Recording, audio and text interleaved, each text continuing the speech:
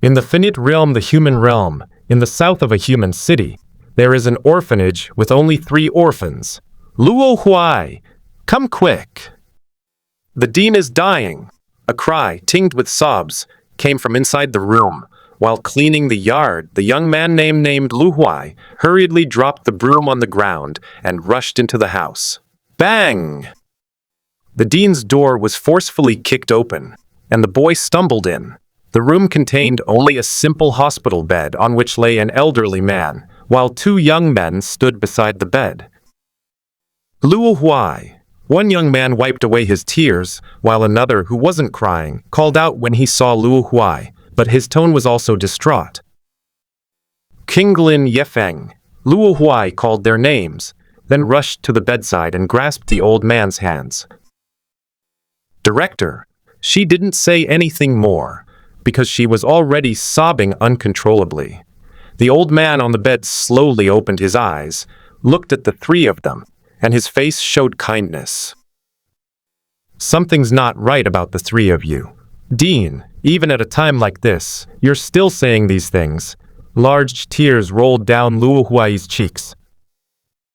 Qinglin and Yifeng turned their heads away, seemingly unable to bear watching this touching scene any longer. The old man sighed and stopped arguing. Tell me what other wishes you have. Dean, we don't want anything. You took us in and raised us for so many years. We just can't bear to part with you. The old man's gaze grew even more kind. It's all right. Go ahead and speak. At least, please tell us the password to our bank account. Luo Huai shouted out the only request he would ever make in his life. The old man chuckled twice, as if he hadn't expected it, and said, Get lost, gentle and refined, Dean. This is my only request in this life. Anyone who didn't know better would think Luo Huai was a very filial son, although he is indeed a very filial son who causes a lot of trouble. Dean. Before Luo Huai could plead any further, she felt the hand she was holding suddenly slip away. The old man transformed into starlight, living room. Luo Huai, Qinglin, and Yifeng, 3 carefree guys, sat around the table. Luo Huai rested his chin on his interlaced fingers, his face filled with melancholy. The old man has ascended to the illusionary realm. The filial son's plan has failed. Yeah, it failed. How did you even come up with such a trick? Qinglin said irritably. Don't you even think about what we've been doing all this time? Exactly. Night Madman, who had the highest danger level, nodded in agreement. Demolishing houses, courting death, digging pits, blasting roads even if there's a reason behind it. The 3, who had a clear understanding of themselves, fell silent. So, what about our meals from now on? Luo Huai asked the age-old question, casting a mischievous glance at Qinglin. How about you make a sacrifice? Heh. Qinglin sneered. Don't even think about it. Ancient costumes and swords are my life. But we'll die without food. Luo Huai tried to negotiate. Come on, why don't you just sell all your games? Impossible. That's my belief. The 2 argued and fought fiercely until Qinglin was finally pinned to the table, but he still refused to submit. Left with no other choice, they turned their attention to Yifeng. Little Feng, how about you make do with your bunch of machines for a bit? The meaning between the 2 couldn't be clearer. Want to take them all down with you? Believe me or not, I'll detonate them right now. Night Madman pulled a button from his pocket. He carries this thing with him 24/7. No. Luo Huai and Qinglin quickly shook their heads. They didn't want to be homeless. What are we going to do? Are we going to starve to death? Luo Huai let go of Qinglin, slumped onto the table, and despaired. If all else fails, Qinglin came up with a suggestion. Let's rely on the illusionary realm to bring back food from now on. That's a good idea, although it's a bit troublesome, but it's the only way. Yifeng put away the button and agreed. Hey, wait a minute. Luo Huai stopped them. You've already crossed the illusionary world. What am I supposed to do? You? Just sell your toy collection. Won't that solve the problem? Kinglin said with a smug look. Who told you to be the only one among us who didn't transmigrate to the fantasy world before adulthood? The worst of the worst. Try being sarcastic again? Luo Xing threatened, raising his claws. Kinglin shrank back in fear. Even though he could gain psychic powers after crossing the illusionary world, he was still no match for this guy. This made him depressed for a long time back then. To avoid being slammed onto the table again, he explained, "You'll be an adult tonight, right? Right? Then you'll be able to travel to the fantasy world." "Oh, right. I had forgotten about it if you hadn't mentioned it." Luo Xing suddenly realized and laughed as he withdrew his half-outstretched hand. Kinglin wiped the cold sweat from his forehead. "Night, madman. How about we each take charge of the food for a week from now on?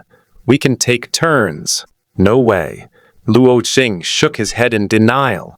"I've only just entered the illusionary realm. Whether I can even survive is still a question. What if I get sent back on the very first night? In any case, I probably won't be able to provide food for at least a few weeks. It's all right. Leave the first few weeks to us." Yifeng patted Luo Huai on the shoulder, looking like a reliable partner. Luo Huai didn't know why she believed it at the time, that night. "Ah! You damned night madman, I'm not finished with you." Luo Huai knelt at the door of her room, her hands on the ground, her empty eyes staring at the equally empty room. The room, which should have been full, was now empty except for a computer and a few lonely boxes. "Where are my games? I have so many games. How come there are only 3 left?" "Why? You have to understand, sometimes life is about giving and receiving." Yifeng stood at the door comforting him. "It's you." "Was it you?" The unrecognizable Luo Huai turned around and swept Yifeng to the ground with a leg kick, then leaped up and pounced on Yifeng. "Take a tearing bite." "Ah! My face!" "I was just the one who did the work. Kinglin was the one who came up with the idea." "Let go! Kinglin!" Upon learning who was behind it all, Luo Xing ruthlessly threw the wounded Yifeng against the wall and stormed towards Kinglin's room. "Help! Help me!" Yifeng, barely alive in the corner, dialed Kinglin's number for help. Unfortunately, only a scream came from the other end of the communication. And then there was no more news. Kinglin GG. When the dust settles. Luo Huai returned to his room, holding the money card he had earned from selling games. Sigh, he chased after the departing delivery truck for 10 minutes, but finally had to give up. Dust to dust, ashes to ashes, let's have a good meal another day. Walking up to the table, there were 3 boxes on it, the only 3 games that hadn't been sold. Fortunately, these 3 are still here. Minecraft, Sandbox, Hearthstone, card game, tabletop RPG, tabletop game.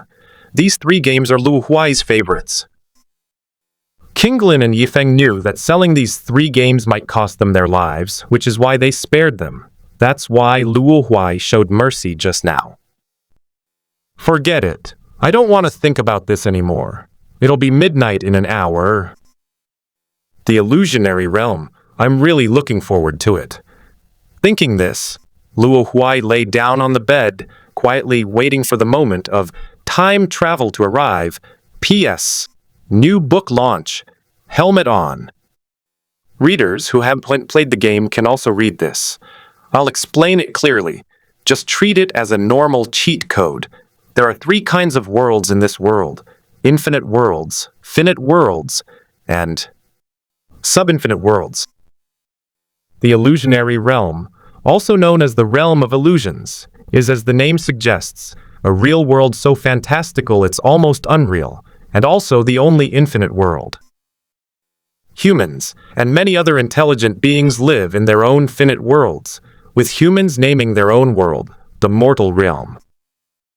For intelligent beings in various finite worlds, the illusionary realm is essentially a game based on a world, jokingly referred to as Infinite World Online.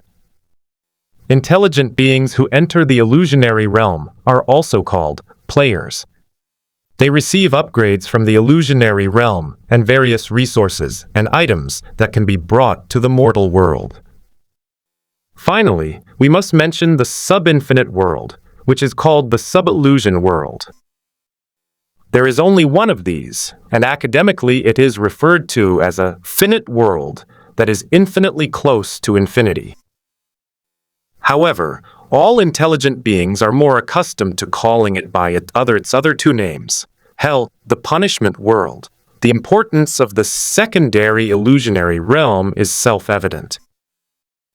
10 minutes left. Luo Huai turned to look at the alarm clock on the bedside table. He is about to begin a completely new life. He recalled those encounters that resembled those in various infinite flow novels, which he had previously only seen on the screen. And now, he can finally. Thinking of this, Luo Huai was very excited. However, when people get excited, their thoughts tend to diverge. Luo Huai suddenly remembered a rumor that had been circulating online for a long time, but no one had ever succeeded in doing so. So he did the following. I got up, took the 3 boxes of games from the table, and opened the packaging. First, he opened the Minecraft box and took out a series of small prop models, pixel-style tools such as swords, picks, axes, shovels, and hoes, and placed them on the bed around him, leaving a space in the middle just big enough for him to lie down. Then came the Hearthstone box. He took out all the cards inside and laid them out one by one, with minions on the left and spells on the right. The sheer number of cards surrounded the Minecraft items several times. Finally, there's the tabletop role-playing game box, which contains far fewer items. A piece of cloth with what appears to be a magic circle printed on it, dice, and a book with the same magic circle on its cover. Luo Huai spread the cloth in the middle, then placed the dice on his forehead, the prop book called the Necronomicon on his chest, and lay on it in a peaceful posture with his hands folded. He glanced at the clock one last time, and in the final minute, he silently prayed, "Gods, please grant me a better cheat code. Namo Amitabha Buddha, God bless me, infinite, heavenly venerable." The hour, minute, and second hands on the alarm clock overlapped at that moment. In the dark room, twinkling starlight suddenly appeared, gathering around Luo Huai and the props around his body. A powerful burst of starlight rose up, filling the entire room. When the light faded, only a bed, a table, and a computer remained in the room. After an unknown amount of time, the feeling of weightlessness finally faded, and Luo Huai opened her eyes. This is the illusionary realm. Before the first exclamation of doubt could be fully uttered, it turned into astonishment. This is the illusionary realm? What happened to the vibrant life I was promised? What came into view was a desolate urban ruin, a wasteland of scorched earth. Yes, it was an urban ruin, completely contrary to the prosperity of the legendary world. But this wasn't Luo Huai's main point of surprise.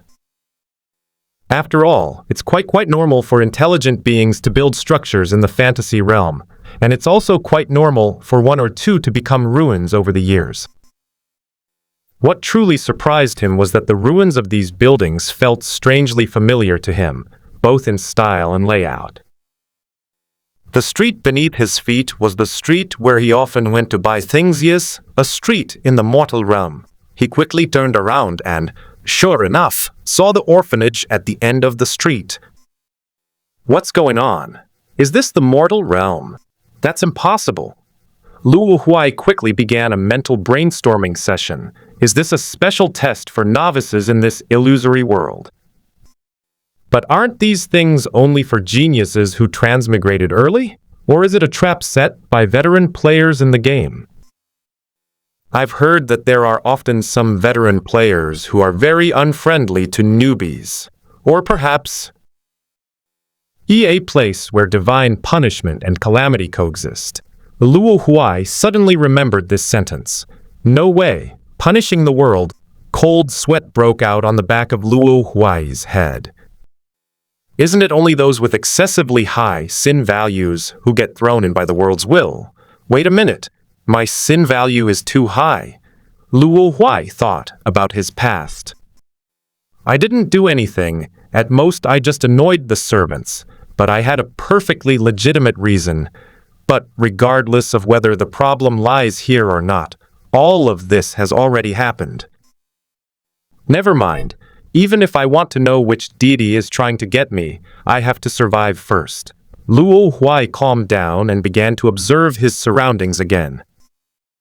He did not hide in the nearby building, because it looked dark and dangerous. The reason it's called the punishment world is because it's a place where people experience cruelty. Luo Huai walked towards the orphanage, the place he knew best. At the same time, he also had a deep feeling that the place was safe. As he walked, he kept turning his head, wary of his surroundings. Especially when crossing intersections, he would stop for a while to avoid being killed around the corner. This was an experience he gained from playing a series of horror games. What? The punishment world isn't as terrifying as I imagined. There aren't even monsters everywhere. Having traveled safely all the way, Luo Huai couldn't help but say as he stood in front of the outer gate of the orphanage. He wiped the sweat from his forehead and looked back at the street he had just walked down. It must be said that the apocalyptic scene of the punishment world, coupled with the twilight sky, has a distinctly eerie, street-like quality. Oh, suddenly, he heard a strange sound coming from the corner outside the orphanage wall, like the groan of a powerless person. Luo Huai didn't go over, but stood still, waiting for the sound to get closer and closer. A monster? But that makes sense, considering it's a punishment world. He stared intently at the corner, wondering what kind of monster could it be? Finally, he saw a zombie slowly walk out. Luo Huai let out a sigh of relief, then said disdainfully, "Tch, so it was just a zombie." Zombies are not unfamiliar at all. They are very common in the illusionary realm. As long as a creature dies, there is a chance that they will appear. Even though Luo Huai has never been to the illusionary realm, he has long been familiar with zombies through various videos. The zombies in front of me are the easiest to deal with. They move slowly, like an old man taking a walk, and most of them aren't very strong. Luo Huai glanced around, picked up a wooden stick from the ground, and waited for the old zombie to come so he could give it a whack. However, the zombie grandpa is very slow, and even walking gives people a feeling of great effort. Luo Huai couldn't wait any longer. He took a few steps forward, swung the wooden stick, and struck the zombie's head. I've heard that you can get good loot by defeating monsters, and I'm actually a little excited about it. However, Luo Huai forgot a very important point. This is the world of punishment, a place known as hell. Bump! Luo Huai couldn't see what was happening at all. All she felt was that the sky was spinning. He tried his best to look down, but all he saw was his own shattered body. What? Out of the corner of his eye, he caught sight of the zombie old man's half-broken eyeball, and perhaps by coincidence their eyes met. Trash. Luo Huai seemed to see those two words filled with disdain, and then she lost consciousness. Things happened so suddenly. To put it simply, Luo Huai, was instantly defeated. Hiss! Coming back to his senses from the shadow of death, Luo Huai couldn't help but gasp. What met his eyes was still the familiar street and the familiar sunset. Is this still hell? This also made him realize something else. His resurrection point didn't seem to be in the mortal realm.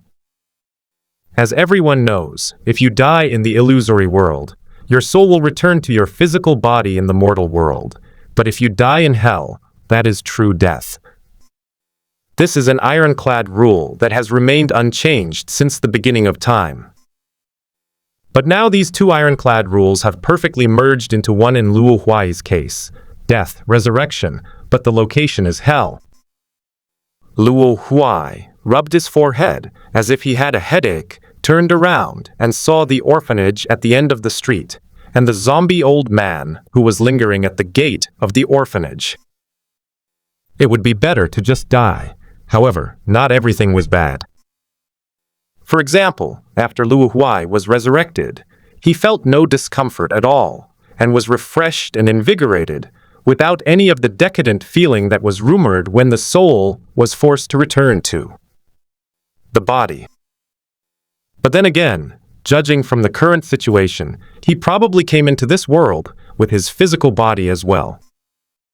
It was precisely because of this that Luo Huai, who possessed a strong psychological capacity for acceptance, quickly accepted the facts and began to show a wild smile on her face.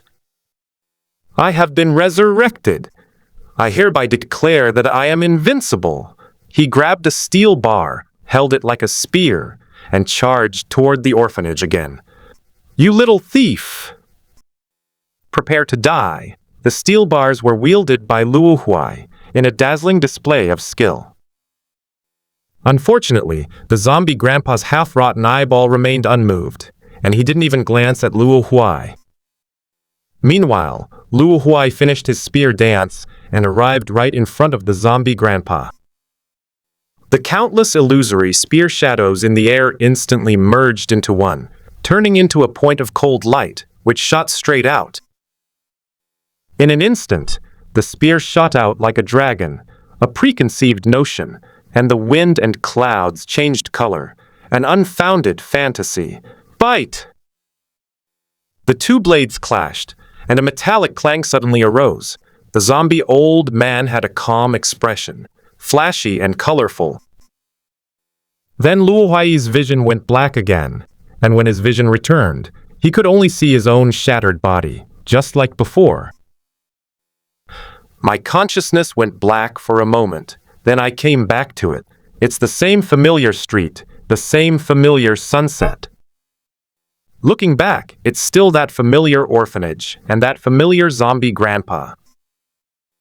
Luo Huai looked around and found that he could no longer find any miscellaneous items that could be used as weapons, and the thought of retreating began to take root in his mind. This is a world of punishment. Even going home doesn't guarantee safety, especially with an old man guarding the gate. After two failed attempts to break through, Luo Huai finally backed down and decided to spend the night hiding in one of the houses he had previously deemed dangerous. Anyone who has ever played open-world games knows that nighttime is always the most dangerous. In the cramped room of a small bungalow, Luo Xing blocked the door tightly, using all the heavy objects in the room as a shield, which made him feel a little more at ease. The room has no windows. It's a semi-basement structure, and the only way to see the ground outside is through a narrow slit at the top of the wall. Luo Huai stood on a stool, tiptoeing, and looked out through the crack. It was completely dark outside, the streets were quiet, and everything was still. Luo Huai was also plunged into complete darkness. The abandoned room had no lighting, and even the moonlight couldn't shine through the small crack. Luo Huai could only squat quietly in the corner, not sleeping. He found that he was not sleepy at all, and his mind seemed to be in a state of constant alertness. It's as if he's mentally ill. I've heard that people who enter the illusionary realm will have a character panel and guidance from the world's consciousness. I wonder if I have one. Luo Huai suddenly thought of this and tried to summon his own panel, just like the players in the video. Luo Huai slid his finger across his body, but nothing happened. Unwilling to give up, he swiped a few more times, diagonally and vertically, but the pale blue panel he remembered still did not appear before his eyes. Regardless of whether he felt frustrated or not, Luo Huai leaned his head against the wall behind him and closed his eyes to rest. Luo Xing spent the long night in this meditative state, a skill he had developed as a child out of a childish, immature behavior. He never expected to learn this skill by chance. A long night. As the first rays of the morning sun shone through the cracks onto Luo Huai's eyelids, Luo Huai opened her eyes. But instead of lamenting his situation like everyone else, he jumped up and yelled, "Ah! My eyes! Whose sun is like a spotlight this morning?" Indeed, the moment Luo Huai opened his eyes, they were scorched by the blazing morning light, which was comparable to a scorching sun. It truly lives up to its reputation as a hellish world of punishment, where the fatal moments always arrive unexpectedly. After rolling around on the ground several times, the burning sensation in his eyes finally subsided, and Luo Huai got up, covered in dust. Leaning against the wall, he glanced with lingering fear at the unremarkable pale yellow sunlight on the ground. Luo Huai's eyes started to feel hot again, and she instinctively tried to cover them with her hands. But with just this one action, something unexpected happened. As his fingers traced a path through the air, a wisp of light appeared at the tip, and then a panel overflowing with crimson light appeared before him. Are all the panel opening methods in this world so unique? The blank space on the panel reflected Luo Huai's eyes, and he saw that his originally jet-black pupils had turned golden red. When I stepped into that ray of sunlight and looked directly into the blazing sun outside the crack, I could no longer feel any burning sensation. It seems it's because my eyes have never died. Luo Huai came up with a correct answer based on his imagination. After putting away the panel and moving the heavy objects behind the door, Luo Xing returned to the street from yesterday. Everything seemed exactly the same as yesterday, with the old zombie still standing there, dutifully watching the gate. Right. Now that we have a control panel, there should be a world guide as well. The world guide is essentially like a tutorial quest in a game. It serves as both the initial direction and the first test. Luo Huai was about to raise his hand to bring up the character panel, but with a thought, the panel automatically appeared in his field of vision, moving with his gaze. At the same time, his pupils, which had returned to normal, turned golden red again. That's quite convenient. Luo Huai could clearly feel a slight warmth in his eyes. I clicked on the World Guide option in the corner. Then his expression froze, simply because of the world's guidance he heard. Be the first home is an eternal harbor, and the only refuge in this dangerous world. Requirement: enter the orphanage through the main gate. Gained. You have obtained an absolutely safe shelter. Should we go into the orphanage, or should we go through the main entrance? Hundreds of meters away, Luo Huai, who was feeling bitter inside, seemed to see the zombie old man reveal a sinister smile. "Grandpa! Can we talk about something?" Luo Huai shouted at the zombie grandpa from afar, but the other party completely ignored him. "Fine. If you ignore me now, don't blame me for not giving you a chance later." Luo Huai tried to threaten the zombie grandpa who had killed him twice. The zombie grandpa still ignored him. This made Luo Huai feel extremely disrespected. "I'm so angry." Luo Huai picked up a brick and rushed over, then suddenly stopped about 10 meters away. The brick flew out of his hand and hit the zombie old man's nose with perfect accuracy, knocking his head to the side. "Ha! This is what happens." Luo Huai was arrogant and domineering, but he didn't dare to take another step forward. Because if you were any further ahead, you might get instantly killed. He's probably the only one who can go toe-to-toe with a zombie, but in reality, he intended to use this method to distract the zombies so that he could enter the orphanage shelter. But ever since the old zombie grandpa walked to the gate, he's come a stubborn holdout, refusing to budge an inch, even as Luo Huai keeps provoking him. Hey, this guy's stubbornness is just like Ardean's.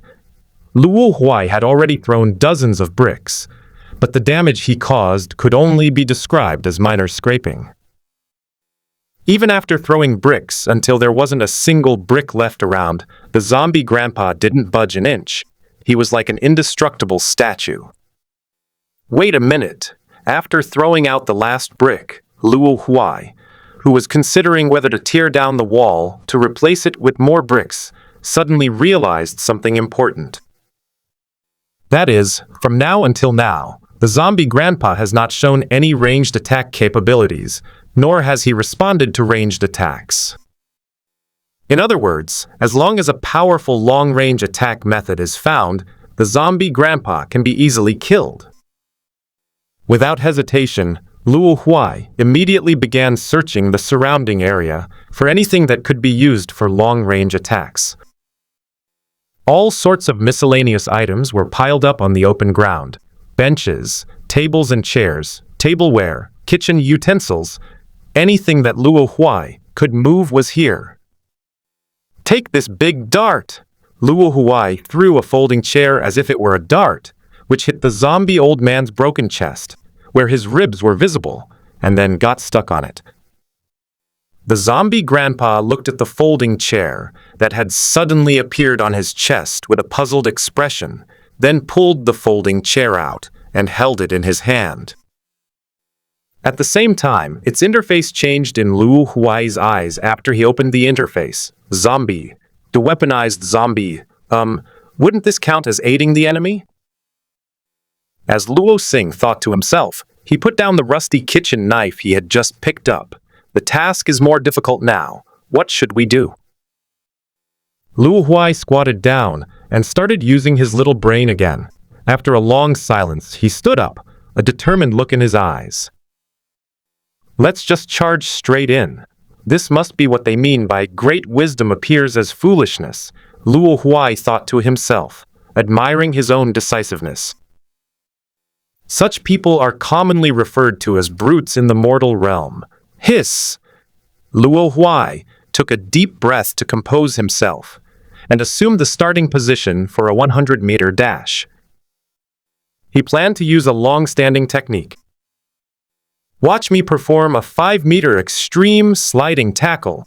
In the blink of an eye, Luo Huai, who had rushed to the gate, tilted to one side and slid at high speed on the ground, heading straight for the side of the zombie grandpa. The zombie old man glanced at Luo Huai, but his feet were stuck because of the pile of bricks. Seeing this, Luo Huai sneered triumphantly. Humph! Didn't expect this, did you? This was part of my plan. Then he saw the zombie old man slowly raise the folding chair in his hand. Snap! A crisp sound of swatting a mosquito rang out, and Luo Huai was swatted flat on the ground in a sliding tackle motion. Cough cuff. I didn't expect this to be part of my plan. Luo Huai coughed, but still managed to speak. Huh? Why didn't I die this time? Luo Huai got up in disbelief, looking at his body, both astonished and coughing up large amounts of blood. The fact that he vomited blood wasn't the point. The point was that he wasn't instantly killed. Could it be? A guess popped into Luo Huai's mind. But he was immediately knocked away by the second folding chair that the zombie grandpa flew over, then fell to the ground some distance away, kicked his legs twice, and died. Brush. Luo Huai returned to the spawn point. As soon as he respawned, he immediately voiced his speculation. Could it be that the 2 instant kills before were actually some kind of rebound ability possessed by the zombie? And its own attacks were not actually enough to kill me instantly? Luo Huai carefully recalled the process of how the zombie old man killed him in 1 hit, and then in 2 hits, which further confirmed his idea. Then it becomes much simpler. Just enter the gate before the zombie grandpa's second attack, and you can easily complete the mission. Thinking of this, Luo Huai became confident again. Starting again with another precise sliding tackle, Luo Huai arrived at the gate once more, this time holding a pot that could barely be considered a shield. Clang! The folding chair, imbued with immense force, slammed into the pot, but it couldn't stop Luo Huai's sliding tackle. Bye-bye, Luo Huai finally succeeded in entering the orphanage. Just as he was completely focused, the mission notification sounded. The original home is complete. Obtained. Safe shelter, a spawn point reset. Shelter. After the notification tone ended, a square. Light curtain rose from outside the shelter's walls, enveloping the entire shelter's courtyard and the top of the two-story building. Safety.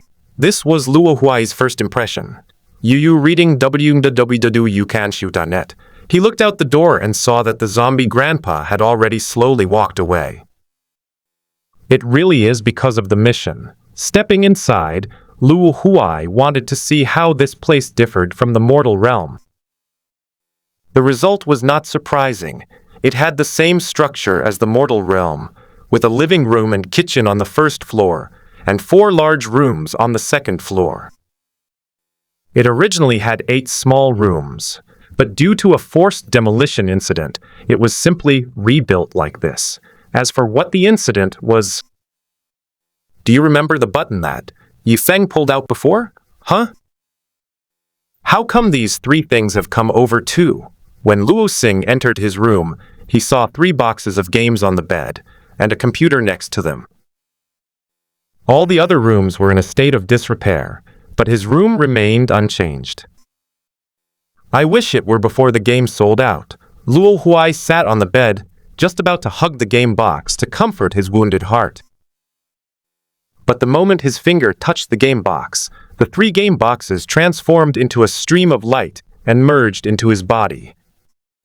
Luo Huai sensed something and quickly summoned the panel, immediately noticing the difference in his personal attribute panel. A real name Luo Huai nicknamed, not yet selected. A-class amalgam. From the Tavern Legend, you can be any class. Intelligence F+, related to mental strengths.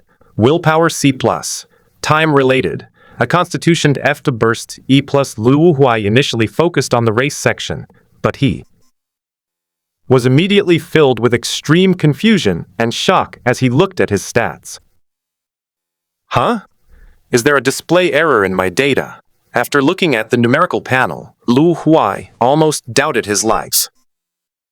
Recalling his various achievements in his past lives, he wondered if his memories were also fake, but the facts were right in front of him, and Luo Huai had no choice.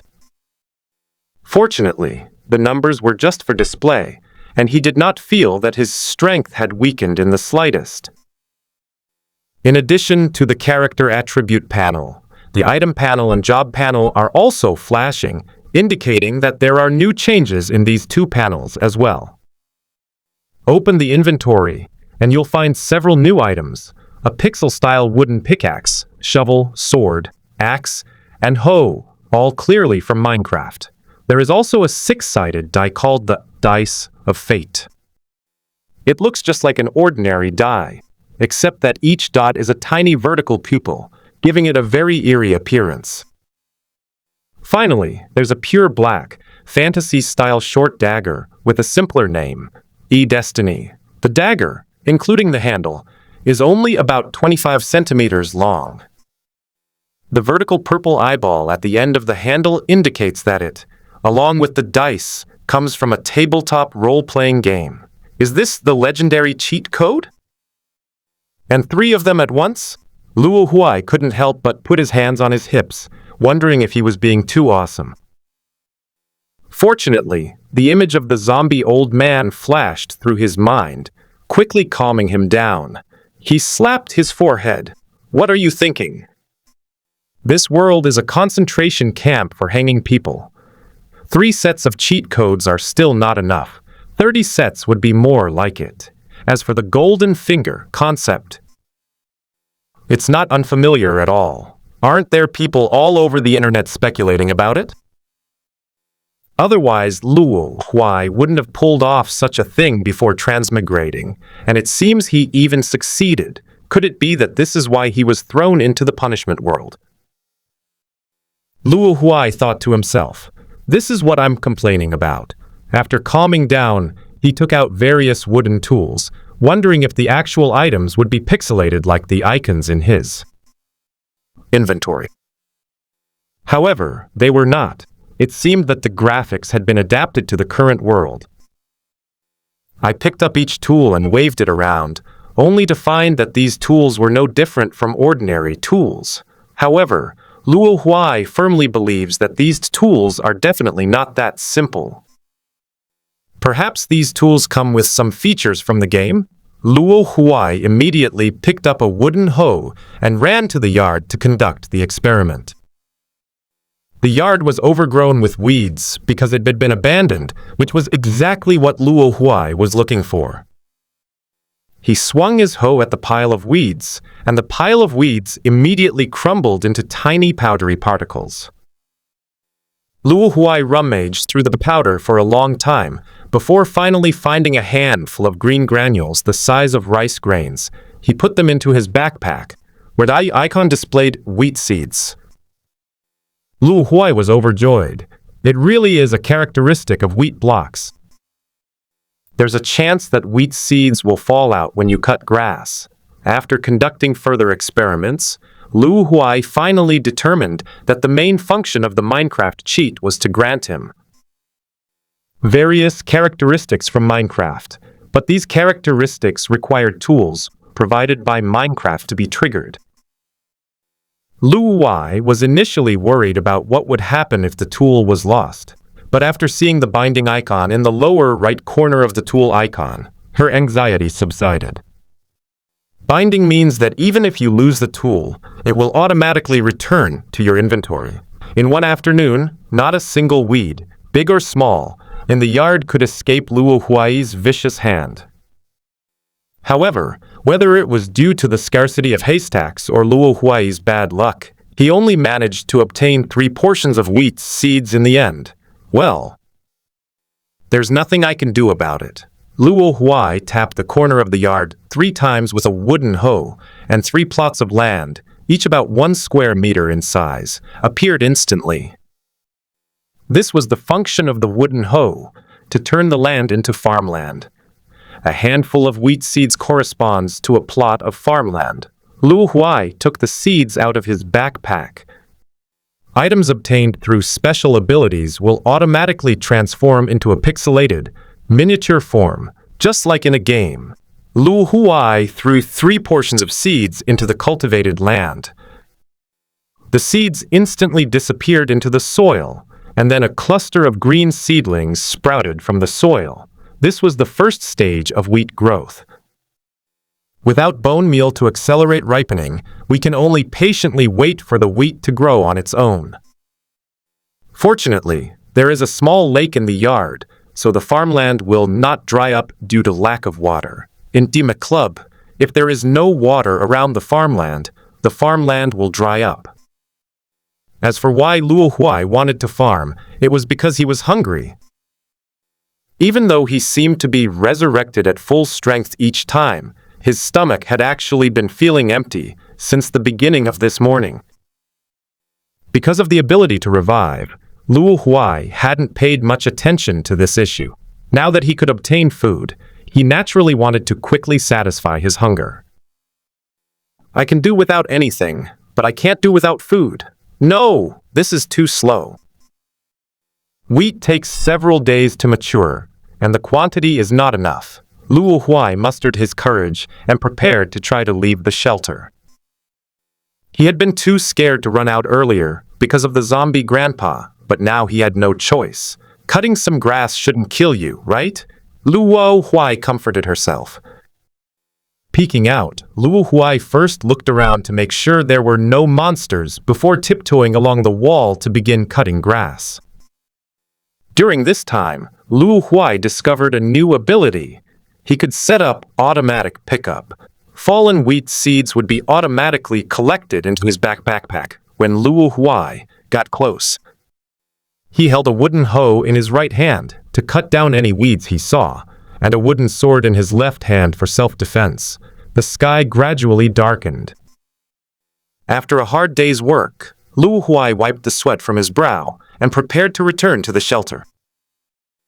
It's nighttime now, and I have a feeling that something might suddenly jump out and give him a big surprise. After all, this is the world of punishment. The shelter's gate was just around the corner.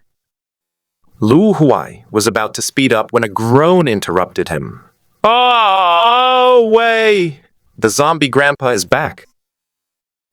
Luo Huai stared nervously at the corner, clutching the wooden sword tightly in his hand, and the wooden hoe had been replaced with a wooden axe. These two tools are the only two tools suitable for combat among all available tools. The wooden sword has a fast attack speed and can deal area damage, while the wooden axe is a single target attack, but it can break through defenses. Awoo! Another groan rang out, and the monster finally revealed its true form. Huh? This is a zombie from the Minecraft. The zombie in front of me is indeed a zombie, but it is completely different from the zombie grandpa from the daytime. With its square head, square body, and clumsy movement speed, it could only be described as adorable in the eyes of Luo Huai, who had been bullied by the zombie grandpa. Since they were zombies from the Minecraft world, things were much easier, and Luo Huai regained his confidence. With a swift step, he thrust his wooden sword toward the zombie's head, knocking it back. Then, with a powerful chop, he swung his wooden axe, severing the zombie's arm. With a swift spin, using the momentum of the slash, the second wave of attacks turned the zombie into white smoke in midair. This is my true strength. If I hadn't fallen into this world, I wouldn't be in such a sorry state. Luo Huai picked up the fallen item's rotten flesh from where the zombies died, feeling inexplicably aggrieved. Ouch! Another groan came from behind. We can never have too many of these kinds of people. Luo Huai regained a bit of his former aloofness. Of course, all of this disappeared when he saw the zombie old man's face next. Hello, sir. Goodbye, sir. After saying hello, Luo Huai took off running. Whoosh, gee whoosh. Using his fastest sprint ever, Luo Huai performed a human drift, successfully shaking off the zombie grandpa, and through the shelter gate. This old man scared me to death. Luo Huai collapsed on the steps in front of the house, panting heavily, her hand covering her chest, trying to calm her rapidly beating heart. After 3 seconds, Luo Huai calmed down. He can always calm down quickly, no matter how much of a shock he encounters. He has been like this since he was a child. This destined him to have a carefree and unconventional personality. Plant the wheat first. Luo Huai took out a wooden hoe and cleared 10 more plots in the yard, sowing all 10 portions of seeds. He had plenty of free time, and he wasn't sleepy at night, nor did he know how to return to the mortal realm. Sitting on the steps in front of the door, he decided to study his acquired abilities further. Open the panel. First is the class from the Hearthstone, Amalgam, which Luo Huai is no stranger to. As a card game where players pay for their lifespan in Hearthstone, Luo Huai has maintained a record of playing without spending any money for many years. The Amalgam, as one of the minion character cards, has no other special effects. Its only feature is that its race is tall, meaning it can be any race. And it seems that because of this character trait, Luo Huai could not find his race in his character panel. Won't my race also turn into a fusion monster? Regarding racial classification, the same system is used in every world. Beasts, mechanical, elementals, dragons, demons, undeads, humans are classified as the beast race by the illusionary realm. The human warriors expressed their approval. Luo Huai suddenly noticed a small dot flashing on the corner of the fusion monster class. Curious, he clicked on it, and a box popped up.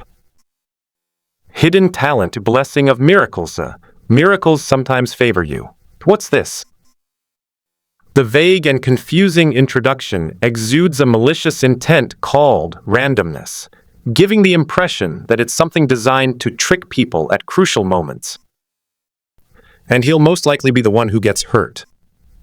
Fine, this way Hearthstone, like the other two games, has given me 2 buffs. At least my obsessive-compulsive disorder has eased a bit. Luo Huai summarized again. Emic Mob gave tools and traits, the Tavern Legends gave class and talents, and Tabletop RPG gave dice and daggers. Oh, right. I haven't looked at the dice and dagger closely yet. Luo Huai brought up her inventory. Even if she couldn't use it, she could at least see what it was good for, right? Thanks to the reminder of this hidden talent, Luo Huai noticed that there were indeed 2 almost invisible flashing dots in the lower right corner of the tabletop RPG item icon. Who designed this? It's so small! Luo Huai poked at it a dozen times with his little finger before finally clicking on the item description. Upon opening the inventory and giving it only a cursory glance, Luo Huai couldn't help but gasp. Before him was a screen that took up half the area of the control panel, displaying information about dice and daggers. The dice of fate, each face of which represents a major failure, minor success, and major success, respectively, from smallest to largest. Function: consumes 1 fate point to intervene in your next action. A dagger of destiny, not yet activated. Form 1. Vertical pupil mark on the forehead, which definitely enhances night vision and makes one less easily deceived. Second form. Transformation into eyes. Opening eyes, vertical pupil opening, greatly enhancing the ability to see and perceive in the dark.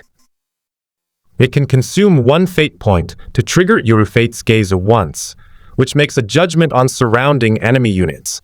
Players with less than 30% health have a chance to go berserk. E3 forms, activated when in the epic realm, and the dice of fate lands with a success or critical success, revealing the true form of the dagger of fate. Also includes the passive finishing move Fate. Drives the target into a state of madness and chaos. If the target has already gone mad, then terminates the target. Hiss! After carefully reading it, Luo Huai gasped again. Honestly, if he could use those 2 items right now, he probably would have activated the 3-state dagger and rushed out to have a go at the zombie grandpa. Awoo? The old zombie, who happened to be passing by the door, seemed to sense something and looked over. I think I can smell the expansion. Just kidding. Luo Huai quickly waved his hand. The zombie then moved on to another location. This made Luo Huai wonder if it still retained any rationality, although regardless of whether it did or not, it was still his boss. Attention returned to the objects. But how do I obtain these fate points? Finding a way to use these 2 items has become Luo Huai's top priority. Finally, Luo Huai added the method for obtaining fate points in the bottom right corner of the item description. It consumes 1 kill point to mark a target with less than half health as fate. Killing the marked target grants 1 fate point. Oh, I see. So, the question is, what exactly is this kill point? With considerable experience, Luo Huai tapped the bottom right corner of the fate point description over 20 times, and sure enough, the kill point description appeared. Kill points. You earn 1 point for each player you kill. Purpose. Can be used to enhance the next attack. Luo Huai didn't make a comment immediately after reading it. Instead, he stood up, looked around, and climbed onto the roof to gaze at the desolate world of punishment. Then he shouted his thoughts out into the wilderness. Where did these players come from in this god-forsaken place? After shouting, Luo Huai went back downstairs and collapsed onto the steps again. Forget it, let's look on the bright side. Maybe I've somehow ended up in the illusionary world. Generally speaking, when a person starts fantasizing like this, they are not far from developing a mental illness. I'd better just stick to farming. Luo Huai accepted reality in the next second, as if he could see his endless life as an old farmer. I glanced at the panel in the lower right corner of my view and saw that, well, the job title had become farmer, which was quite fitting. My heart was wounded once again by a brutal blow. Feeling exhausted, he wanted to go back to his room to rest. Lying down in bed, Luo Huai, unable to fall asleep, closed her eyes. It's not me who's tired, it's my heart. As night deepened, Luo Huai's consciousness, with her eyes closed, slowly became hazy, and another strange change occurred. Why does it feel so noisy around me? Luo Huai opened her blurry eyes, feeling groggy as if she had just woken up from a dream. A bright light suddenly pierced his eyes. Oh no, not again? Luo Huai still remembered how he got his panel. However, this time was different. Along with the bright light came the noise of the crowd. Luo Huai suddenly opened her eyes, realizing what was happening. Instantly, a bustling market came into view. Under a clear, cloudless blue sky, a street wide enough for 4 or 5 cars to drive on is lined with countless vendors, and the haggling between buyers and vendors creates a bustling atmosphere. Hey buddy, wanna buy an apple? A voice, clearer than any of the other noises, reached Luo Huai's ears, bringing him back to his senses. He found himself standing in front of a fruit stand, the vendor holding an apple out to him, asking if he wanted to buy it. Ah! Sorry, I'm not buying. Luo Huai immediately declined politely, then asked the stall owner somewhat nervously, Uncle, is this a fantasy world? Upon hearing this, the stall owner looked at him strangely, but after seeing Luo Huai's young face, he suddenly burst into laughter, attracting the attention of everyone around him. He then asked, Young man, are you feeling a sense of unreality right now? Luo Huai nodded in agreement. The stall owner nodded, confirming his guess. He opened his arms and said, Well then, welcome to the illusionary realm, newcomer. This place is full of miracles. Meow? Meow, meow, meow, meow. Luo Huai stared at the stall owner in shock, her mind a complete mess. I remember I was lying in bed. Could it be that I fell asleep in bed and then traveled to a fantasy world? Beep, beep, beep. The communication panel kept flashing, and Luo Huai quickly answered the call. King Lin's urgent voice came from the other end. Hey, hey, hey! Luo Huai, you finally answered! Do you know I've been calling for a full half hour? Do you still want us to help you with the newbie quests? Because King Lin Luo Huai's real name, he had 3 chances to call Luo Huai directly. Half an hour? Luo Huai was stunned when he heard this. Haven't I already spent a day and a night punishing the world? He quickly grabbed Kinglin and asked, Kinglin, what time is it now? Have you gone mad from transmigrating?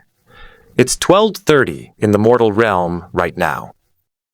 Didn't we agree that Yi Feng and I would help you complete the newbie tutorial quests? Wait.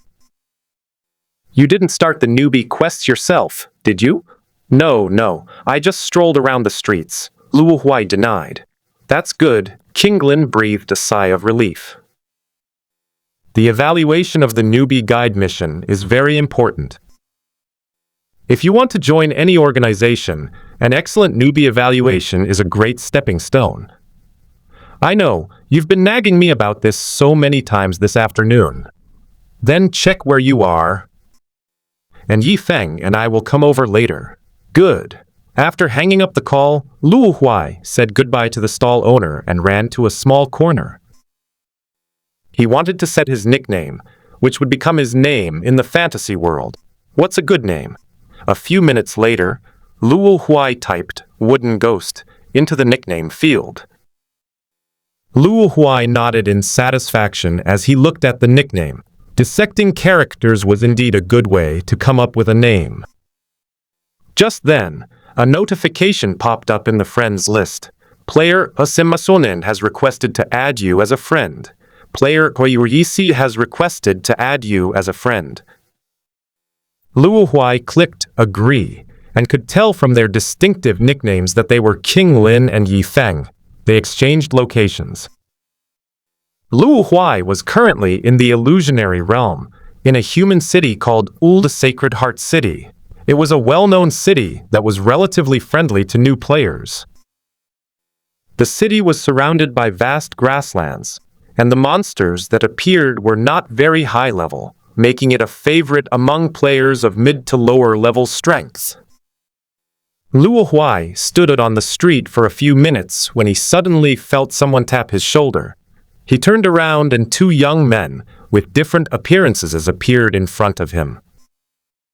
A handsome young man with long hair tied up, dressed in a plain white robe, looked as if he had stepped out of an ancient painting, ethereal and dreamlike. A man dressed in a tight black trench coat, with various hidden weapons peeking out from under the oversized coat, exuding a sharp edge, and a large backpack on his back that seemed to conceal some deadly weapon. His face half hidden under the large hood was cold and mysterious. This attracted frequent glances from passers-by. After all, not many people would be foolish enough to wear combat gear in a safe zone. Safe zone clothing automatically switches to casual wear. The reason it wasn't surrounded by onlookers is because there are many newbies in this city, and these kinds of idiots are quite common. "Wow, you two are so handsome," Luo Huai said enviously, looking at King Lin and Yi Feng's cool looks. He himself was so disheveled that he couldn't bear to look at himself. King Lin and Yi Feng didn't reply, but continued posing. All right. I know you guys are handsome. Didn't I already compliment you?" Luo Huai said speechlessly. King Lin dropped his pose and said with dissatisfaction, "That's too perfunctory. You'd be doing me a disservice if you didn't write a poem on the spot." He nudged Yi Feng on the shoulder again. "Hey, no need to pose, night madman. I usually stand like this." He's someone who embodies coolness to the core. Luo Huai and King Lin paused. "All right, let's get down to business." Luo Huai pulled the two of them over, dragged them in front of him, and after making sure no one was around, said mysteriously, "You might not believe it, but actually Luo Huai wanted to subtly inquire about the journey to hell, since the two people in front of him had entered the illusionary realm several years ago, and certainly knew more than he did. But before he could ask, King Lin interrupted. "Are you trying to say that you've had some kind of extraordinary encounter?" Luo Huai thought about that day and night of life and death, and nodded uncertainly. "I guess so. That's good. This is the illusionary realm, where everyone has their own adventures." King Lin, as a senior, gave Luo Huai his first lesson. The rule of the illusionary realm is not to reveal any of your or others' adventures, or you'll go to hell.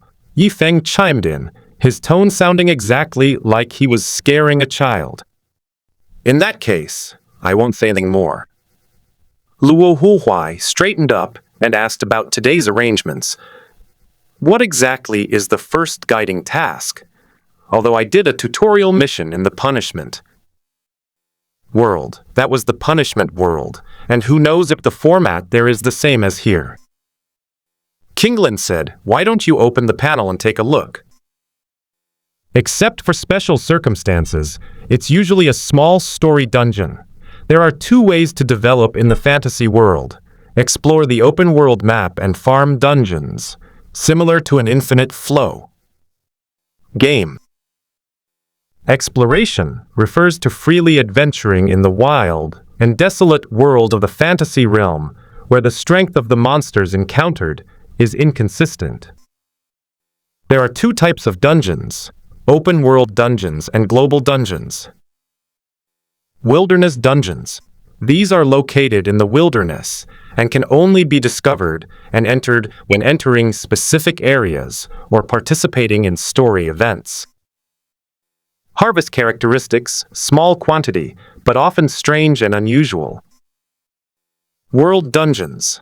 These are areas that can be entered from any safe zone, freely explored, without any storyline constraints, and where player factions are highly active. Moreover, these world dungeons contain many smaller story dungeons, making them mini-dungeons. Harvest characteristics. Large quantity, but mostly basic resources, with a low chance of obtaining high-level items. It is generally used to farm large quantities of resources. Luo Huai opened the panel and, as expected, it was a story dungeon. There was a random dungeon button in the lower right corner. Another unexpected thing is that the panel has turned light blue. What's next? Luo Huai didn't press the button immediately, but instead looked up and asked the two people in front of him, "How are you going to help me complete the mission?" "Kinglin, let's form a team first." Luo Huai received a team invitation, clicked accept, and asked, "So you'll be with me then?" Yifeng shook his head. "No. Based on our physical data, the dungeon gives us different character identities and the tasks that the characters we play need to complete." Kinglin, by the way, Luo Huai, show us your data so we can deduce the identity of the character Nai was assigned to.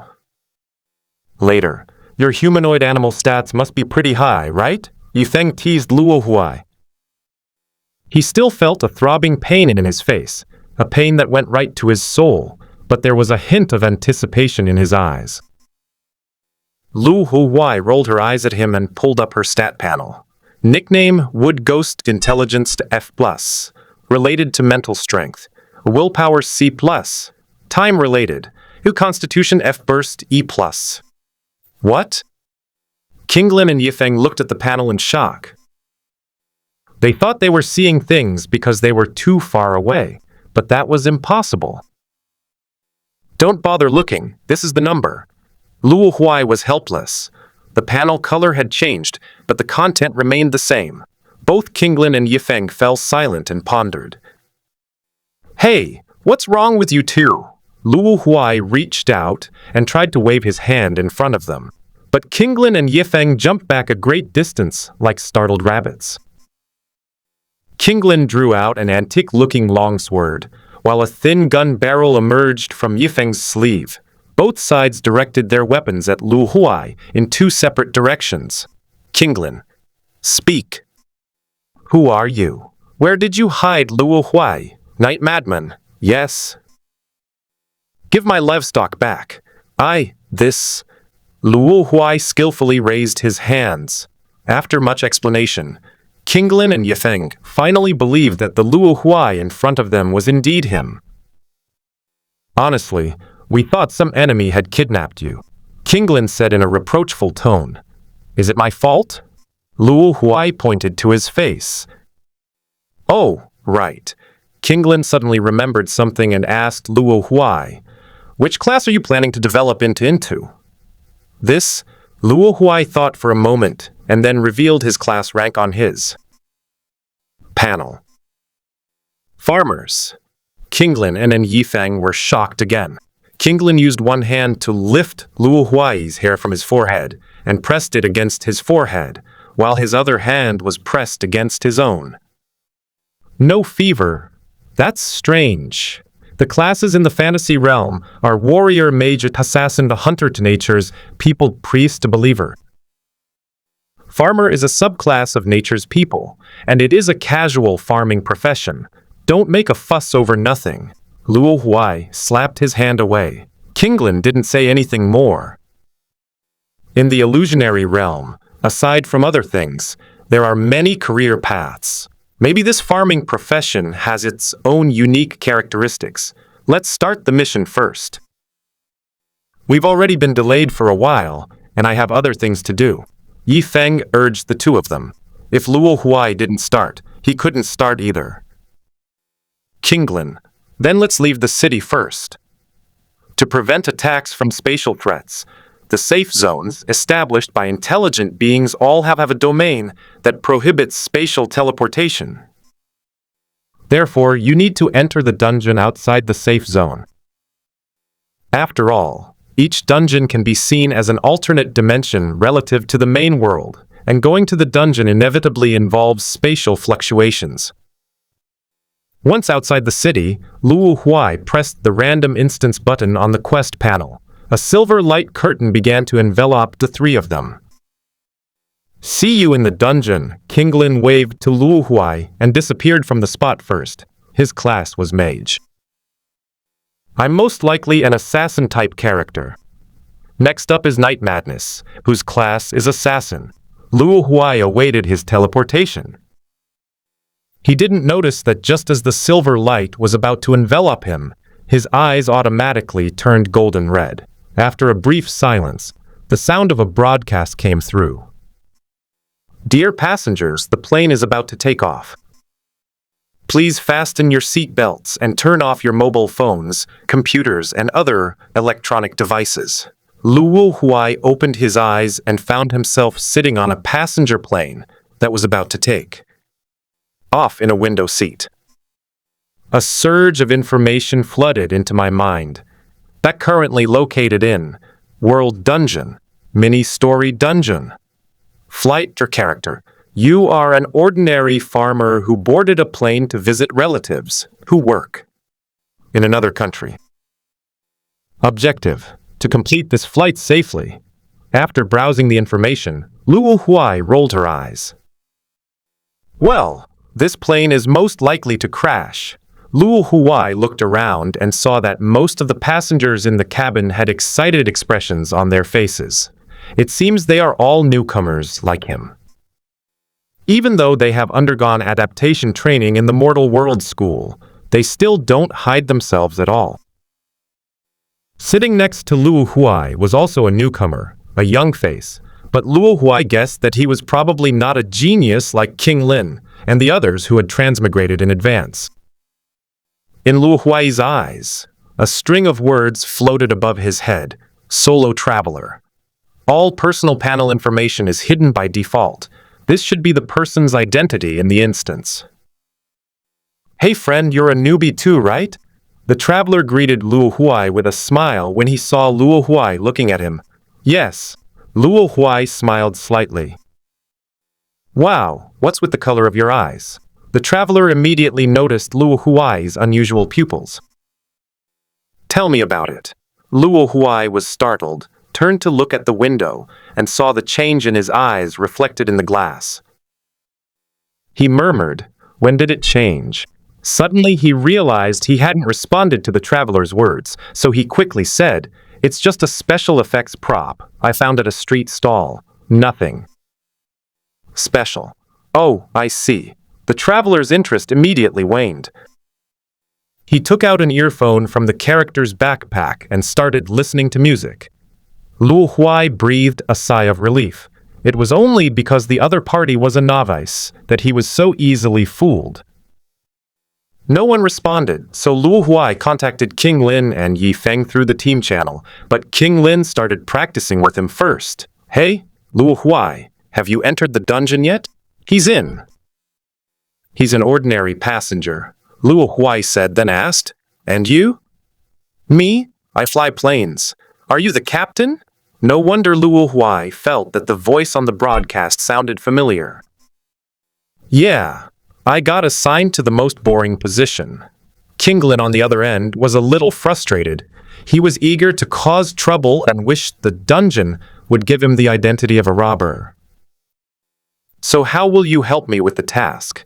"Well, you'll have to figure it out as you go. Anyway, with your abilities, we're just here to provide you with some insurance." The first teammate passed. "All right, then I'll ask Yifeng again." Luo Huai hung up the call and dialed Yifeng. "Hello?" "Yifeng, what's your role?" After a long silence, Yifeng finally spoke slowly. "I'm a criminal, a hijacker." Luo Huai slapped his forehead, speechless. "Two helpers, one with zero presence. and the other who directly hinders. Where are you now? Luo Huai asked about Yi Feng's location, hoping to at least give him some useful information. I'm not on the plane. I'll be coming in another aircraft later. The objective is to kill the captain. Luo Huai. That's outrageous. Not only were the two teammates unable to help, but they also started fighting. The captain seems to be Qinglin, Luo Huai reminded him. Huh, really? Yi Feng's tone suddenly became subtle, and Luo Huai heard the sound of a bullet being chambered. Luo Huai hung up the call immediately, completely giving up on those two. It's still more reliable to be yourself. Luo Huai simply closed his eyes and quietly waited for the events that had yet to happen.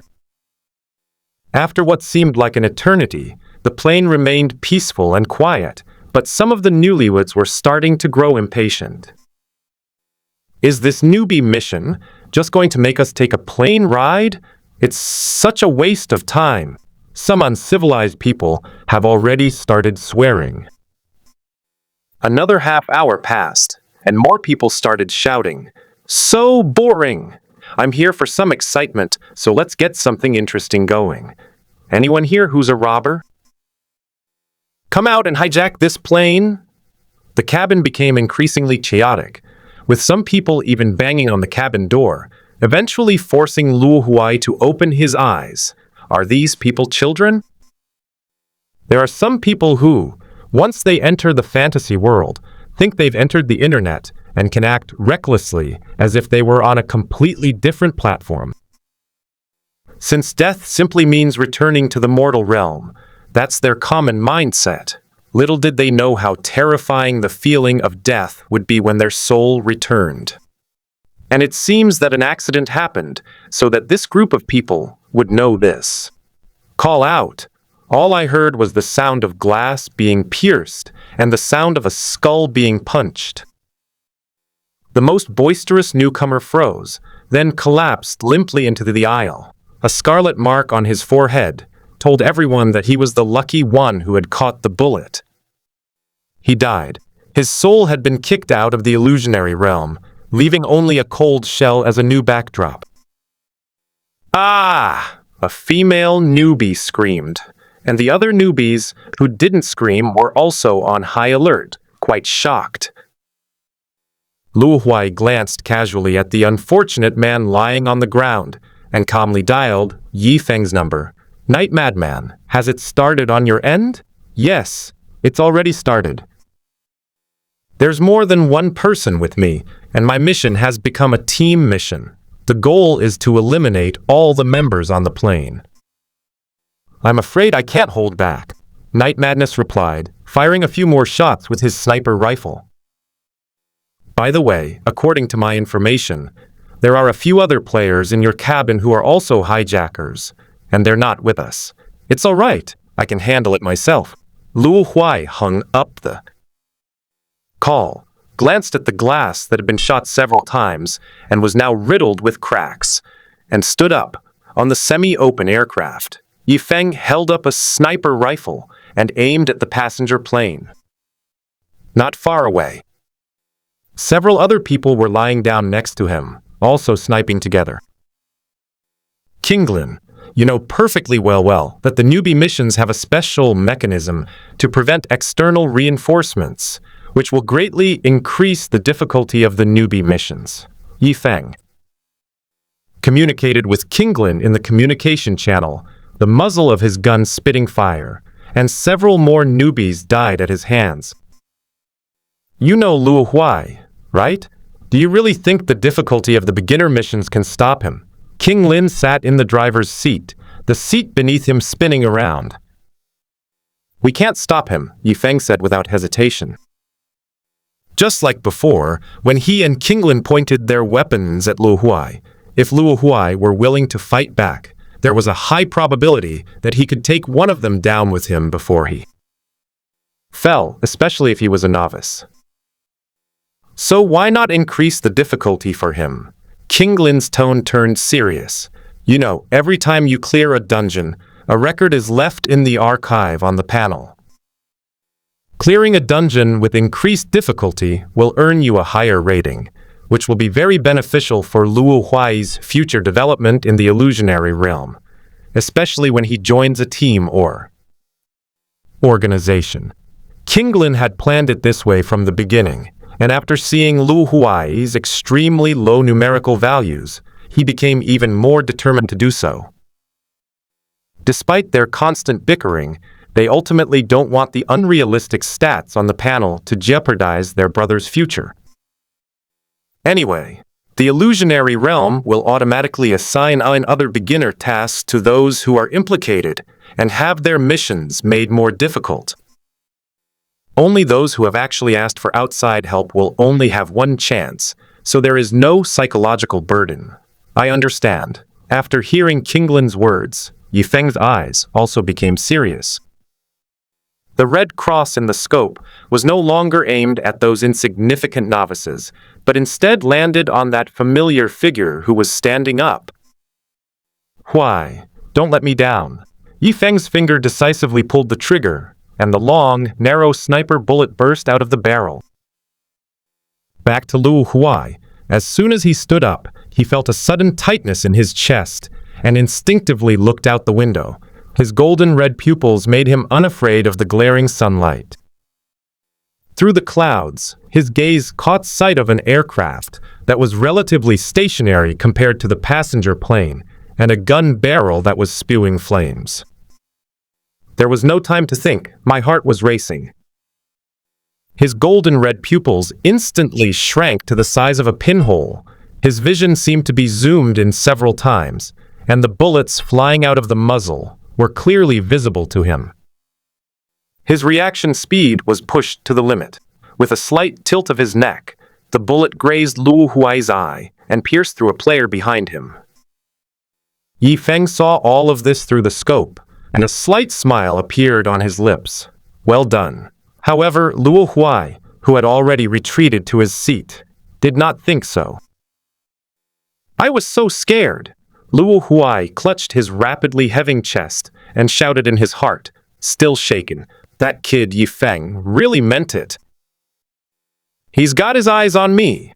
Just now, he saw the bullet clearly, and naturally also caught a glimpse of the person who fired it. It's truly terrifying when teammates betray you.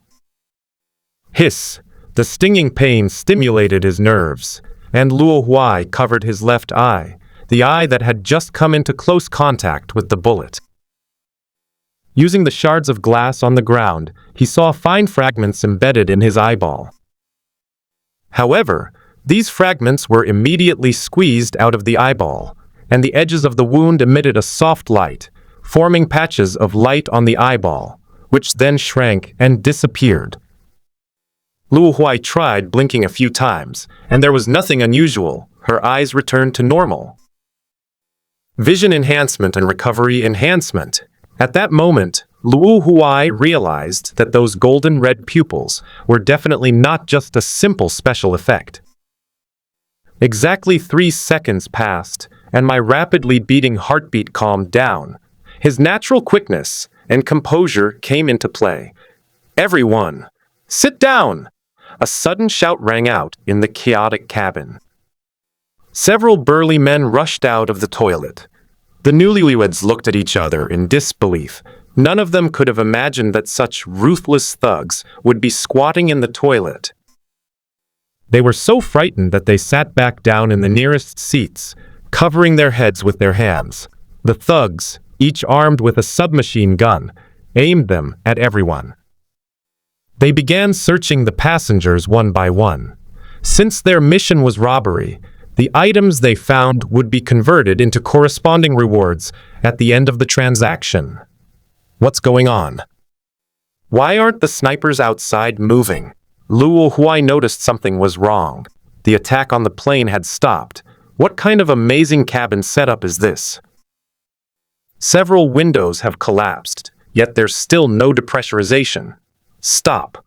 On the aircraft, Yifeng pressed his hand behind him, and all the snipers stopped firing. He had the highest stats, so he was assigned the role of captain. Did you see that person whose eyes were glowing with a golden red light Just now? Yi Feng asked his teammates behind him. I saw it. Such a conspicuous cursor is impossible for any shill to ignore. I know that man.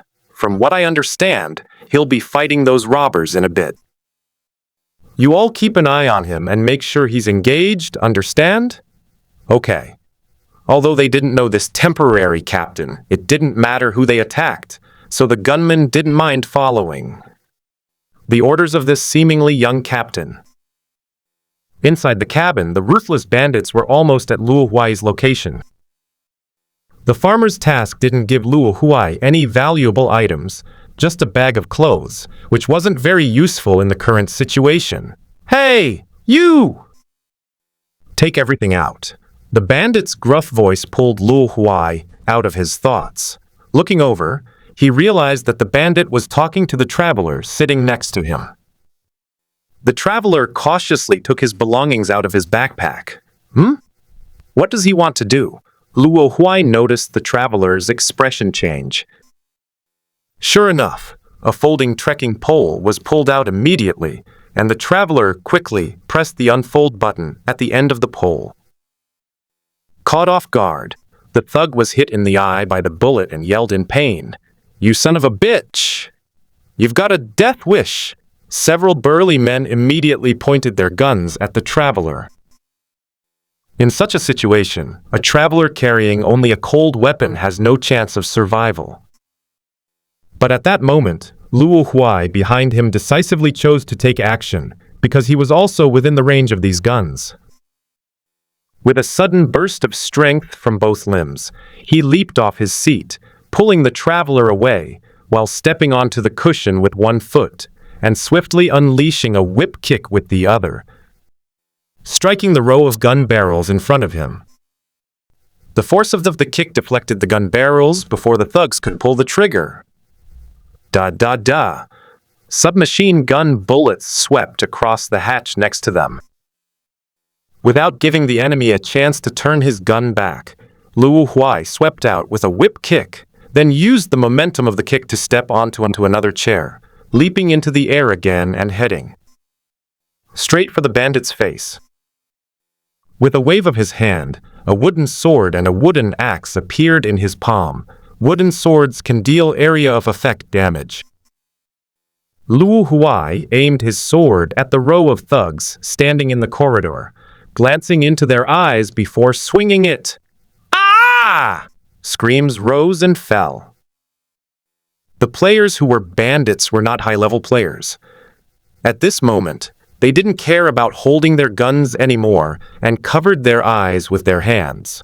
What are you standing there for? Get up there! Luo Huai shouted in exasperation when he saw the group of newcomers still standing there dumbfounded in their seats. Several relatively calm newcomers immediately realized this was an opportunity. They jumped up and grabbed whatever they could find to hit the thugs on the back of the head. Even though they were just adults, they already possessed some strengths, and their attacks were quite effective. Some of the ruthless bandits were knocked unconscious, while the rest were surrounded and beaten by the belated newcomers, because they lost sight of them.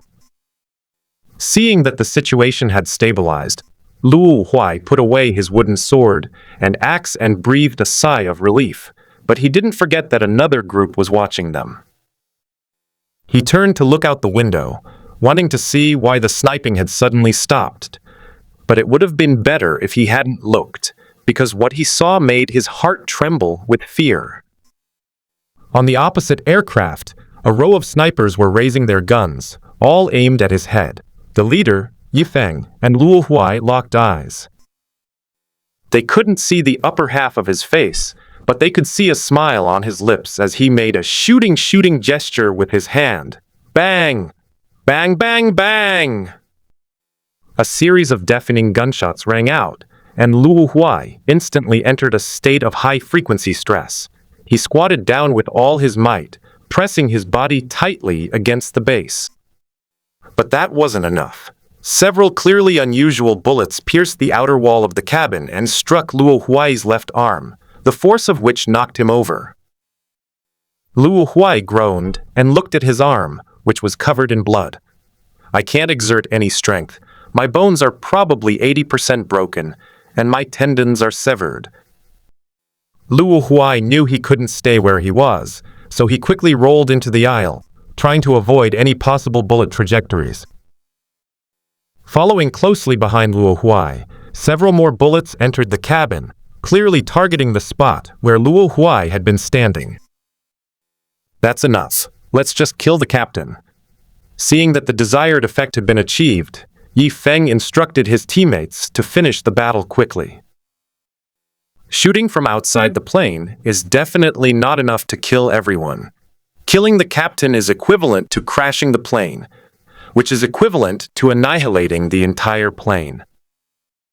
It's a good way to save time, and the earlier shots are just a way to satisfy your shooting urge. Yi Feng connected with King Lin. I'm about to kill the captain. You can just log out. King Lin calmly replied, then selected to abandon the quest and exit the instance on the panel. The captain's role was replaced by a dummy. After confirming King Lin's withdrawal, Yi Feng picked up a light grenade launcher and fired one at the nose of the aircraft. The nose of the aircraft exploded instantly. After ensuring the plane had completely lost power, Night Madman decisively abandoned the mission and exited the instance. The other snipers exchanged strange glances, wondering why their captain wouldn't accept the mission rewards he already had. The crashing plane streaked into the sea below, leaving a long trail of smoke. Teammate Immortal Demon Boyd has left the dungeon. Teammate Late Madness quit the instance. Ugh! These two damn bastards.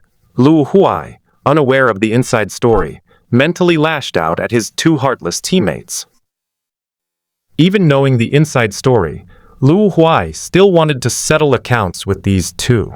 Is this how you increase the difficulty? This is adding it to the point of being utterly ridiculous.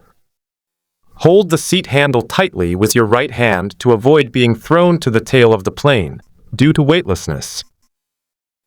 In the rush, he discovered the secret that the plane had never lost pressure. It had been flying at low altitude over the sea. It's obvious who did this. Luo Huai glanced at the hatch behind him, hesitated for a moment, then loosened his grip, and his body floated backward. Just as he was about to miss the hatch, his right hand suddenly shot out and grabbed the hatch handle. He was trying to get out of the cabin. If he crashed into the sea with the plane, the people inside would easily be trapped by the floodwater and sink to the bottom of the sea.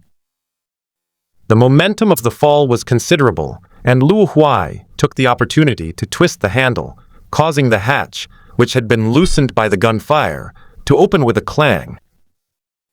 Luo Huai seized the opportunity, did a sideways pull-up, and flipped out of the cabin.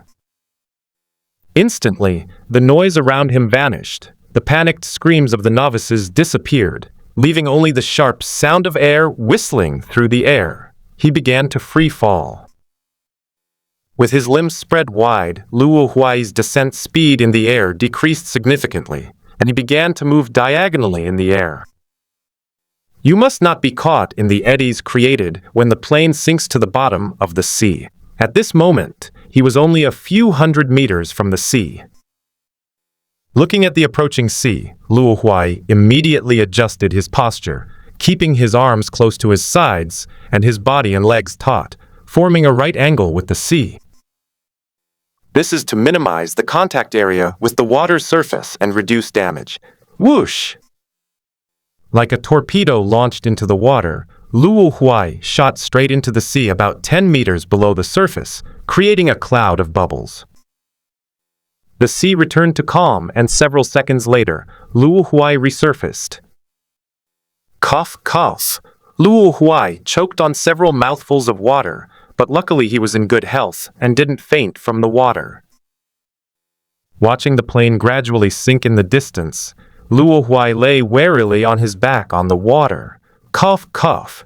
The series of unexpected events has been too exhausting. After floating for a while, Luo Huai regained some of his strength. The mission hadn't shown any failure yet, which meant there was still a chance of completion, so he started thinking about how to finish it. Luo Huai determined the direction of the final destination by following the position of the sun, but looking at the endless sea ahead, he felt a little uneasy. Oh, right.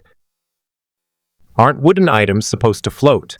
Luo Huai had a sudden inspiration and took out the wooden sword from his backpack. Luo Huai tried pressing down on the wooden sword on the water's surface to see how much buoyancy it provided.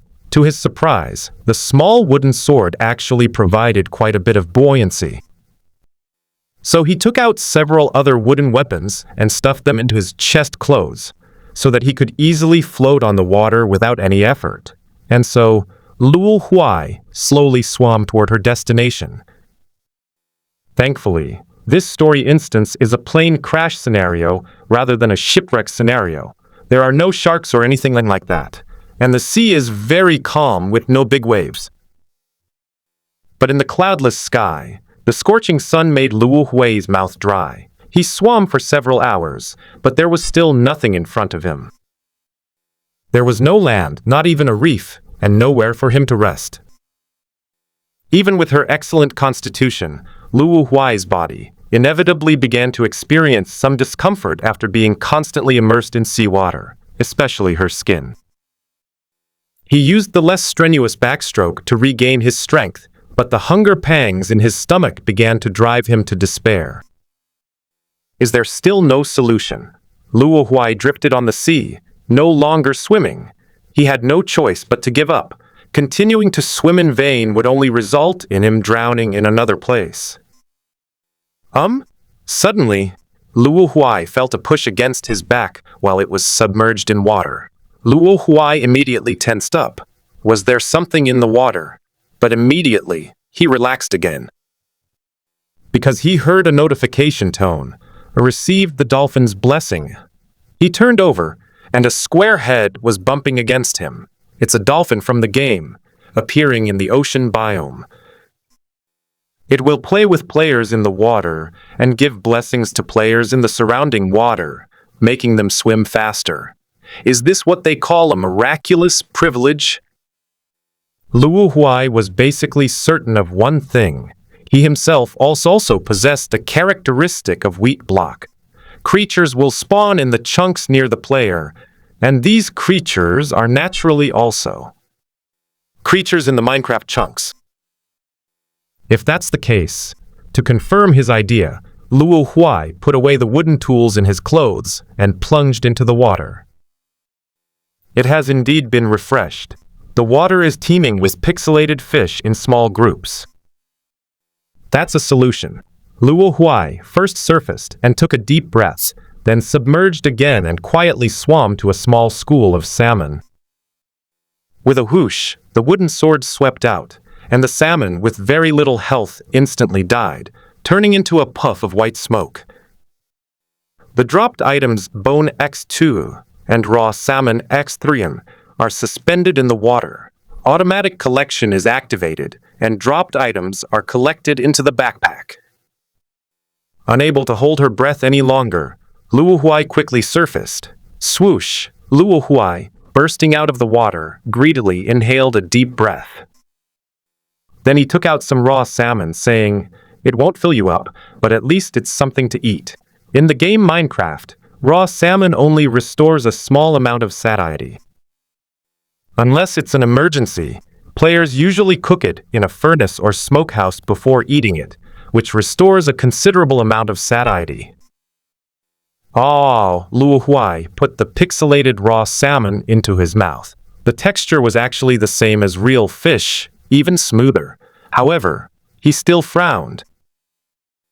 The taste and texture are exactly the same as the raw version. People who are used to cooked food will never find this delicious.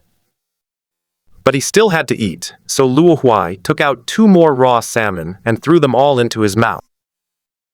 After finishing eating, it dived back into the water and killed several more groups of salmon, as well as other fish.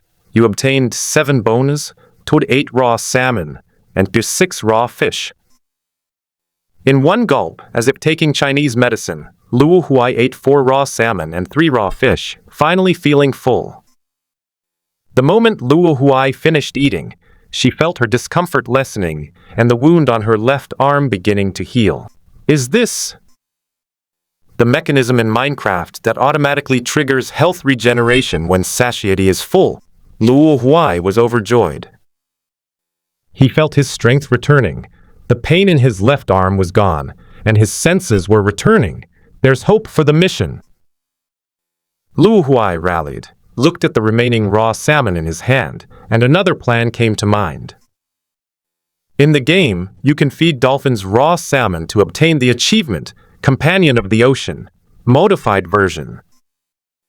This will cause the dolphins to follow the player and continuously give the player dolphin's blessing. Like ordinary fish and salmon, dolphins also act in groups when not playing with players. Luo Huai prepared plenty of raw salmon and fed it to a group of dolphins, a total of 6 dolphins. At the same time, he also received a full 6 layers of dolphin's blessing bonus. Luo Huai tried swimming and found that he was now incredibly fast in the water. Woohoo! Take off! A humanoid speedboat appeared on the sea. When they're hungry, they kill fish to eat. When they're full, they swim frantically, and so on. As the sun rose from the eastern sky to the western sky, Luo Huai's feet finally touched solid ground. He logged in. The dolphin family left when Luo Huai was out of the water, leaving him alone on the beach. Physical strength can be restored, but mental exhaustion is. Look! There's someone over there. Several people wearing beach shorts ran towards us from a distance. Luo Huai's consciousness gradually faded. In the midst of the chaos, his consciousness was returned, and he heard a series of notification sounds, seemingly mixed with the sound of fireworks. Mission successful. Earn story achievements.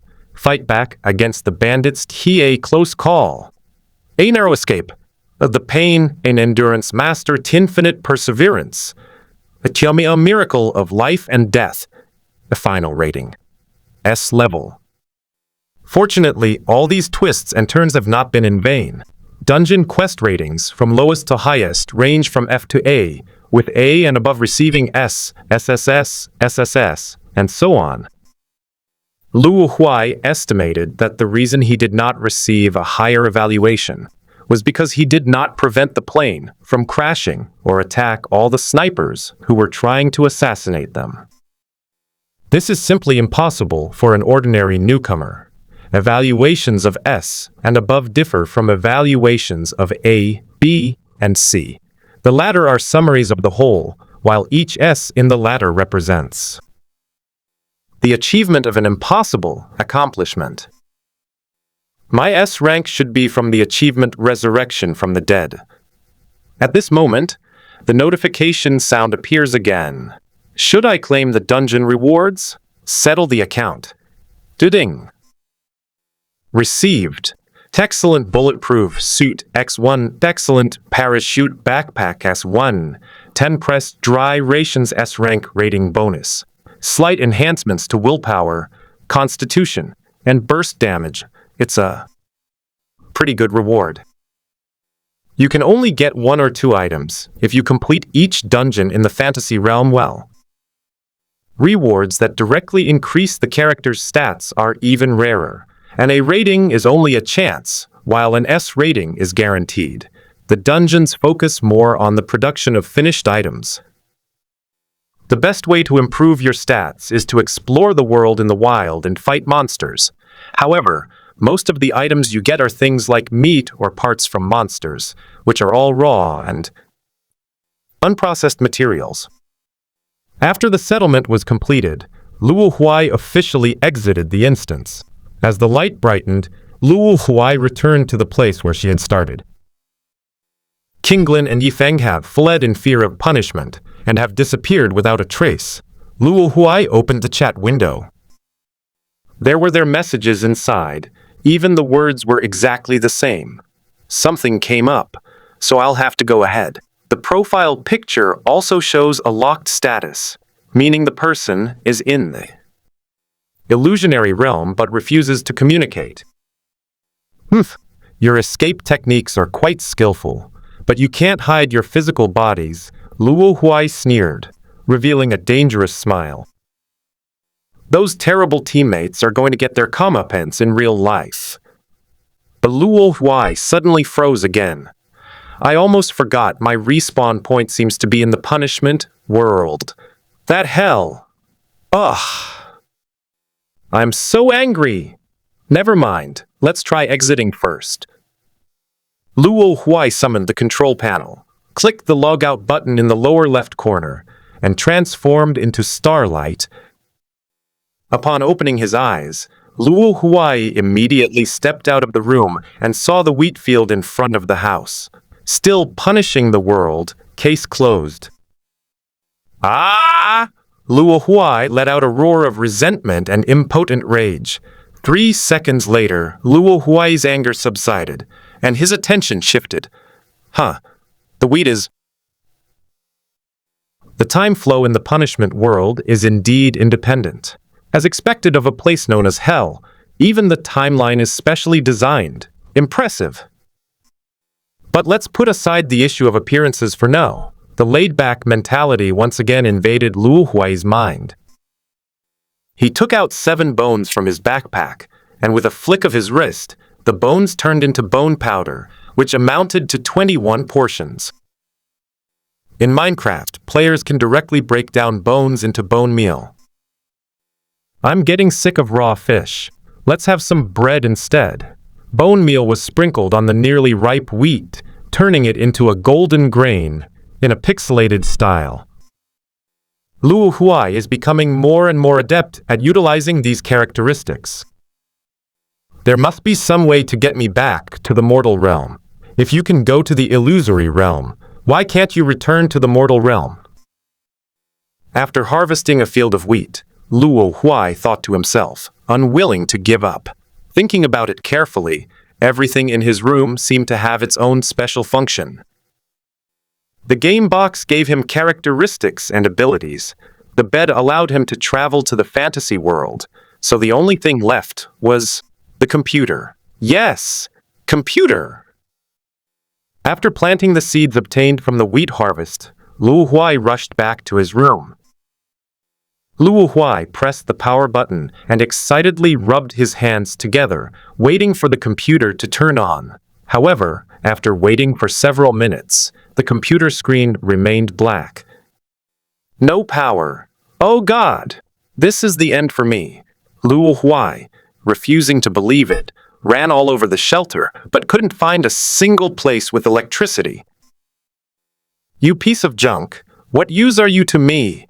Luo Huai raised the computer tower high, displaying the same frustration and disappointment that Liu Bei had shown when he threw his son to the ground.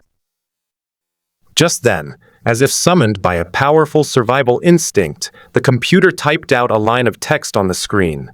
The daily task restore power. A requirement obtain 1 energy ore. Harvested a high-efficiency universal generator. Luo Huai looked at the screen and silently put down the computer. Honestly, I have to force them to come out. They have no initiative at all. Computer, I'm just a machine. You can't ask too much of me. This task doesn't seem too difficult. Energy ore, does that mean we need to mine it? Luo Huai immediately pulled out a wooden pickaxe. Mining is a constant theme in Minecraft, except for those crazy redstone tech players who are obsessed with full automation. Other ordinary players can't survive without mining from start to finish. Once inside the courtyard, Luo Huai wanted to find a place to dig. However, because a lot of wheat seeds were dropped during the wheat harvest, the yard was already full of fields. Reluctant to destroy the wheat that had already grown halfway, Luo Huai decided to risk digging a mine tunnel outside the shelter. After looking around to make sure there was no danger, Luo Huai began digging in the basement of an abandoned building. The wooden pickaxe struck the hard cement floor, sending several square fragments flying. As expected, The wooden pickaxe has the property of destroying these rigid materials. In the game, pickaxes are used to mine various minerals and stones. After a few more taps, more and more square fragments appeared.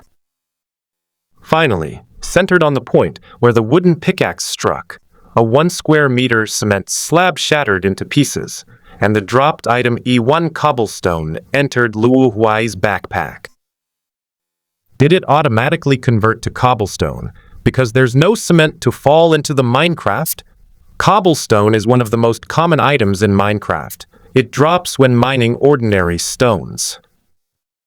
Luo Huai took it out and found that it was just a small stone block about 1 cubic centimeter in size.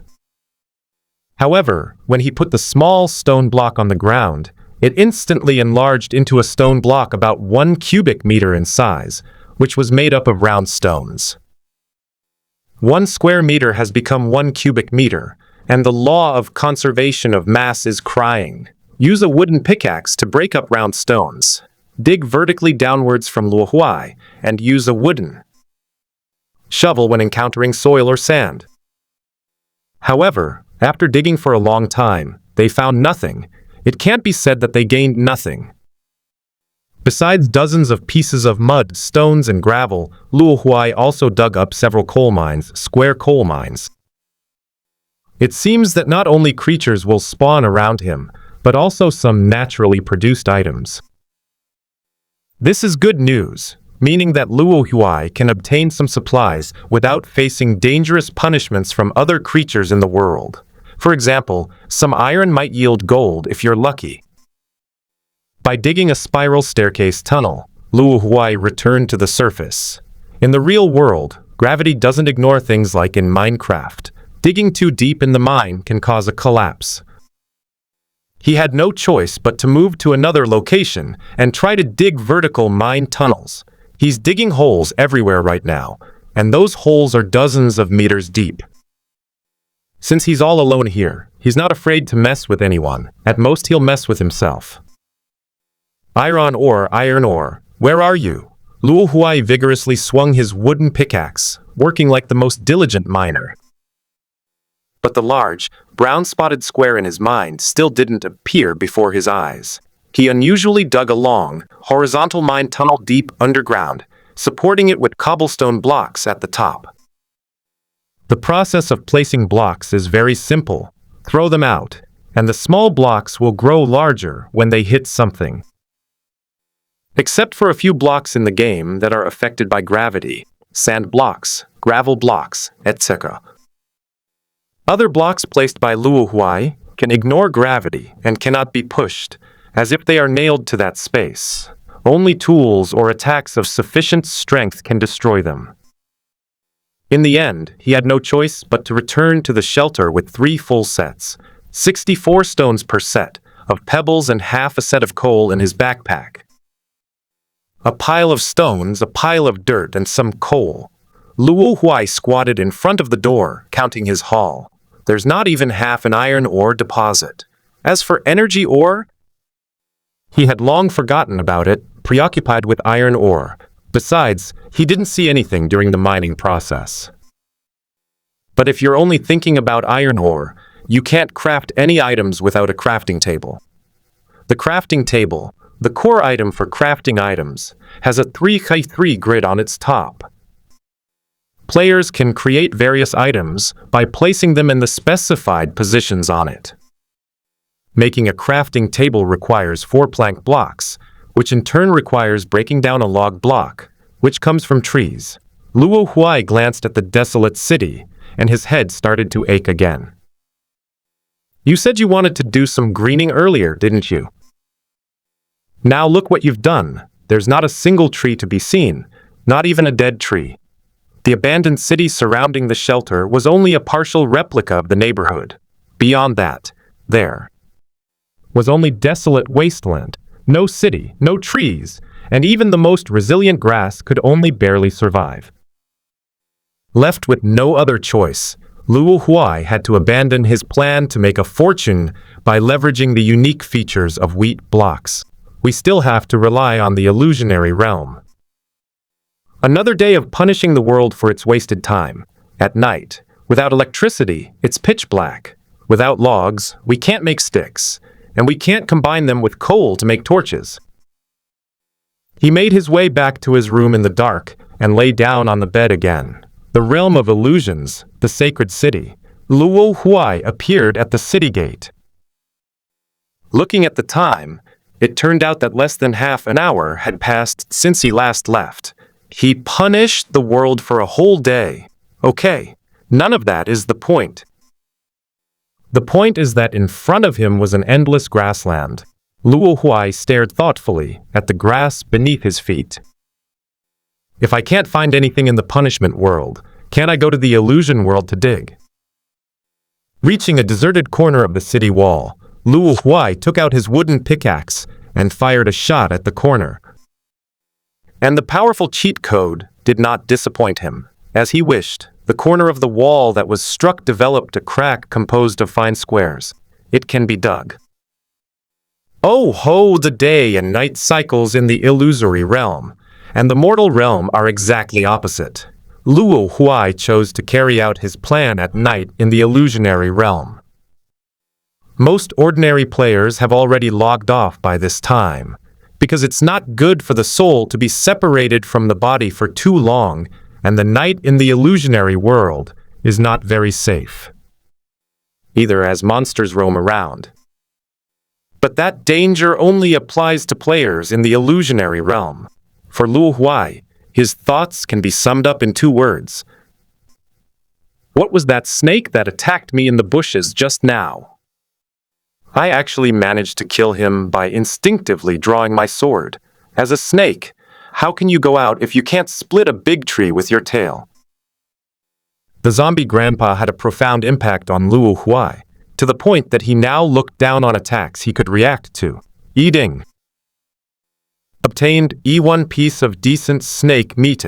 Besides eating the corpses of monsters killed in the wild, there is also a very small chance that they will drop an item called meat that can be put into your inventory. After paying a certain price, players can bring this item meat to the Mirage realm. The method Kinglin mentioned earlier about bringing food from the illusionary realm refers to this.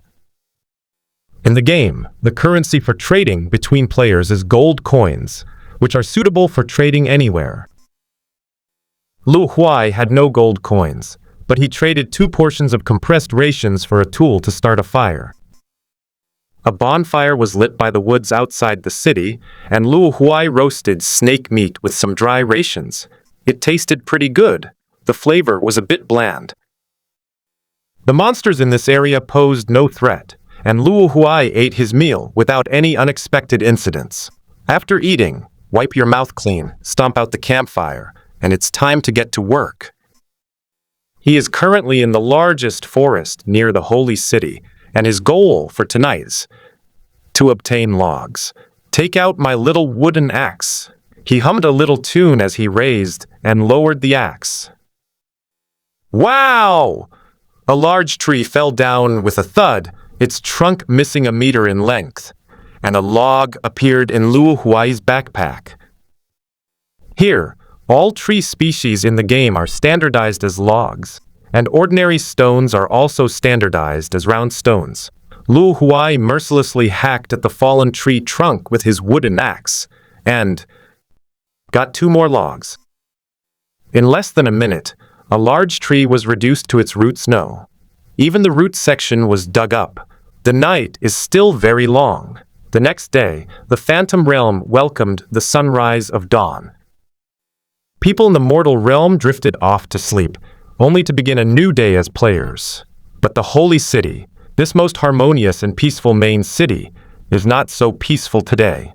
I remember there was a forest here, right?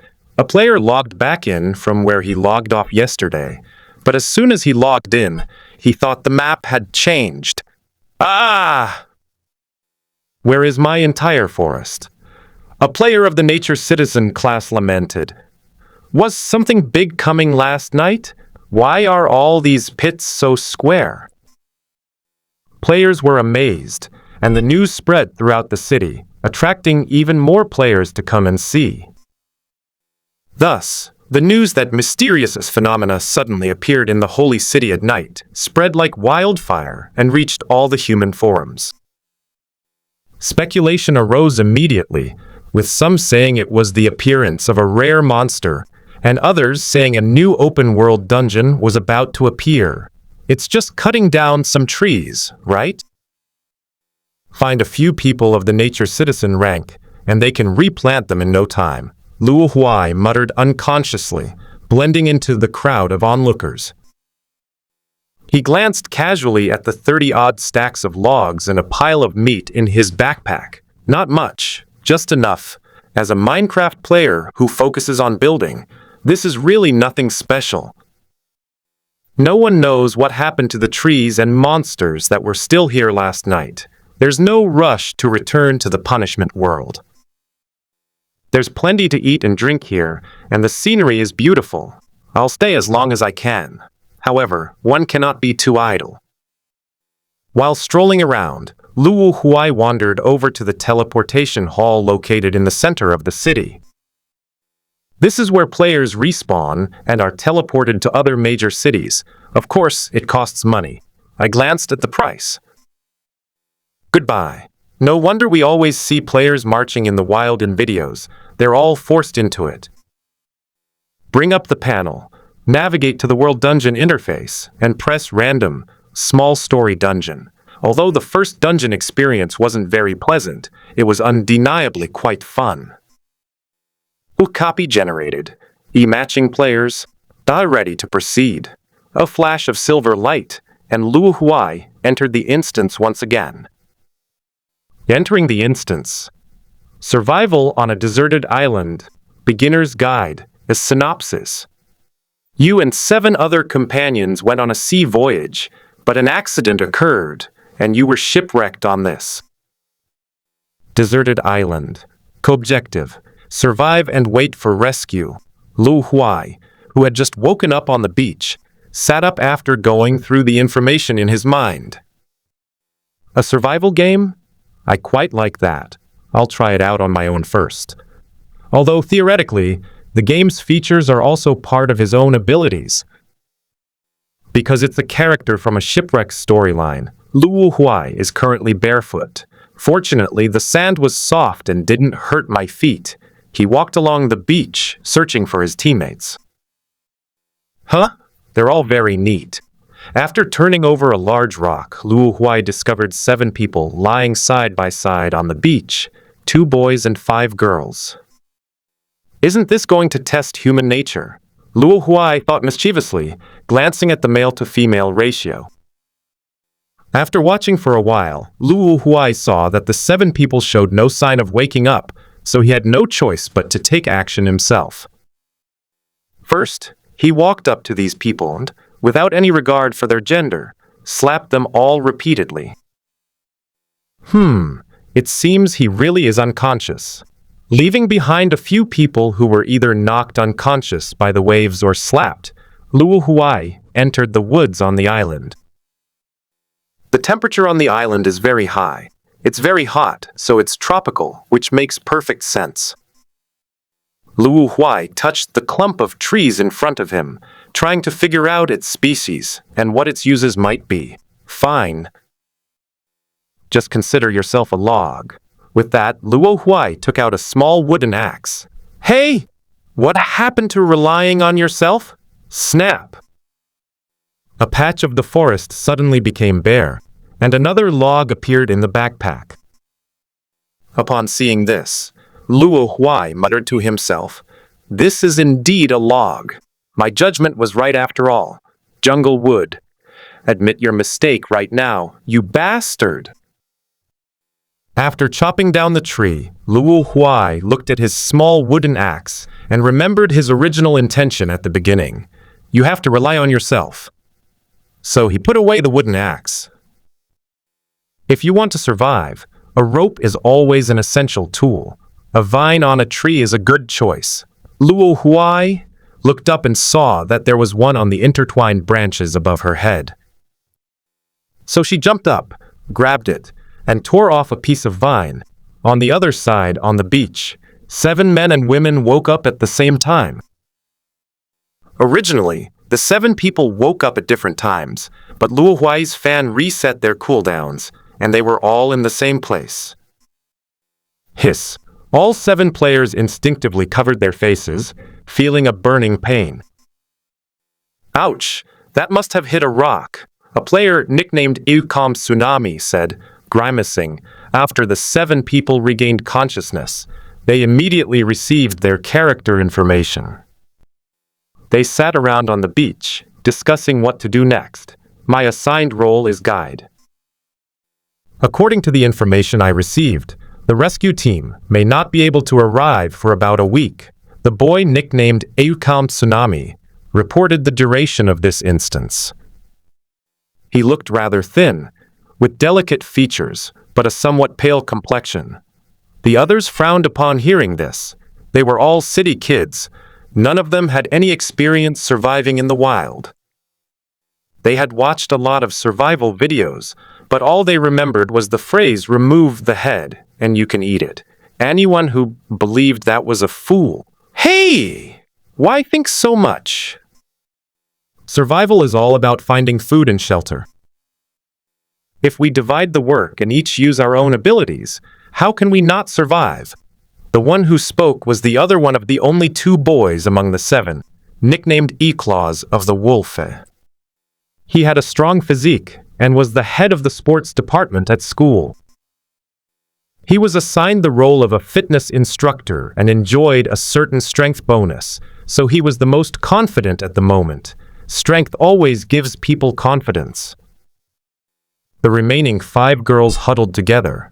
They were in the same team, and apart from one who had experience with the dungeon once, the rest were all newbies.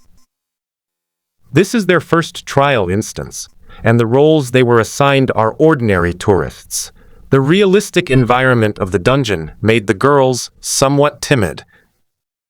"Are you 2 newbies too?" asked the 2 boys. She was the only veteran among the girls. No. The wolf immediately shook its head in denial, as if afraid that the girls would underestimate it. It pulled up its experience panel and pointed to a big B-grade medal on it, saying, "Although I have only experienced 1 dungeon, I have received a B-grade rating and also got a fine all-purpose military knife and a camping backpack." As he spoke, a black multi-purpose military knife appeared in his hand, his eyes filled with smugness. Young people with high spirits are often not good at hiding their thoughts. However, being able to get a B rating is something Kanglang can be proud of. According to incomplete statistics, most new players get a D or E rating for their first dungeon run. A D rating only requires completing the task normally, while getting an A to C requires various levels of achievement bonuses. "One level higher than me," Light Rain murmured to herself. The 4 new female students looked at Kanglang differently. Their sister had received a C grade and was praised by the teacher in class, and the school even gave her a reward. If this were a B grade, it would be incredibly powerful. Most young people who have just turned 18 are students. "What about the tsunami?" someone asked, and the girls all looked at the calm sea. "Me?" Tsunami suddenly felt awkward under everyone's gaze. "I've only experienced the dungeon once, and my evaluation wasn't very good, so I'd better not say anything." His ashamed expression made no one doubt the truth of his words. "Looks like I'm the only fighting force left in the team." Kanglang became even more smug, vaguely considering himself the core of the team and starting to assign tasks. "In that case, I'll take charge of the hunting. Haixiao, find a place nearby that can be used as a campsite, and also collect some fuel to start a fire. The girls go into the woods and look for edible fruits, and keep an eye out for fresh water sources as well." Everyone nodded. There was nothing wrong with Kanglang's orders, and they couldn't point out any problems. It was still early, just past noon. Kanglang was in a group with 5 girls, while Haixio was in a group by himself. The two groups split up and began to act. Originally, Kanglang was also in a group of 1, but he teamed up with the girls on the grounds that it was on his way, and he could act as their bodyguard. Logically, there's nothing wrong with it, but it still reveals his adolescent nature of wanting to show off in front of girls. However, all 5 girls were in the prime of their youth, at the most beautiful and vibrant time of their lives.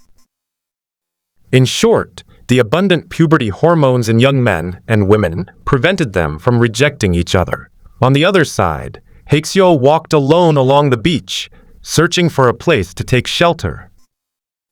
The difference is that his eyes no longer held the tension from before. Instead, they were sharp and cold. He lied.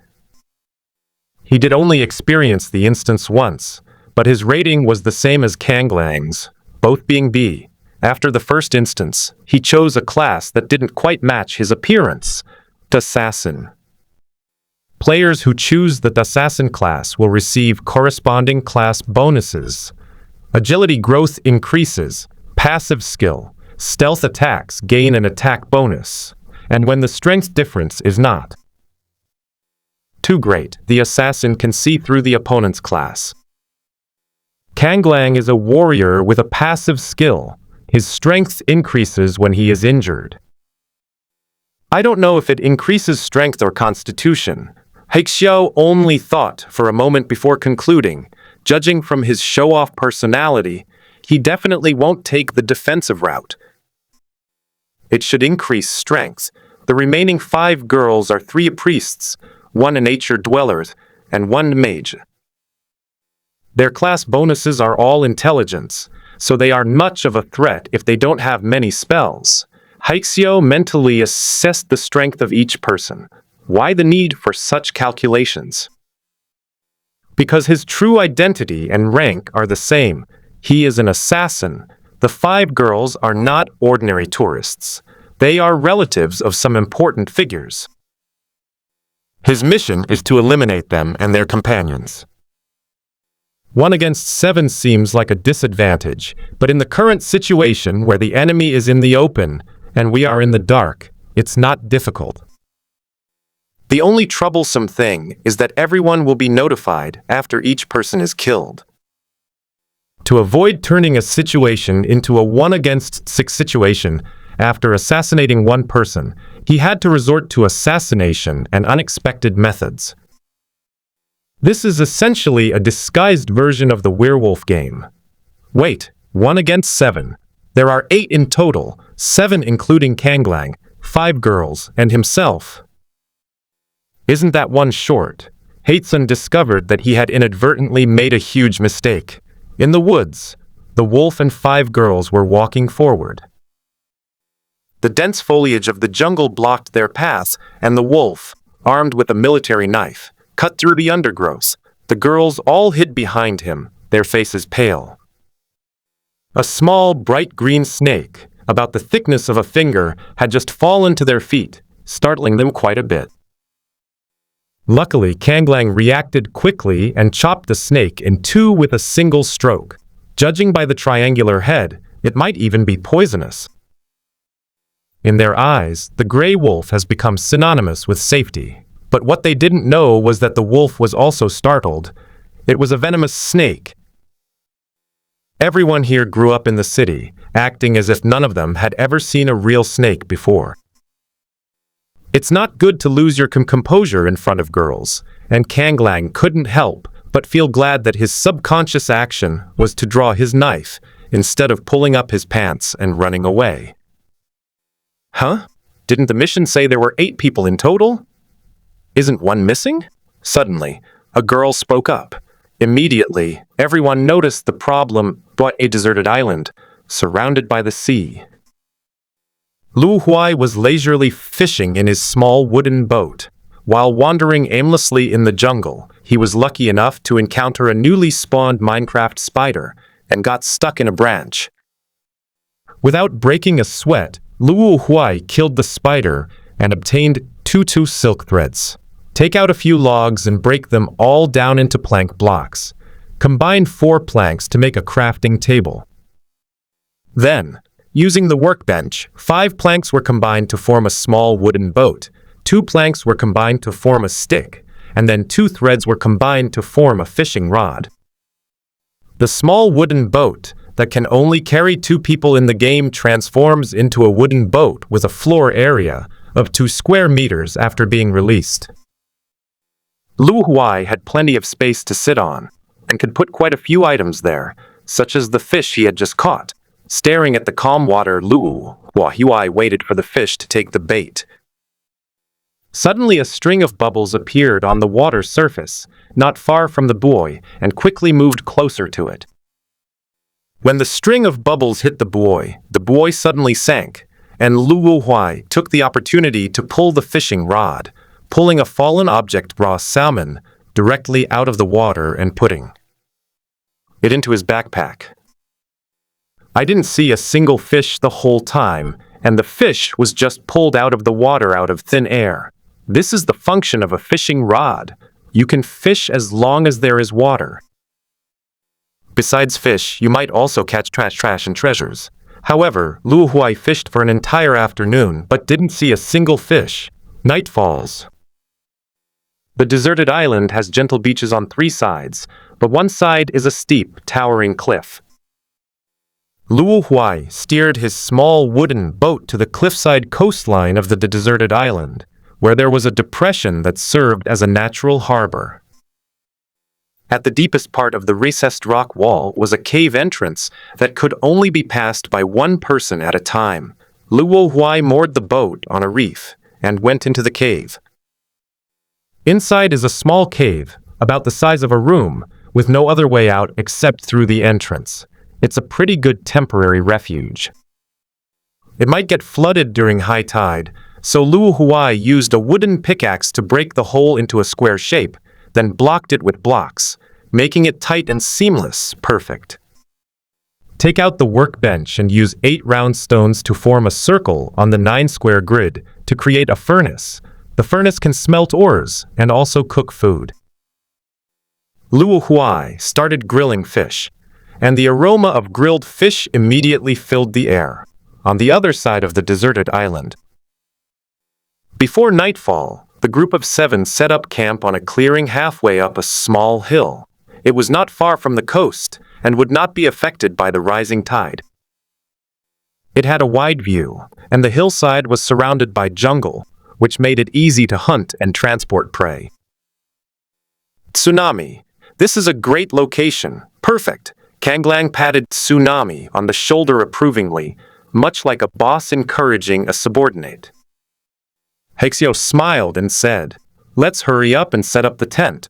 Otherwise we won't have anywhere to sleep when it gets dark." Yes, we need to set up the tent quickly. The 2 hurriedly got to work. The girls were responsible for processing the prey and then starting a fire to cook. The tent and tableware were found in the backpacks that came with their characters, along with other miscellaneous items such as lighters, binoculars, knives, and folding fishing rods for a sea trip. The backpack was found on the beach. It must have been washed ashore like theirs. It's just a beginner-friendly instance, not too harsh, and doesn't put them directly into the most primitive desert island survival experience. Before the fire, the red glow of the flames reflected on everyone's face. Several sticks were stuck into the fire, with prey skewered on them: snakes, birds, and rabbits. A pot was hanging over the fire, stewing seashells and other things that Hai had picked up on the beach during the tsunami. When the meat was almost cooked, the 7 of them ate the roasted meat and soup, along with some salt crystals from the seawater. Oh, the moment the grilled meat entered my mouth, before I even chewed it, a wave of nausea surged from my stomach. This meat is inedible. The wolf threw the meat next to the fire, his face full of disgust. Watching survival shows and seeing barbecues in the wild makes my mouth water, but when I actually try it myself, it's a world of difference.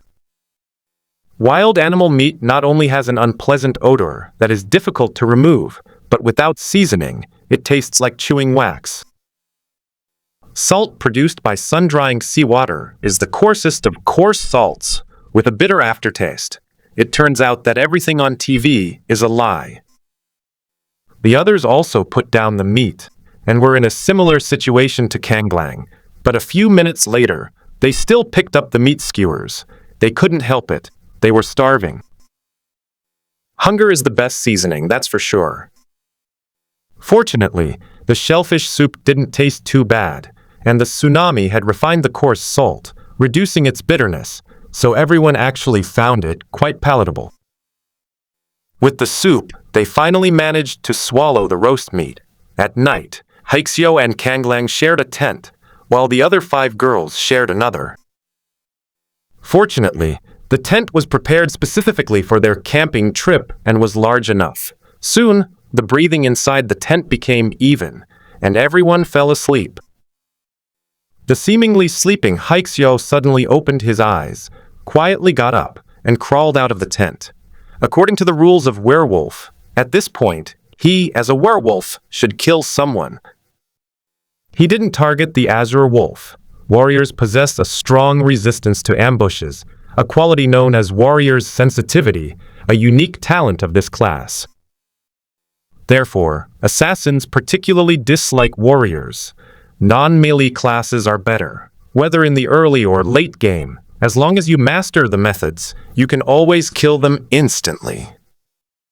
He quietly approached the girl's tent, hesitated for a moment, and then did not go in. The announcement of a teammate's death will wake everyone up. Before he can get back to his tent, Kanglang will subdue him immediately, and as an assassin, he can't possibly outmaneuver a warrior. Perhaps we can use a trap. Tsunami found the place where the Pre's entrails were buried, and found a broken snake head inside, which belonged to a small venomous snake. Using a knife, Haixio removed the venom sac inside and injected the venom into his stinger. A lancet, simply put, is an extremely fine needle with an internal groove for poison and a very fine thread attached to the end. These fine needles can easily pierce exposed skin and then be pulled out with a silk thread. When combined with poison, they have proven effective time and again.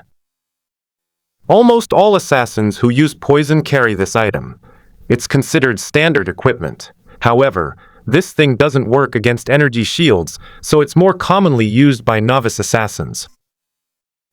Experienced assassins say it's more satisfying to just draw their swords. By tying the silk thread to the curtain at the tent entrance, Tsunami had created an ingenious interlocking structure that ensured that when someone came out, their neck would be pricked by a tiny needle.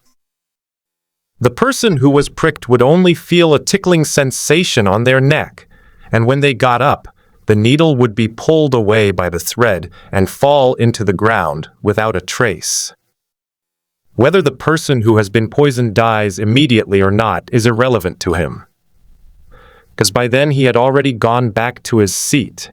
He deduced that the victim must have appeared at night.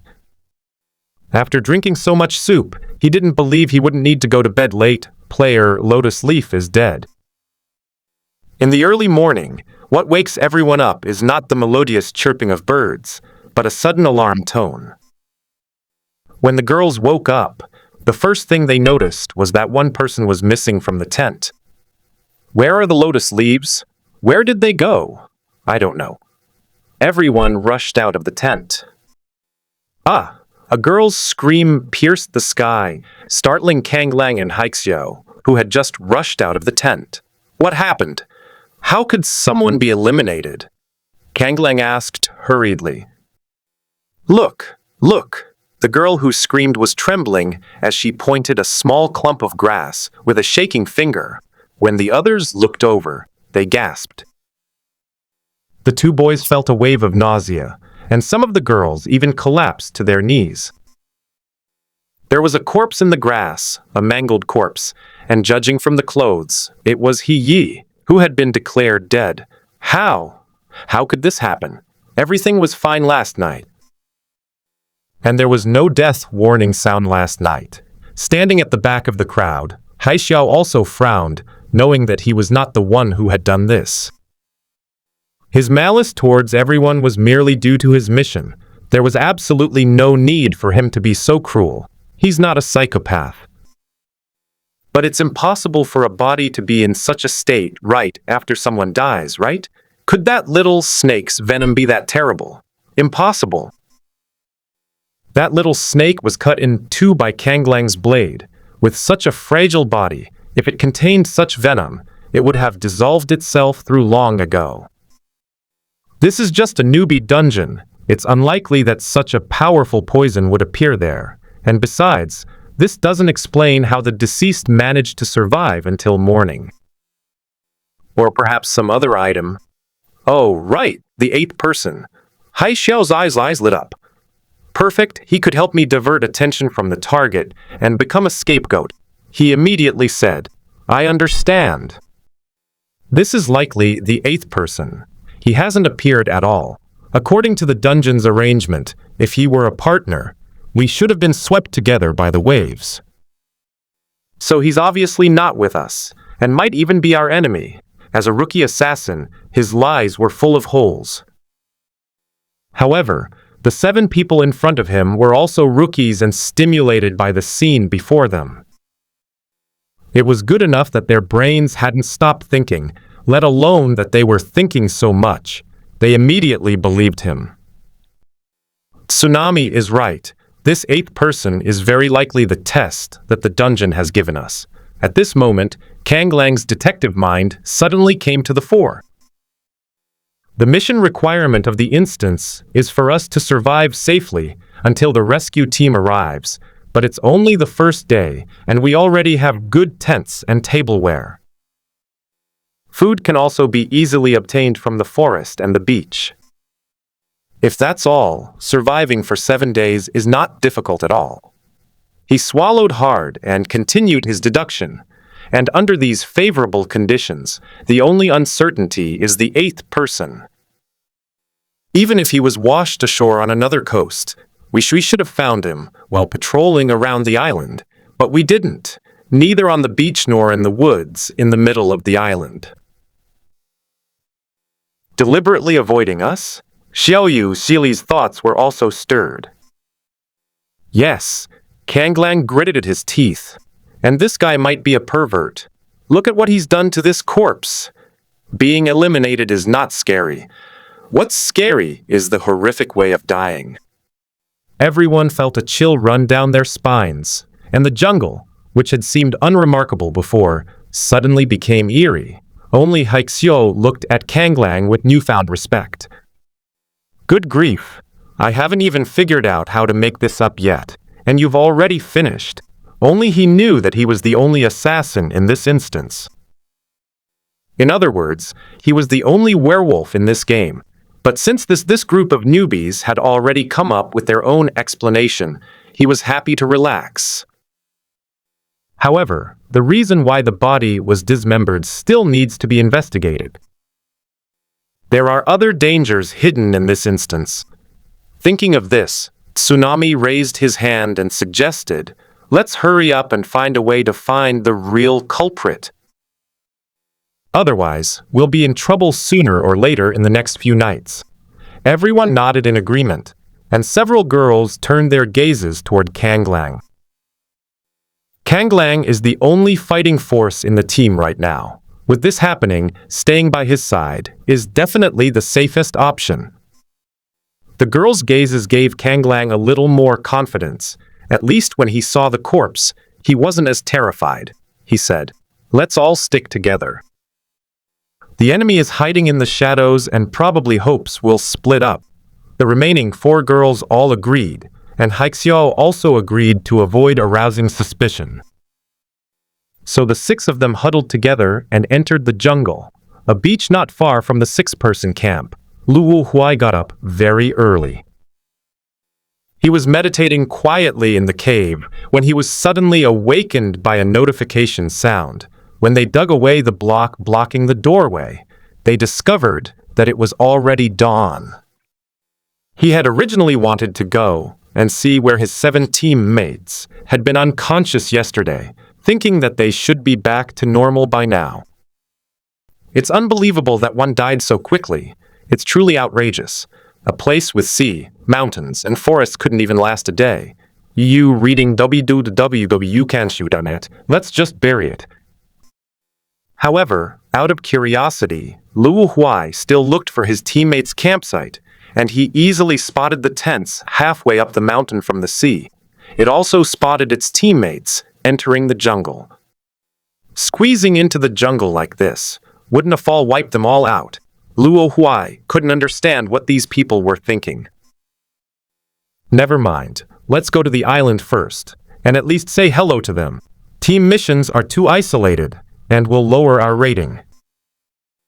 Unlike yesterday, Luo Huai now carries a stone sword and a stone axe on his back. He remembered it while meditating at night. He now has round stones and round logs in his backpack, which could make more efficient stone tools. However, unlike the wooden tools that the seller directly gave him, the stone tools that were made were neither bound items nor indestructible.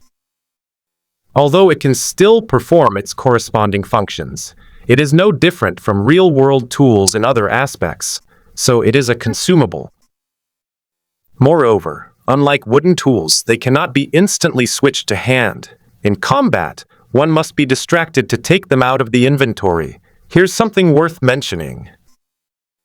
When entering a dungeon or in combat in the wild, the panel will be displayed by default, floating in the corner of the player's field of vision, so that items can be moved at any time. This is also why Luo Huai's eyes changed color as soon as he entered the dungeon. For these reasons, Luo Huai simply carried the stone tools with him. Distraction and troublesome things, he reached out to grab it, but he felt that being distracted was more dangerous. Should we go into the jungle to look for them? What if we miss them? Luo Huai stood in front of the jungle and muttered to himself. It's better to just wait where you are. It'll save you the effort. The group of 6, reduced from 7, had yet to return. Luo Huai, growing somewhat bored, began to wander around the neighborhood. This corpse, Luo Huai discovered the remains of Yi. It belongs to the one who was eliminated. Was he attacked by something? His eyesight is quite sharp, and he immediately noticed the faint teeth marks on some of the wounds. As Luo Huai was deducing the shape of the teeth of what kind of creature it was, suddenly, a roar came from the direction of the jungle. "Stop, you pervert! What do you want to do?" A wolf charged out of the woods with an angry expression, and a small knife flew out from behind him, heading towards Luo Huai. It was Hai Jiaoran. Luo Huai gave a soft hum, glanced at his face, and extended 2 fingers to precisely pinch the blade of the knife, which was only 3 centimeters away from his face. This move startled the 6 people who rushed forward, making them hesitant to advance. Hai Xiao, who was hiding behind and using underhanded tactics, instantly regarded Luo Huai as his second greatest enemy. It wasn't just because Luo Huai caught his flying knife, but also because he couldn't discern Luo Huai's class rank.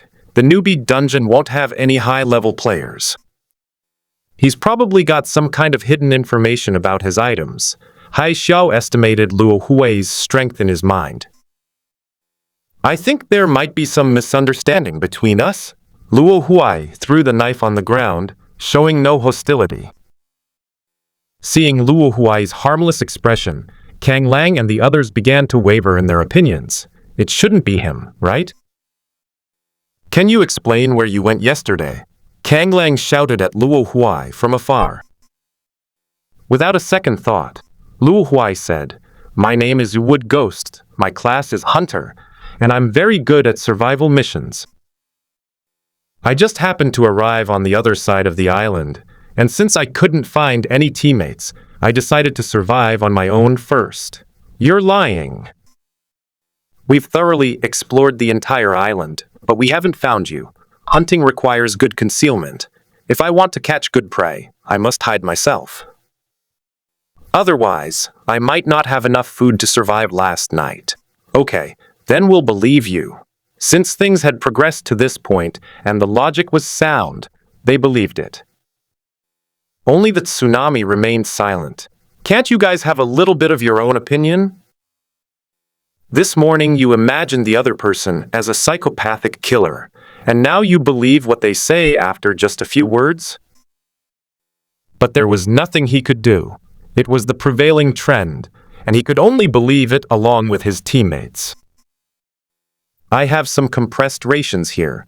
Would you like some? Luo Huai wanted to establish a good relationship as quickly as possible, but no one dared to accept the offer. Don't worry, it's not poisonous. Luo Huai broke off a small piece, put it in his mouth, chewed it, and swallowed it. Only then did someone finally dare to take the job. Thank you. Kanglang took the rations, said thank you, and started eating. With such a strong body, he inevitably expends a lot of energy, and he was always in a state of being half full, but not quite full. He likes to be in the spotlight, but he also has his own principles and doesn't want to steal his teammates' food. Besides, the food itself wasn't very tasty, while the compressed dry rations with a little simple seasoning were simply a delicacy in comparison. The wolf licked its lips, seemingly still wanting more. Do you want more? I have more. Luo Huai took out a few more portions of dry food. No. Kanglang declined his offer. He felt that the dry rations he had just eaten were not enough, but now his stomach was already a little bloated. Can we take some? Xiao Yu asked in the drizzling rain. Of course, Luo Huai generously gave it to her. Thanks. You're welcome. Luo Huai smiled slightly, then took out a fragrant grilled fish from his backpack and stuffed it into his mouth. Everyone. The dry rations suddenly didn't taste so good. Luo Huai and the others were all watching him, and he wasn't eating anything, so he asked curiously, I'm just having breakfast. Don't worry about me. Just eat. Eat my ass. You give us dry rations, then take out grilled fish and eat it right in front of us. What's the meaning of that? However, thanks to these few moves, Luo Huai has been accepted by this small group to some extent. At night, Luo Huai set up a small tent next to them. Using the small wooden boat as a base, and taking the stick from the backpack into the inventory, Luo Huai found a stick as tall as an adult. He used it to make a support, and then used the parachute from the parachute pack to make a sturdy tent. Dark clouds gathered in the sky. A downpour was imminent. It started as a gentle breeze, but then a torrential downpour began. The only sound outside the tent was the clatter of raindrops. Tsunami, who was sleeping next to the wolf, quietly drew his dagger. Assassinate the person in the next tent? No, this time he's going to assassinate Kanglang directly. The loud sound of rain provides the best cover, and can even make sleeping teammates ignore the notification sound. The dagger's sharp edge was almost touching the wolf's heart. Hai Xiao was on edge, fearing that the wolf might suddenly open its eyes. The direction of the blade and the force exerted by the wrist must be well controlled. The heart is the human body's power source. Once it is pierced, the wolf is at its mercy. He was willing to take the risk because of Luo Huai's sudden involvement. The difficult targets have become two, including a hunter known as the mortal enemy of assassins. We must seize this opportunity, otherwise I will not have the chance to assassinate two people at the same time. With his plan finalized, he didn't hesitate any longer. The blade pierced Kanglang's chest in an instant, avoiding his ribs and reaching his heart. Kanglang suddenly opened his eyes and saw Haixiao standing up, along with the knife in his hand. He wanted to shout, but found himself powerless. Then a wave of dizziness overwhelmed his consciousness, and in the end, he could only see the tsunami open its mouth before he knew nothing more. To be honest, you're actually a pretty good person. Haixiao pulled the red knife out of the wolf's body and turned to leave the tent. he went straight to Luo Huai's tent. Let's seize the opportunity and eliminate these two major hidden dangers in one fell swoop. As an assassin, Tsunami knew he was being a bit too hasty. He realized this even more when he lifted the curtain and saw Luo Huai smiling at him. Run away or kill? Tsunami had only these two choices. But if he tries to escape, can he outrun a hunter skilled at hunting his prey? The answer is of course no, so there is only one option left for him. With a sudden burst of energy, Hai Xiao lunged at Luo Huai, like a cheetah pouncing on its prey, the dagger in his hand his sharpest fang. Snap! Luo Huai grabbed the stone axe next to his buttocks and slammed it down on the back of Hai Xiao's head. Suddenly, everything went black, and Hai Xiao collapsed into the tent. Is that all you've got? You dare to come out and be an assassin? Luo Huai looked at the unconscious rookie assassin in front of him and mocked him mercilessly. He noticed the moment the Kanglang was eliminated, and he immediately identified Hai Xiao as the culprit. Don't ask, just go by intuition. Luo Huai had sensed something was off about the person who lost the knife during the day, and had even paid special attention to him a few times. Now, he had caught him red-handed. After Luo Huai subdued the tsunami, he didn't immediately go to call the girls in the next tent. It's raining so hard outside, it's inconvenient to go out, and you'll easily get soaked. He doesn't sleep at night anyway. He might as well tie the tsunami to the tent and wait until dawn. I'll give him a tap on the back of the head every hour. I'm not afraid he'll escape. The next morning, as soon as the girls stepped out of the tent, they saw Luo Huai throw the half-dead Hai Xiao in front of them. Upon seeing this, Xiao Yuxili's expression immediately changed. She quickly ran to Hai Xiao's side and called out, Hai Xiao, what's wrong? The other three girls quickly surrounded him. One of them, a priestess, conjured a ball of light and pressed it onto him. The ball of light immediately merged into Tsunami's body. Tsunami, how did you get beaten up like this? Where is Kanglang? Didn't he protect you? Cough, cough. It seemed that the priestess's light orb had taken effect. Tsunami coughed twice and woke up. It's him. Hai Xiao pointed his finger at Luo Huai not far away, but unfortunately it fell limply after a short while, and he fainted again. Luo Huai was just looking at them when he saw the tsunami pointing at him, so he took a step forward. It would have been better if he hadn't taken that step. As soon as he did, all the girls looked at him with suspicion, their eyes filled with wariness. Clearly, they considered Luo Huai to be the murderer. Luo Huai sighed inwardly, having anticipated this situation. He calmly said, The azure wolf is dead. The girl's eyes widened in disbelief. He killed him. He even tried to kill me last night, but I managed to subdue him, Luo Huai said, pointing to Hai Xiao, who was surrounded by girls. Impossible, a girl said in disbelief. The tsunami isn't that powerful. Luo Huai remained silent, first observing the expressions of the other girls, but unfortunately, they seemed to share the same view. After all, on one side were teammates they had briefly spent time with, and on the other side were outsiders who had suddenly appeared. They instinctively sided with the former. Sigh. I knew this would happen.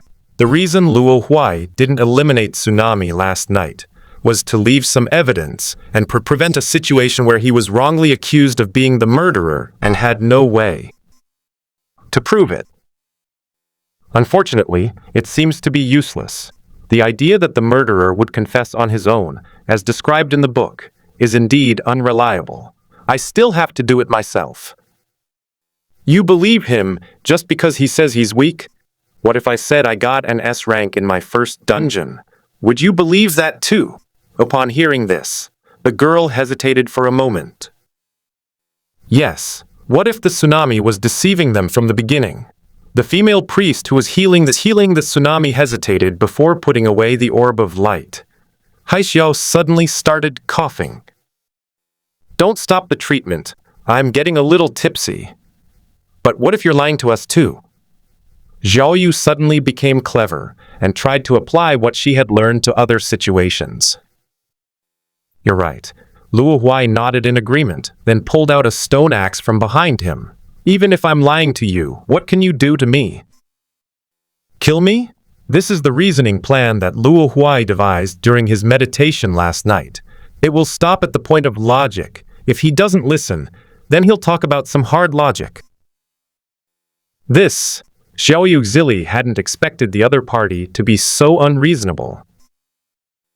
There are 4 of us. The implication is that even if their strength is not strong for the time being, they have the advantage in numbers. I have 40 axes. A large handful of stone axes appeared in Luo Huai's hands, their sharpened blades gleaming coldly. Xiao Yu's breath hitched. So many axes, they could have killed them all. We concede defeat. That's more like it. If you just trust me, everyone can save some effort. So what do you want us to do? Nothing much. You just need to obediently complete your tasks. Luo Huai put away his axe and walked towards his tent. Is he really a good person? Seeing that Luo Huai really hadn't done anything, some girls started to genuinely believe him. It can only be said that young people lack experience, cannot distinguish between truth and falsehood, and lack a firm stance. Not necessarily. What if he's a psychopath who's keeping us alive to do something horrific? Xiao Yuxili remained wary of Luo Huai. The gruesome sight of He's body still etched deeply into her mind. What do we do now? We can't fight them, and we can't escape. The girl said this with a look of anxiety, worried that the man might have ulterior motives. What are you thinking? Have you forgotten that the illusionary realm has protections in this regard? Xiao Yu Zili understood the hidden meaning in the words and flicked her finger on the girl's forehead. I'm saying whether he's the kind of person who likes to torture others. Ouch! The girl who was flicked cried out in pain, clutching her forehead. Sister Xiao Yu, what should we do about the tsunami? The girl who was helping to treat the tsunami asked. What if he really is the one who killed Kanglang? Wouldn't saving him be suicide? But what if he's innocent? The 4 were torn about whether or not to try to save Heixiao. Whoosh! A stone axe flew out of Luo Huai's tent. Everyone only saw a dark shadow flash before their eyes, and they quickly looked down to see the stone axe already on the body of Heixiao. Heixiao rolled his eyes, twitched a few times, and then fell silent. Well, there's no need to worry about it now, since they're completely dead anyway. The remaining 4 members of the 7-person group got up and returned to their normal survival rhythm. It's not that they're heartless, it's just that this death isn't real, it's just more real. Otherwise, the lotus leaf incident alone would have kept them up all night.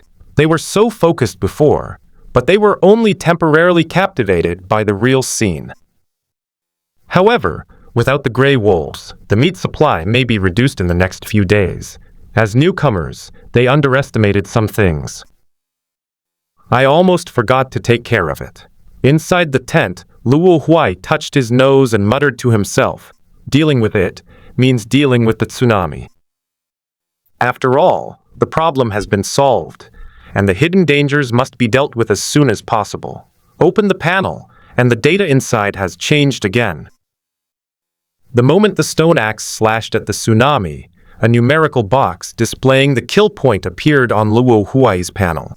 The data in that column started at 0, but immediately turned into 1. Is this the kill point? It's not hard to get it. Suddenly, he noticed the item box label was flashing, indicating that something had been unlocked. He quickly opened the inventory and saw that the D-Dagger of Destiny was now flashing with a purplish-black light effect, and the inactive tag next to the name display was gone. So the activation condition is killing a player? I should have been more ruthless with the terrorists on the plane earlier. Luo Huai clicked on the dagger icon, and the items in his inventory disappeared instantly, leaving a cool sensation on his forehead.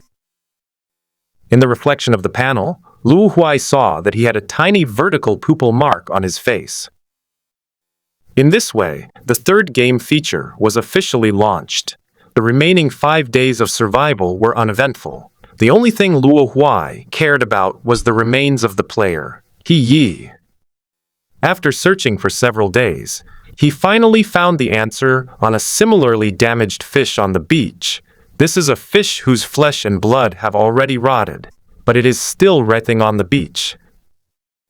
This is a low-probability undead transformation. Before the brain is shattered, it is assumed to be alive.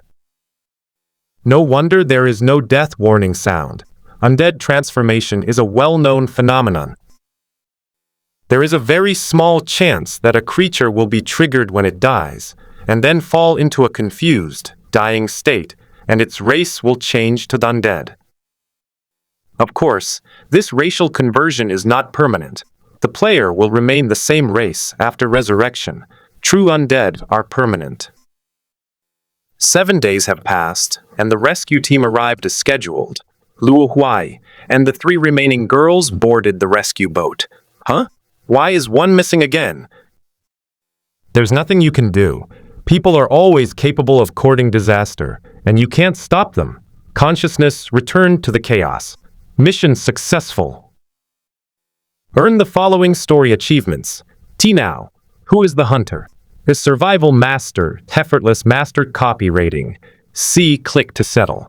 Eating. Reward received. Da clean drinking pitcher X1 E1 useful survival knife. This reward was rather perfunctory. Only now did Luo Huai realize how good the rewards from the first dungeon were. Back to the illusionary realm. Luo Huai, who emerged from the teleportation beam, looked up at the sky. The stars are shining brightly. It is nighttime.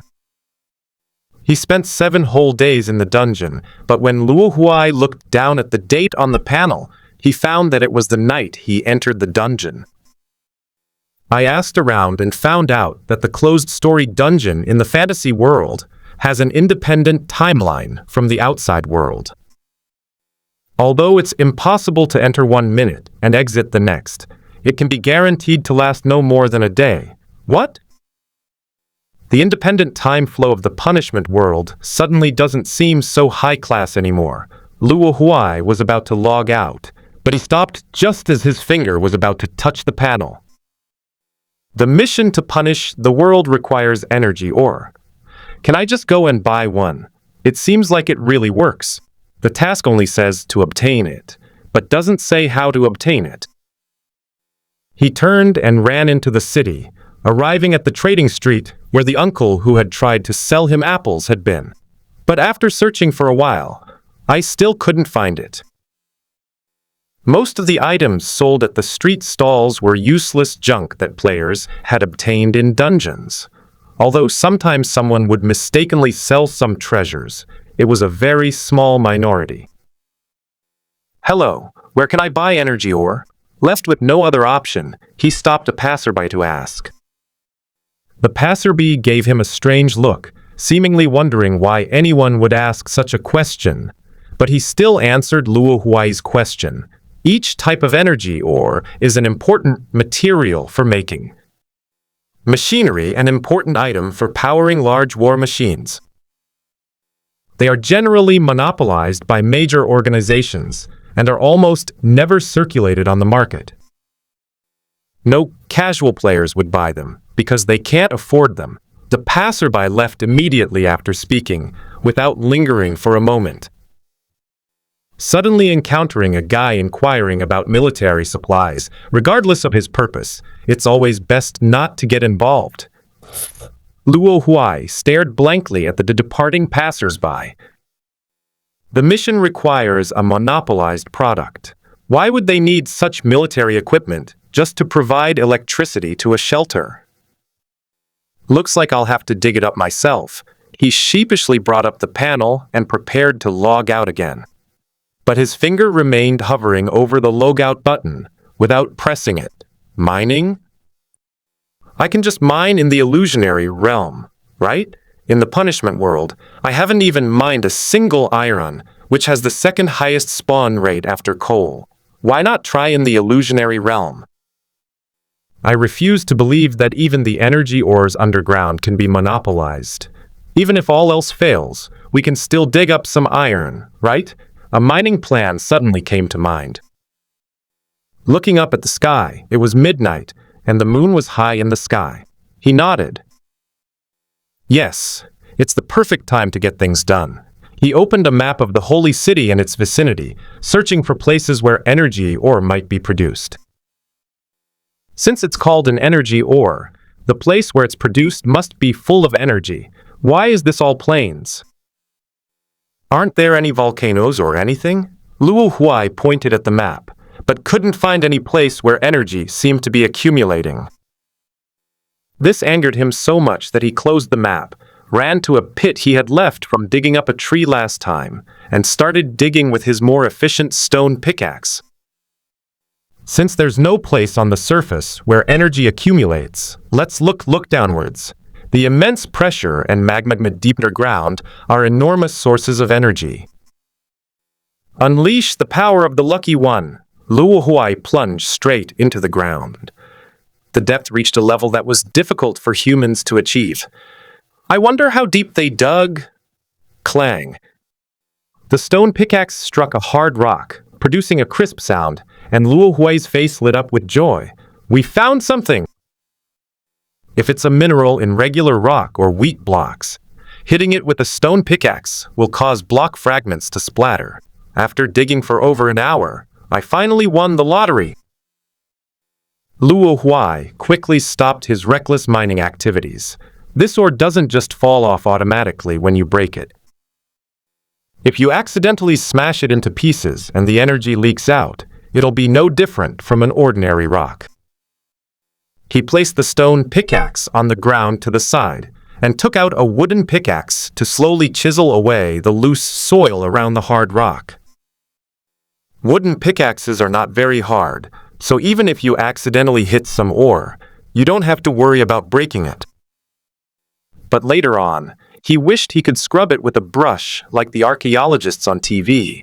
As the hard rock he was chiseling out grew larger, he realized he might have encountered something big.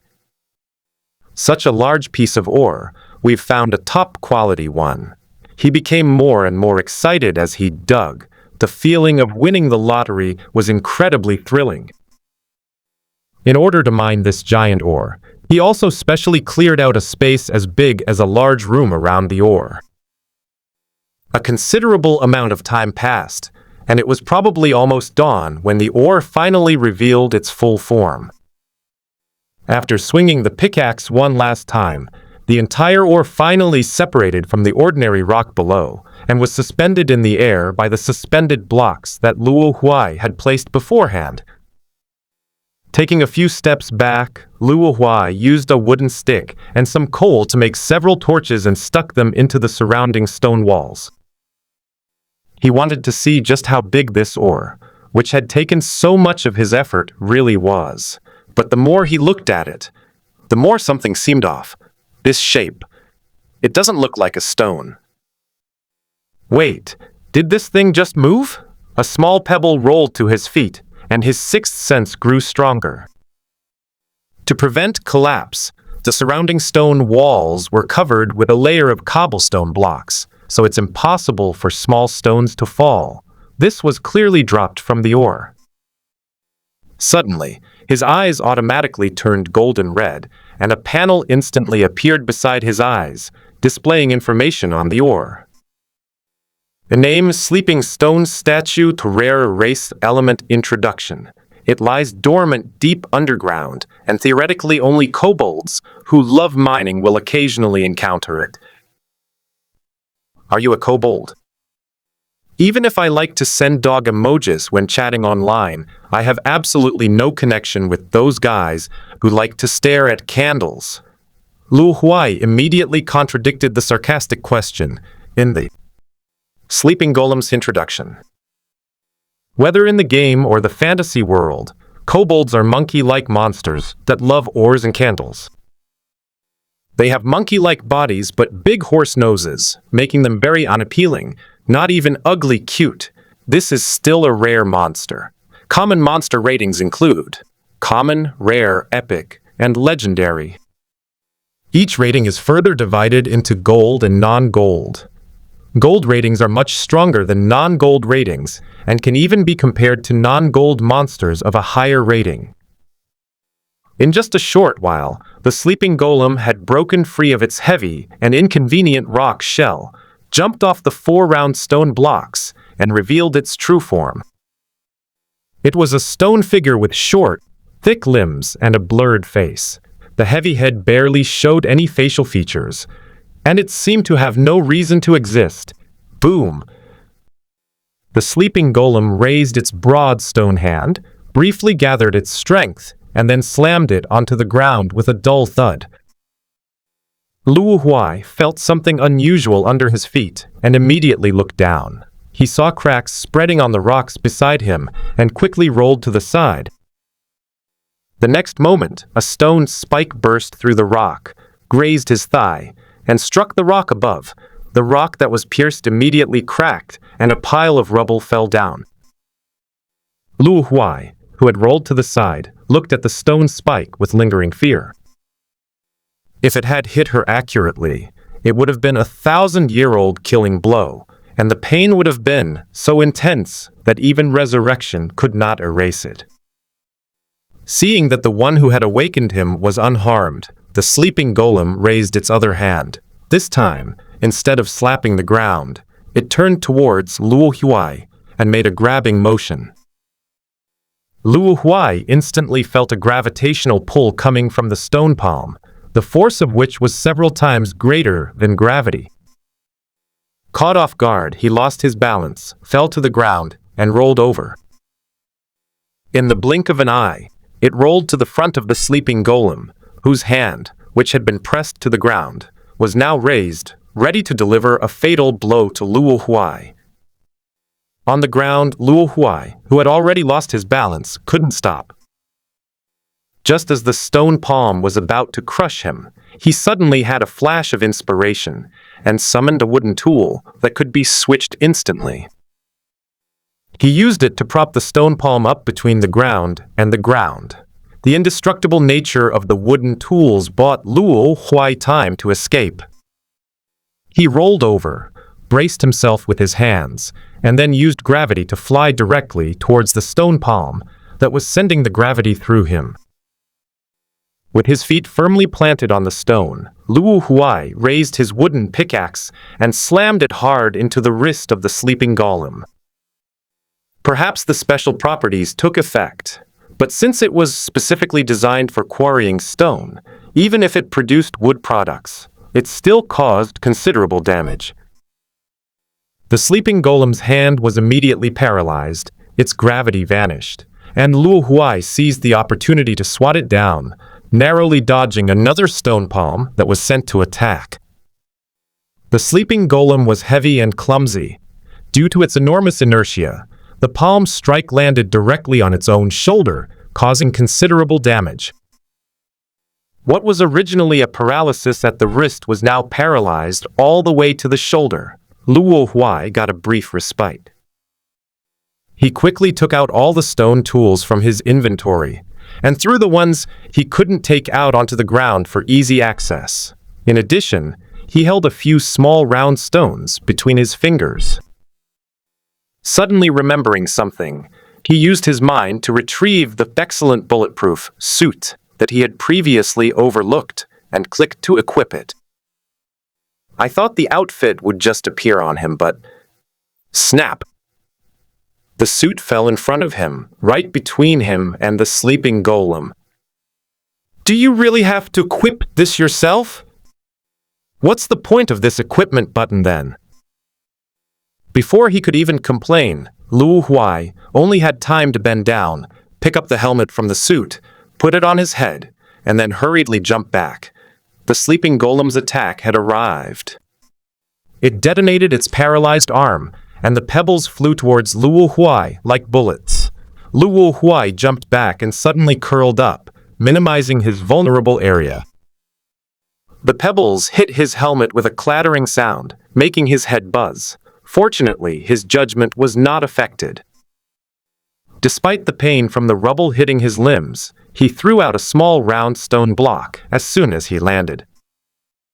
As soon as the small round stone block landed on the ground, it expanded into a large cube of 1 cubic meter, blocking Luo Huai's path and shielding him from the remaining attacks. That's right, why didn't I think of that before? Luo Huai, hiding behind the cobblestone block, suddenly realized that he actually had a very strong control ability. He grabbed 2 small round stone blocks with each hand, and then poked his head out from the edge of the round stone blocks in front of him. However, as soon as he reached out, he saw that the one-armed sleeping golem had already quietly walked up to him and was about to raise its hand to attack. Luo Huai reacted quickly, simultaneously throwing the 4 small round stone blocks in both hands at the base of the sleeping golem. "Eat my cliff-cut sword!" Luo Huai pretended to throw an uppercut. The 4 small cobblestone blocks, the bottom one is the first to touch the ground and instantly expands into a large block. The second one hits the expanded block and also instantly expands, and so on for the third and fourth. In an instant, a stone pillar, 1 cubic meter thick and 4 meters high, rose from the ground with an overwhelming and irresistible force. The slow-moving sleeping golem had no way to dodge and was hit on the top of the rock, its body pinned down and unable to move. Luo Huai walked over, looking at the skill he had come up with on the spur of the moment with satisfaction. The exposed stone arm of the sleeping golem continued to stubbornly strike the round stone beneath it. Upon closer inspection, Luo Huai found that it was indeed effective. A small crack had appeared on the surface of the round stone. This was not a special effect of the wheat block, but rather a result of natural damage. After all, the cobblestone is only of ordinary strength. Knowing he couldn't delay any longer, Luo Huai took out 3 cobblestone blocks and placed them under his feet, so he could attack the sleeping golem. He used his stone pickaxe to strike the joints, and in no time, the sleeping golem lost its limbs. After confirming several times that there was no longer any threat, he knocked off the 4th round stone that was supporting the sleeping golem's body. Moreover, because the round stone had already been cracked, he destroyed it with just a light tap. The sleeping golem's body suddenly lost its support and crashed onto the 3rd block. Its body, which had almost been shattered by the force of the impact, was completely split apart by the fall and rolled to the ground. Luo Huai returned to the ground, picked up a scattered torch, and held it up to the only intact head of the sleeping golem. "They should be dead by now, right? He deserves to die now." Before Luo Huai could finish speaking, a stone hit his foot, startling him. As I moved the torch over, I was surprised to find that the pebbles on the ground were being slowly drawn toward the head of the sleeping golem. "So it's not dead yet. Luo Huai exclaimed in amazement at the element's tenacious vitality. Then he grabbed a handful of cobblestone blocks and used them to firmly press down the nearby rubble.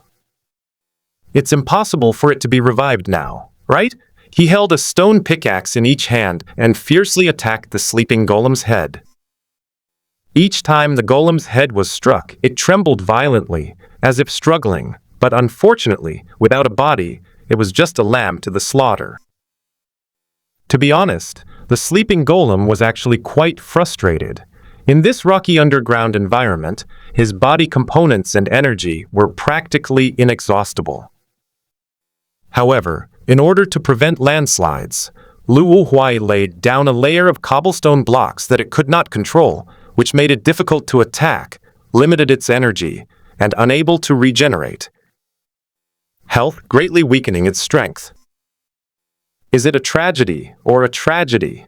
The final pickaxe. With one foot planted on the golem's head, Luo Huai delivered the fatal blow. The golem's head shattered, rendering it completely unable to revive. Huh? There's something here! Luo Huai found an oval, brownish-yellow crystal among the fragments of the golem's head. A name: Earth Element Core Gold Rare Introduction. This will be a very good energy core. This stuff is definitely more precious than energy ore. It goes without saying that the name sounds more prestigious.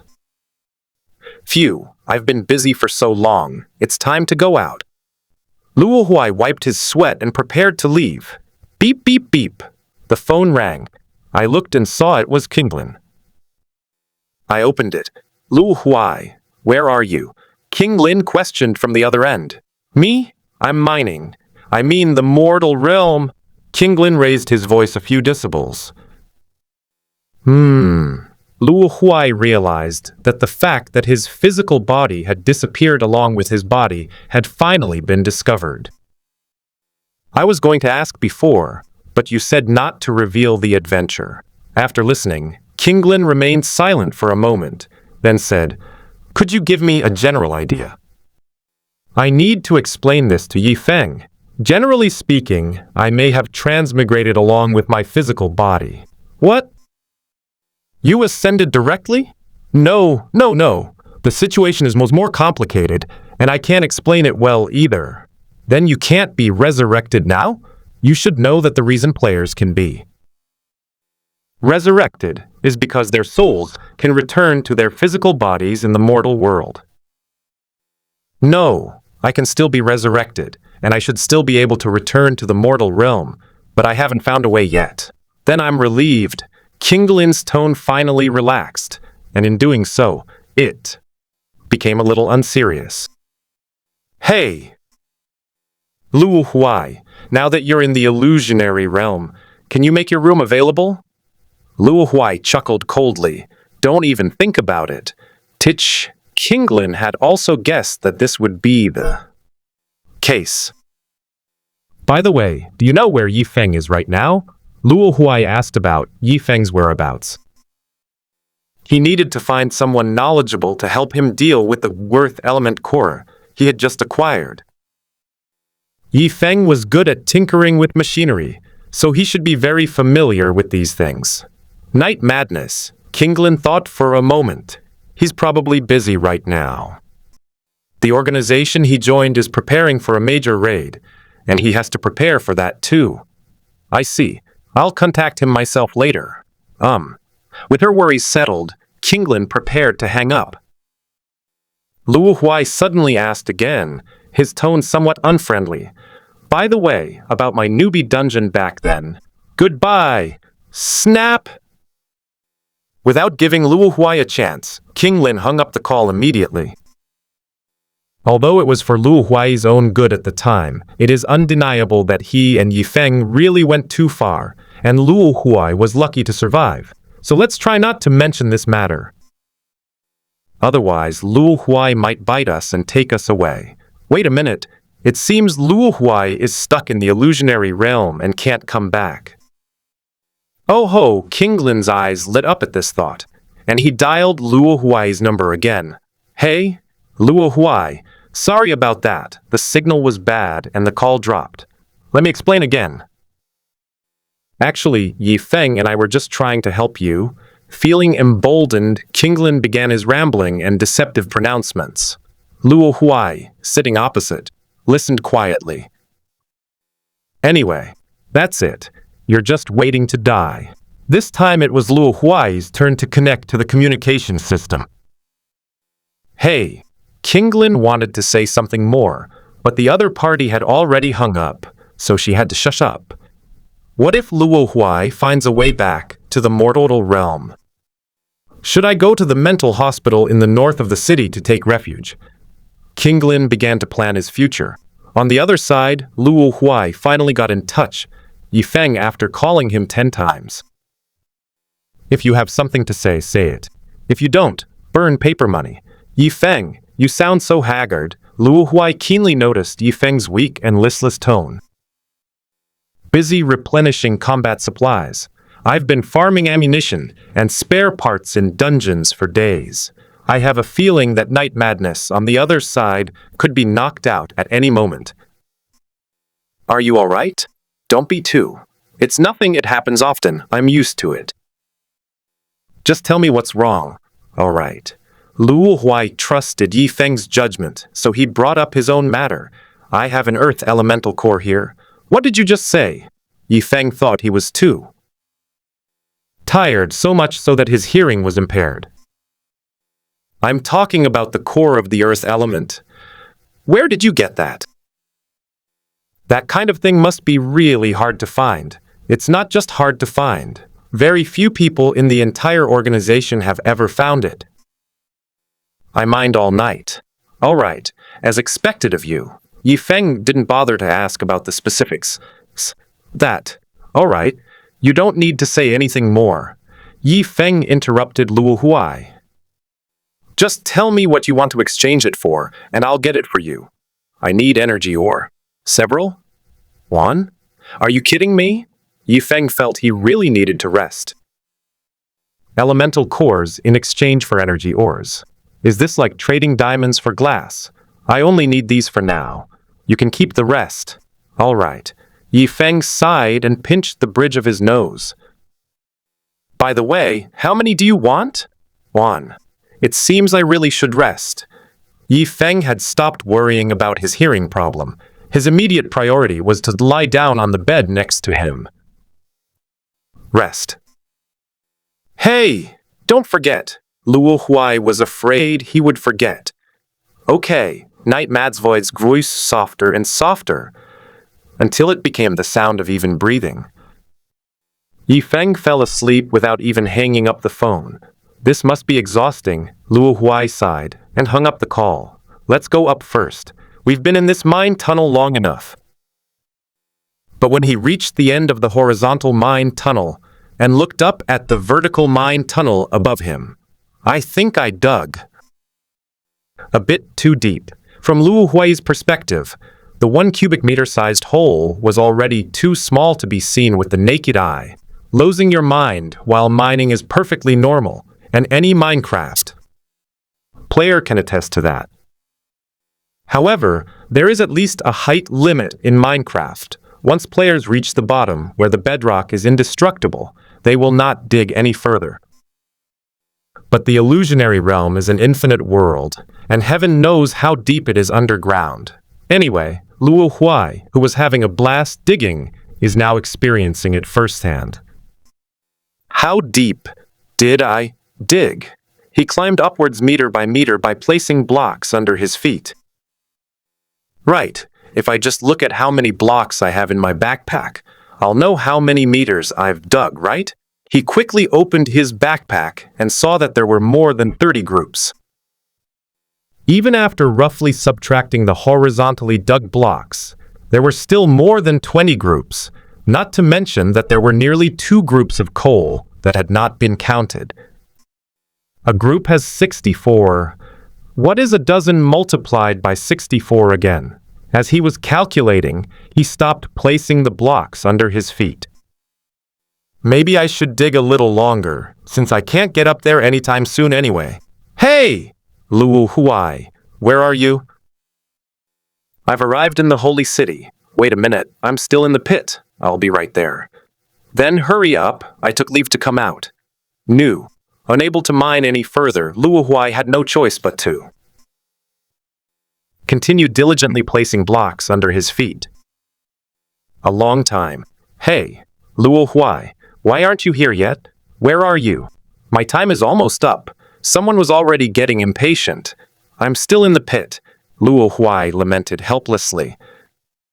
It wasn't that he wanted to stay trapped here forever. How much longer do you expect to last? It seems Yi Feng intends to wait a while longer, but some people couldn't wait any longer. Luo Huai heard someone urging Yi Feng anxiously. Xiao Feng, is your brother coming or not? We said we could only get leave if we had an elemental core. If we don't bring anything back, the team leader will say we're slacking off again. The voice sounded like that of a mature woman, with a hint of languor. Okay, why don't you go first? I'll catch up later. Yi Feng replied to the woman, then turned back to Luo Huai on the communicator and said, 10 minutes at most, hurry up. I happen to have some energy ore with me. I'll give it to you as soon as you get here.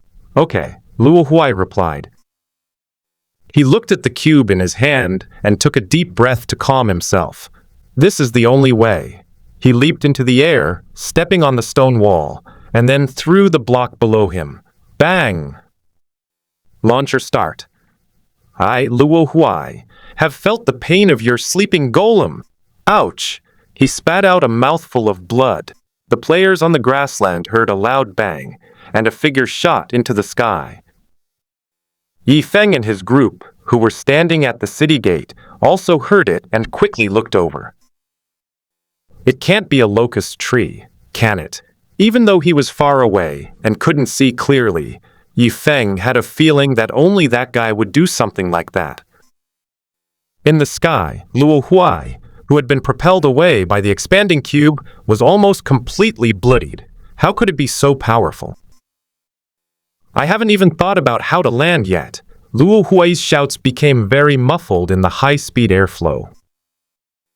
It's that guy, Luo Huai. After being brothers for over a decade, Yi Feng recognized Luo Huai immediately.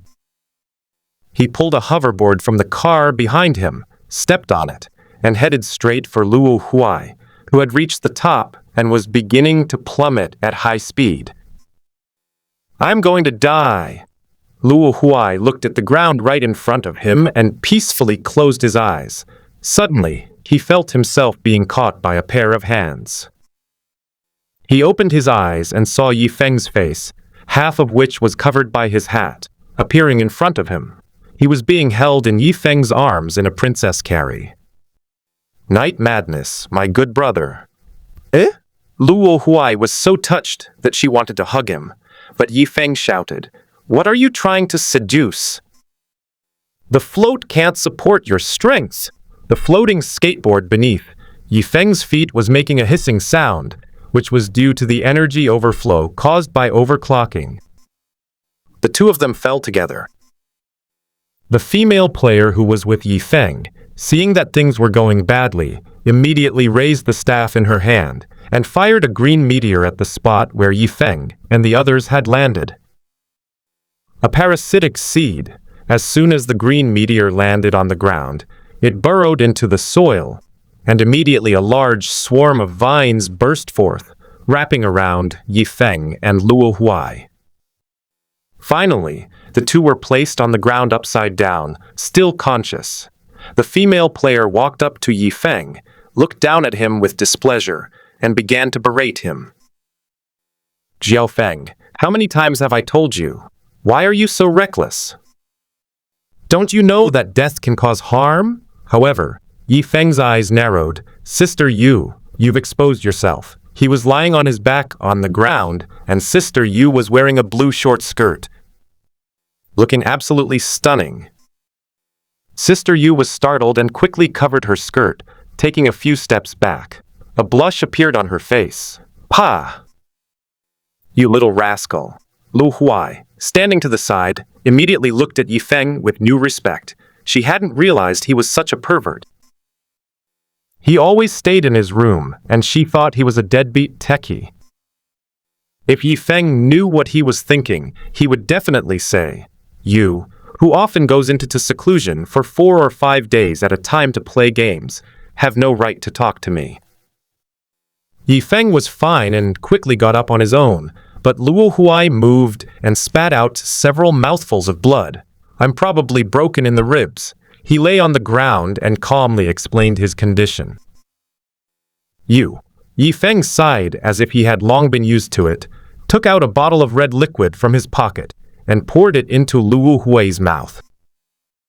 Little Feng, that's for the next dungeon. It's nothing. Yi Feng replied softly. Anyway, I won't need it much. Seeing Yi Feng's completely different demeanor, Sister Yu shut her mouth and quietly waited for him to feed all the healing medicine to Luo Huai. Whoosh! I'm fully recovered. After drinking the medicine, Luo Huai did a somersault, and was lively and energetic again. Are healing medicines really that effective? Sister Yu wondered, watching from the side. Unbeknownst to her, when Luo Huai drank the medicine, it automatically replenished his satiety level, and once his satiety level was full, he would automatically start to recover health. Yi Feng retrieved the empty medicine bottle, stood up, and then slapped Luo Huai across the face, who wasn't satisfied with just a set of stretching exercises and was trying to do a set of leg kicks. Where is the core of the elements? Oh, right, I almost forgot. Luo Huai took out the earth element core from his backpack, and Yi Feng and Sister Yu's eyes were immediately drawn to it. This quality is unprecedented. Yi Feng hurriedly asked Luo Huai, "Where did you find it?" Luo Huai pointed to the mine pit he had flown out of not far away. That pit is more than 300 meters down. Yes. Feng gasped, but he quickly calmed down. As expected of you, you did not disappoint me. After receiving the earth element core, Yi Feng took out 2 energy ores from his backpack and gave them to Luo Huai. He had originally planned to say goodbye, but after thinking for a moment, he pulled Luo Huai to Sister Yu's side and said, "Huai, let me introduce you. This is my partner in the guild, Rainy Morning, who is 2 years older than me. Hello." The rain-soaked Morning waved a slender hand in greeting. "Hello." Luo Huai smiled. "My younger brother has been well taken care of by you." Before he could finish speaking, Yi Feng's fist was already inches away. Ugh. Wow. It was as if the camera had been slowed down. Every detail of Yi Feng's fist hitting Luo Huai's face was so clear that Luo Huai was sent flying 5 meters away. Yi Feng decisively dealt a heavy blow to this guy, who wanted to take advantage of his seniority, even using his skills. "We were all picked up together, so who are you calling little brother?" "Yes." Luo Huai on the ground raised her hand tremblingly. "You'll dare to do it again next time. You brothers have such a good relationship." Sister Yu looked at this scene, sweat beading on her forehead, and gave a stiff compliment. "Jiao Feng, it's getting late. Let's hurry up and go." Yi Feng nodded and followed behind Sister Yu. "Why, I'm leaving now," he said to Luo Huai, who was lying on the ground. "Remember to keep my money safe." Luo Huai waved his hand as a gesture of respect, watching Yi Feng and his partner Sister Yu get into an off-road jeep and drive away in a cloud of dust. He suddenly realized that he didn't really understand his 2 life partners. In the years since you entered the illusionary realm, how many wonderful things have happened that I don't know about. Like someone left behind on a long journey, one can't help but feel a little lost. However, he wasn't without secrets, and his mood calmed down a bit. Let's see who has the most exciting story when we tell our stories at some point in the future. Log out. With a thought, Luo Huai clicked the logout button and returned to the world of punishment. A mission complete? A reward. Universal generator. Luo Huai placed the energy ore in front of the computer, but nothing changed. Then, this string of information appeared on the computer screen. Then all the electrical appliances in the shelter were turned on. The power button on the computer case also lit up slightly, indicating that it could be turned on. Press the button, and the display finally starts up, revealing a familiar dynamic desktop with screenshots of various game achievements. "We must have internet. We must have internet." Luo Huai stared nervously at the network signal indicator in the lower right corner of the screen, which showed that the network was loading, and muttered the high-speed mantra. Ding! The computer didn't disappoint him. The signal was full. It's truly a computer that's afraid of dying. No wonder it traveled through time with me. It can still connect to the internet even after crossing worlds. Luo Huai arranged the computer's main unit with satisfaction. Computer, Dude, please stop filming. I'm scared. With practiced ease, Luo Huai opened the webpage and entered the communication platform, searching for the information she wanted. Very good. The content updates are all connected to the mortal realm, but because the timeline is different, the updates are very slow. Having discovered this, Luo Huai became even more confident about his return to the mortal realm. Huh. How come there's a chat room here where we can actually communicate? Luo Huai suddenly discovered an unusual chat room where the members communicated without any lag. Punish the world LAN? Luo Huai glanced at the signal type displayed in the lower right corner of the chat box. It was scarlet. Luo Huai curiously clicked on the chat history. The driver who was wading through the water said, "I've been so bored lately, and no one's come to visit. I'm getting so restless, I'm starting to feel like I'm going to die. The flame demon who loves to take baths. Would you like to come visit me?" It was just ordinary, polite conversation, so Luo Huai continued reading. The crazy waiting driver said, "Speaking of which, why haven't I seen those thugs coming to bang on my door lately? They usually come every 3 days. I'm a little uneasy about them not coming anymore. Deep Whale Sea. I know. I just saw it the other day." Firebird went out and turned left and ran into Killer Crab, which only comes out of seclusion once a year. He got killed instantly and is still waiting for his resurrection cooldown. The driver, who was frantically treading water, said, "He's really unlucky. Deep Whale Sea. That Killer Crab guy will probably be able to do whatever he wants for the next 6 months, since he gains twice the stats of the targets he kills." Worried face, the crazy treading water guy said, "It doesn't matter, but the thought of not seeing that scoundrel for more than half a year makes me feel a little uncomfortable. I feel like my claws are itching." At this point, Luo Huai felt that the content was starting to look a bit strange, until he saw an old man sunbathing. "Do you know? A new guy came here, and I ran into him. He even stupidly hit me twice, and I flicked him both times to death." The taxi driver, frantically treading water, exclaimed, "We have a new guy here." Shocked, JJ, Deep Whale Sea, tell me quickly. "What type is it?" Extremely interested face. An old man sunbathing said, "He is very weak individually, but it seems that many mindless monsters will spawn around him. The Balrog who loves to bathe. That must be a natural disaster." Bored face. Deep Whale Sea. What a pity. They're not our type. This. Luo Huai slumped onto the bed, his mouth agape. "Grandpa Zombie, it's you. No wonder I haven't seen you during the day lately. You've been online all day." Joking aside, Luo Huai instantly realized that the people in this chat room were probably big shots from the punishment world, and most of them weren't human. Luo Huai scrolled down the information record, wanting to see how the big shots viewed him. He found the last piece of information. The taxi driver, frantically wading through the water. "Are there any newbies here? Come out and show your face." Huh? They seem quite friendly and kind. So, as if possessed, Luo Huai started typing on the keyboard. "Wood Demon, I'm a newbie here. Please take good care of me." Once the message was sent, the previously quiet chat room became lively again. The taxi driver, frantically treading water, exclaimed, "Look! A newbie's popping up. Butterfly.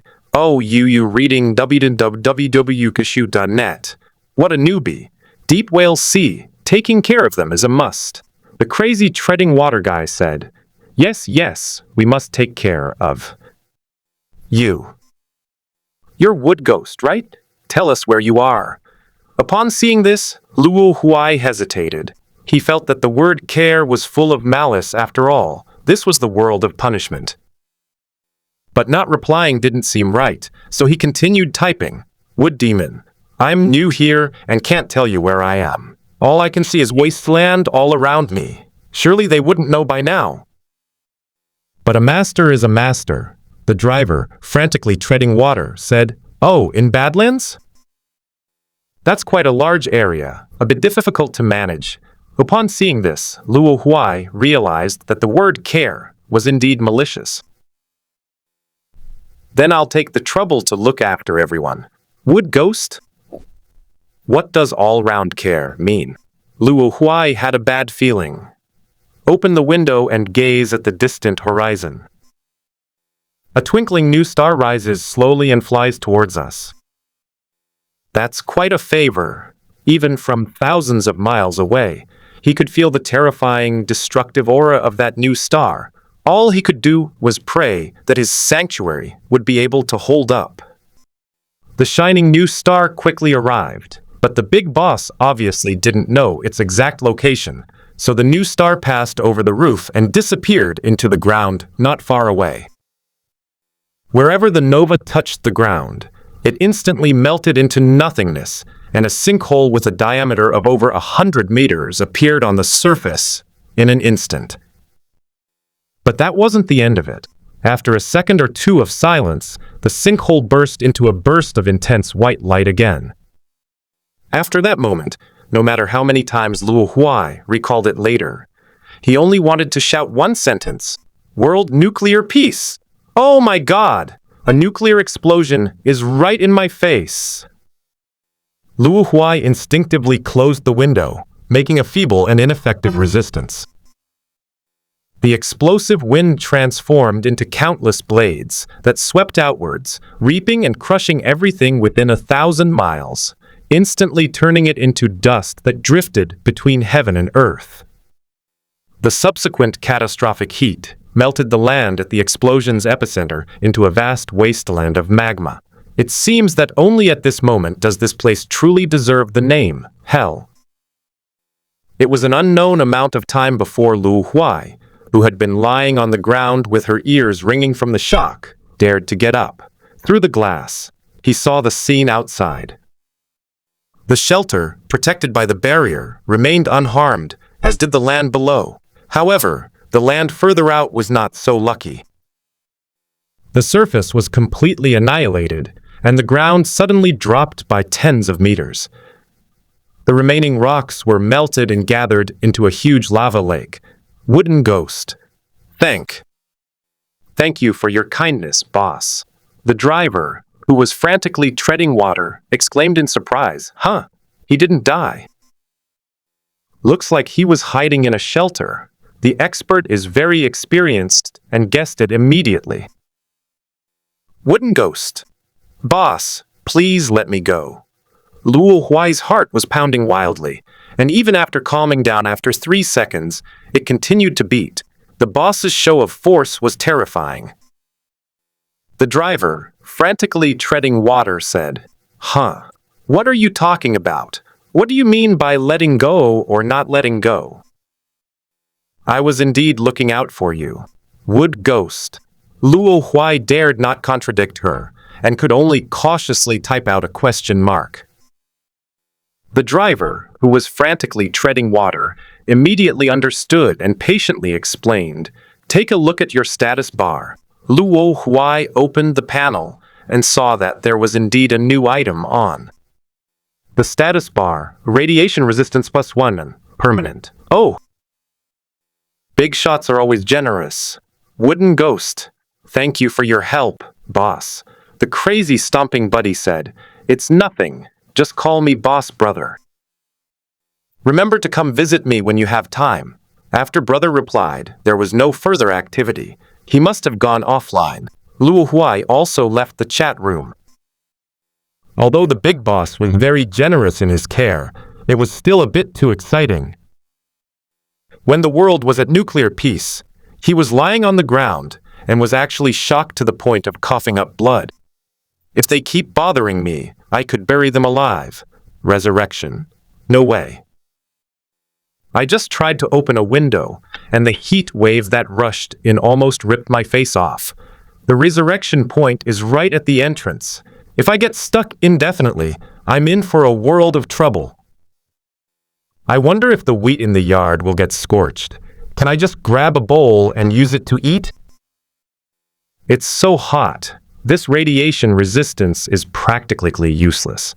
The sticky sweat soaked through my short-sleeved shirt, and the clothes were sticking to my back, which was very uncomfortable. The heat also brings dryness to the throat. No, I have to hide in the illusionary realm. Luo Huai lay down on the bed and closed his eyes. But the sweltering heat made it impossible for me to fall asleep. Sleeping won't work. I just want to play on the computer. He rolled off the bed and onto the computer, opening the largest online community website, Camp. Help! I'm at home. It's so hot, and there's no air conditioning. What should I do? This is what someone posted on a forum. Soon, some bored people started commenting, hiding in the refrigerator. Take off your clothes. Bury it. Smash yourself unconscious. In his desperation, Luo Huai actually started analyzing the feasibility of each option and finally chose one of them. He knocked himself unconscious and then swung the keyboard at his own head. Thump! Luo Huai collapsed onto the bed, unconscious. In the illusory realm, Luo Huai appeared on the grass in front of the city gate. This method really works. He fanned his face with his hand. It cools me down. The world of punishment is temporarily inaccessible. Even if the flow of time is unpredictable, it would still take 10 days to half a month for such a large lava lake to cool down. I don't want to run any dungeons right now. Maybe we should go for a walk instead. He strolled around the holy city and casually dialed Kinglin's number. Kinglin, do you know what the organization Yifeng joined is called? Why are you suddenly asking this? Nothing. I'm just curious how you two are doing, since you came in a few years before me. I see. The organization that Yifeng joined is called Crystal Heart. It's an organization that's mainly active in dungeon raiding. They often explore large, unexplored dungeons and are quite famous. Wow, he's doing pretty well. What's the name of that dungeon they're trying to conquer lately? It's called Bodymanized Battlefield. It's a pretty large team war instance, and there's a lot of interest in it in the camp. Why are you asking about this? Kinglin started by giving a proper introduction, but he immediately became curious as to why Luo Huai was asking this. You're not trying to freeload in the dungeon, are you? No offense, but your stats. The minimum requirement for a full Crystal Heart member is 2 C-rank characters. Core members must have all B rank, and they must be the chosen ones who can enter the illusionary realm ahead of time. Furthermore, the recommended entry stats for the demonized battlefield are all C rank or higher. You know that my value isn't displaying correctly, but that's how it is with all the organizations. Even if some focus more on strength and don't care much about numbers, there's still a limit. You know what I mean, Kinglin said helplessly. Okay, I was just asking around anyway. Luo Huai said nonchalantly, taking out a skewer of grilled fish to eat, and then asked Kinglin, what about you? Have you joined any organization? Me? Kinglin suddenly paused. Wandering the world, but I didn't join any stupid organizations. It's just, what is it?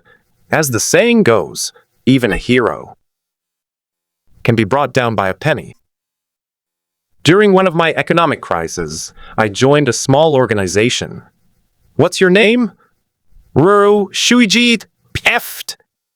Luo Huai spat out the whole grilled fish in his mouth in one breath. After wiping his mouth clean, he said incredulously, that guild with all female members. Ruru Shuiji is not a top-tier guild in terms of combat power, but like every online game, it is a guild whose members are predominantly female. This is why they became famous. to the point that Luo Huai had heard of the guild a few years before he entered the illusionary realm. As for the source, idols often come from this guild, and many authors use it as a model to write various wish-fulfillment novels, such as male protagonists who infiltrate female guilds. Kinglin only responded weakly after Luo Huai finished recounting the guild's comeback. Actually, you're the main character, aren't you? Luo Huai really wanted to say that. By the way, one more question. Who is that guy Yi Feng? A potential core member. Kinglin knew what he wanted to ask. As long as his stats improve, he'll be promoted to a full member. You know him. It's just a matter of time. Looks like I need to work harder. Keep it up. The communication ended and Luo Huai hung up. He didn't ask about Kinglin's situation. It wasn't that he forgot. Rather, he walked to the square in the city center, where several lists were erected. At the top of one of these lists, called the Newcomer Contribution List, were 4 large characters. Immortal Demon Youth. I really need to step up my game. With my current stats, even if I randomly select a dungeon, I'll only get a beginner dungeon, which is useless to me. Luo Huai thought to himself. Large-scale world dungeons have numerical thresholds, so the only way to improve is to go to the wilderness and explore the wilderness dungeons that may appear there. He planned to embark on a training journey that might take a long time. He acted on his idea immediately, and the first step was to acquire a world map of the known human territory, but he had no money. Boss, can I trade this for some grilled fish? In the adventure shop, Luo Huai held up a large bunch of grilled fish. The pixel style wouldn't be visible to the average person, nor would it trigger any special features, looking at the shop owner with hopeful eyes.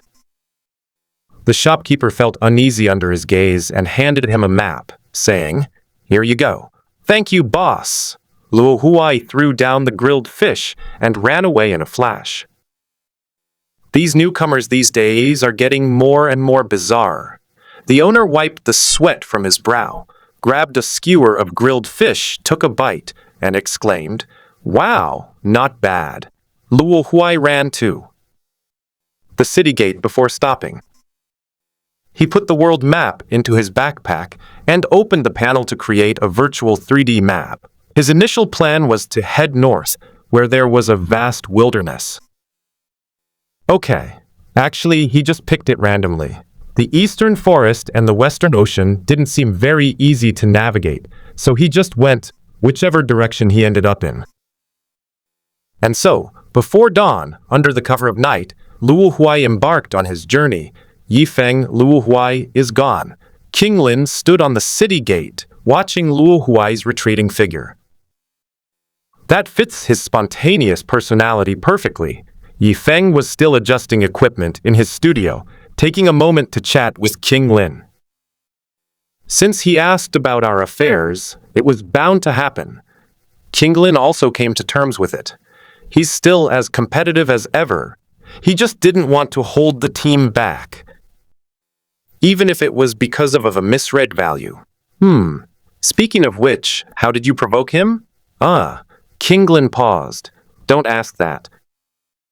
Speaking of which, hasn't your sister Yu been keeping an eye on you for a while now? What are you planning to do? Don't talk nonsense. What do you mean my sister Yu? We're just partners. Yi Feng hurriedly denied it. Little crazy. What did you just say? Came Sister Yu's voice from the other end, followed by the sound of a bunch of parts being knocked over. Kinglin wisely hung up the call, muttering to himself, I think Luo Huai was provoked by you. Time passed, and Luo Huai's departure lasted for more than 10 days. As the sky darkened, he stopped to rest by a small river. He had ventured deep into the wilderness, and there was no trace of any other players around him. One of the reasons he chose the north was that there were no other human cities in the north, which meant there were no safe zones, and the probability of encountering other players would be greatly reduced. With his game-like characteristics, he has no shortage of food and lodging. He can dig a pit underground, lay down a layer of wooden planks and blocks, seal the exit, and he will have a safe secret room, which is much better than a tent. He took out a fluffy sleeping bag from his backpack, which he had made from the pelt of a grizzly bear he had killed a few days earlier. Grizzly bears are just ordinary level monsters. Although their strength stat might be A, they don't have many skills and are not difficult to deal with. In fact, few ordinary monsters could cause trouble for Luo Huai in front of his cube. Lying in his sleeping bag, Luo Huai recalled the past few days. A long trek, crossing a great river, a life-or-death struggle with wild animals. Thinking back, even he himself felt something was wrong. Okay, actually it should be. Taking a leisurely stroll, sitting in a small wooden boat, and fishing leisurely on the river, getting hungry and just happened to encounter prey, quickly killing it, and then enjoying a barbecue feast. Holy crap! What am I doing? Luo Huai was startled awake from his sleep. Even though he wasn't sleepy at all, I came here to gain experience. But what's with this experience being even more comfortable than a vacation? If this continues, how will we ever get any snakeskin training? No! I'm going to create a tough environment for myself. Luo Huai suddenly jumped up, put away his sleeping bag, knocked away the torch, overturned the roasted meat placed to the side, knocked down the blocks placed around him, and tore up the world map. Wait, did something strange get mixed in at the end? Luo Huai stiffened his neck, looked down, and saw the world map in his hand, now in pieces. For a moment, he was terrified. Oh my God! I killed the world map! It's over, it's over, it's over. Luo Huai did a complete set of dejected forward bends on the ground. Now there's no way to go back, but there's always a way out. Suddenly, a familiar voice rang out. Bite? Huh. A mission can be triggered at a time like this? Luo Huai quickly looked up, and a string of scarlet words floated in his field of vision. Are the tasks for punishing the world really this random? The notification tone continued to sound. Trigger the event Lost Traveler Introduction. When you embark on your journey, have you ever thought that you might get lost? A blessing, your journey ahead will be filled with even more bizarre encounters. Requirement return to where you started. Reward. You will receive a growth opportunity. It wasn't even a mission, but an event. Looking at what lay before him, Luo Huai knew that his trials had begun. Is this some kind of punishment for the world making things too easy for me? And what's with this Hearthstone-style reward description? Oh, right. He also seems to have a hidden talent called the Gift of Miracles. Oh no, we're doomed. His sixth sense was growing stronger. Unconsciously, he took a half step back. This strange event happened very quickly. In an instant, waves surged up in the nearby stream. Is something about to come out? Luo Huai held the weapon and the cube in his hand, but after a while, the stream was just surging with waves, which was incongruous. But that was all. That's it? Luo Huai was about to express his disdain.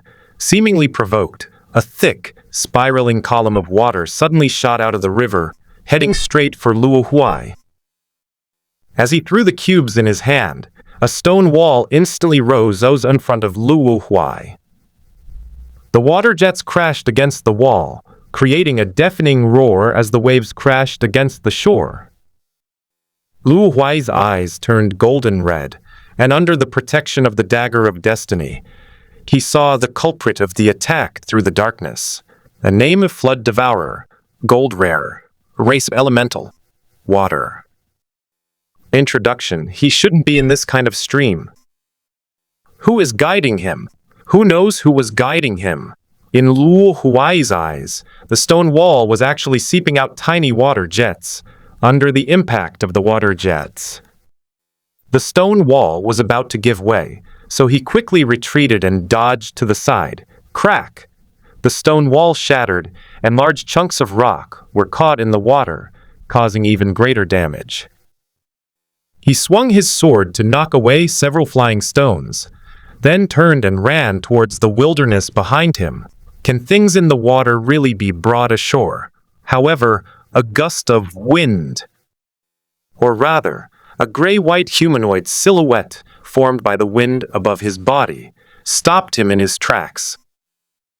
Name a roaring ripper, gold rare, race of element wind. Introduction. How dare you defy the raging wind? Now I understand why the word strange is always associated with disappearance. What exactly is a feng shui treasure land? Luo Huai leaned back tactically, dodging the rushing water, but still couldn't escape the onslaught of the wind. Go with the wind, you little bug. The roar filled the ears. A whirlwind barrier swept out from the roaring ripper, kicking up clouds of dust. There was no cover to hide in, but Luo Huai had a quick idea and instantly built a round stone wall with eaves. But before he could hide behind it, a gust of wind slammed into his face, pinning him firmly against the wall, unable to move. Force is not very effective against the elements of nature. The powerful wind pressure rippled across his face, making it almost impossible for him to breathe. However, he also discovered that the fixed cobblestone blocks could not be blown away, and the wind did not seem to have any destructive effect on the cobblestone blocks. That makes things easier. He slammed the small cube in his hand against his chest, and a large cube appeared, blocking the gale. He shrank into the gap between the two cubes, and no matter how fierce the wind raged, it couldn't disturb him at all. However, the roaring ripper was not without intelligence. His face, made of wind, was full of madness. With a sweep of its tornado-like hand, the gale instantly changed from a straight line to a horizontal one, and Luo Huai was blown out like dust in a corner, flying into the air. Troublesome guy. Gold-tier rare monsters are much more troublesome than white-tier rare monsters. The cubes were scattered into the air around Luo Huai, like flowers scattered by a fairy. With the dual protection of the vertical pupil mark and golden red eyes, his dynamic vision gradually began to deviate from the range of normal humans. Stepping on a small cube that had fallen to the ground, the cube immediately enlarged and became fixed in mid-air upon impact. He developed this method of placing blocks out of thin air a few days ago. He discovered that the conditions for placing blocks are not limited to the characteristics in the game. It seems that any slightly larger, rigid collision can trigger it. Based on this characteristic, he devised a powerful battle plan in his mind, one of which was to create footholds out of thin air. The only downside is that you have to be careful when moving at high speeds. The expanding block won't bounce off the object that triggered it. It will only expand in the other direction. But if the object crashes into it on its own, then you can't blame anyone else. The wind has subsided a lot here. Luo Huai deliberately waited until he was blown to the highest point before placing the square block down. Otherwise, he would only be blown up again after he stood firm. But this doesn't mean the crisis is over. Have you ever heard of a wind that can't fly? No. Seeing that its prey had not fallen as expected, the roaring ripper let out a roar unique to the gale, shrank its body into a cone-shaped whirlwind, and flew in like a cannonball just fired. Luo Huai quickly threw the small cube into the air to the side, then leaped up and stepped on the small cube. The cube behind her was shattered into pieces by the compressed wind bomb less than a second after she left. The attack failed, and the roaring ripper reverted to its original form, putting him and Luo Xing back on the same level.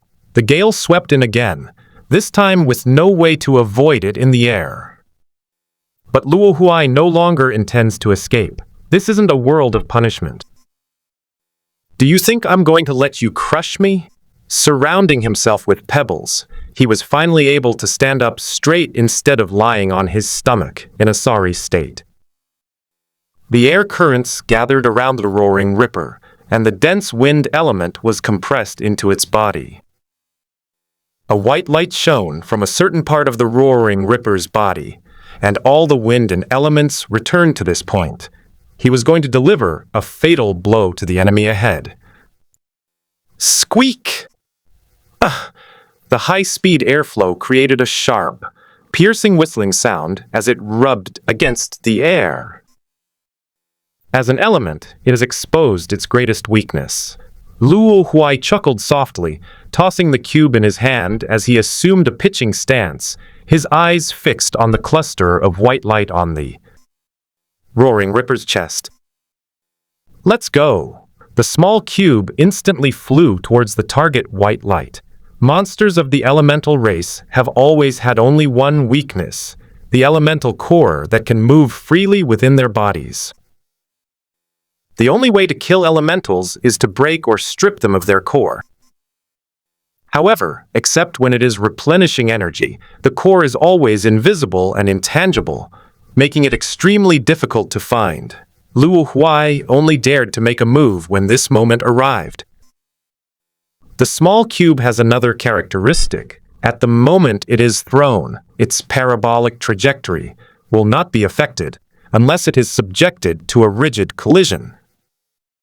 In other words, the small cube could penetrate the howling ripper's wind elemental body and ignore the raging energy attached to its core, directly striking the elemental core itself. He is now an elemental killer. Bang! Crack! The first sound was the sound of the expanding block hitting the rapidly spinning elemental core, and the second sound was the sound of the block being torn apart the instant the expansion ended. The core of the wind element is nothing short of a meat grinder. With the strength of the cobblestone, it would be lucky to last even a fraction of a second. But that was enough. All Luo Huai needed was that one attack when the block expanded. It was like taking a deep breath and preparing to exhale forcefully, only to be punched in the chest. The roaring ripper's entire body became unstable. The core inside the body was bounced by the block and shifted horizontally, almost popping out of the body and being peeled off. The massive amount of wind element, now freed from its attachment, raged within his body, crashing and thrashing about. The roaring ripper's body sometimes dispersed and sometimes coalesced, constantly switching between natural wind and human form. The gale is everywhere. The roar of the roaring ripper suddenly echoed in Luo Huai's mind, startling him.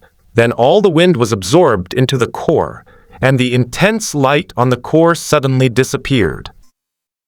A gentle breeze brushed against my face. Whether the roaring ripper had vanished or escaped, I had no way of knowing. One is gone, but there's still one left.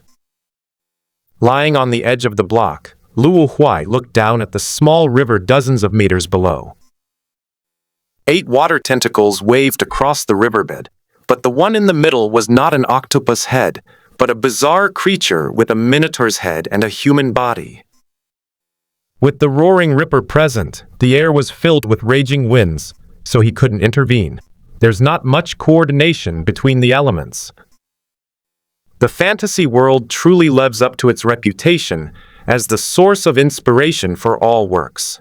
A familiar anime character popped into my mind. Pond. The flood-devouring creature opened its mouth wide and fired a water cannon. Luo Huai quickly sidestepped and jumped onto another platform. Boom! Water cannons are extremely powerful. Is this really made of water? The flood devourer fired several more shells, but he dodged them all in the same way. The height advantage was still obvious, and he took advantage of the gaps between the water cannon shots to jump a few more meters. The water cannon was almost no longer a threat, but it couldn't do much damage to the flood-swallowing creature either. Or should I just slip away? After all, the event only requires me to find my way back. Yeah, right. I'm outta here. But suddenly, a persistent, haunting voice rang out again. Gale! Hear my command! This time it came from below, and Luo Huai looked over. Why are you, a water elementalist, talking like an air elementalist? A white wind elemental core suddenly appeared, fell onto the head of the flood devourer, was caught in one hand, and slapped against its chest. The wind elemental core was swallowed up as soon as it touched the chest, and a vortex surged up, making the body of the flood devourer unstable. They really dare to ask for anything. Do they really think they can devour anything just because their name has devour in it? As expected, the body of the flood-swallowed creature exploded, sending a curtain of water flying everywhere. Dead, but in the next instant, the wind carried moisture, and a new prototype gradually took shape. Wait, this guy's fine! The blue water element and the white wind element intertwined, beating like a heart, and a new core was born. A blue and white woven net extends out. The blue slowly solidifies, a skeleton gradually takes shape, huge wings spread out, and white clings to it, making it complete. A cry of eagle suddenly rang out, and a giant eagle took flight, its pair of hooked claws gleaming coldly. The monster's information has been completely revamped. Anami Sky Devourer, Gold Rare, Erasa Elemental, Cloud. Introduction, you're kidding, aren't you? I can fly! With just a few flaps of its wings, the Sky Devourer easily swept past the height where Luo Huai was. The wind howled again, making his clothes flutter loudly. The Sky Devourer turned back, its wings folding together in front of its chest, then suddenly unfurling, unleashing countless water and wind blades. Seeing the even more powerful attack, Luo Huai decisively smashed the block beneath his feet, fell out of the cobblestone shelter, and landed on the ground. There's no home ground in the sky. The only way out is back on the ground. The round stone disappeared into the rain of blades. The Sky Devourer saw Luo Huai falling rapidly, flapped its wings backward, and swooped down, its sharp claws protruding from beneath it. Luo Huai immediately placed a cube in the air, stepped on it, and moved sideways to avoid the Sky Devourer's attack. The Sky Devourer's attack missed again, and in anger, it flapped its wings and slammed them onto the block placed by Luo Huai in an attempt to vent its frustration. However, what it thought would easily destroy the block resulted in its wings exploding. Luo Huai had no time to care what foolish things the enemy behind him was doing. He kept adjusting his direction by placing blocks. What he's about to do is something that Minecraft players are absolutely familiar with. Star Diving Cube. It's about jumping from a great height and landing on a tiny water block. The consequences. Of course, no harm will be done. That's right. He's going to use one of the most famous features of Minecraft, water drop upon landing. As long as I fall into the water, I'll be fine. The river in sight was getting closer and closer, but perhaps because the flood had taken away too much water, the riverbed was much narrower than before. It's really like a celebrity diving into the cube. Having pinpointed the target's landing point, Luo Huai made one last adjustment to his position. With the added force of gravity, the pressure he was experiencing was no less than that of being in the domain of the Roaring Ripper. Like a shooting star falling to earth, Luo Huai's figures struck the ground directly. He didn't jump into the river, but he jumped into the small puddle next to him. Ha-ha! Talking about celebrity diving at the water cube makes my heart race. Just before landing, Luo Huai flipped over and changed his upside-down position to head up and feet down. The moment his feet touched the puddle, he felt a force of rules protecting him. It was as if the kinetic energy had been removed. The force that should have crushed his bones felt like a small jump in place. The puddle at our feet only rippled slightly, without even spilling any water. Luo Huai couldn't help but boast and put his hands on his hips. From this moment forward, I am the one whose ashes have been scattered by gravity. The Sky Devourer seemed to be startled by this scene, but it didn't understand what gravity was. With a flap of its wings, 2 tornadoes with diameters of more than 10 meters roared in. The low shrubs along the riverbank were uprooted, and the ground looked as if a layer of skin had been peeled off. An attack of this size is merely a basic attack to the Sky Devourer. It's downright insane. Luo Huai remained calm as he watched the approaching tornado. He picked up his stone pickaxe and shovel and quickly dug a hole in the ground beneath his feet. I just thought about it, and it seems that the only safest place to deal with this kind of amphibious monster is underground. What, do you think you can tear up dozens of meters of land like Brother Boss? And as it turns out, those who use cheats have indeed gone to the world of punishment, and the Sky Devourer had no way to deal with Luo Huai, who had burrowed dozens of meters underground. Although it also tried filling the cave with water to see if it could flood the Luo Huai tree, but for Luo Huai, it was just a matter of that square block blocking the way. Since there was no way to return to the surface, Luo Huai simply resumed the mining he hadn't fully enjoyed last time. As he mined, he pondered how he could return to the holy city. You can't give me a goal that I can't achieve, can you? As soon as Luo Huai finished speaking, a sense of insecurity welled up in his heart. It's not impossible, otherwise why would the punishment world have a resurrection function? Especially with a fully recovered physical body, except for being hungry.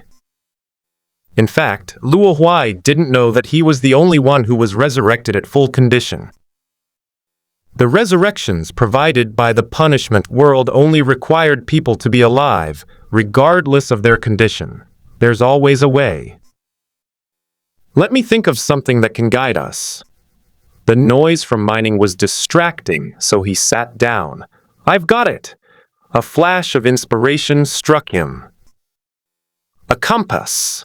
The compass here is not an ordinary compass, but a compass in the game, whose pointer can point to the player's spawn point.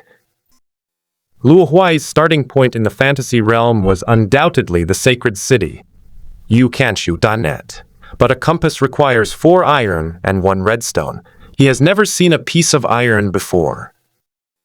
If he hadn't known he couldn't, he would have liked to tap the metal on the city gate a few times to see if any iron ingots would fall off. God, I'd trade 10 years of my life for an iron ore vein, Luo Huai said casually, almost as a joke. Then he struck the stone pickaxe against the rocks and soil in front of him. Clang! Beneath the loose gravel lies a block speckled with brown spots. Luo Huai. After a brief silence, he knelt down with unprecedented speed, clasping his hands together and raising them above his head. Good heavens! I was just kidding. Please don't take it seriously! God, it's too late. Ding! Life expectancy 10. Luo Huai seemed to hear a notification sound, which was much more painful than having money deducted from his card. I thought that was the end of it, and I could just have a laugh at myself. But then he actually heard a notification tone. Ding! Your lifespan balance 10. What? Oh my God! 1,000 waves surged through my mind in an instant. What the hell? The world seemed to darken, and Luo Huai's eyes became empty. My lifespan is 10 years. Tell me, this is just a joke, right?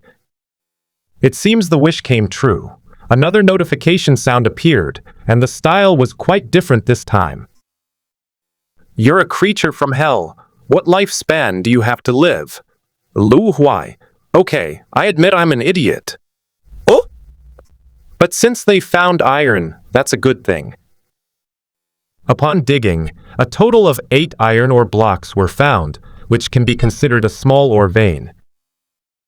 Luo Huai took out the furnace from his backpack, put the mined iron ore into it to smelt, and then put a piece of coal into the fuel port below. The furnace automatically ignited a blazing fire, and the flames reflected on my face, yet I couldn't feel any heat at all. It was quite magical. Turning around, he continued mining forward, leaving the old iron scraps here to burn. After all, no one would steal them from this godforsaken place.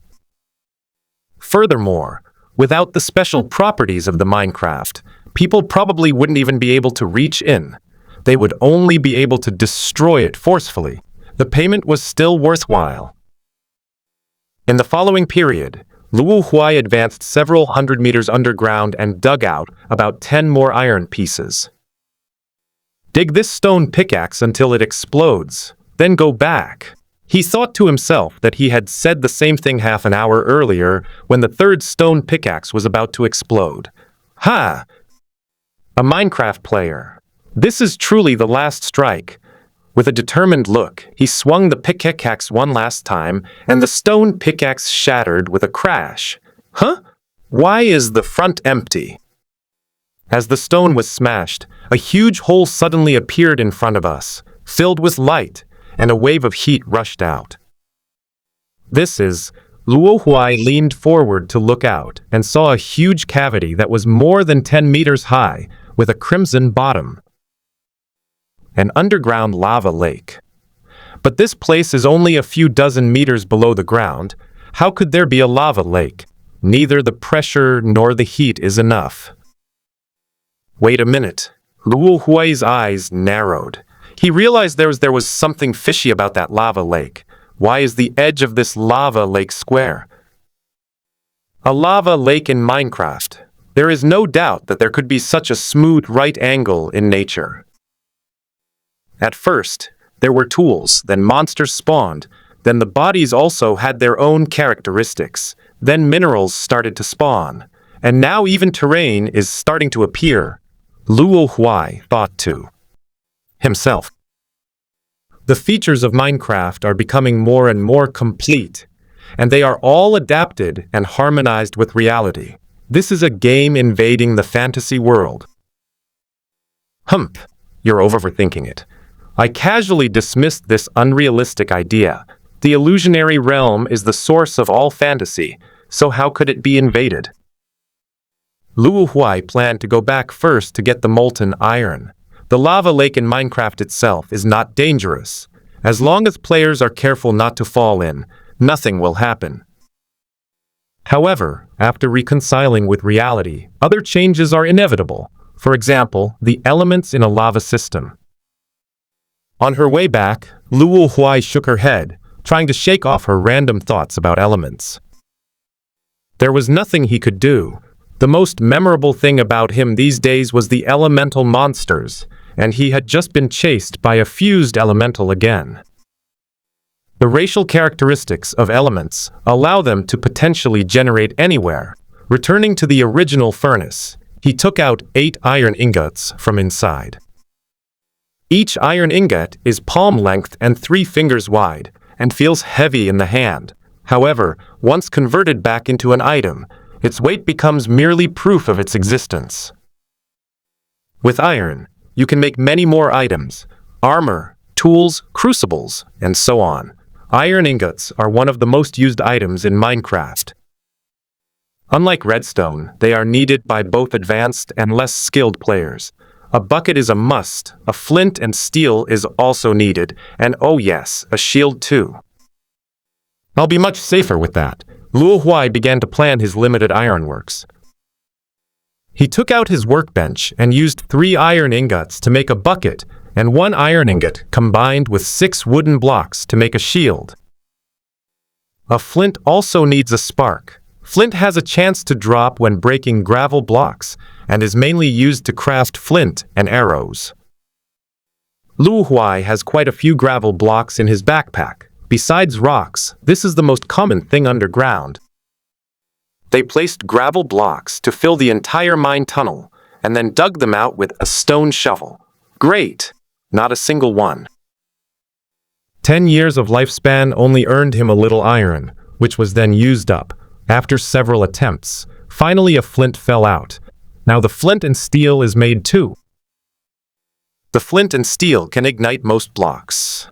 The flame will go out after a while, and the duration depends on the material of the block being ignited. It is said that the hell rock in hell will burn forever as long as it is not actively extinguished. After making the three-piece set, Luo Huai waited in the same spot for a while.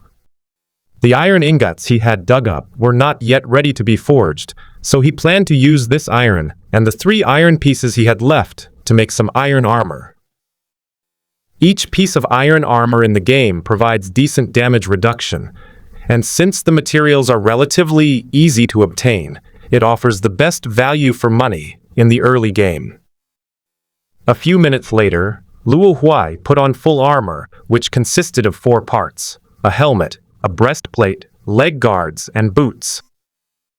In the game, the square armor has been replaced by a light armor that fits snugly against the body, with protection at the joints and elbows, leaving no part of the body exposed. The chest and shoulder armor are covered with fantastical patterns, making it look like a knight in a chivalrous novel. The helmet covers the entire head, leaving only gaps for ventilation in the eyes, mouth, and nose. From the outside, the prismatic eye sockets are completely dark, and the pupils are not visible. There is a chin guard covering the lower half of the face, around the mouth and nose. The overall tone is close to silver white, just slightly darker. Luo Huai gently tapped the armor on his chest, producing a crisp clanking sound. It looked thin, but it was actually incredibly tough. Before its durability was exhausted, its surface wouldn't even have a scratch. Ah, this overwhelming sense of security. Luo Huai silently thought to himself to take it off, and the armor automatically retracted into his backpack. When he wanted to put it back on, he only needed to focus his mind on it, and the armor would reappear on his body. Moreover, their vision and movements were not affected in the slightest, as if they were not wearing any clothes. In comparison, that bulletproof suit, utterly pathetic. Perhaps it was a coincidence, but after finishing this set of armor, the iron ingots were used up. After packing up his tools, Luo Huai put on his armor and headed towards the lava lake. Hiss! Luo Huai realized he had made a mistake. Can anyone tell me the difference between wearing an iron shell and getting close to lava and actually roasting yourself in a pot? The armor was put back into his backpack, and Luo Huai went into battle again in his original gear. His purpose in coming to the lava lake was simply to collect lava. The magma in the wheat block also contains many properties and has many uses. Enduring the scorching heat, I took out an empty bucket and held it out. This would have melted if it were a normal iron bucket, but the one Luo Huai has special properties. Clang! A 1 cubic meter gap appeared out of nowhere at the corner of the lava lake, but it was quickly submerged by the surrounding lava. The iron bucket in Luo Huai's hand was now filled with crimson magma. He retrieved it as an item, and the bucket became a magma bucket. 1 bucket at most, let's leave it at that for now. Having achieved his goal, Luo Huai began to retreat, but instead of leaving, he directly opened another mine tunnel on the same level as the lava lake. He still doesn't plan to go back to the ground. The reason he's digging at this height is because, in the game, the lava lake level has another name, the diamond layer. As the name suggests, this altitude produces the highest concentration of diamonds. In the pitch-black mine tunnel, scattered torches provided the only light, and a man let out a sickly laugh. We can barely even mine iron. How dare I dream of diamonds?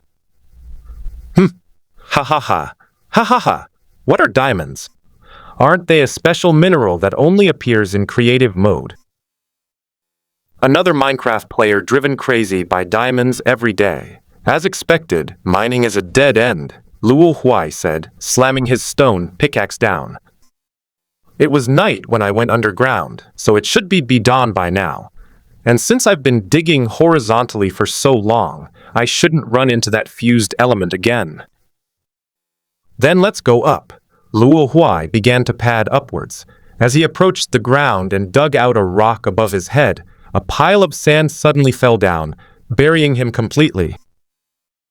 He quickly took out a stone shovel, swung it around wildly, and the sand turned into sand cubes that were then collected into his backpack. But once one pile of sand is dug up, another pile appears endlessly. What's going on? Why is there so much sand on my head? If it weren't for the high efficiency of shovel-shaped tools in digging up objects like sand, Luo Huai would probably not have escaped this fate. Finally, Luo Huai climbed to the ground. When he stuck his head out of the pit, he instinctively wanted to open his mouth and take a deep breath to let the fresh air cleanse his lungs. Cough! Cough. However, what gets into your mouth faster than air is the flying yellow sand, which is plentiful and filling. Is this a desert? Seriously? I only dug a few kilometers in one night at most, and you're telling me I went from a wasteland to a desert. Please, this is from a different biota. It's one thing in a game, but not here. It spans an entire biome, which would take several months even on the surface, right? Suddenly, Luo Huai thought of something. So that's what lost traveler means. Anyone would get lost here. If Luo Huai could previously determine direction by observing the stars, the moon, and the sun, now he's truly at a loss. After standing there for a while, the wind stopped, and the sand finally stopped slapping my face. Food is plentiful right now. There are still some cooked fish and cooked salmon left. We harvested a lot of wheat from the wheat fields twice. 3 wheat can be made into 1 loaf of bread. We have about half a loaf, or about 30 loaves, which should last us for a while. Luo Huai walked through the desert. He originally wanted to go back and see if he could follow the mine tunnel back to the place where he encountered the elemental creatures, but when he looked at the pit at his feet, he found that it was already a patch of yellow sand. If he was merely buried by sand, it wouldn't have been possible for him to emerge so quickly. Moreover, he dug out all the sand that had poured in before he came out, which clearly means that even the pit had disappeared. The phrase, lost traveler, is now a perfect description of him. The only problem now is water. The dryness in his throat is a reminder that he needs to drink. The mine tunnels are dark and not particularly dry, which you can ignore, but not here. The only bucket is filled with lava. Want a sip? Forget it, the lava is too powerful. Pulling out the armor from the backpack yielded an unexpected effect. The helmet seemed to filter out sand and dust from the air, which might also be a manifestation of its ability to withstand attacks. Luo Huai spent the entire day walking in the desert, trying his best to head south based on his intuition. But all that could be seen was yellow sand, and there was nothing to serve as a beacon. The desert nights are cold, and when the stars appear, the temperature drops to freezing. Luo Huai built a 3-block, 3-meter, high block wall and then used coal, sticks, and logs to make a campfire to warm himself up. The downside of the armor is that it's hard to keep warm. Luo Huai thought he should get himself a set of leather armor when he got back, as that would be much more comfortable. But that was all after we got back. Oh dear. How am I going to find my way back? Luo Huai stretched and lay down, looking at the stars in the sky. Stargazing.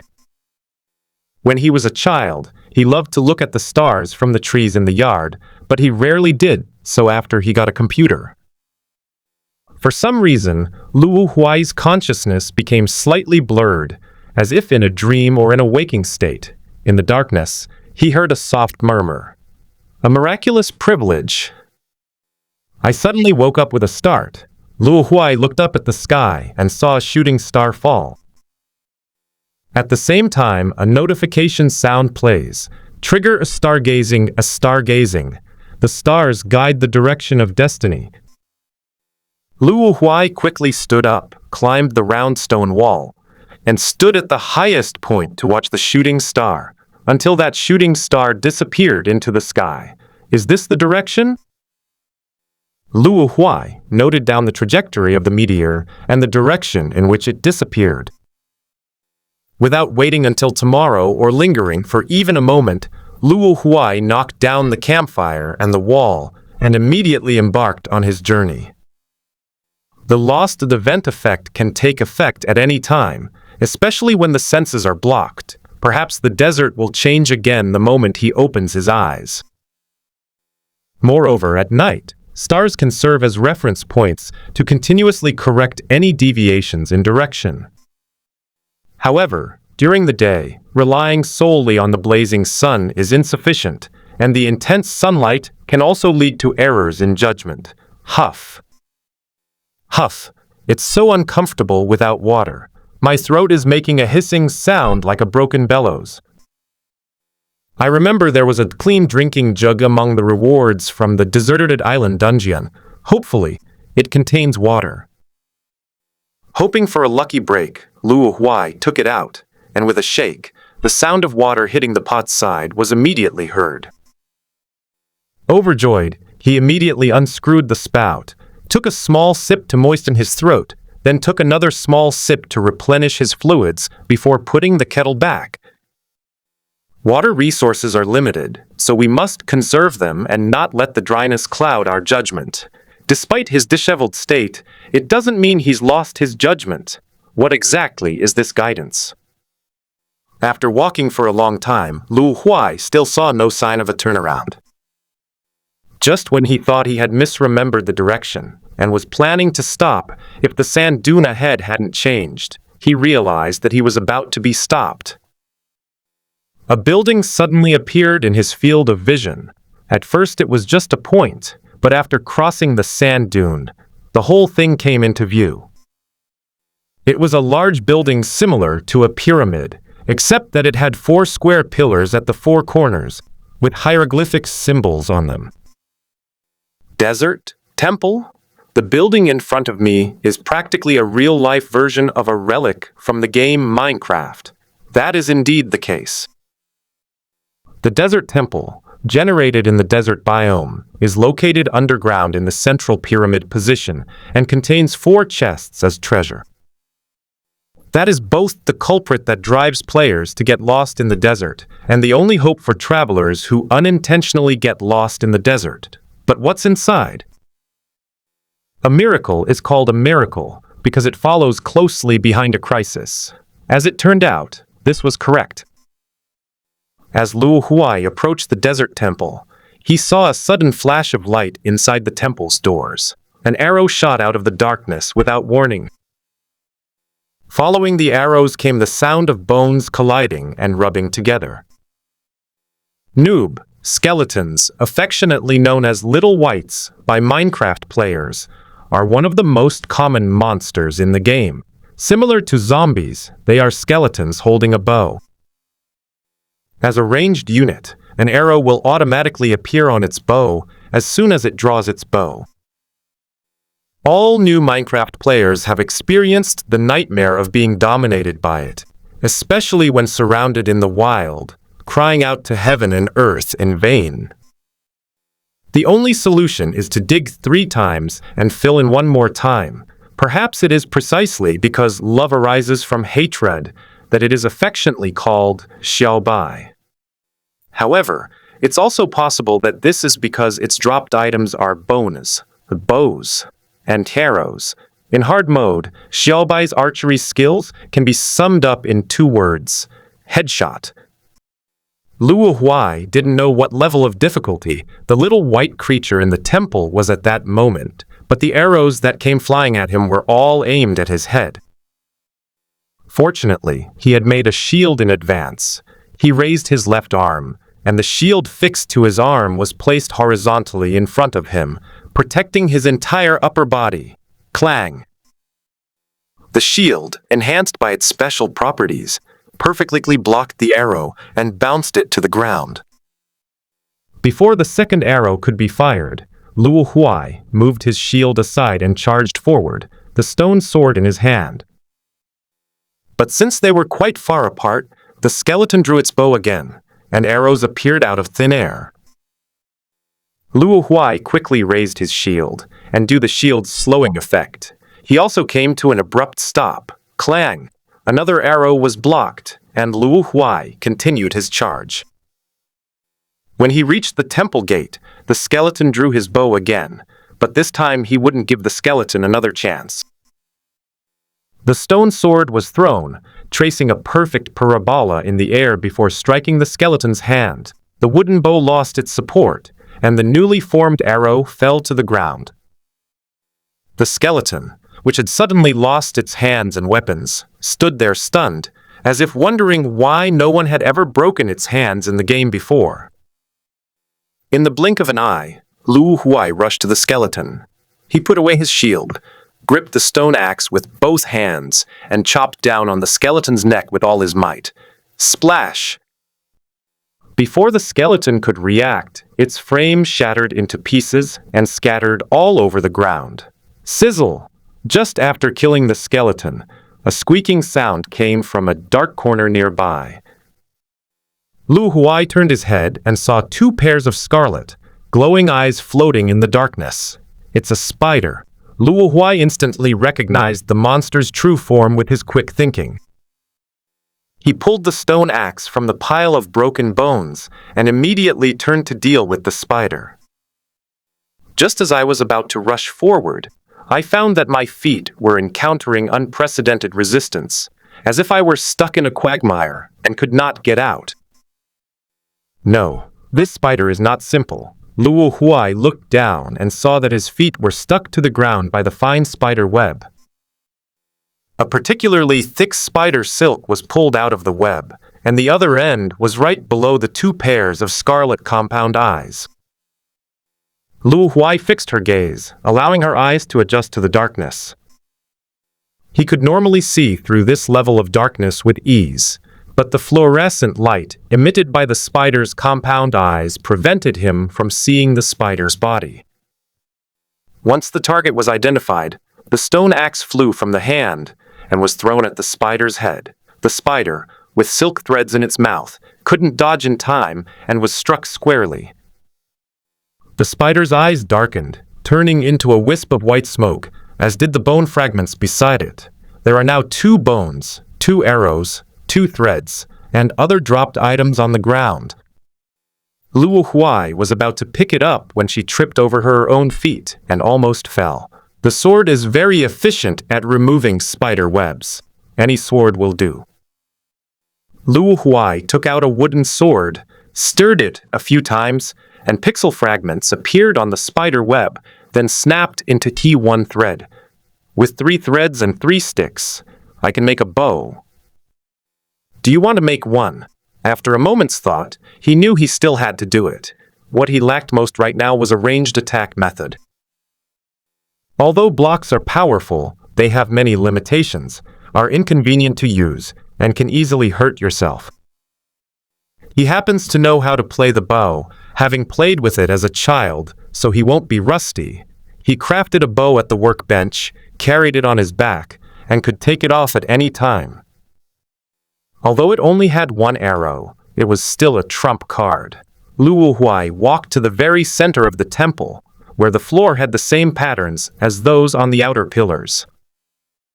If I remember correctly, there is a hollow space below, with a nearly 20-meter-long sinkhole. At the bottom of the hollow, each of the 4 walls has a box containing items embedded in it. I knocked off a block from the edge of the totem with a stone pickaxe, and sure enough, what lay underneath wasn't sand or gravel. He threw a torch down, and the fleeting light illuminated the scene inside the cave. There were no monsters. It was safe. Luo Huai placed blocks along the stone wall and gradually built a spiral staircase to go down inside. The reason for such caution is that, in addition to the 4 boxes at the bottom of the cavity, there is actually a pressure plate in the middle. If anything falls on it, it will be detected and trigger some deadly mechanism. 9 TNT bombs. He absolutely cannot withstand such an explosion now, and once it explodes, the contents of the box will most likely be destroyed. No matter how you calculate it, it's a loss. Besides, TNT is a great thing. It's very useful for both escaping predicaments and exploring adventures. Upon reaching the bottom, Luo Huai's first action was to dig open the floor, collect the 9 TNTs into his backpack, and then open the box. As it turned out, the first box was not satisfactory. It only contained some bones and rotten flesh. The second one, huh? There are watermelon seeds. We can eat watermelons now. But without leaving the desert, all of this is just wishful thinking. The third one, wow! There's an emerald. A new mineral, and its raw ore is even rarer than diamonds. But it's just rare. Emeralds are currently completely useless. No matter how good the items they can be synthesized into or how crucial their uses are, they are meaningless if they can't be used. There was only one left. Luo Huai felt a little uneasy. The items in the first 3 boxes could not help him get out of the desert. At most, they could only help him survive for a few more days. Guide the promised miracle. Luo Huai prayed before opening the box. Squeak! The lid of the box was pushed open. Oh no! At first glance, there were only 1 or 2 items inside. Huh? This is a compass. It can't be such a coincidence. A round base with only a thin red pointer in the center. That's a miracle. What you need comes to you. After taking the contents of the box, Luo Huai also dug out the box itself, fully demonstrating his good habit of not wasting anything. We also need to take away those wool blocks used for making totems in the temple. Having left the desert temple, which was now completely open on all sides, Luo Huai, carrying a compass, continued on his way home. But Luo Huai immediately noticed a problem. Huh? Why is the pointer constantly changing position? The compass needle should theoretically always point to one point, the birth point, unless Luo Huai thought of a possibility. I'm not actually in the main world right now. I'm actually in a dungeon that's full of desert. Walking in the desert, Luo Huai muttered to himself the fact he had just thought of a few minutes earlier. If that's the case, then it's very troublesome, meaning he can't get back using the compass. There are no dungeon quests. This should be an exploration-type dungeon. To escape this instance, Luo Huai must find and obtain its most precious treasure. That's the rule. But Luo Huai frowned. For players with a specific purpose, entering and exiting these instances is not difficult. Some even have an easy time coming and going as they please, because they know what they are looking for. This is why Luo Huai frowned. He had no idea what he needed to find. The direction and purpose are completely unknown. Wait, direction. The echo of the meteor flashed through his mind. Luo Huai looked ahead. Maybe the desert temple wasn't the end point at all. It just happened to appear in this direction. Luo Huai's steps became firm again. As long as he keeps walking, there will always be a way out. That's the only thing he can believe now. As I walked, it was still an endless sea of sand. The monotonous sand dunes, surging with the scorching wind, give one the illusion of standing still. Luo Huai had already taken off his armor. After walking for an unknown amount of time, the only thing Luo Huai was certain of was that no monsters would spawn here. The 2 in the desert temple must be a problem with the building itself. Why do I always encounter these kinds of endurance-testing dungeons? Luo Huai complained about his situation. But this time there's no sea, only sand, so we can't catch fish, and food is limited. That doesn't make sense. Why not just kill monsters? In the desert biome of Minecraft, a creature called a rabbit will spawn. Bunnies are so cute, why? But I just want to eat them right now.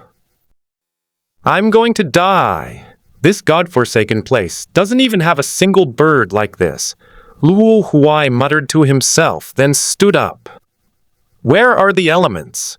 Aren't we supposed to be connected? Why don't you show up a few? Whoosh, a gust of wind swept by, and nothing happened.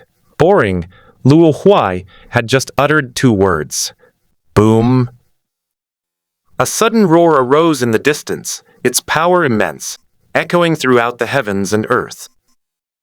Luo Huai, who was climbing a sand dune, couldn't see what was happening ahead, but he still stubbornly chose to go up and see.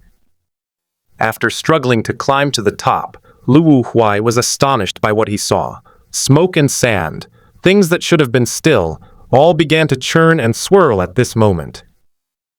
Yellow sand filled the sky, obscuring the sun and darkening the world. Sandstorm? Luo Huai shouted, but his voice was quickly drowned out.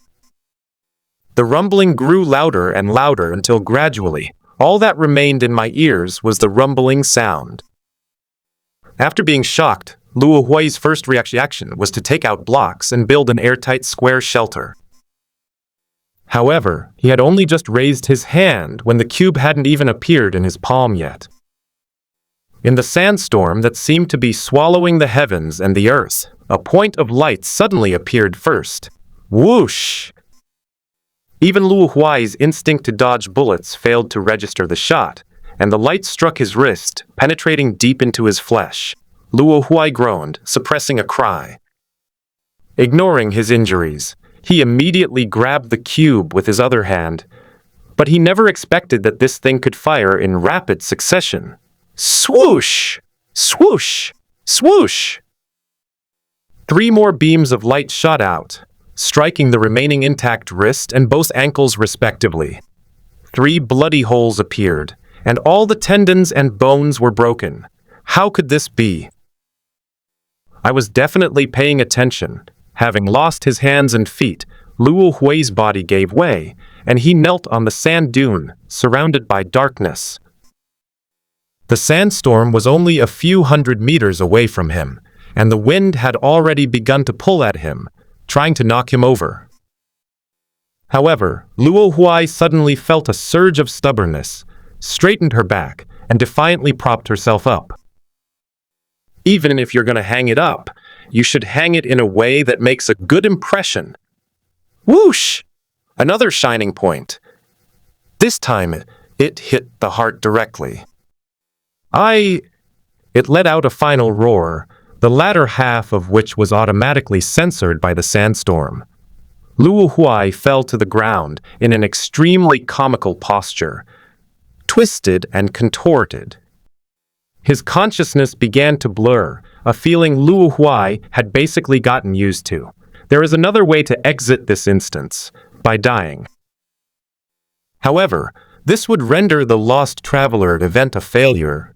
Even if Luo Huai could be resurrected, the traveler would already be dead. Forget it, there's no point in wasting time. If I fail, I fail. With this last thought flashing through his mind, Luo Huai completely lost consciousness. The storm swept over Luo Huai's body, like a flood submerging ants, without causing the slightest ripple. At that moment, amidst the swirling yellow sand, a pair of narrow eyes turned back to look at the place where Luo Huai had been buried.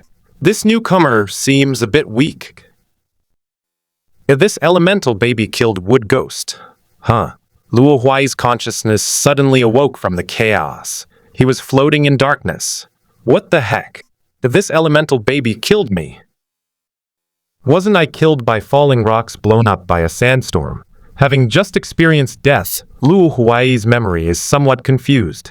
This resurrection is no good. It's far worse than punishing the world. That makes sense, though. How can you blow something so accurately? How can something blown by the wind fly faster than the wind itself? Could it be elements? Luo Huai thought of the sandstorm he had just created. This is far more shocking than encountering a sandstorm itself. You reading www.yukanshu.net. Speaking of this name, Luo Huai looked at the name of the being who killed him, and the style felt strangely familiar, especially those 2 words. Your Telling me that you, someone who covers half the sky, are baby? Suddenly, something flashed through Luo Huai's mind. Someone frantically treading water. So-and-so sunbathing. So-and-so loves taking baths. The analysis is complete. They're in cahoots with those deities. The events given by the punishment world, encountering a powerful figure from the punishment world, seems quite reasonable. So, that was actually a copy of the punishment world. Luo Huai looked suspiciously at the scarlet words that appeared in front of him. As should I settle the payment? His hand hesitated, unable to make the click. I died, so the dungeon should have failed. Why is it still running? But he quickly felt relieved. Surviving and clearing the punishment world's instance is an achievement he could hardly aspire. Settle the account. Luo Huai was very curious about what rewards the punishment world instance would give. However, the next notification sound. You idiot!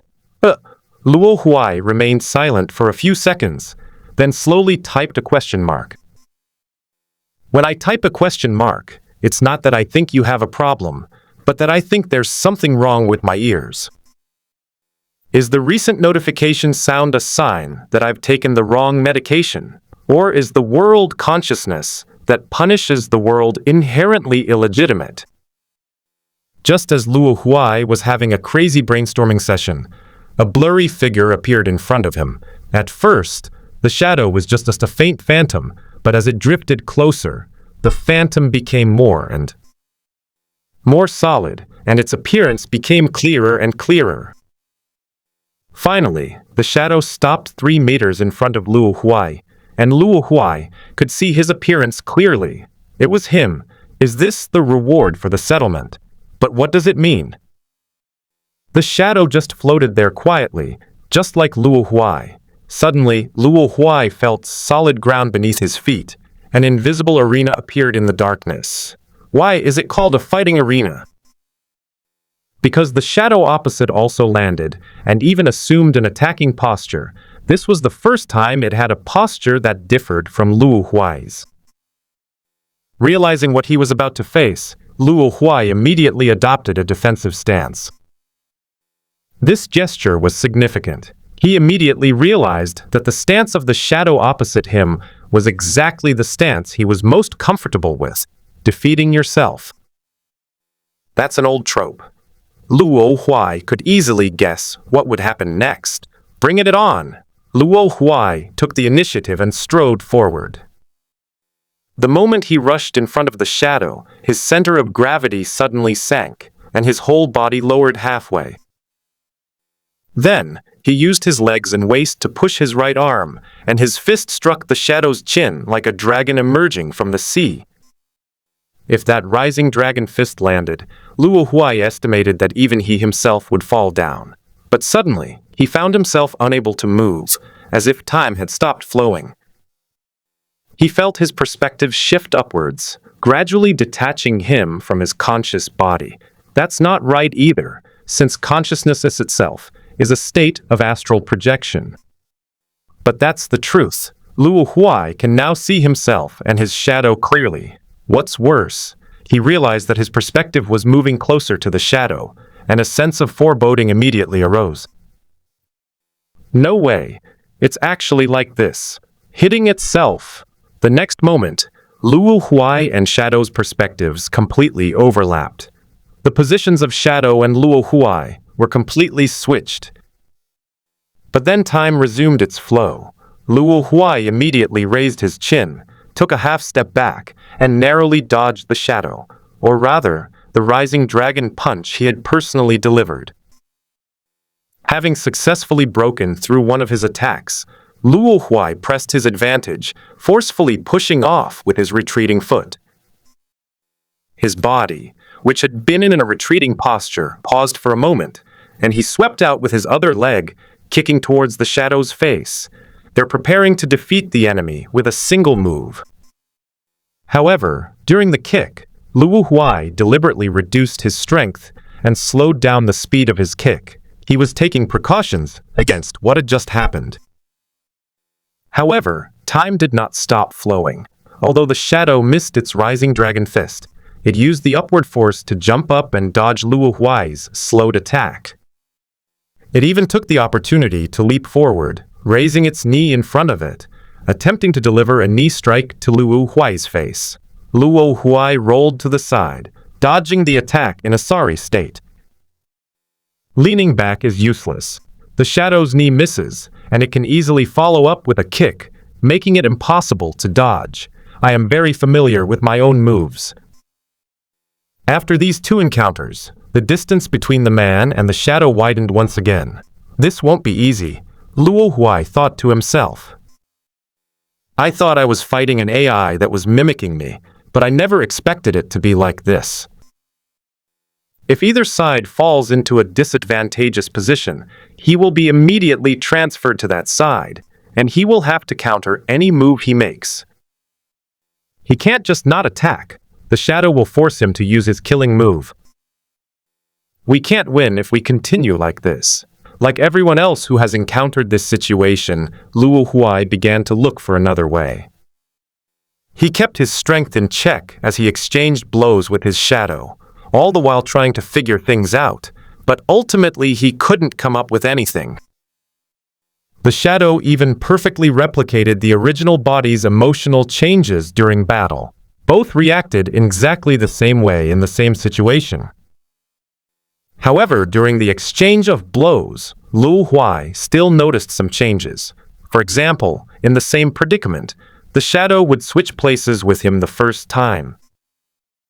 However, if the same predicament were to occur a second time, the shadow would not switch places with him, because the shadow would have already learned how to handle it. I'm not fighting anymore. After the sixth clash of the same moves, Luo Huai gave up resisting. Shadow's rising dragon fist stopped less than 2 centimeters from his chin. This was the first time he had encountered a swap, and it was the beginning and the end of that situation. The shadow withdrew its fist, straightened up, bowed to Luo Huai, and disappeared into the darkness behind it. Luo Huai was taken aback. So it can be solved so simply? This is practically teaching people how to give up. Well, that's exactly what the punish world is for. So, what's the reward? The notification tone sounded immediately. You successfully restrained your hostility and passed the test of self-discipline. Luo Huai quickly checked what the rewards were. Since it's a test, there should be a reward, right? However, this will exempt you from the penalty for failing this instance. Well, it's better than nothing, right? Luo Huai didn't know how to complain. The solid ground beneath his feet suddenly gave way to a feeling of weightlessness, and Luo Huai was back in the air, plummeting downwards at an alarming rate. Consciousness fell asleep again, until it awoke once more. When Luo Huai opened his eyes, he found himself lying on the cold, solid ground. The long, dark space was only illuminated by a few scattered torches. This is the mine tunnel I dug? I'm back. Luo Huai quickly got up. By the way, let's see if the incident is still happening. He opened the panel, and the scarlet words, "Lost Traveler," immediately appeared in the corner of his field of vision. He breathed a sigh of relief. Suddenly, he noticed his status bar was flashing. He opened it and saw a new item below the radiation resistance setting given by his boss. The self-disciplined, permanent trait. When your enemy delivers a fatal blow to you, your enemy will subconsciously restrain themselves. Is this feature also a reward? But there was no notification sound.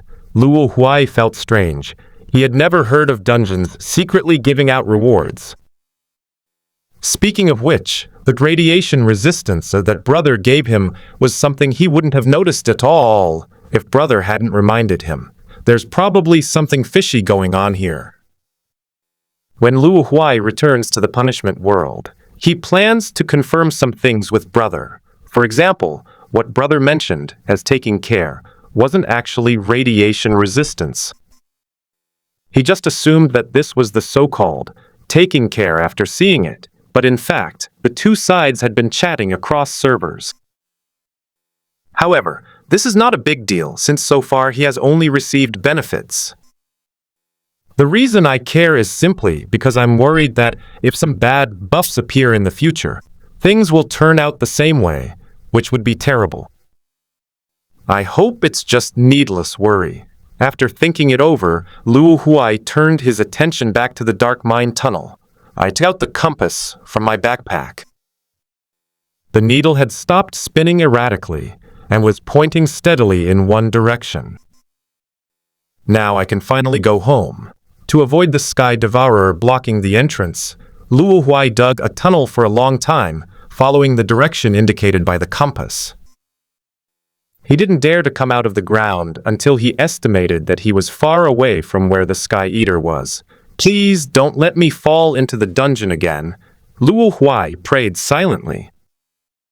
The stone shovel dug away the last bit of soil, and then there was no sunlight. Luo Huai felt a pang of anxiety.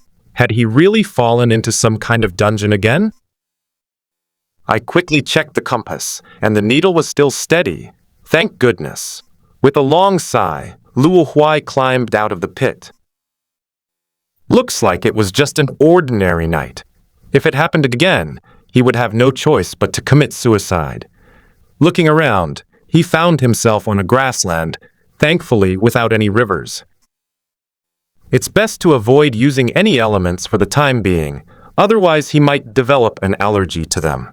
Without resting, Luo Huai headed back in the direction he had come from. Why didn't I think of buying a means of transportation back then?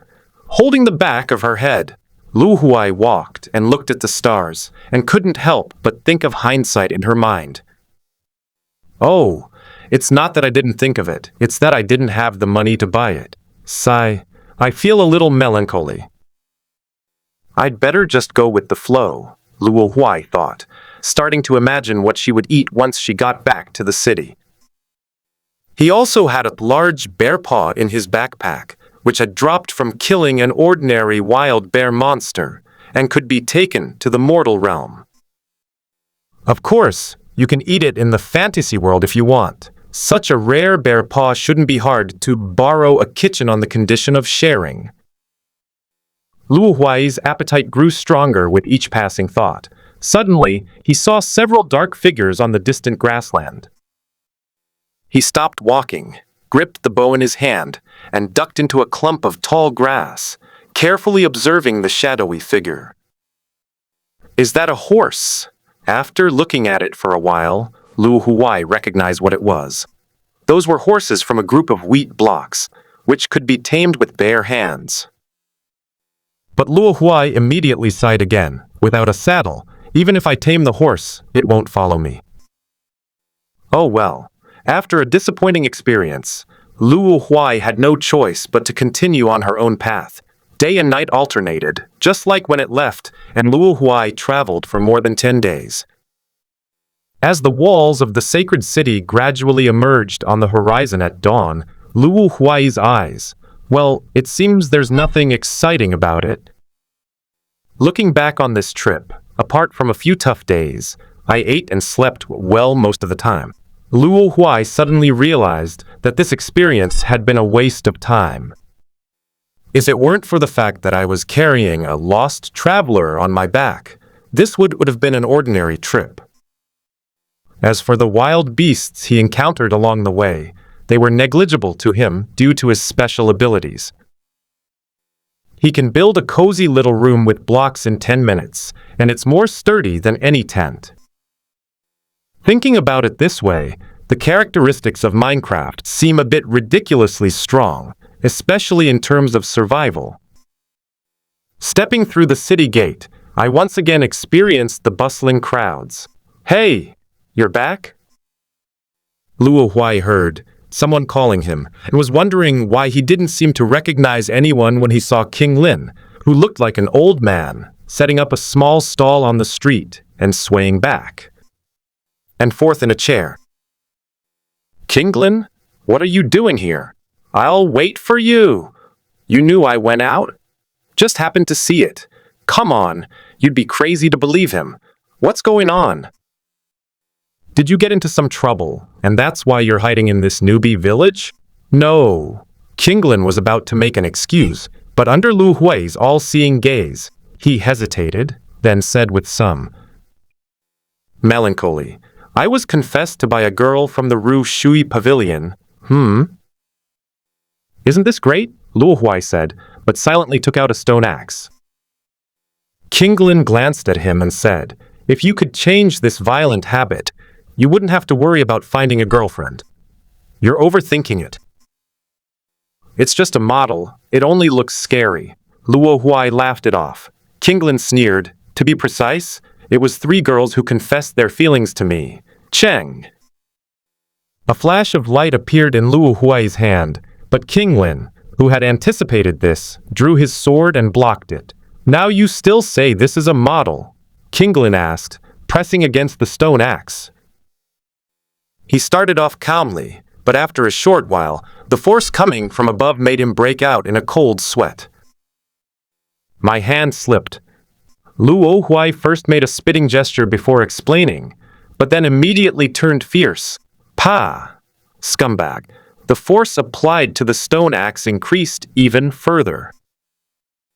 Unable to hold on any longer, Kinglin quickly took a step back to avoid the falling stone axe. You're really trying to kill me. Tell me! How did you ruin that girl's life? It's just that I saved them in a dungeon a couple of days ago. That's all? Yes, that's it. Maybe the moves are a little too cool. Kinglin unconsciously tossed her hair again, becoming a little narcissistic. Tch! They're just a bunch of shallow people. Luo Huai disdainfully put away his stone axe. Let's not talk about that. Kinglin changed the subject. How was your trip? Luo Huai pinched his chin and thought for a moment. The scenery is beautiful, the climate is pleasant, and everything tastes delicious. Stop.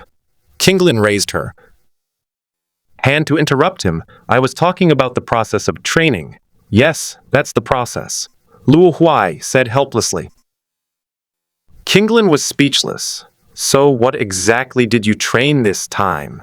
Perhaps it's the loneliness of being invincible. Luo Huai's eyes suddenly became deep. Kinglin broke out in a cold sweat. He felt Luo Huai's strength had increased even further. By the way, has Yifeng started his dungeon yet? Luo Huai suddenly asked. It started a long time ago, the day after you left. So early, Luo Huai calculated the time. It must have been at least a month ago. Where is he now? Still in the instance? Kinglin sat back down in his recliner. What? Luo Huai exclaimed in surprise. It's been almost a month already. I've never seen him stay this long before. He wasn't worried about what would happen to Yifeng's physical body in the mortal realm.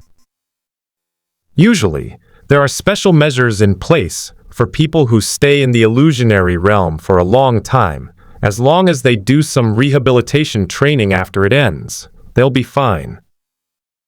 Luo Huai was surprised simply because Yifeng had never been in the illusionary realm for such a long time before. Because this time, the demonized battlefield dungeon encountered a major battle, the largest battle that has occurred in the demonized battlefield since it was discovered a year ago, Kinglin said.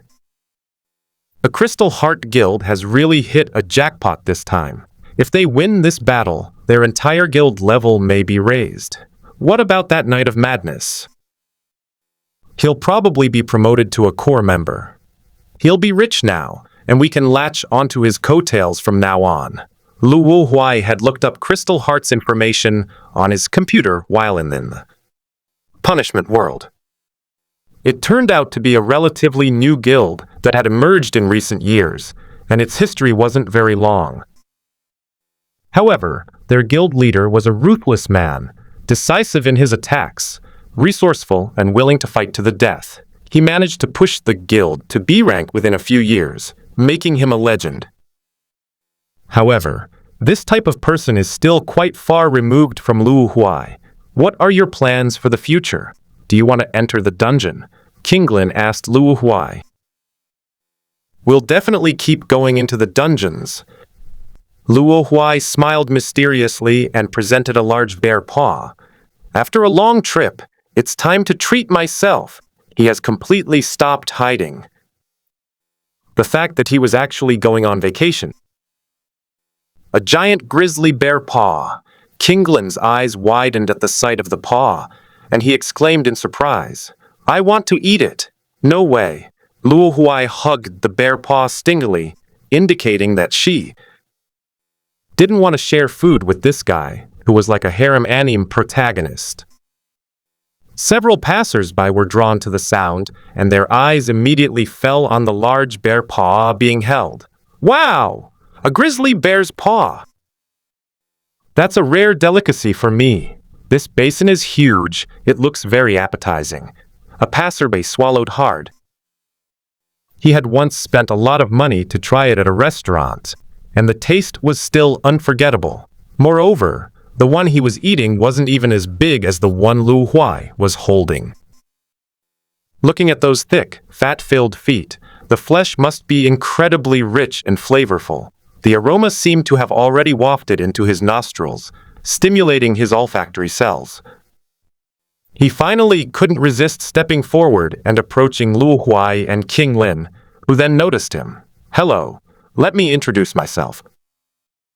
My name is Feast Guest, and I belong to the B-rank guild Gourmet Hunter. Feast Guest first revealed his basic information as a sign of politeness. He looked middle-aged, just entering middle age, and his gaze kept drifting towards the bare paw in Luo Huai's arms. Wooden Ghost. The immortal demon boy. Luo Huai and Kinglin responded politely. A boy from a fairy demon world. Upon hearing Kinglin's nickname, the guests at the banquet looked at Kinglin in surprise, but didn't even glance at him again. You're that immortal demon youth who's ranked number 1 on the newbie leaderboard. I've heard about you. You're truly a remarkable young talent. He immediately began by praising her, which aroused Luo Huai's curiosity, but she didn't ask right away. Actually, those are all rumors, hype, and an exaggeration. I was just being opportunistic. Kinglin quickly waved his hand with a smile and said modestly. However, his squinting eyes seemed to glance at Luo Huai unintentionally. Luo Huai knew this guy's personality, of course. In the less than a fraction of a second that the guy glanced at him, he only read 3 words, praise me quickly.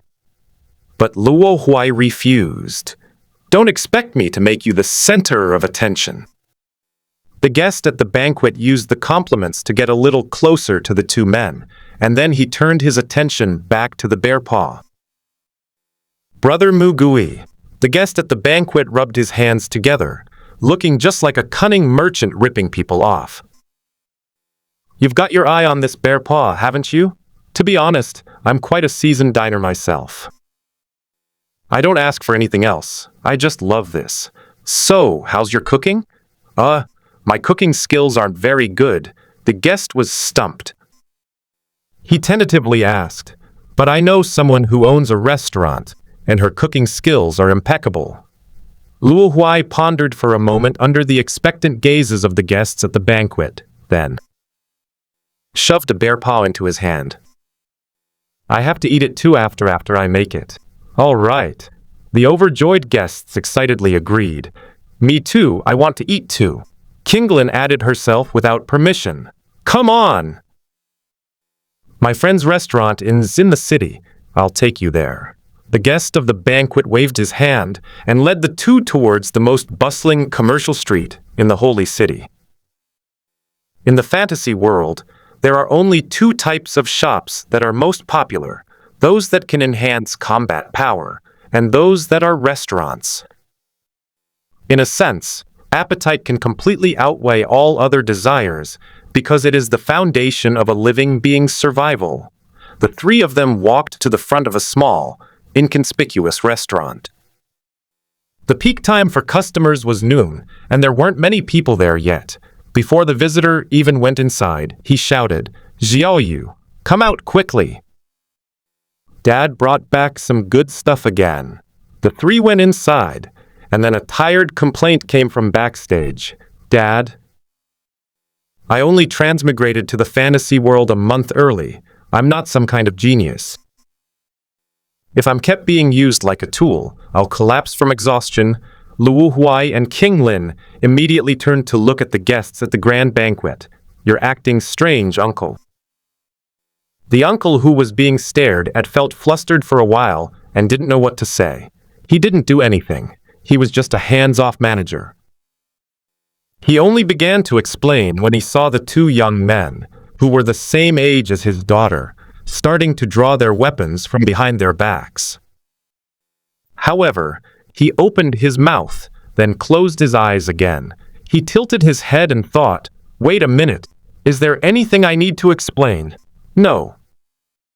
10 seconds, no excuses. Kinglin put away the timer panel. "That's all right then." Luo Huai and King Lin put their weapons back in place. "Huh? Dad, where did you kidnap these two ignorant teenagers from?" Another question came from behind the curtain backstage. The three looked in the direction of the sound and saw a kitchen girl wearing a white apron holding a soup ladle, lifting the curtain and walking out. The girl was not tall. You could only see her collarbone and above through the counter. She was a soft and cute girl. But when she emerged from behind the counter, both Luo Huai and King Lin gasped, thinking to themselves, "This ladle, apron, is huge." The visiting uncle ignored his daughter's resentful look, stuffed the bear paw into her arms. Moonlight Lake is the nickname of the visitor's daughter. She was startled by the sudden appearance of the giant bear paw. Her slender waist was already struggling to keep up, and with the bear paw added to the strain, she staggered as she walked back to the kitchen. "Uncle, is she really okay on her own?" Luo Huai asked, a little worried. "Don't worry, Xiaoyu has handled ingredients much larger than this before," the visitor said with a reassured expression. "Kinglin, won't this cause your daughter to have developmental delays in the early stages?" Although it was quite mood-ruining, Kinglin still said it. He was the first person from the orphanage to enter the illusionary realm, and he knew all too well how important it was to accumulate strength in the early stages. "Of course I know that," the visitor nodded in agreement. "But Xiaoyu has already passed the early stages. But didn't she say she entered the illusionary realm a month in advance? That was a year ago. She has now hit a plateau, so I asked her to help me run the shop. It's good that her culinary skills aren't going to go to waste. Luo Huai, won't this cause her combat skills to become rusty? Well, I'm not afraid to tell you, Xiaoyu's job class is rather special. She is a sub-job of the citizen of nature class, namely Chefe, which is not a combat type. At this point, the visitor's eyes darkened, and his voice became softer. This girl clearly really wants to get a powerful combat class. It's all right, uncle. Rank doesn't define everything. Kinglin comforted him. I know you're trying to comfort me. The visitor smiled, not taking it seriously. Really? Seeing that the uncle didn't believe him, Kinglin became even more determined to prove himself. He asked Donkey, Uncle, do you know who got that bear paw? Is it him? The visitor looked at Luo Huai. It wasn't that he immediately thought of Luo Huai, but rather that Kinglin's finger was already pointing at him. Me? Luo Huai pointed at himself with a question mark in his eye. When did I become an inspirational example? Did he really kill that grizzly bear? The visitor asked, still somewhat doubtful. When he saw Luo Huai holding a bear paw, he assumed that Luo Huai was a wealthy newcomer who had bought it from who knows where. After all, judging by the size of the bear paw, its original owner, a grizzly bear, was definitely capable of overturning a sports car. A young newcomer couldn't possibly defeat it unless he was led by a team of veterans. Even then, it wouldn't be an easy task. The strength of a bear is no joke, and usually only a group of experienced hunters would dare to attempt to take it down. Do you know any senior figures? The visitor asked Luo Huai. No, Luo Huai shook his head. I went to Bayuan alone a month ago and didn't meet anyone during that time. Do you have a gun? No. Luo Huai shook his head again. He didn't have a gun, but he had blocks with power comparable to a gun. That's impossible. The visitor was still considering other possibilities when suddenly another one came to mind. Did you travel to the illusionary world ahead of time? Only in this way can we easily explain why Luo Huai is young yet powerful. However, Luo Huai still shook his head. I just turned 18 a month ago, and the time I entered the illusionary realm. The pause here is because he's hesitating about whether to include the time spent punishing the world in the calculation. After thinking about it, I decided against it. A little over a month, because I went through a 7-day survival challenge. In other words, he crossed into the fantasy world on the day he came of age. Then it's just class rank, the visitor uncle said, making one last desperate attempt. It's a pity, Kinglin suddenly interrupted. Wood Ghost's class is farmer, just like your daughter, a subclass of nature people. The visitor was stunned. He was not unaware of the peasant class. It was a common class in history, and many had reached the top, but none of them were known for their fighting prowess. Now you believe that rank cannot limit a warrior's heart, right? If what you're saying is true, then I'm starting to believe you, the visitor replied absent-mindedly, as if he were lost in thought. Since the bear paw dish wasn't ready yet, Luo Huai could only chat with Kinglin. Hey, Kinglin, how exactly did you manage to top that newcomer list? I've never heard you tell me. It wasn't a big deal. The process was very simple. It was just a matter of a couple of quick strikes. Kinglin used a minimalist approach, simplifying the thrilling demon-slaying process into just lines. Oh, I see. Then it doesn't seem like a big deal. Luo Huai immediately lost interest. So he started to space out by himself, and he remembered something he had forgotten. Speaking of which, why hasn't the lost traveler finished displaying yet? Haven't I already returned to the holy city? The incident should be over by now. Just as he was thinking this, Luo Huai's pupils suddenly heated up, and the golden red color spread again. He quickly closed his eyes to avoid attracting attention. A notification sound suddenly appeared in my mind. The Lost Traveler event has been completed. Sending reward will grant you 1 growth. Growth randomly increases one of the stats on your panel by 1 level. Luo Huai initially thought the reward was pretty good, but when he noticed the word random, he panicked. Don't make it random. If the random number is some obscure or insignificant value, then it would be a waste. But no matter how much he thought about it, it was useless. All the values on his panel had started flashing, even the values related to game features. Finally, all the values stabilized, and Luo Huai quickly tried to find out which value had changed. The values of the 3 game characteristics haven't changed, nor have willpower, burst, or intelligence, only physique. Luo Huai's eyes had just swept over the physique value when they quickly slid back, and then he stared at it with a face full of despair. The constitution value on the panel has changed from F to E. Why add anything but to one's constitution? Do I look like someone with a weak constitution? With the added benefits of Minecraft, I could recover even if all my bones were broken. Moreover, the improvement from F to E is negligible. It's completely useless when added to anything else. Out of sight, out of mind. Feeling utterly cheated, Luo Huai angrily shut down the control panel and opened his eyes, but he didn't show his disappointment on his face. The braised bear paw is ready. Upon hearing the sound, Luo Huai turned his head, and his eyes were suddenly blinded by something. Moonlight Lake was standing beside him, placing a large plate of bear paws on the table. "Come on, let's eat." "Xiao Yu, sit down and eat with us too." The uncle who came over forgot about everything else, and his eyes were drawn to the bear paws that were overflowing with soup and aroma. Xiao Yu wasn't shy at all. She sat down next to her dad and started eating. Needless to say, Luo Huai and King Lin, before raising their knives and forks, simultaneously grabbed each other's necks with one hand in perfect unison. "Don't steal it!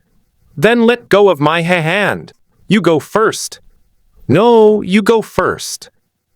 Just as a fight was about to break out, the uncle was still engrossed in the delicious bear paw.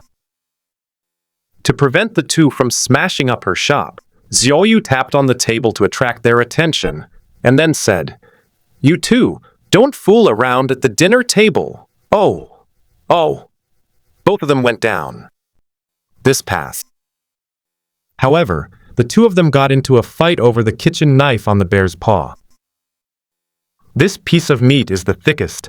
Don't even think about eating it all by yourself." Luo Huai stuck a fork into King Lin's knife. "That piece is the greasiest. You've never liked greasy food since you were little, so you should give it to me. Don't think I didn't see that the oil on it was just poured on by you."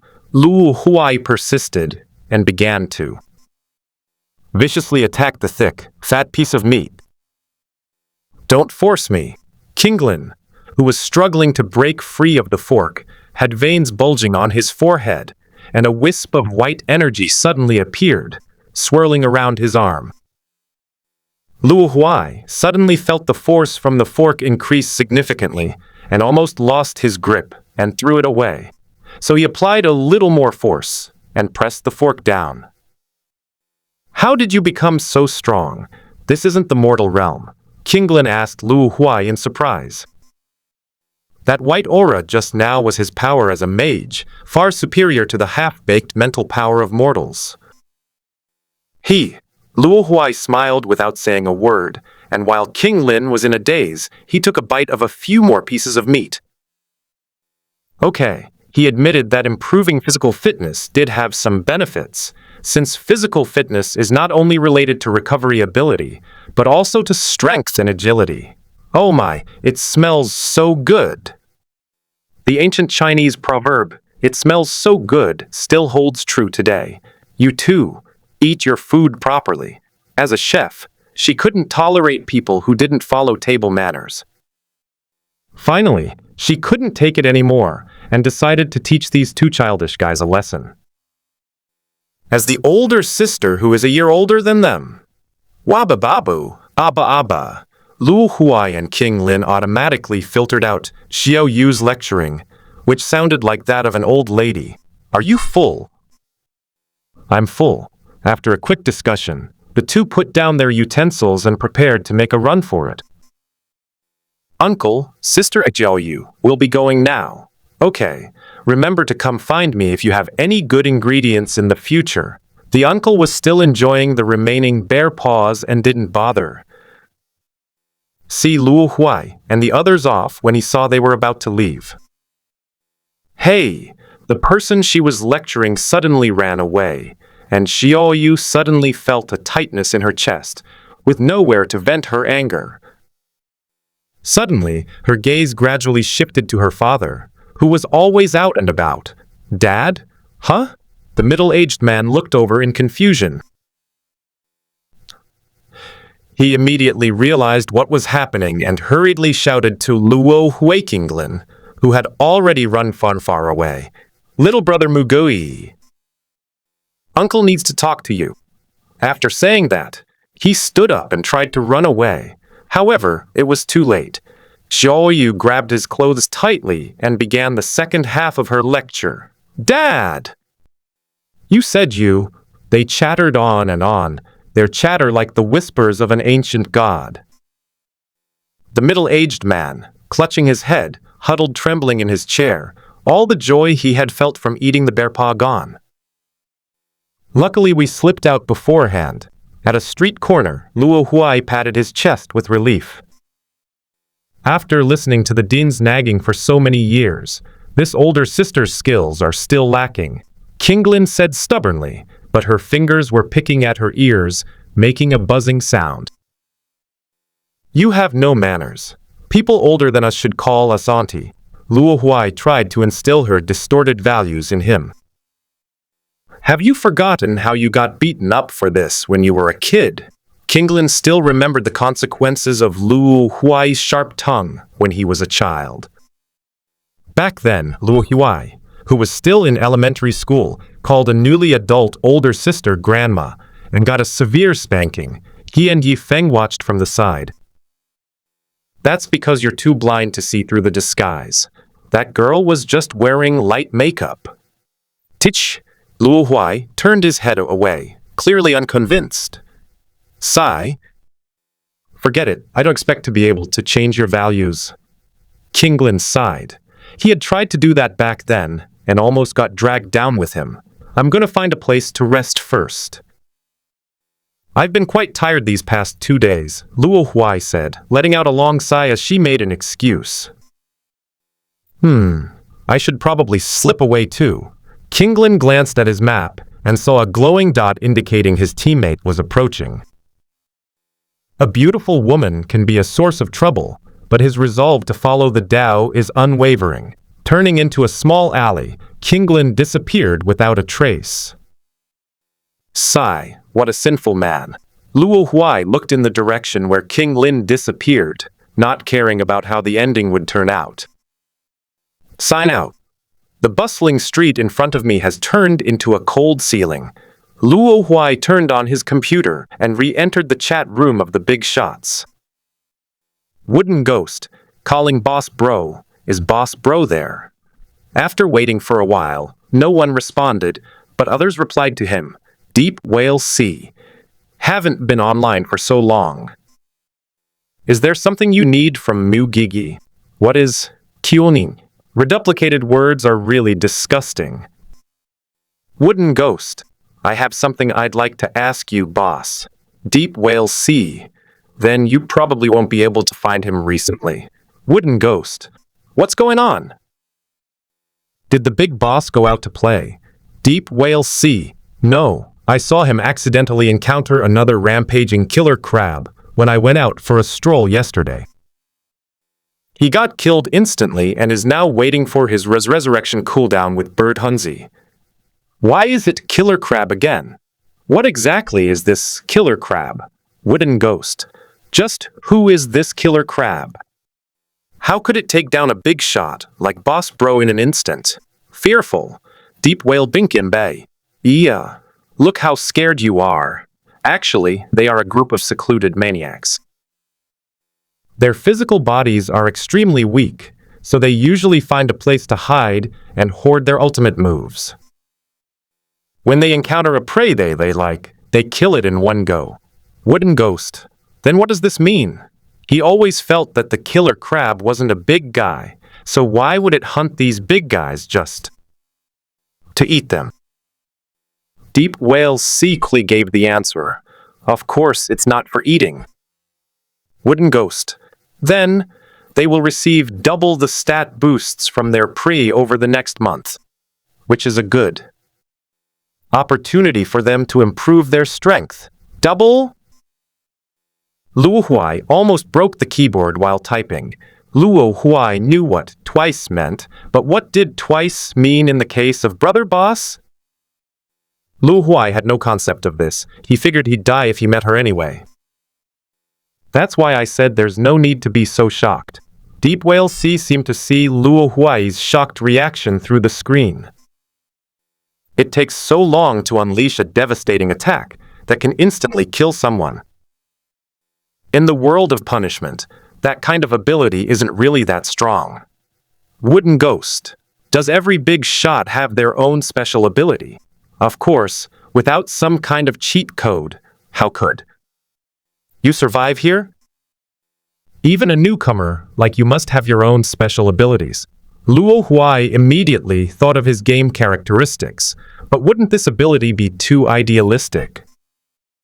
So he subtly inquired, and Deep Whale Bing, as expected of someone knowledgeable, immediately gave a reply. It's all right. It's all right. There are many kinds of abilities that are based on the mind. For example, the instant kill ability of the Killer Crab clan that we just mentioned is similar to this. It's a typical example of a sudden power spike. After answering, Shen Jingbing asked Luo Huai what it was about when he first looked for Brother Zong. I just want to ask, what exactly was the special care that Brother Zong gave me that day? I saw that you already thanked Boss G that day. How come you still don't know? But it's strange. I still don't understand why you thanked him. Radiation damage must be very painful. Radiation damage. Luo Huai realized the key point. That care was actually just a simple case of reverse care. Won't that radiation have any benefits? Of course, Brother Boss doesn't have a single support or healing skill. He's all about damage. Deep Whale C took advantage of the situation while Brother Boss was still reviving. I think I know my own capabilities now. Luo Huai muttered to himself thoughtfully in front of the screen. You self-disciplined radiation resistance. Oh, right. And my eyes, they got burned. And this is what happened. Luo Huai suddenly realized that perhaps the process of opening the panel was not actually through these golden red eyes. The burning eyes were the real test. His golden red eyes were entirely evolved from his own body, and the panel only appeared after he survived the test of burning his eyes. Luo Huai thought about it more and more, and it seemed more and more likely, but there was still a logical flaw. Why does the color of my eyes change according to what's displayed on the panel? If it's his own ability, then he should be able to control the activation and deactivation of the golden red eyes without bringing up the control panel. Open!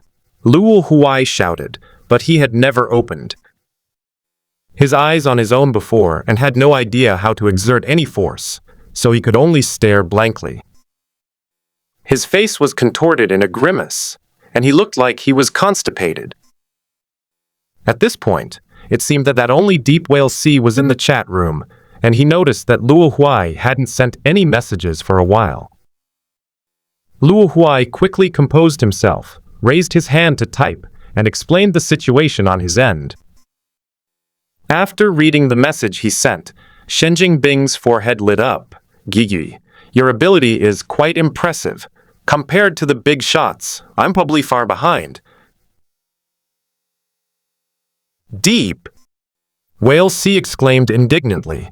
Even with Brother Boss's strong adaptability, it would take him tens of minutes to completely transform into a different form, but yours only takes a few seconds or even an instant. This is simply outrageous. Deep Whale C clearly subconsciously ignored the difference in physical level between Brother Boss and Luo Huai. Luo Huai wasn't flattered. What good would it do to get used to it if he still got beaten up? I have a pretty good idea of my own abilities. Luo Huai didn't want to reveal any more information about his abilities. Although the big shots he's met so far have all been quite friendly, he's not a big shot after all, so he has to keep some of his trump cards hidden. He changed the subject. Speaking of which, now that Killer Crab has twice the power level of Bronte, will it go on a killing spree to punish the world? Deep Whale C seemed completely unconcerned. Don't worry, those guys aren't very intelligent. They still don't know how to enter the chat room. Even if you give them great power, they'll only do what a crab would do in the sea. So just be careful. There's even less to worry about on land. Excuse me for asking, where are you now, sir? Luo Huai noticed that this powerful figure from Deep Whale C had the character whale in his name, so he figured he must be somewhat related to him, right? Me. Of course I'm in the sea right now. Do you think I, a whale, can just come ashore? Then aren't you afraid of running into... Hey! I thought you were going to say something else. Let me tell you, my speed in the water is no joke. Even that killer crab that can only walk sideways couldn't catch me no matter how hard it tried. To prove he was safe, he also posted a picture on the dark seabed, a huge, motionless shadow of an arthropod clung to the surface. Look, I've been chatting and wandering around above it for ages, and nothing's happened. The sentence suddenly stopped, and Luo Huai waited for a long time, but Shen Jingbing didn't continue typing. Boss, are you still there? After thinking for a moment, Luo Huai sent another message. Big boss. Are you still alive? Shen Jingbing's adorable whale avatar turned gray, indicating that the other party had left the chat room due to disconnection. Following the two big names who went astray, this gossip-loving big shot has finally succeeded in courting his own demise. No wonder he always sees Killer Crab instantly killing other big shots. He's just wandering around there all the time. With all the big shots wiped out and the others absent, Luo Huai also left the chat room. This is eye-opening. Luo Huai lay on the bed and began to stare wide-eyed again. Although it was still just a guess, he didn't mind trying more. Even as night fell, Luo Huai, busy opening his eyes, didn't turn on the lights, leaving the room pitch black. Ah! Finally! Thanks to Luo Huai's tireless efforts, his bowels cleared. No, his eyes opened. The golden red pupils that he had created were brighter than usual, like two flashlights in the darkness. However, the light emanating from Luo Huai's eyes was neither the solid light of sunlight nor the blinding light of high beams. On the contrary, the golden red light was so restrained and soft that it left two trailing streaks when the eyes moved in the dark. Handsome! Without a mirror, Luo Huai couldn't see his own eyes, but that's how he felt. This confirmed his suspicions. Turns out I'm not weak even without the game's boost. That's true, if it's not about punishing the world. Thinking of this, Luo Huai felt dejected again, thinking that she should just stick to the game and rely on it. Composing himself, Luo Huai suddenly realized there was no light outside the window. Isn't there a lava lake outside? Has he been gone too long and the lava lake cooled down? Luo Huai pressed the back of her hand against the window. She could no longer feel the burning heat from before.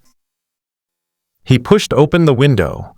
There was still a hint of heat in the air, but it was already within Luo Huai's tolerance. At least it has radiation resistance.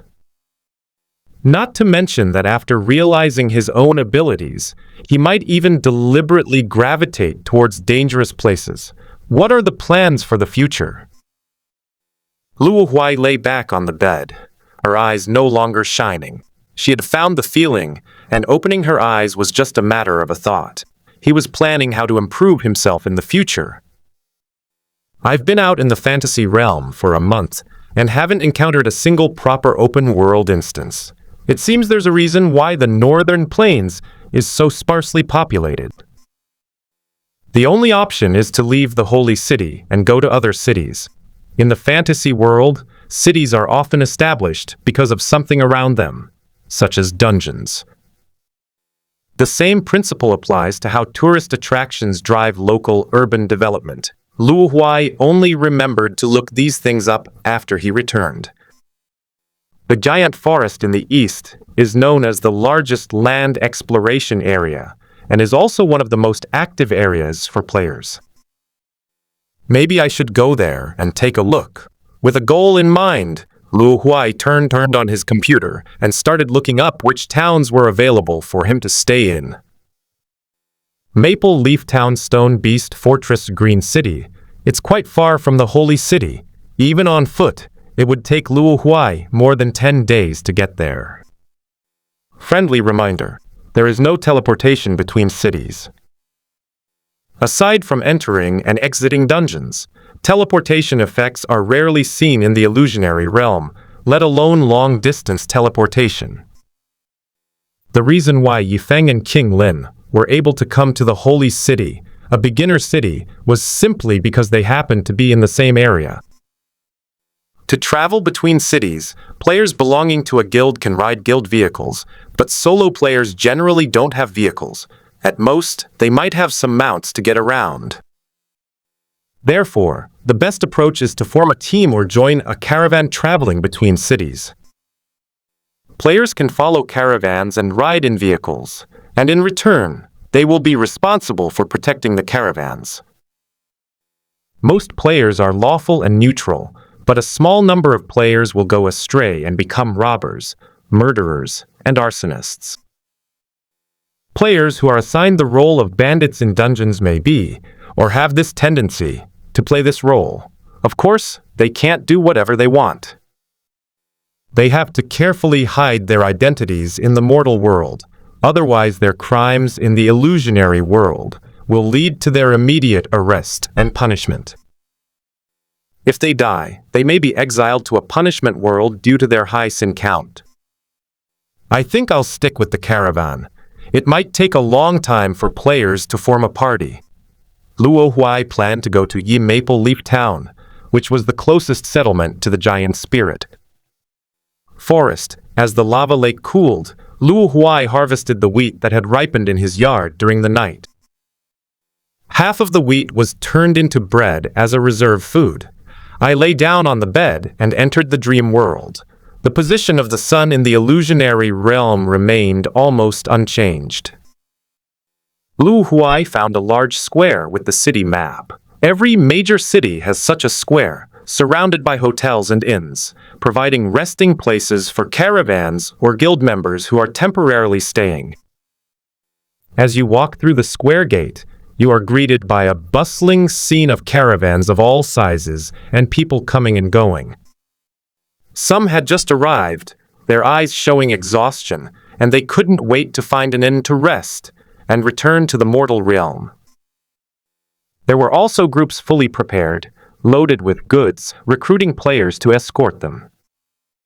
Apart from a few large caravans that have private guards, most small caravans still prefer this cheaper method. Luo Huai's target was these small caravans. However, he didn't just go up and ask wherever there was recruitment. He had to find out the destination of these caravans first. Maple Leaf Town. It's so close to the giant spirit forest, and the monsters there are really high level. My small caravan wouldn't dare go there. I'm just doing small business.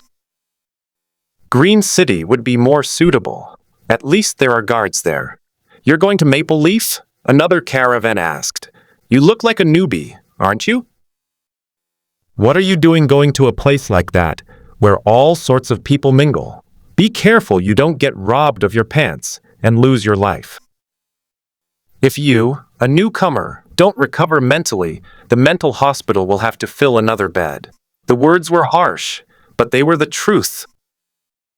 Luo Huai asked several caravans in a row, but they either shook their heads or advised him not to go, refusing to take him. Luo Huai's youthful face immediately revealed his status as a newcomer. He was wearing a sky blue short-sleeved shirt and white casual shorts brought from the mortal realm, making it clear that he was a newcomer with little experience. There are far too many newcomers who lack self-awareness, and they won't listen to a newcomer's explanation or self-praise. Just as he was wondering what to do, someone suddenly patted him on the shoulder from behind. You're going to Maple Leaf Town. Luo Huai turned around and saw a tall, thin man, also a young man who looked to be in his early 20s, not much older than Luo Huai. Luo Huai nodded, assuming that the young man had also come to persuade him. However, the man simply asked him, "Why are you going there?" "Of course, it's to become stronger," Luo Huai blurted out, completely unconcerned about the mocking looks from those around him. "But you're a newcomer. What makes you think you can? I survived alone in the northern wilderness for a month, and even killed a northern grizzly bear." The man's eyes lit up when he heard grizzly bear. Are you serious? Really? Luo Huai took out a photo, which was a selfie of him eating bear paw. The size of this bear paw. The man stared the bear paw for a while, then looked at Luo Huai. The monsters in the forest are better at ambushing. You may be able to beat a grizzly bear, but you may not be able to stop a poisonous snake. His eyes were fixed on Luo Huai, observing every subtle expression on his face. So, I'm doing this to become stronger. All right. The man seemed defeated. He extended an invitation to Luo Huai. My caravan isn't large, and we're heading to Maple Leaf Town. The reward might not be much, though. Would you like to come? Sure. Luo Huai smiled at him and agreed. The man smiled upon seeing this and extended his right hand. My name is the Wind Blowing Leaves. The Wood Ghost. Luo Huai reached out and shook hands with him. The formation of an employment relationship is very simple. All it takes is signing a contract. The notary is the laws of the illusionary realm. Any party who violates the contract for unreasonable reasons will be punished by increasing their sin value, and their world credit will decrease, affecting their future. As for what world credit is, it can be understood as luck in the fantasy world. In game terms, it means your luck points have been reduced. We'll depart tonight. We'll meet here after dinner. Okay. After saying goodbye to the leaves rustling in the wind, Luo Huai found a hotel. In terms of money, he sold his bulletproof suit to a wealthy newcomer and made a small profit. With the armor, he looked down on the suit that had to be put on manually even more. That evening, Luo Huai ate 3 grilled fish and arrived at the meeting point. However, upon arriving at the agreed-upon location, he stared at the lonely leaves rustling in the wind and asked, "Where are the rest of the caravan?" The wind rustled through the leaves, and Tree smiled nonchalantly. "It's just me. You tricked me." Luo Huai pointed at his face. "No way. I told you my caravan isn't big." Luo Huai was stunned. It turned out that this caravan was really small. He thought there would be at least 10 people. Can this even be called a caravan? What about the other players you recruited? That's all. Just you. The wind rustled through the leaves, laughing even more freely. I want to terminate the contract. Luo Huai suddenly realized that the guy opposite him was probably the newcomer who lacked self-awareness that those merchants were talking about. The key point is that it really doesn't look very big. No way. The wind blowing through the leaves didn't care if Luo Huai sang off-key. It's written in the contract that you and I are bound together until this employment ends. He showed Luo Huai what it means to be treacherous. You're being unfair. Luo Huai tried to make him feel guilty. But the wind blew the leaves so thickly that even steel plates couldn't penetrate them, and he unknowingly put his arm around Luo Huai's shoulder. Don't worry. As long as we're careful, the journey will definitely be smooth. Afterwards, feeling deceived, Luo Huai was reluctantly pulled into a carriage. This tiny caravan consisted of only one wagon, pulled by 3 horses in the front, with a cargo bed in the back for carrying goods, and the people sitting on a small wooden plank in front of the cargo bed with the horses on their backs. What is this? This is the ultimate retro style. You must be from the Middle Ages. Sitting on the edge of the leaves rustling in the wind, Luo Huai completely gave up hope of reaching his destination in the short term. Hey, don't be so discouraged. You know how hard it is to find someone to keep me company. They all ran away as soon as they saw my carriage. I had no choice but to do this. The wind blew through the leaves, expressing his simple thoughts. He just wanted to find a companion so he could have someone to talk to on the road. But the thought of being lured away by such a simple reason only made Luo Huai more depressed. The journey is long. With nothing else to do, Luo Huai asked the wind blowing through the leaves, "Hey, Leaves, why did you become a merchant?" There's not a single person in the caravan. Enjoying the gentle breeze blowing across the plains, with leaves rustling in the wind, they lay on top of the goods in the cargo trough, their heads supported by the leaves, without fear of being crushed. Because my rank is merchant, which is a sub-rank of the believer. What do merchants believe in? Gold coins? Luo Huai didn't understand why merchants were categorized as the believers. Who knows? I didn't want to be a traveling salesman at first, but I later found that this leisurely feeling is not bad. The wind blew the leaves, and he rolled around. He didn't know what the cargo under him was. It seemed soft and fluffy, but that was a confidential part of the contract, so he couldn't ask. Luo Huai followed suit and lay down on the small wooden plank of the carriage. On the plain, the horses didn't need much attention. They were very familiar with the route. Why choose to depart at night? Usually, people depart in the morning, right? That's the method used by large merchant caravans. Someone like me, traveling alone, has to avoid being watched. Luo Huai said frankly. An informant? Someone's watching you? They're not targeting me. They're targeting all caravans. Thieves aren't going to be foolish enough to wait for the heavens to provide food in the wilderness. Although they can't enter the city, they have ways to plant spies in the city so they can ambush caravans in advance. So, according to you, isn't it even more obvious the way you are? On the contrary, they won't give up a whole pot of oil for a piece of meat like me, Feng Shui said confidently. Those who would target someone like me are just small fry, easy to deal with. What if you encounter monsters? You dare to go to Maple Leaf Town, so you must be quite strong, right? Not much. I'm just a businessman. How strong can I be? I'm just barely surviving by relying on my little secrets. I'll still need you to protect me in the future. There was a hint of loneliness in the eyes of the leaf-blowing wind. He was so young, he should have made great strides in the fantasy world, but instead he became a profit-driven businessman. There are many stories in it, but they are all quite cliché. Luo Huai didn't ask any more questions, and instead looked around.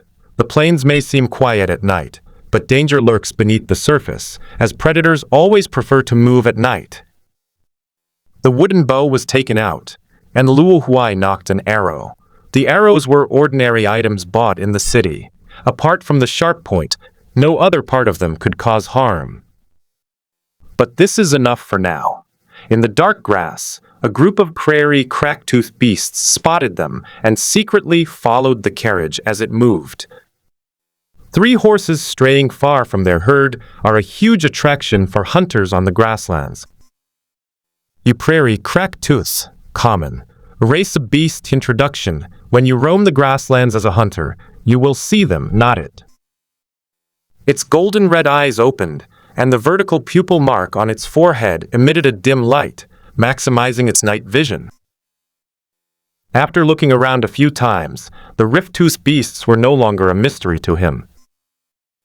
They were a pack of creatures that looked like wolves, but with 2 pairs of large saber teeth around their mouths. Whoosh!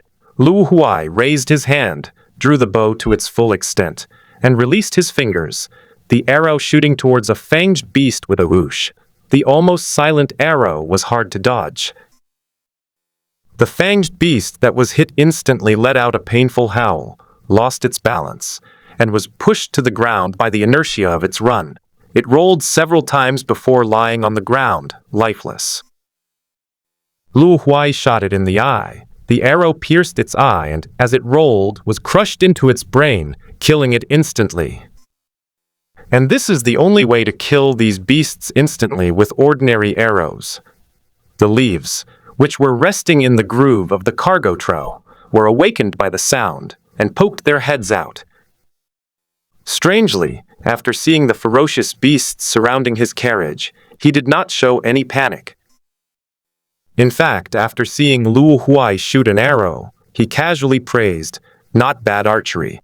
Have you encountered this situation often before? Luo Huai asked while shooting arrows to drive away the beasts. Not many, just occasionally. So how will you handle this by yourself? Traveling merchants always have some strange and unusual things, said the wind blowing through the leaves, but did not show. Luo Huai, the so-called strange and unusual things.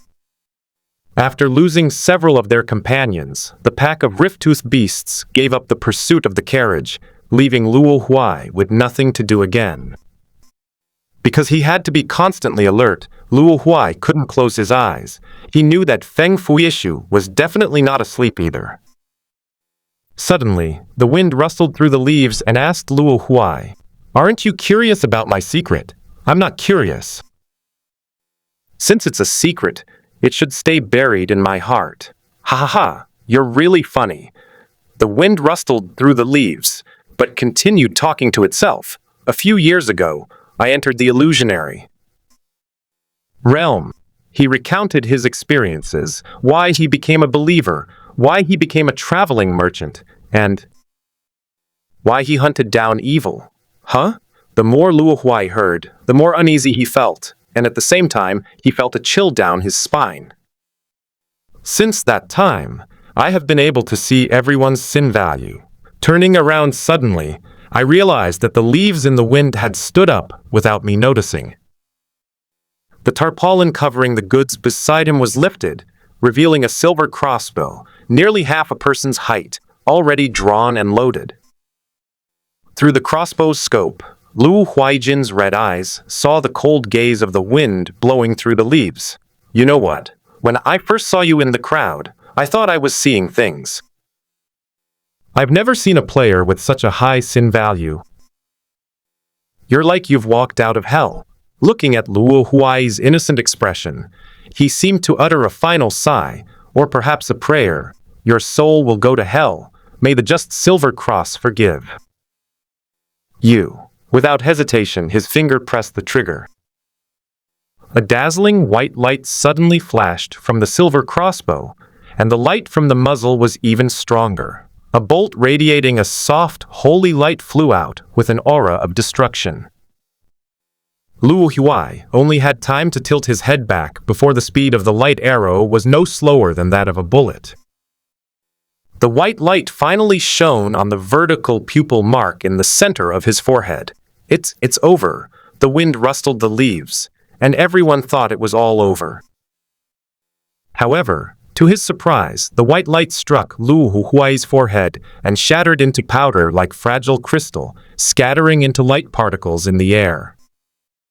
The intense shock to his skull caused Luo Huai to scream in agony, his mind nearly shattered. Luo Huai fell off the carriage and rolled onto the pebbly grassland. The moment Luo Huai left the carriage, the originally simple carriage underwent a tremendous change. The wooden carriage was transformed into a magnificent silver one, with incantations praising their faith. Even the 3 old horses were transformed into holy, gleaming white horses, without a single flaw. The chariot was transformed into a sacred war chariot. How so? The wind blowing through the leaves on the chariot made the leaves furrow their brows. This shouldn't be happening. The wind blew through the leaves and raised the crossbow again. "Hey!" Again? Luo Huai rolled off the ground and got up. In a flash of light, a full set of iron armor and a shield appeared on his body. The arrow of light shot out again, and Luo Huai raised his shield. With a clang, the light arrow was blocked once again. "What's going on?" Wind Blows Leaves was puzzled. He had a damage bonus against players with high sin values. Did Silver Cross really forgive him? But I remember calling him that every time. So why did he forgive him this time? Are you out of your mind? Why are you shooting at everyone you see? Luo Huai shouted from behind his shield.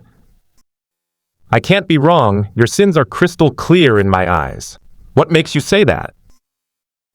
"Because I belong to the Church of the Cross, the Trial of the Cross." Luo Huai had heard of this guild. It was like the human race's executioners or police in the illusionary realm, specifically tasked with hunting down players with high crime values. Those with low sin values will be arrested, taken back to repent, or detained. Those who commit serious crimes are killed outright. Criminals killed by the cross judgment will have a cross mark on their bodies. Upon returning to the mortal realm, their location will be immediately revealed, and all surrounding security agencies will receive the criminal's location information. I'm just a newbie. I have no chance to accumulate so many sin points. These words made Feng Shui frown, but in his eyes, Luo Huai was indeed a sea of blood. But the protection of the judgment of the cross can't be wrong. Or, Wind Blows Leaves smirked and chuckled. How about you let me shoot another arrow? 3 strikes and you're still all right? Then I won't kill you. Shoot another arrow. My head is still spinning. Luo Huai secretly pulled out a stone axe from behind his back. If the wind and leaves continued to blow, he would throw the stone axe. As long as he can dodge the wind blowing through the leaves, he can rush up and engage in close combat. He may not be able to win in range combat, but he is not afraid in close combat. Even close quarters grappling techniques can't kill you. Never mind then. The wind blew through the leaves, and the crossbow was released crisply. The chariot turned back into a carriage. He sat down, patted the wooden planks, and said, "Come on, let's continue our journey.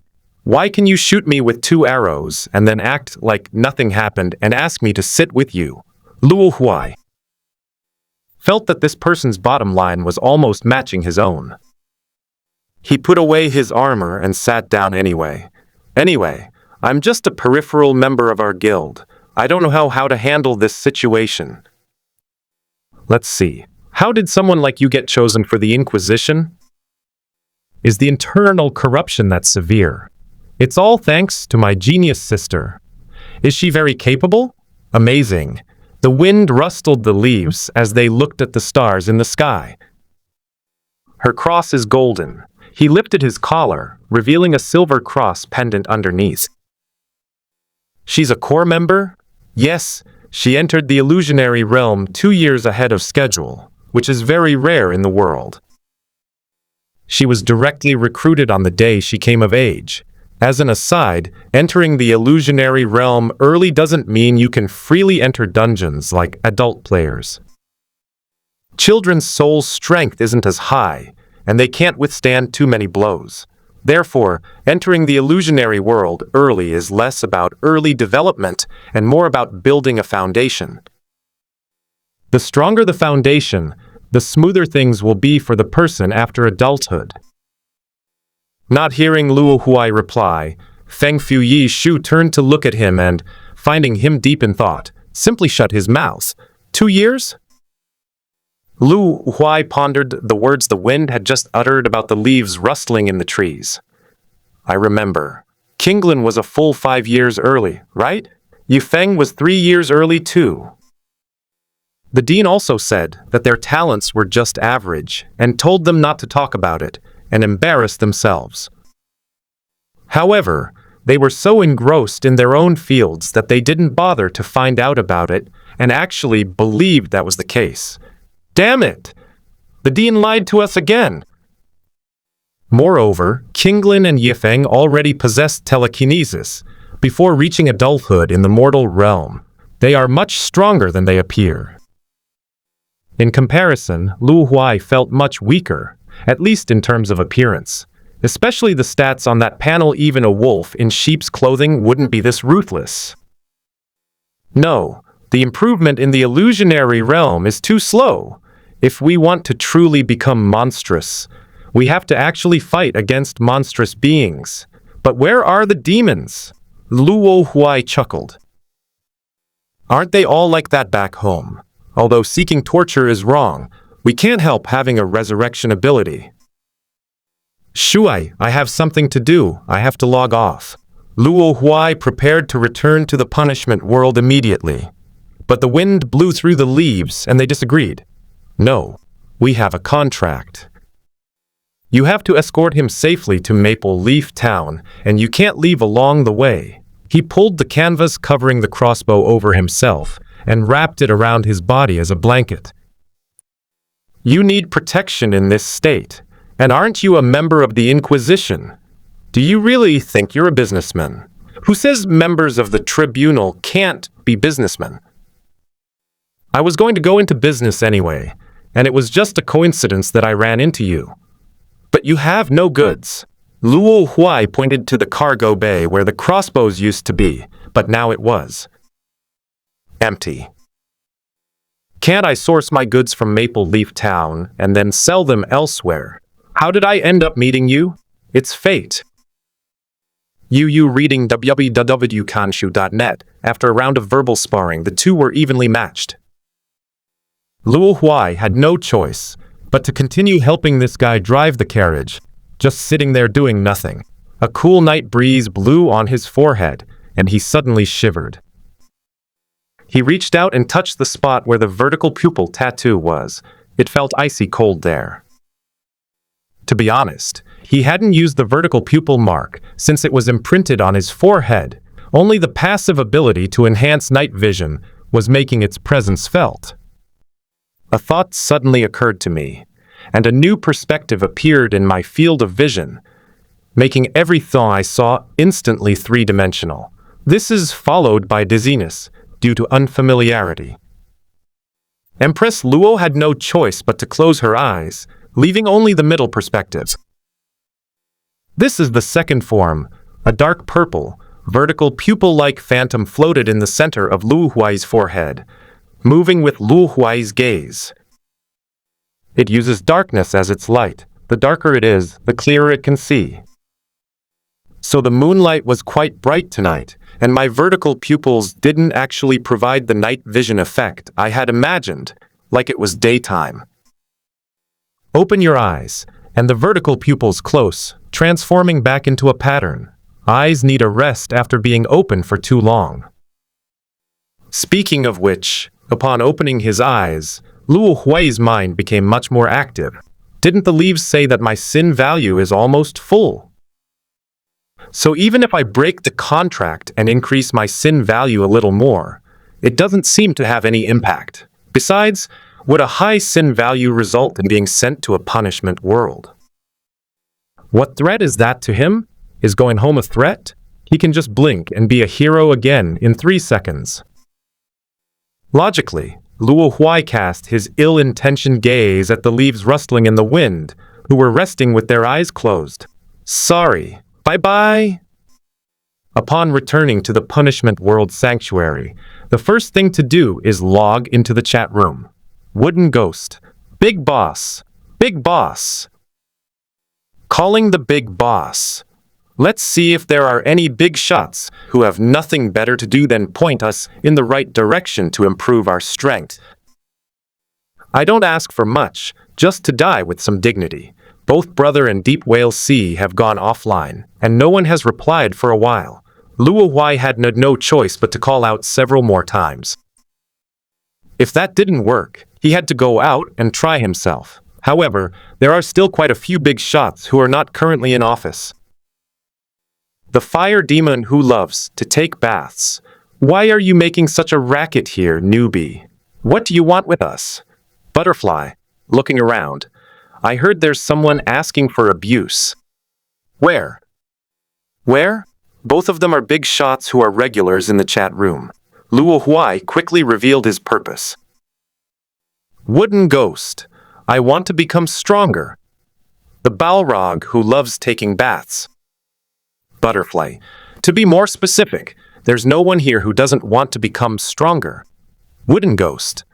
I need to find a place to train. Do any experts have recommendations? The Balrog who loves taking baths. Welcome to my home. Butterfly immediately refuted him. Don't listen to this guy. His house is like an active volcano, right on the ground. If you go there, you'll be like a mosquito flying into a fire pit. Luo Huai, why did you use a mosquito as a metaphor for me? Wooden ghost. I desperately want to become stronger, and I hope the expert can point me in the right direction. Butterfly said with difficulty, "This is very difficult. The flame demon who loves to take baths. We've heard from our brother about your strengths. To be honest, with your strength, you're useless anywhere. You'll just die. As long as I can die with dignity, that's fine." Luo Huai stated his bottom line. He refused to believe that in this vast world of punishment, there wasn't a place where he could die peacefully. There is one like that. Butterfly found a place she had almost forgotten in her vast memory. The monsters in the Serpent Temple dungeon aren't very strong physically. They're only good at using poison. Wooden ghost, so it's possible for me to get through there. Butterfly, no, even if. Those little snakes aren't strong, they can still chop down a big tree. But their venom is very effective and works extremely fast, killing you in a second. It can guarantee that you'll die before you even hit the ground. Absolutely dignified. Wood ghost. So snakes really can split trees. I remember your sanctuary was in the Badlands, and the entrance to the instance wasn't far from there. Wooden ghost. Where exactly? Butterfly.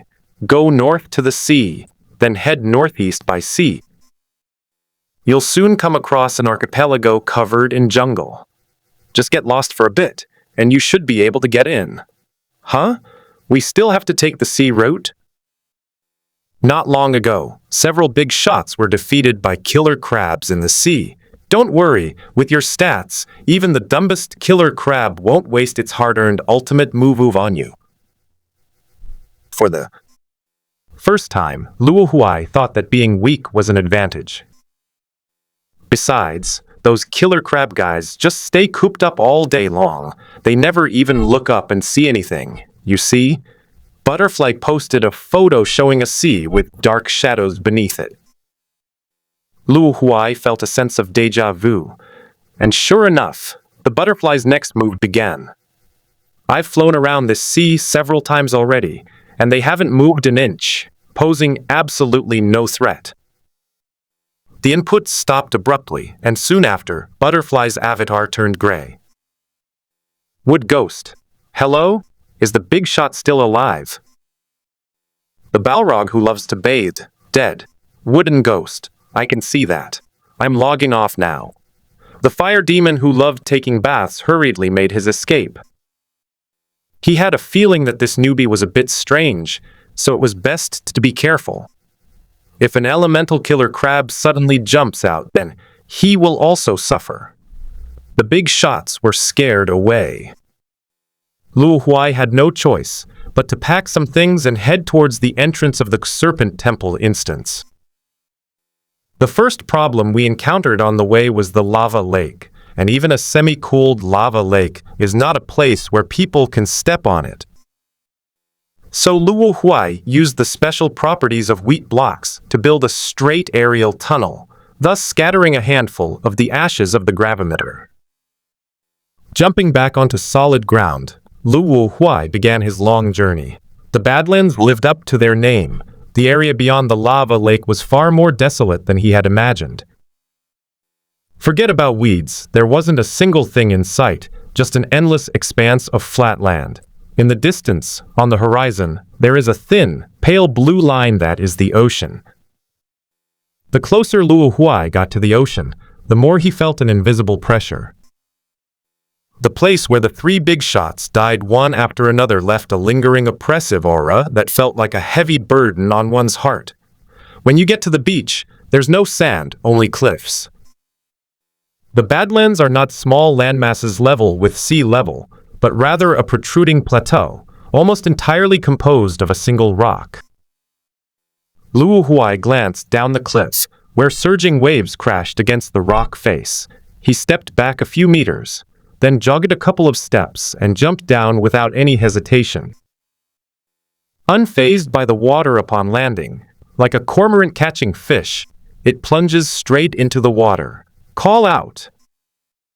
The silky smooth entry into the water with almost no visible splash, deserves at least a 9 out of 10. Bump! A hard object struck Luo Huai unexpectedly on the head, causing his vision to go black for a moment before he was slammed against the rocks by a wave. Blood volume dropped by 90%. As the waves receded, preparing for the next onslaught, Luo Huai, who had been hanging on the rocks, revealed himself. There was an exaggeratedly large bump on the top of the skull, but it didn't break open. The E-level physique is terrifyingly powerful. With trembling hands, Luo Huai raised his stone pickaxe and dug a 2 cubic meter space beneath himself before the next wave crashed in. He climbed inside and immediately blocked his head with blocks, thus avoiding being finished off by the waves. That's terrifying. Luo Huai curled up on his side on the ground, covering his head, his pupils dilating in shock.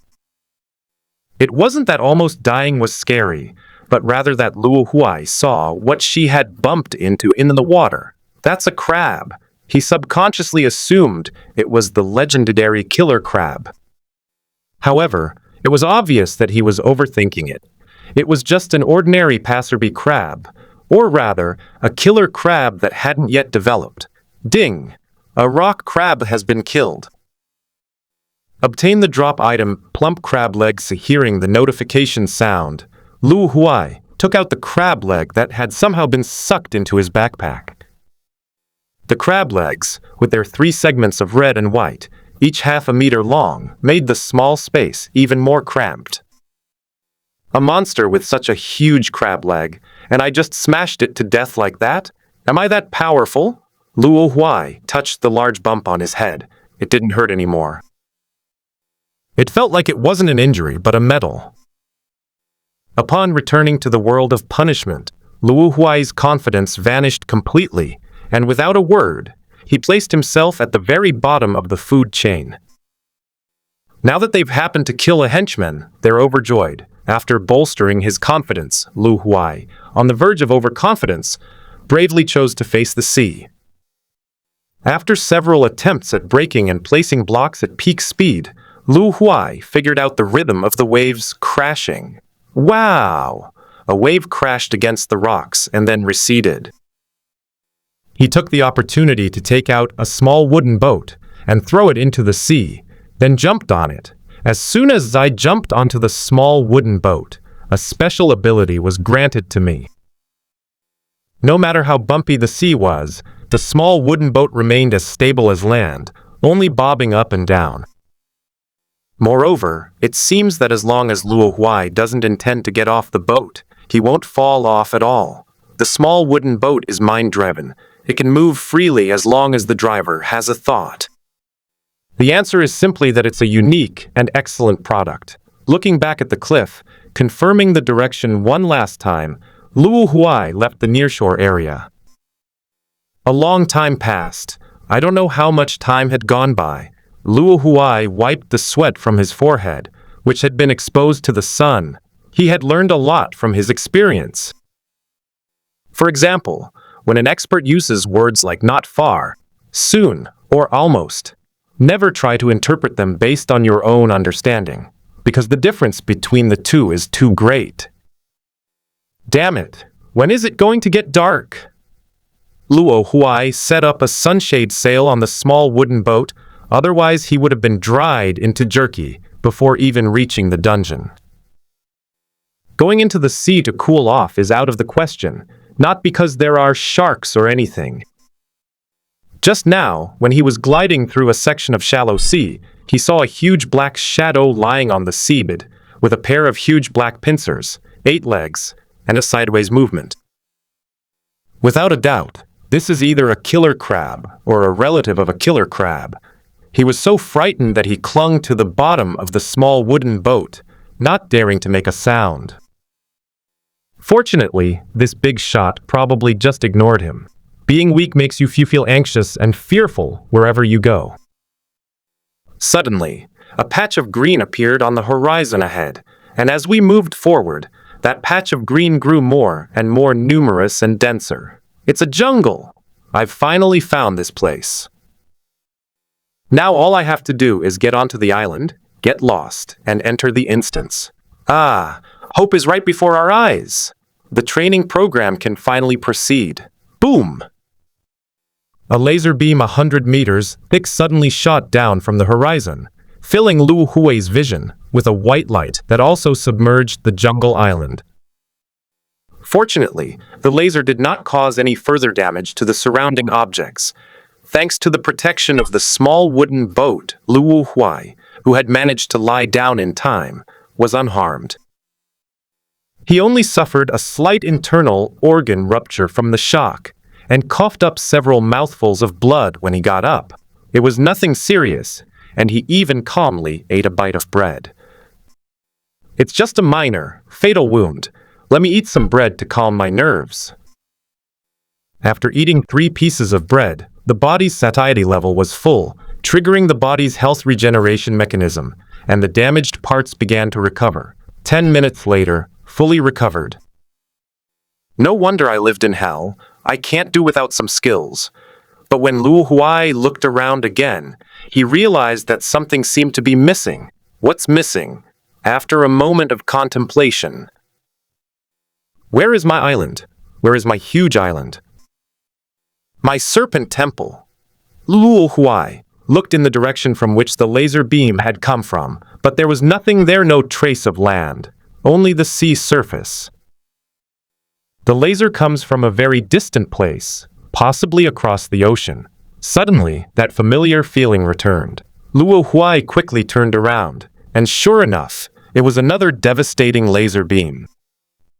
Moreover, this laser beam was of relatively low quality, with a portion of its cross-section submerged below the sea surface.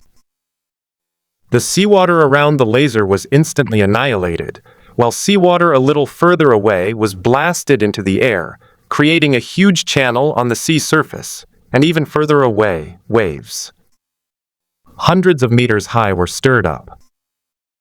Luo Huai was lucky. He was in the area with the waves and wasn't directly killed by the laser, but was just pushed a bit higher by the waves. He watched the sea recede into the distance, then looked up at the approaching clouds overhead. Yes, it's only a few hundred meters, not high. The small wooden boat's ability to stay upright kept Luo Huai completely calm. It might hurt a little when you slap it on the water. Bump!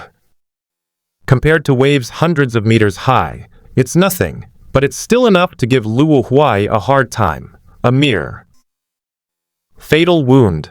Luo Huai tried to get up, but unfortunately, apart from still being conscious, his body was no longer under his control.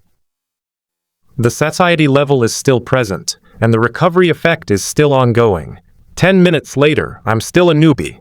Time's up. Luo Huai sat up as if nothing had happened.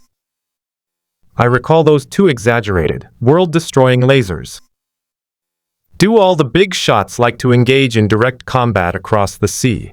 It was as if an ant had glimpsed a divine miracle. This level of combat power was beyond his comprehension. Where am I now? Having been pushed so far by the waves, he must have strayed from his original course. But the temple of the serpent is gone.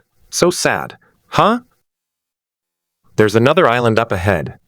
A mountain peak suddenly appeared on the horizon, attracting Luo Huai's attention, and the small wooden boat rowed towards it. Gradually, the island revealed its full form. Luo Huai discovered that the small island was not an island, but a piece of land. This is not a bad place. Stepping onto the beach, Luo Huai said. In stark contrast to the Badlands, this land is teeming with life. The towering vegetation looked as if it had been magnified with a magnifying glass, and even the insects were as big as heads. Luo Huai picked up a leaf that looked like a large fern, and then looked around. Why does this place look so retro? The term ancient here refers to the distant past, the ancient times, back to before the emergence of humankind. Moreover, the air here seems special to you. Taking a deep breath, I feel my mind clearer and my body more energetic. The air concentration is several levels higher than the Badlands. Luo Huai clenched his fist. His strong adaptability was starting to kick in, and his body was adjusting, changing towards greater efficiency. Luo Huai felt as if some limitation had been removed from his physical abilities. With a light jump, he stepped onto the trunk of an old tree and, using both hands and feet, climbed to the top of the tree in just a few moments. This is Luo Huai, standing atop the tree, saw a different scene. Dinosaur? In the distant sea of trees, a huge figure took flight. It had bat-like membranous wings, a sharp, narrow mouth, and 2 rows of neat, sharp teeth in its mouth. Luo Huai activated his yang eyes, golden red eyes, and could barely make out the monster. Ancient pterosaur, rar, race beast, dragon introduction, and ancient creature. This is really retro. Not good. Perhaps it was because Luo Huai's yang eye was too conspicuous that the ancient pterosaur noticed this side after taking off. It swooped down and flew over, causing the sea of trees below to ripple with leaves due to the wind pressure. From a distance, it wasn't apparent, but upon closer inspection, the sheer size of the ancient pterosaur was revealed, comparable to that of a fighter jet. Luo Huai quickly climbed down the tree, spotted a hole in the tree out of the corner of his eye, and crawled inside. The ancient pterosaur was so big. What if it dared to stick its head in? The pile of stone tools at Luo Huai's feet will teach it what cruelty is. P.S. If you see any dinosaurs that you can't find or whose information doesn't match up, don't doubt it. They're all made up by me. Ooh, oh scare! The ancient pterosaur let out a strange hiss outside the tree hole. It bent down, wanting to see what was inside the tree hole.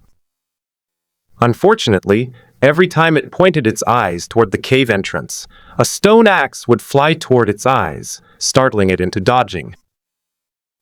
How can this thing be so hard? Luo Huai, hiding in the tree hole, initially thought he was invincible, but when he realized that his stone axe hadn't even broken the eyelid of the ancient pterosaur, he became apprehensive. When the ancient pterosaur's first plan failed, it began to use its huge forepaws to pry up the tree. Possessing both the ferocity of a beast and the strength of a dragon, its physical strength was not a concern for the so-called wood spikes. At this rate, the ancient pterosaur will eventually tear this tree to pieces. The sound of claws scraping against wood kept coming from above, and Luo Huai knew that this couldn't go on. However, he couldn't even break through the pterosaur's most vulnerable eyelids. Charging out would mean certain death, and in open areas, he couldn't possibly outrun a flying creature. In desperation, Luo Huai rummaged through his backpack, looking for anything that might be of some use. Finally, he found a brand new flint. I never expected that the things I originally planned to use for grilling meat would be used here. Luo Huai raised the flint and struck the wooden wall of the tree hole. Suddenly, a flame ignited on the wooden wall and began to spread. Flint characteristics. A versatile igniter. It lights anything it touches. Seeing that the flint and steel had worked, Luo Huai tried lighting the other unlit areas several times as well. Thick smoke billowed and flames flickered inside the tree hollow. The ancient pterosaur suddenly felt the tree in its hands become warm. Looking down, it saw a ball of fire rushing straight towards its belly. It quickly spread its membranous wings and took off on the spot. That ball of flame was Luo Huai. Relying on his fierce spirit, he charged out wielding a burning piece of wood. Having achieved the desired effect, Luo Huai tossed aside the hot wooden block in his hand, turned sideways, and disappeared into the nearby haystack.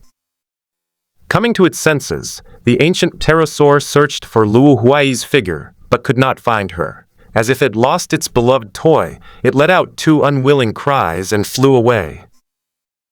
Phew, even a basic rare level monster is already this powerful. My physique, which has just leveled up, is really nothing. At this point, Luo Huai suddenly thought of something and guessed a possibility. The values on my panel, could they be determined based on the level of the punishment world?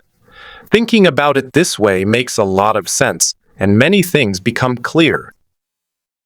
But why is my IQ still F? Is my intelligence even lower than these monsters? There is no G below F, and Luo Huai suspects that his intelligence may not even be comparable to that of some monsters. Let's ignore all that for now and just try to survive. Luo Huai couldn't stay hidden in the bushes like Voldemort forever. Other predators would inevitably target him. He needed to find a way to build a safe haven. The trees in this place are all very large, some as thin as several people, and others several meters thick. Because of this, Luo Huai chose to live in the trees. Luo Huai used a wooden axe to carve a square hole in the thick tree trunk and hid there. Peeking out, he saw several small, thin figures flash by on the ground. They were only half a person's height, with thin, short forelimbs and strong legs that gave them great mobility. The velociraptor, normal. Race beast, dragon introduction, watch out for your eggs. Luo Huai felt a chill in his crotch and quickly shrank back into the cave. Stranded in this place, without a computer and unable to ask for help from experts, he had no choice but to find a way out on his own. This special land might even have a dungeon version. Since he was already there, he decided to try hunting a dinosaur. That's a dinosaur. These are monsters you usually only see in a very few special dungeons in the fantasy realm. They're incredibly rare. Of course, forget about the big dinosaurs. At most, they'll only try to take on smaller creatures like Oviraptor. Donning his armor, Luo Huai nimbly climbed a tree branch, holding the stone sword in reverse, like a lurking snake, ready to deliver a fatal blow at any moment. Small dinosaurs occasionally swam by below. This grove of trees was too dense and difficult for large dinosaurs to move around, so it became their paradise. A path was trampled into the grass. Luo Huai was waiting for an opportunity to be alone. Even if it was a small dinosaur, he wouldn't stand a chance against a group of them. It's more accurate to say that smaller dinosaurs were more cunning in their battles. Larger dinosaurs attacked with straightforward bites and slashes, but smaller dinosaurs didn't follow such tactics. They would make full use of their agility to target the lower body. A chill down your groin could mean anything. It's worse than death. Suddenly, Luo Huai heard a rustling sound from a clump of grass below. An oviraptor carrying an egg emerged from the grass, its short forelimbs cradling an egg the size of Luo Huai's head, making it somewhat unsteady on its feet. It's a greedy fellow. Most importantly, it was alone. It's you, Luo Huai thought to himself. His limbs, which were wrapped around the tree branch, loosened, and he fell towards the oviraptor. As soon as the oviraptor heard the branches above it swaying, it immediately spotted the falling locust tree. However, its intelligence, which was also F-rank like the locust trees, did not allow it to make a complicated decision. It still couldn't bear to part with the egg in its hand. It had no choice but to clumsily dodge to the side, but was struck in the neck by Luo Huai's aerial flying kick, which had been enhanced. The oviraptor loosened its grip on the egg, which rolled to the side. Finally realizing that its life was more important, it kicked its hind legs, trying to escape. Having left its pack, it had no courage to fight the attacker. However, Luo Huai's feet were covered by iron armor, and the sharp iron edges on it caused great damage when they kicked his neck, a vulnerable area. The oviraptor tried several times but failed to stand up. Luo Huai's kick was very tricky, damaging its spine and leaving it in a semi-paralyzed state, becoming nothing more than fish on a chopping board. Luo Huai walked to the oviraptor and chopped down the stone axe. Guillotine! The axe blade sank into the flesh, but only advanced a centimeter or two before getting stuck. The stone axe, despite its heavy blow, failed to cleave open the oviraptor's thin neck. Unconvinced, Luo Huai pulled out his stone axe and swung it down again, but the oviraptor's neck, especially its bones, was like steel, leaving several nicks on the axe. The oviraptor's neck had been broken in every way it could, leaving only bones, but it still didn't die. With each swing of Luo Huai's axe, it coughed up blood until finally there was no more blood to flow. It all leaked out of its neck. With its last bit of strength, the oviraptor turned its eyes and looked at Luo Huai. "Brother, we usually just stomp other dragons to death when they kill us, so please be quick about it." "I only stole an egg. That's not a crime." "Oh, God, I'm just an oviraptor. A lowly, ordinary monster. Why is God torturing me like this?" The oviraptor, which was supposed to be beheaded but was instead drained of its blood and died, finally passed away. The blurry mosaic around its neck revealed the torment it had endured. For the first time, it felt that tenacious vitality was a bad thing. "Sorry, brother, I'd like to give you a quick death, but unfortunately, my abilities are really limited." Later, Luo Huai felt guilty and even addressed the oviraptor as a brother. "Yifeng and Qinglin, as his brothers, we have forged a deep friendship with the doctors in the city hospital and established a long-term cooperative relationship." Overwhelmed with guilt, Luo Huai dragged the oviraptor's corpse back into the tree hollow and then lit a nuclear-powered campfire in a wheat cube. "We may call each other brothers, but we still have to taste the meat. I'm getting sick of eating bread and grilled fish every day these days." The furnace can only automatically burn items from the wheat block, but the campfire is much better. It accepts everything. It's just that the smoke in this small tree hole is a bit thick, but it's still passable. "I heard that dinosaur meat tastes like chicken, but I don't know if it's true." Luo Huai recalled what she saw on TV, something about dinosaurs being the ancestors of chickens.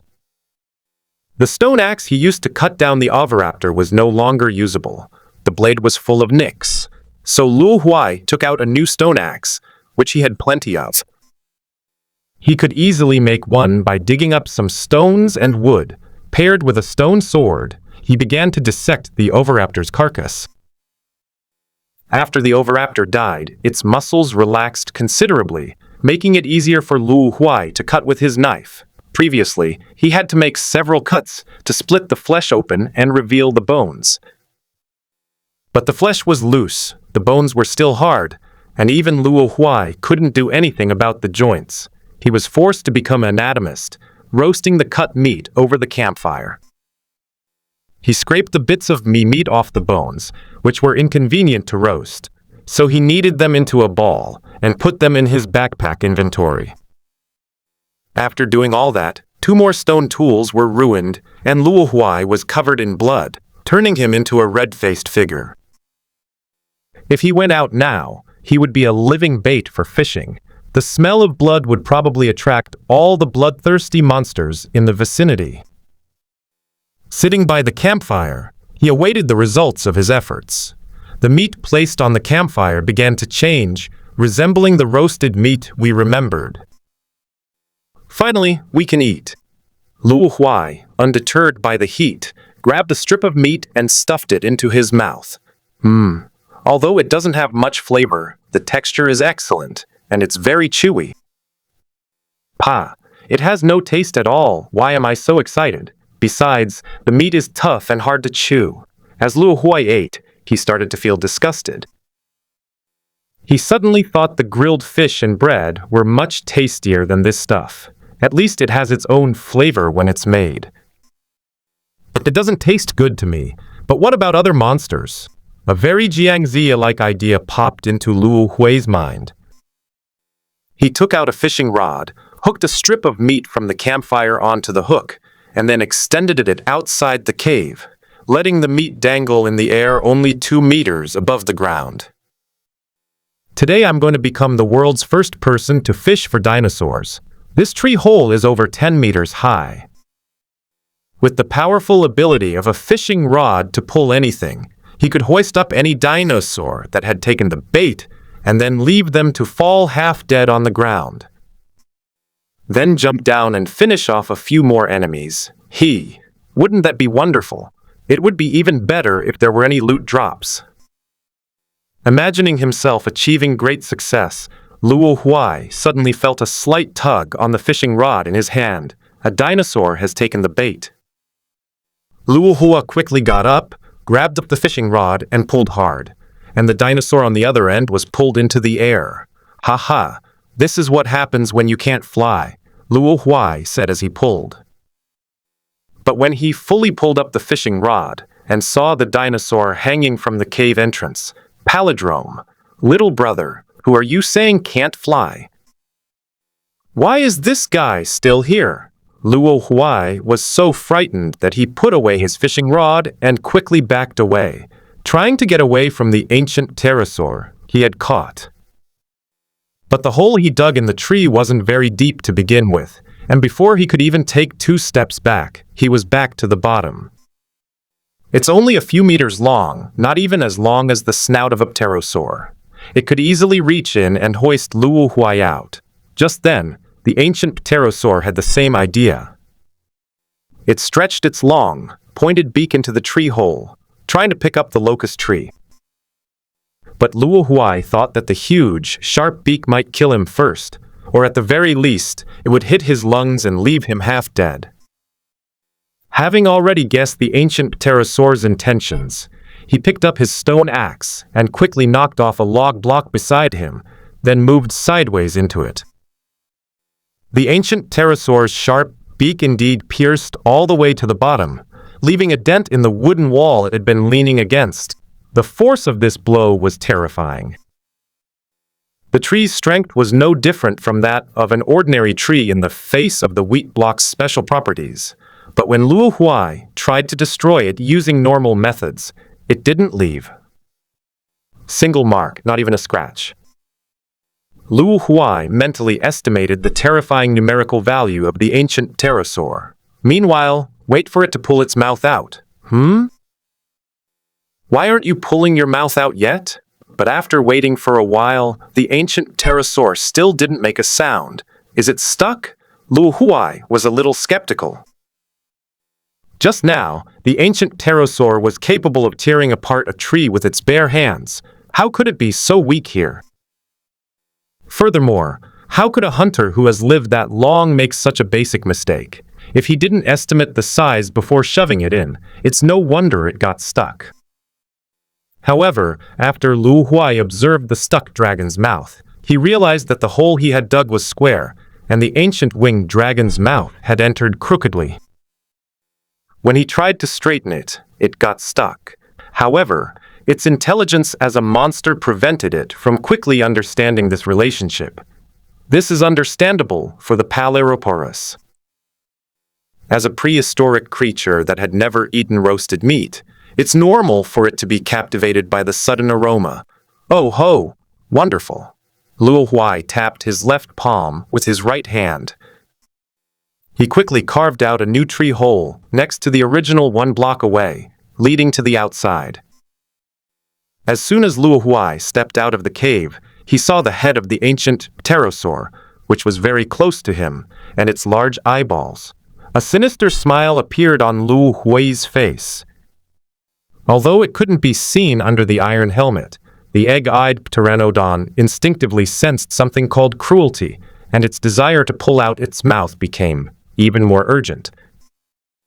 The ancient pterosaur's carelessness instantly ignited Luo Huai's hope of killing it. He took out a handful of blocks and hurriedly smashed them onto the ancient pterosaur. There was no time to lose.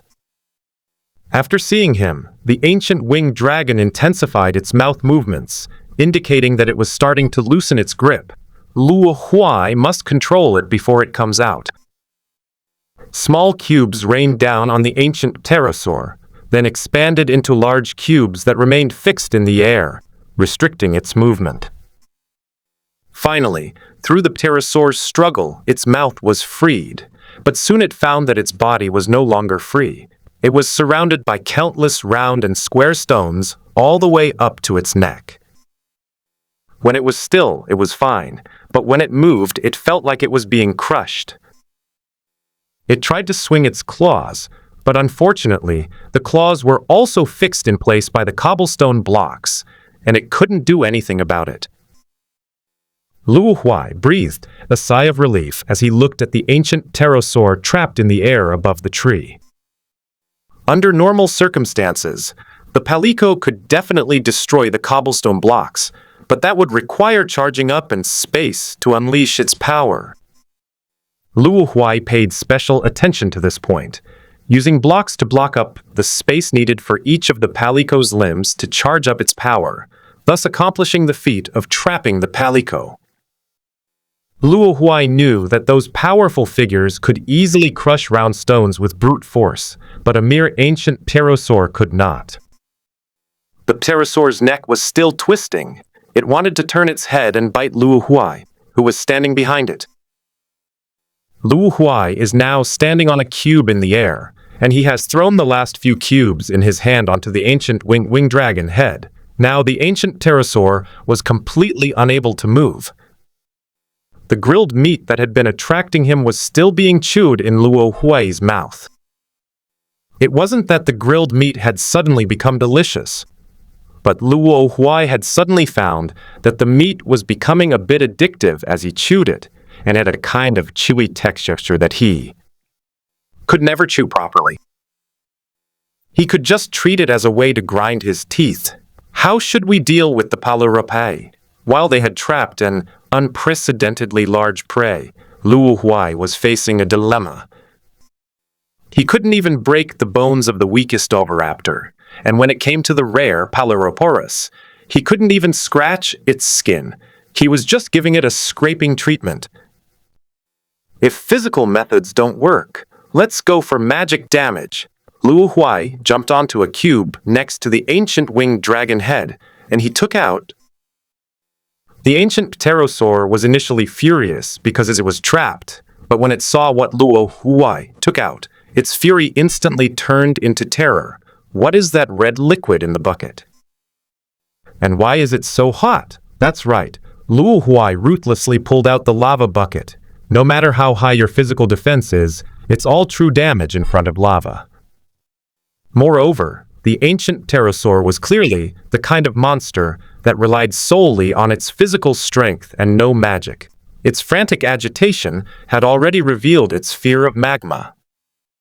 Luo Huai showed no pity and pointed the lava bucket at a square on top of the ancient winged dragon's head. A 1 cubic meter-sized magma source block appeared instantly, continuously flowing out magma and spreading in all directions. This distance is not infinite. The lava flowing from the source stops spreading after 4 or 5 meters in the horizontal direction, but in the vertical direction, this distance can be extended to 10 or even tens of meters. Therefore, the pterosaur's head, including its body encased in stone, was quickly submerged by lava, and a lava waterfall appeared in the air. It doesn't matter whether it's cruel or not. This is a world of punishment, a hell. Furthermore, the ancient pterosaur should have died the moment its head was covered by lava. Its living environment meant that its head could not possibly have any heat resistance. In a flash, it only had time to feel the heat before its brain was cooked. The oviraptor that took more than a dozen slashes to die was quite envious. Seeing that it was almost done, Luo Huai used an empty bucket to collect the lava. The lava waterfall, having lost its source, quickly shrank and disappeared. Luo Huai slowly chipped away at the round stone blocks that trapped the ancient pterosaur. The feeling was somewhat subtle, like peeling the muddy crust off a freshly roasted beggar's chicken. After he knocked down the round stone beneath the ancient pterosaur, only the pterosaur's head was stuck in the block. Its entire body was hanging in the air, its skin charred black by the lava. Luo Huai knocked down the last block, and the ancient pterosaur's corpse fell to the ground under the influence of gravity. With a thud, an object emitting a faint blue glow rolled out from under it. Dropped item, rare. I forgot to mention that the dropped items actually have different glows. Depending on the monster's level, they drop white, common, blue rare, purple, pick, and orange legendary items. If the monster is rated gold, the dropped item's glow will have a few strands of gold added to its original color. Previously, rare-level Earth elemental cores only emitted a barely noticeable blue light, but now the loot dropped by ancient wyverns emits an intense blue light. Overjoyed, Luo Huai jumped down, using blocks to cushion his landing several times in mid-air before finally reaching the ground. As soon as he landed, he ran over and picked up the rare item. Pteranodon wing membrane, rare. Introduction. Bearing the heavy responsibility of flight, it is undoubtedly the most resilient. This is a very good material, Luo Huai commented. After collecting the dropped items, he took out his stone sword and axe, cut a few pieces of flesh off the ancient pterosaur, and then quickly left. The enormous carcass of the ancient pterosaur will surely attract many carnivorous monsters. Large monsters may not be able to get in, but there will be plenty of smaller ones. Luo Huai has no interest in making it an appetizer before the main course. He stopped trying to explore further, returned to the beach, released the small boat, and left. This map is really beyond his capabilities. He might get lucky once, but he can't be greedy anymore. Luo Huai finally chewed the oviraptor meat in his mouth until it was completely chewed up, and swallowed it in the spirit of not wasting any. Ding! Skin and flesh toughness slightly improved. The moment the meat was swallowed, a notification sound suddenly rang out. Can eating this meat directly increase your strength? This information struck me like a thunderbolt. Should I stay a little longer? Before it had gone very far, the small wooden boat spun around and turned back. Luo Huai set foot on this land again, but he did not immediately enter the jungle. Instead, he hid in a tree and then took out some oviductor meat and put it in his mouth. After chewing a few times until it was barely swallowable, Luo Huai immediately swallowed the meat. He was testing whether this effect was a one-time thing. Ding! Skin and flesh toughness slightly improved. It wasn't a one-time use item. Luo Huai became instantly excited. Compared to that serpent temple, whose nature was still unknown, the improvements here were much more real and tangible. Having found a way to improve quickly, he now has a chance to close the gap between himself and Yifeng Qinglin, who were years behind him at the start. Stacked attributes. Huh? I love that. He took out all the oviraptor meat from his backpack and ate it bite by bite, swallowing it down. This stuff really doesn't taste good, but I have to put up with it for the sake of improvement. In the illusory world, more than half a month has passed without anyone realizing it. Lin, has Huai returned? In the demonized battlefield instance, Yifeng, who had just experienced an encounter, asked King Lin about it via communication. His voice was much calmer. Having experienced months of war in the dungeon, he could be considered a veteran compared to his previous self. Qinglin stood atop a mountain surrounded by ancient trees, gazing at the auspicious clouds in the distance, with wisps of pale white fairy energy surrounding him. He returned from Kitahara 3 weeks ago and said he was going to rest, but we haven't heard from him since. I hope he's all right. After all, his physical body is also in the illusion realm. Yi. Feng had already learned about Luo Huai's special circumstances. Night Madman hung up the call, and the situation on his end changed again. On this side, King Lin kept tapping his thumb on the joints of his other fingers, like a fortune teller. He had been calculating these past few days, but King Lin frowned. I can't figure it out. Where did you go? Even if you're dead, you should at least figure out the dead end. After several more calculations to no avail, King Lin had no choice but to give up. He pointed his sword, and the Qingfeng longsword on his back was drawn from its sheath with the wind. He lightly leaped onto it, and went down the mountain. Qinglin's class is indeed mage, but that's not accurate. To be precise, he is a cultivator, and specifically a swordsman. 5 years ago, when he first entered the fantasy world, he was tricked by some unfriendly veteran players. Strangely enough, while everyone else entered the newbie city upon entering the fantasy realm, he was the only one who ended up in a dungeon. Young and naive, he was tricked by a group of veteran players and severely injured, falling off a cliff in a dungeon. But by sheer coincidence, this dungeon was a fantasy-themed dungeon. Perhaps he truly has the destiny of a protagonist. In any case, he has now taken up this special class, a cultivator, and that offline dungeon belongs to him alone. Needless to say, the various opportunities were plentiful. Skills, techniques, formations, and magical arts were all within his grasp. That's why Qinglin told Luo Huai not to pry into other people's secrets, because sometimes those secrets can be really big and cause trouble. I was originally planning to take you two with me when I ascended to immortality. Riding on his flying sword, Qinglin flew through the clouds and mist. With a flick of his finger, he shot out a wisp of mist, which drew a circle in the air ahead, revealing a portal to the main world of the illusionary realm. Qinglin walked through it. The ethereal aura surrounding him suddenly vanished, and he emerged from a small alley, dressed in a long white robe. Ah! Little fairy is back! Where is it? Let me see. Qinglin looked at the women and girls who had gathered around on the street, and his previously calm face was now covered in black lines. This is the base of the Soft Water Pavilion, a small city owned by the guild. Due to the nature of the Soft Water Pavilion members, most of the people on the streets here are women. With his normal appearance and ethereal style, it would be strange if he didn't become famous.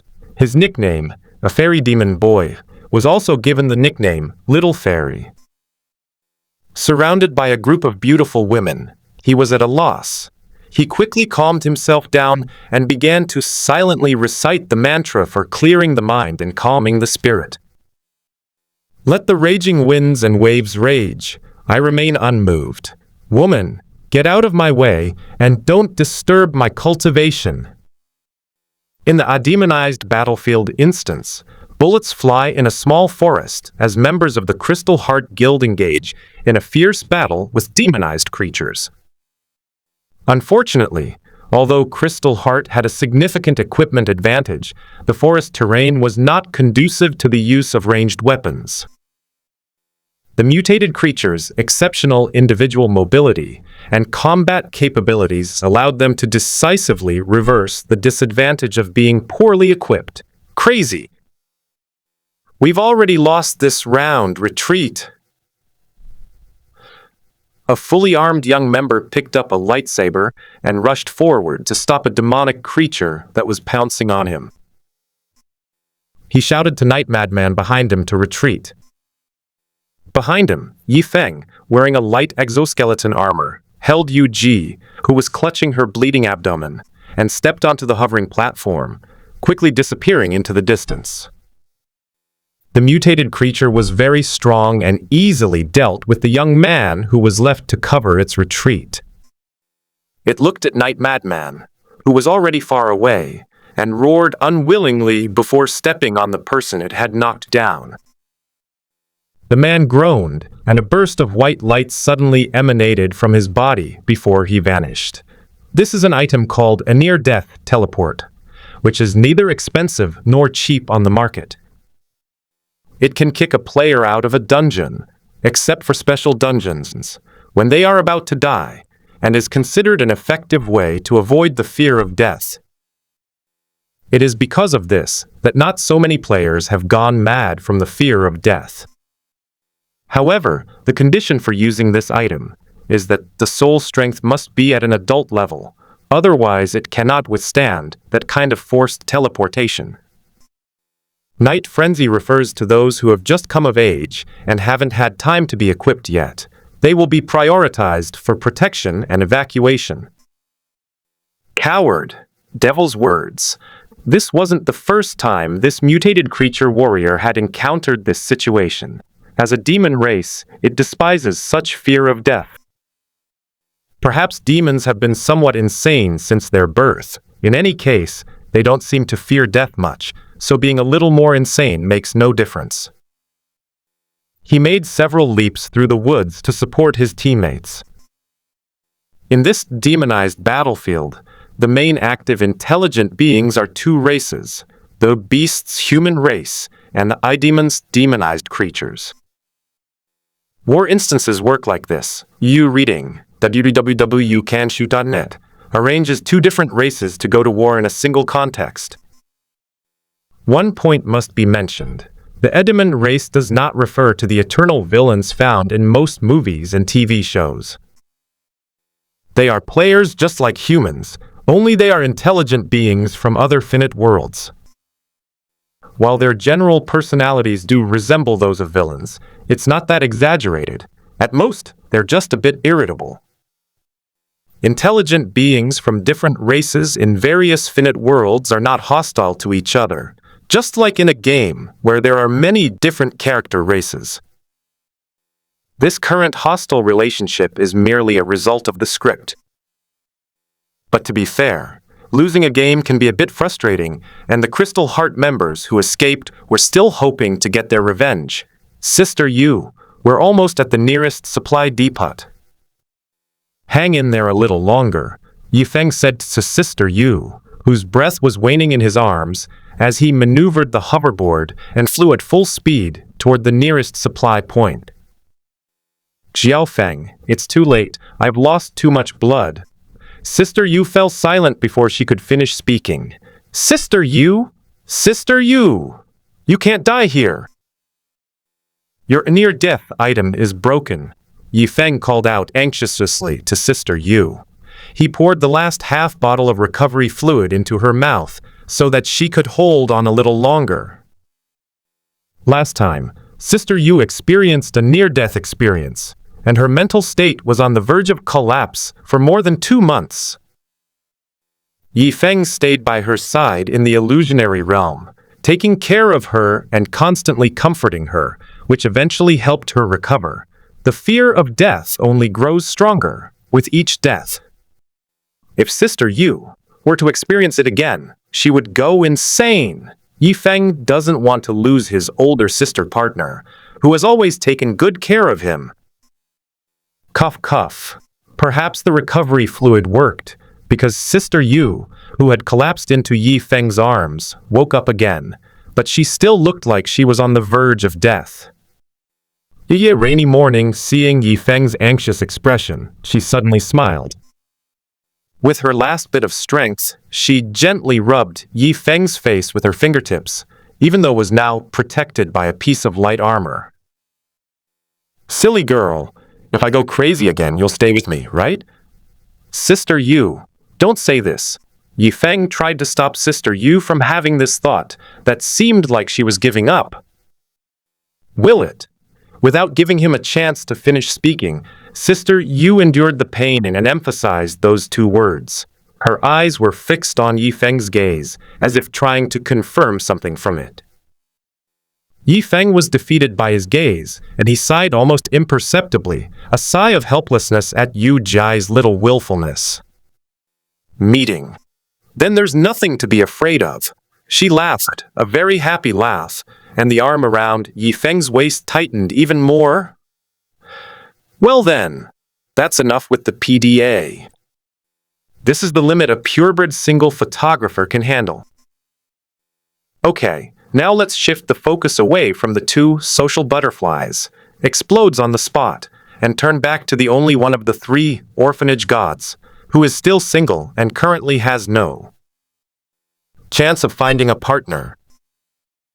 On Luo Huai, Punish the World, Dinosaur Island. A name Luo Huai chose himself. Luo Huai was holding a large egg in his arms, while a Tyrannosaurus Rex as tall as a small building was relentlessly chasing after him. Ah! Tyrannosaurus Rex. I really didn't mean to. I stole this egg from a rosatum. It belongs to the Gynotosaurus next door. It's definitely not yours. Roar. The Tyrannosaurus Rex roared.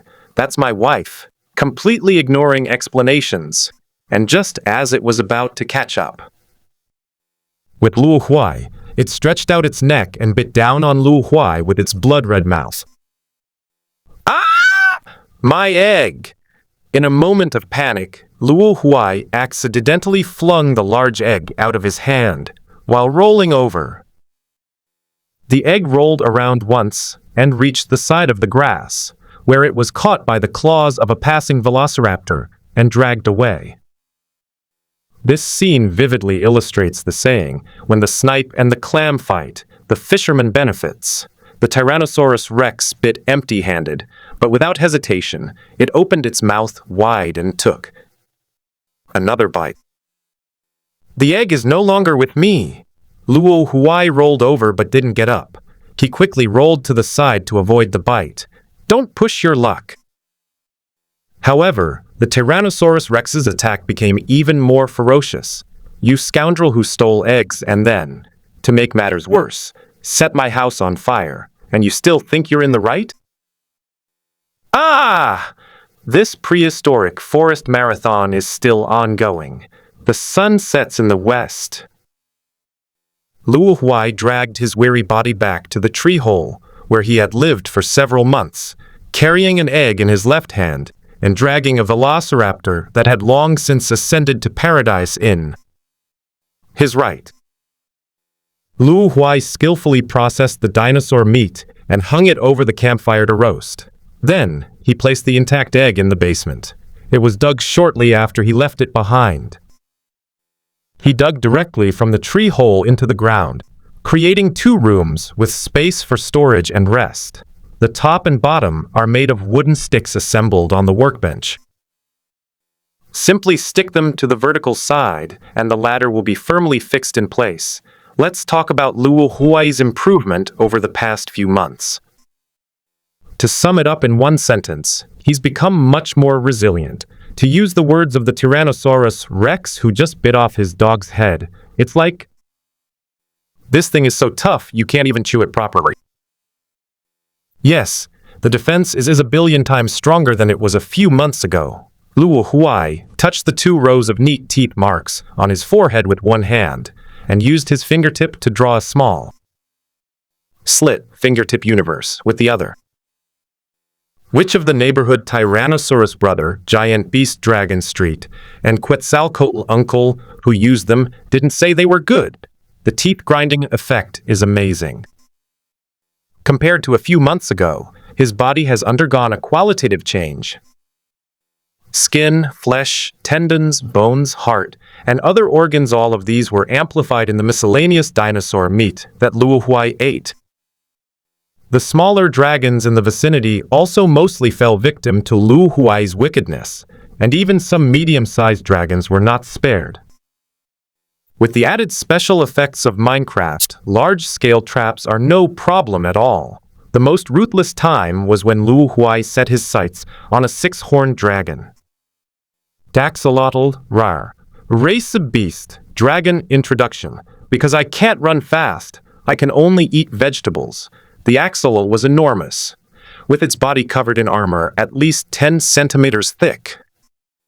Its massive head had a huge umbrella-shaped structure at the back of its skull, and its 6 sharp, long horns were so powerful that even a Tyrannosaurus Rex would not dare to confront it. However, every advantage has its disadvantages. The axolotl's movement is extremely slow, and its attack range is pitifully short. No one would be foolish enough to attack a monster that is covered in thorns and armor, except for the zombie grandpa. In order to hunt this axolotl, Luo Huai observed it for 2 weeks to confirm its habits, and then predicted its route for the next day. Finally, they dug a pit more than 30 meters high overnight. The rest is simple. The axolotl falls into the trap, and its own weight, under the force of gravity, will kill it, crushing all its internal organs. The axolotl died shortly afterward. That night, Luo Huai ate the toughest piece of meat he had eaten in months. This also made him realize why axolotls have no natural enemies. This fist-sized can of food is so thick that it's hard to open, and in the end, you only get a tiny bit of meat. No one would like that. Even now, thinking about Luo Huai still gives me a faint toothache. The meat is cooked. Luo Huai picked up the freshly cooked meat from the campfire and, without saying a word, popped it into his mouth. You can get used to the bland taste over time, especially with the saltiness of the sea and the seaweed you get from the water. It's not too bad. Has dinosaur meat finally lost its effectiveness? After eating the meat strip, the familiar notification sound of body enhancement did not ring out. This was the first time. That makes sense, though. He can easily handle being surrounded by a group of small dinosaurs now. They also brought out other types of dinosaur meat stored in the basement, each of which could provide different enhancements to the body. Luo Huai wanted to confirm whether all types of dinosaur meat had lost their effectiveness. After a few bites of cured meat, there was no change whatsoever. It seems there are none left. Since there's nothing there, then you can consider leaving. For some reason, Luo Huai suddenly felt like crying. For over 10 months. Do you know how I've been living these past 10 months? Every day it's been dinosaur meat, like chicken, toughness 10, plus big bone soup, and occasionally a dinosaur egg for a fried egg. If this continues, I'm going to gain weight. Rowing a small wooden boat, Luo Huai drifted across the ocean, and then successfully lost his way. The overcast weather for several days has made it impossible for the sun and moon, which are usually easy to spot, to be seen. Besides, this is a world of punishment, and the direction represented by celestial bodies is not yet certain. Luckily, I have a compass.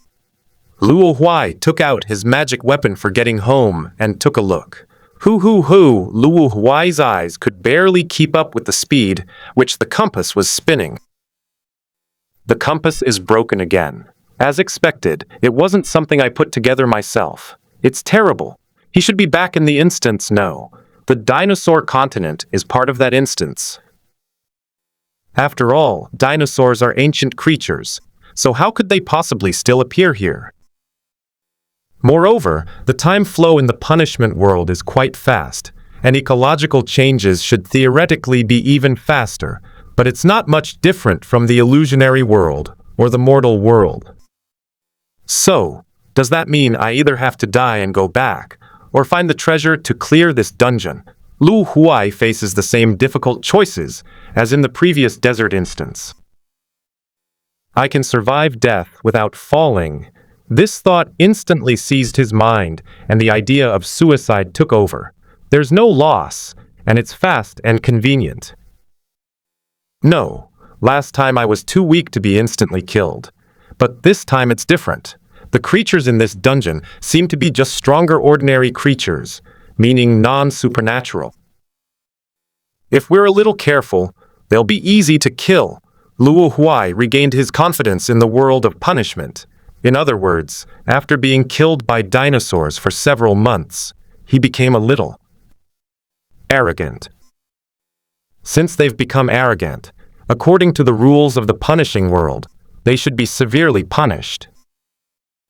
While he was still figuring out how to proceed, he was unaware that a shadow was silently covering the sea beneath the small wooden boat.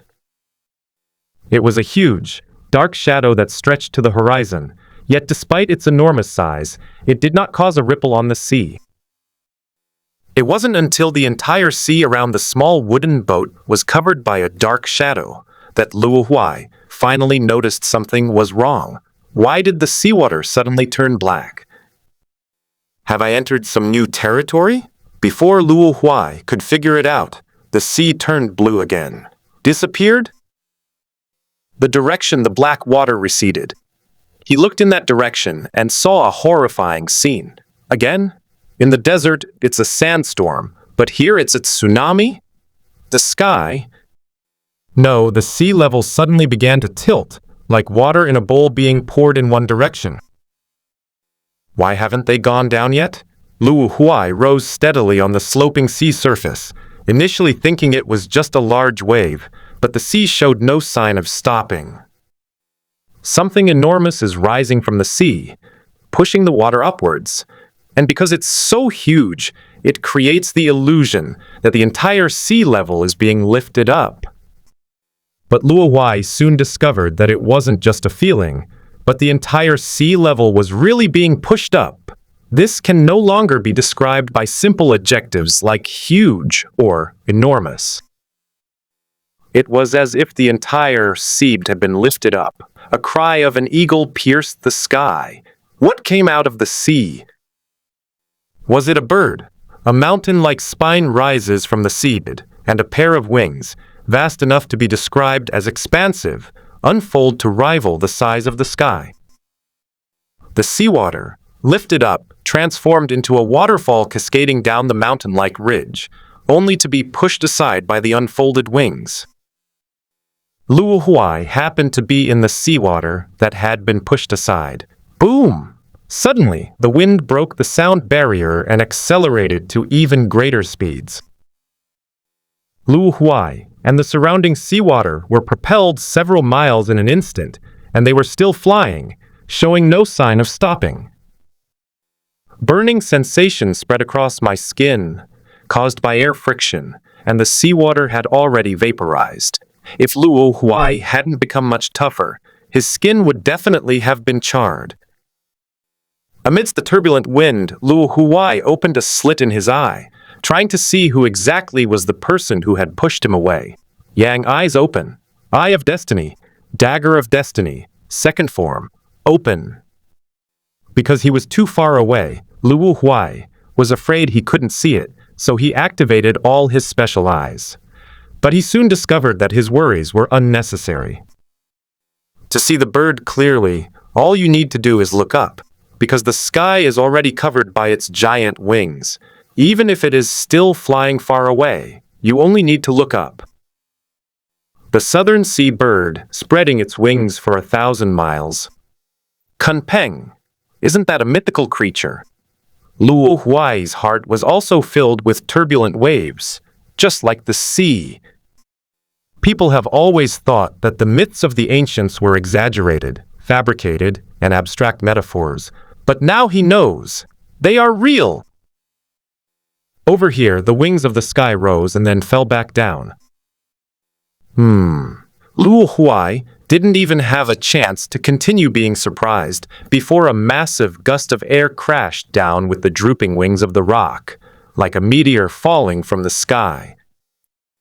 Connected to the seawater, Luo Huai was flattened by the wind pressure and died instantly, in chaos. Punishing the world, that's exactly what it means. Luo Huai's consciousness murmured in the instance's settlement space. He was wrong. Even a purely physical monster was not something he could look down on. He had a premonition that he would sigh like this countless times in the years to come. Settlement. Before the notification sound appeared, Luo Huai took the initiative this time. What will the outcome be? Will this raid be considered a failure? But I've been killing monsters for so long, shouldn't I at least get some sympathy? Or perhaps, like last time, a test? Ding? Settlement in progress. There really is a reward, Luo Huai said in surprise. The notification tone continued to play. Exploration mission failed. Instance rating F reward retains the enhancement effects gained in the dungeon environment. UU reading www.uxu.net. What? I've been fighting monsters for so many months, and I only got F. I've put in a lot of effort, haven't I? Because players spend 95% of their time near the entrance, where the danger level is lowest. After entering the dungeon, they cannot unlock more achievements. To improve their rating, Surprisingly, the notification sound answered Luo Huai's question. Luo Huai dared not speak. You're telling me those dinosaurs were just minor gatekeepers? I haven't even really gotten into the main storyline of the dungeon. His hard-won confidence was once again ruthlessly extinguished, leaving not even a trace. I won't dare to do it again. Anyone who gets arrogant again is a fool. The settlement complete, about to officially exit the instance, a blurry vision stretched before Luo Huai's eyes. When he came to his senses, he was back on the sea, but the kunpeng had vanished without a trace. Take out the compass. Now its needle is pointing precisely in the direction of the sun. The sun's position is almost unchanged since Luo Huai entered the instance. It's still close to noon. Luo Huai sorted out his harvest on the way. The rewards for this dungeon are really strange. What does it mean to retain the enhancements brought by the dungeon environment? Suddenly, he clenched his fist and found that it was still as powerful as it was in the dungeon. Could it be that the enhancements gained after the body adapted to the air environment of the dungeon were retained? Even if I were to return to my original environment now, I would still experience this kind of increase. Moreover, Luo Huai is not experiencing any breathing difficulties. This reward was well worth it. My mobility and explosiveness have improved significantly. Scare. A white blade pierced the sky and rose from the sea, and Luo Huai's head fell to the ground. No, it should be said that he fell into the water. Life is a mix of surprises and excitement. So, when you're in a good mood, it's understandable to jump into the sea and splash around for a bit, right? Killer crab. I understand, but that doesn't stop me from using a knife. It's that simple. Luo Huai got to experience the way a big shot died. Upon resurrection, you return directly to the courtyard of the shelter. The wheat fields were ripe again, and he bent down to harvest the wheat, replanting the fields with wheat. At the same time, he reserved 2 fields to plant the watermelon seeds he had obtained from the desert temple. I forgot last time, so I'm making up for it this time. The shadow of death seemed to completely disappear in Luo Huai's place. It should have been almost half a month in the illusionary realm by now, right? After traveling back and forth between the 2 worlds several times, he had some vague understanding of the time difference between the 2 sides, and it seemed that the difference in the flow of time between the 2 sides was not fixed. Sometimes he would spend a whole day in the punishment world, but only 3 hours would pass when he returned to the illusionary realm. But sometimes he spends 3 days in the punishment world, while only 5 hours pass in the illusion world. This ratio has clearly changed, but who cares? Who wouldn't be happy to have a little more time than others? I don't plan to go to the illusionary realm yet. I've spent so much time in the ancient dungeon, it would be a shame not to lie in bed and rest properly. A balance between work and rest is the best approach. Then, Luo Huai fell asleep in bed. Ding! Automatically traversed to the fantasy world. It was as if a clear spring had flowed into my mind, and my drowsiness had vanished. Luo Huai felt melancholy. Can't a person get any rest? I'm so depressed. Perhaps the greatest punishment the world could inflict on him was taking away his need to sleep. Although she was full of energy, Luo Huai still missed the feeling of sleeping. Never mind. We've already gotten through it. By the way, where am I now? He is lying down, with the starry sky in front of him. He propped himself up and up from the ground. This is a grassland on the way to the eastern region. Half a month ago in the illusory world, he left from a carriage with leaves blowing in the wind right here. The call bar kept ringing. When Luo Huai opened it, he saw a full list of missed calls, mostly from King Lin and a few from Yifeng. Reply to King Lin first, because he doesn't know if Yifeng has come out of the dungeon yet, since only half a month has passed in the illusionary realm. Hello? Kinglin? The call was clearly connected, but Kinglin remained silent for a while on the other end. He was calculating, and after half a month of fruitless calculation, suddenly he got a result. It's like solving a math problem for several days, and then suddenly figuring it out. You would definitely doubt whether you had misread the problem. But this time he truly understood, and facing his beloved brother, Kinglin couldn't help but shed tears. You finally decided to come back. It's been over half a month. Yi Feng, and I even placed the order for your coffin. We spent the whole day haggling and finally managed to get it down to 30% off. Luo Huai, I'm so touched. Tell me, where have you been for the past 2 weeks? Kinglin's joke vanished. Did you go into some kind of special instance? It's pretty much what you said. It's a rather special copy. Why didn't you say anything before you went in? You, who are usually so gentle in the illusionary realm, suddenly disappeared for more than half a month.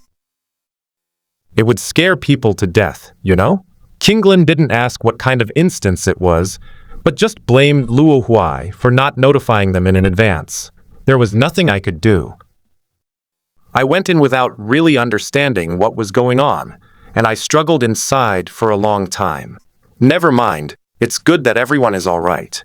Speaking of which, you didn't actually order a coffin for me, did you? How could this be? Kinglin immediately opened the funeral home's website and canceled the order. Luo Huai had already heard the voice commands over the communicator. He then asked about Yi Feng's matter. How's Night Madness doing? Did he successfully advance to a core member? Don't even mention it. Kinglin rubbed his temples. You'll know if you ask around in the news. Crystal Heart has really messed up this time. A month and a half has passed, and they still haven't cleared the demonized battlefield dungeon. If this continues, a demonized battlefield will become an open dungeon. If it becomes a public instance, then Crystal Heart will have no chance. War instances like a demonized battlefield can be exclusively accessed before they are converted into public instances, and the entrance area is fixed. In such a situation, if an individual or faction achieves victory in the war instance, then the instance will directly belong to the victor.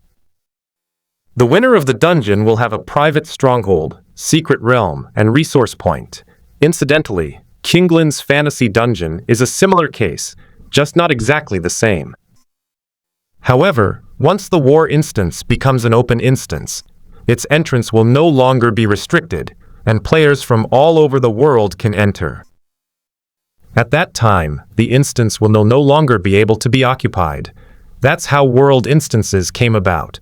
The winner's reward will be reduced to a large amount of resources.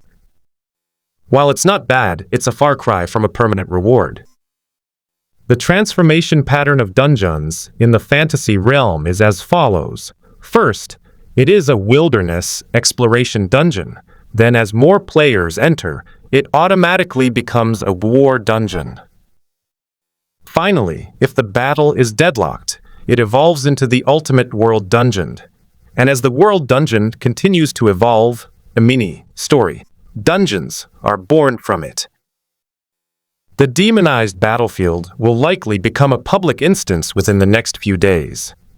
Many players and factions, large and small, are already preparing, waiting to make a fortune there. You reading www.ukanshu.net. The drop rate for good items in the newly created world dungeon is still quite high. Are you going to try and make a quick buck then? Luo Huai kicked away a pebble on the road. I don't care. Kinglin was very indifferent. After all, he already had his own private one. Sigh, is this the melancholy unique to the protagonist? However, it seems that Ru Shui Jie, where I am, has such intentions, and I guess I will inevitably be dragged into it in the future. Will they fight with Night Madman's guild? Who knows? It'll just turn into a chaotic free-for-all inside, a haphazard fight.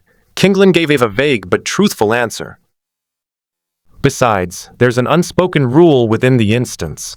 When factions fight, they show no mercy, each vying for their own benefit. I see. What, you just came out of the dungeon and want to get involved too? I have that idea. As Luo Huai was speaking, suddenly, a rift-toothed beast emerged from the bushes beside him. Luo Huai instinctively wanted to dodge, but when he thought about the changes in himself over this period, he stopped in his tracks. Without even wearing armor, the Splitter's imposing presence was far weaker than that of a dinosaur. The razor-toothed beast opened its mouth wide and raised its front claws. If it pounced firmly, an ordinary person would be instantly killed by a throat strike. Its beastly eyes gleamed with a bloodthirsty red light.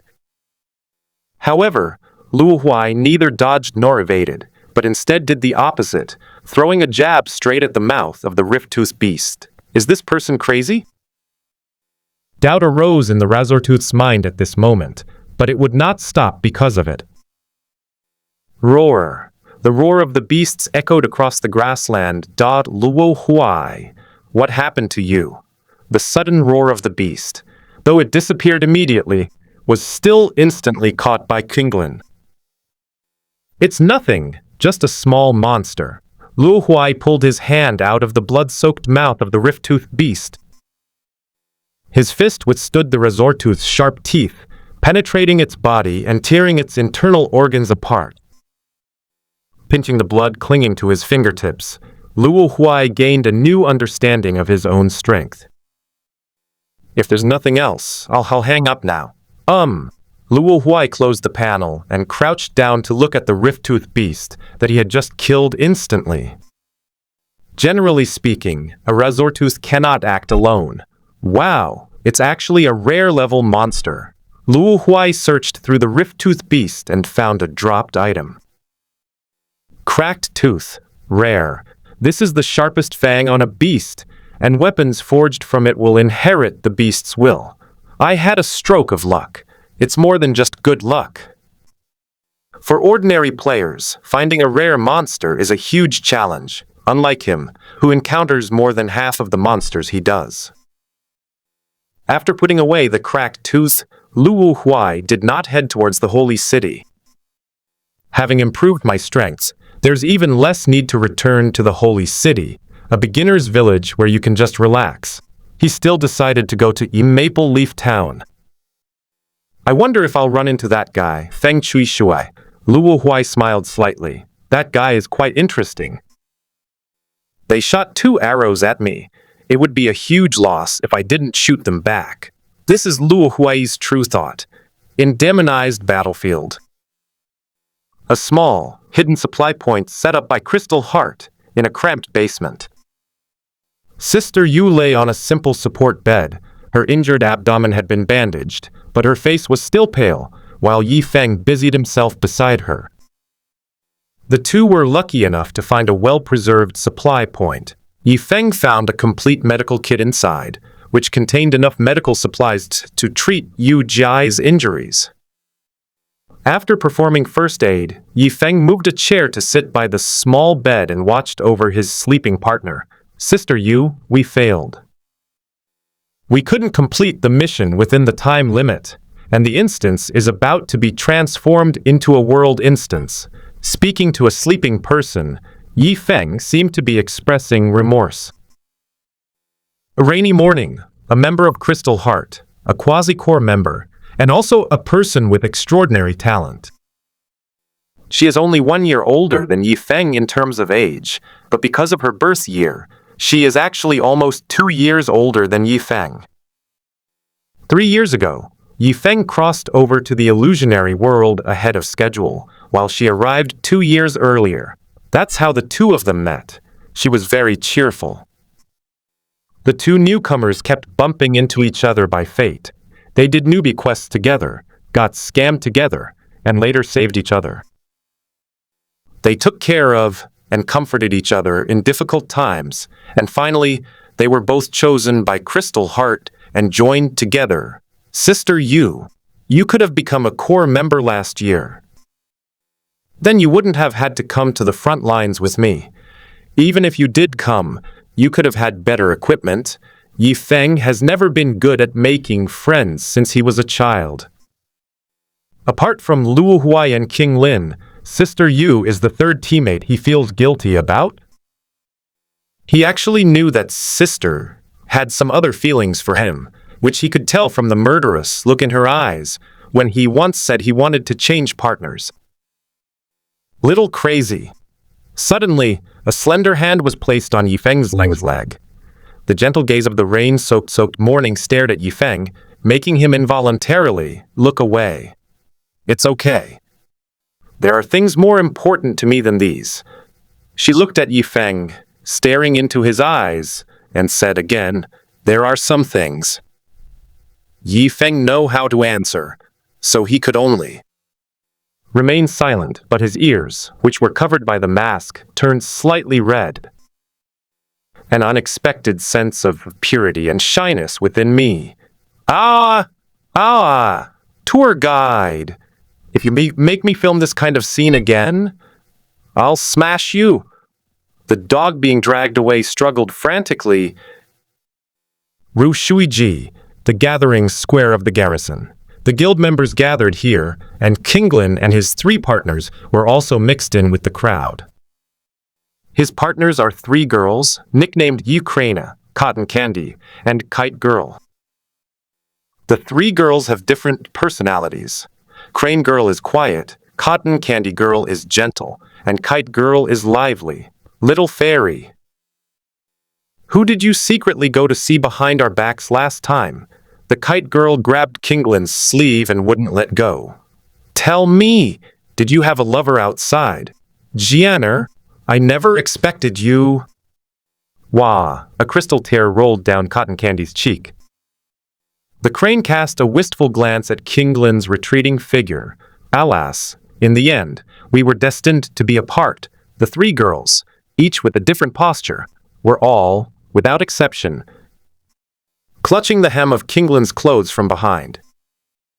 However, Kinglin, who was walking at the front, remained calm and composed, completely unfazed by the stares of the unsuspecting women around him who saw him as a heartless scumbag. Ha, 3 drama queens. We've known each other for a long time. Don't you know what kind of people they are? I'd never fall for their tricks. Stop fooling around. Kinglin flicked the foreheads of the 3 girls with her fingers, which were twirling white silk threads. The 3 dramatic girls were suddenly struck on the head with a flick of the wrist, and immediately clutched their heads, whimpering in pain. Kinglin sighed nasally. What else could she do? So cute and adorable. Could she really take action against her? Please, do you think I'm Luo Huai? But this perfunctory, half-hearted punishment looks like flirting to onlookers? Or is it a 1-on-3 situation? Oh my God! Am I really such a jerk? Kinglin silently recited the heart-clearing Mang mantra once, and the inner turmoil in his heart eased considerably. Cultivating immortality is still the best. The heart-cleansing mantra is truly a wonderful thing. My resolve to pursue the Tao has instantly become firm. The head of Ru Shui Pavilion is a mature woman named Xi Wu Tong. Judging from her dignified and elegant appearance, she must be a composed person. She's just a shameless old woman who claims to be an 18-year-old girl, despite her advanced age, Kinglin thought to herself. Xi Wutong's cultivation system is the same as Kinglin's, and he is also a cultivator. When it comes to cultivating immortality, everyone knows that age is something you shouldn't worry about too much. It's meaningless. Many players live long lives, which is normal. In the mortal realm, death is defined as the dissipation of a weakened soul that can no longer control the physical body. As the soul grows stronger through trials in the illusory realm, longevity becomes a natural consequence. As for the ascension of Luo Huai and the orphanage director, that represents the limit of longevity, and it is also one of the ultimate goals for players. Xi Wutong stood on the high platform in the square, making arrangements for the journey to the demonized battlefield. Logically speaking, Ru Shuji shouldn't need to participate in such disputes. The guild's income mainly comes from various entertainment and film industries. But what could be the problem? The guild leader next door was a total straight man. In front of a whole bunch of beautiful women, he uttered a standard chauvinistic quote. "So what if women don't have enough stamina? Blah, blah, blah. Good heavens, this is outrageous." The girls, who usually don't like to fight, suddenly got angry. He immediately sentenced the straight-laced guild leader on the other side to a life without a wife, and then declared that he would participate in a war-type dungeon. Within the guild, everyone responded to his call. After walking all day, Luo Huai's stamina was exhausted, and he hadn't even left the grassland. Why doesn't my offline point move along with the carriage that's blowing leaves in the wind? Are you trying to find a lost sword by marking the boat? Forget it. Let's just keep going like a zombie, Luo Huai shouted as if venting his frustration, and then continued walking like a zombie. During the day, he had actually tried to tame monsters to use as mounts, but those beasts were all incredibly stubborn, and as long as they were conscious, they would struggle incessantly. Left with no other choice, Luo Huai could only eat the 2 large pieces with tears in his eyes, and to be honest, they tasted a bit better than dinosaur meat. This made Luo Huai want to try taming 2 more. Unfortunately, he seemed to have killed the monster leader, and the rest of the monsters were all scared away. After chasing for several miles, Luo Huai's 2 legs still couldn't keep up with the 4 legs in front of him. His current physical condition is actually good enough to slowly exhaust the monster, but that would be too much trouble. It's better to save your energy and walk a little further. Bite. A crisp notification sound suddenly rang out, indicating that there was an update on the panel. The panel opened instantly. In the dungeon section, a dungeon option with a gleaming gold border is pinned to the top. It's obviously the demonized battlefield dungeon, only the name has changed slightly to Battlefield of Demons. The meaning of monsters is quite clear. It refers to the other factions that are about to enter the instance, as well as a bunch of solo players. So fast? I thought I would have to wait at least 2 more days. Now that it's open, should we go in? Of course, it's not that we won't go in. It's just that Luo Huai is wondering if we should make some preparations. So he checked himself to see if he had any hidden injuries. As it turns out, the resurrected original body was in excellent health. Even its face, which hadn't been washed for months, was now spotless. Luo Huai had no choice but to straighten the clothes he was wearing, which had accompanied him through countless life and death experiences and resurrections. Ready! All that preparation turned out to be a waste of time. Click on the Battlefield of Demons instance to enter. Luo Huai disappeared into the white light. When Luo Huai woke up again, he found himself sitting on an air transport plane. The cabin was packed with players, who were divided into 2 rows and seated on both sides of the airport. Luo Huai leaned forward slightly. They're all independent people. Players belonging to a guild will definitely wear a badge with the guild logo when entering a dungeon.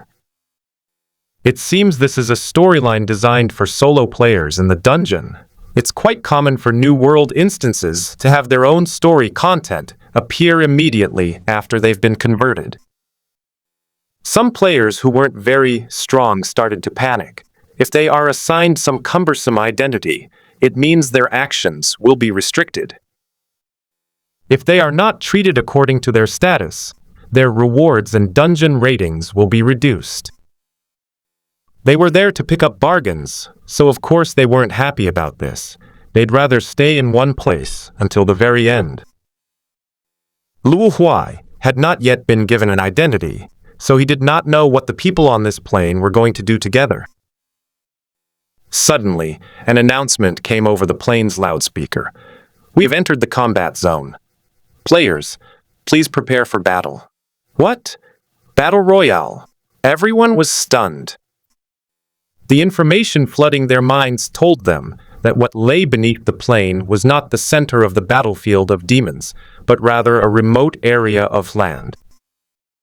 All players on the plain must land in this area to engage in a war unique to solo players.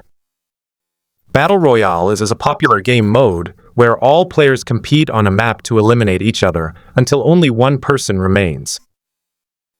Does the dungeon separate factions from solo players? Luo Huai thought about it and realized that it made sense. The main theme of the battlefield of demons was the competition between large forces. But how many people will participate in this battle royale? A single game session might only have a little over 100 players, but world instances gather players from all over the world. Is it possible that all the solo players are grouped into one area?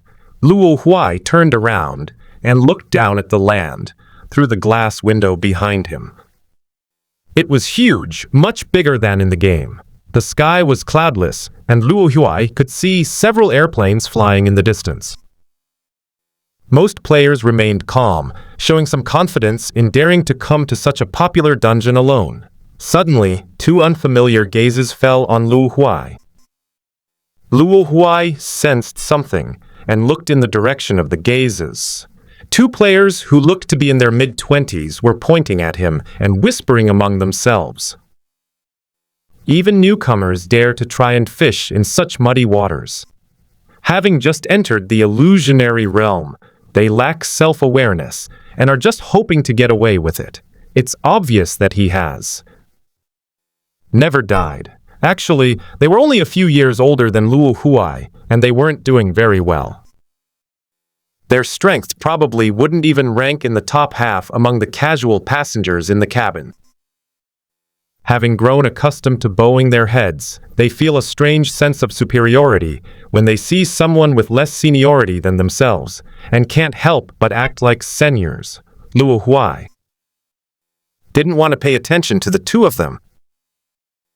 But when the two saw that Luo Huai only glanced at them and then didn't say anything more, they assumed that the newcomer was afraid of trouble, so they whispered louder and louder, and eventually it turned into mockery. I reckon he can't even afford a near-death teleportation.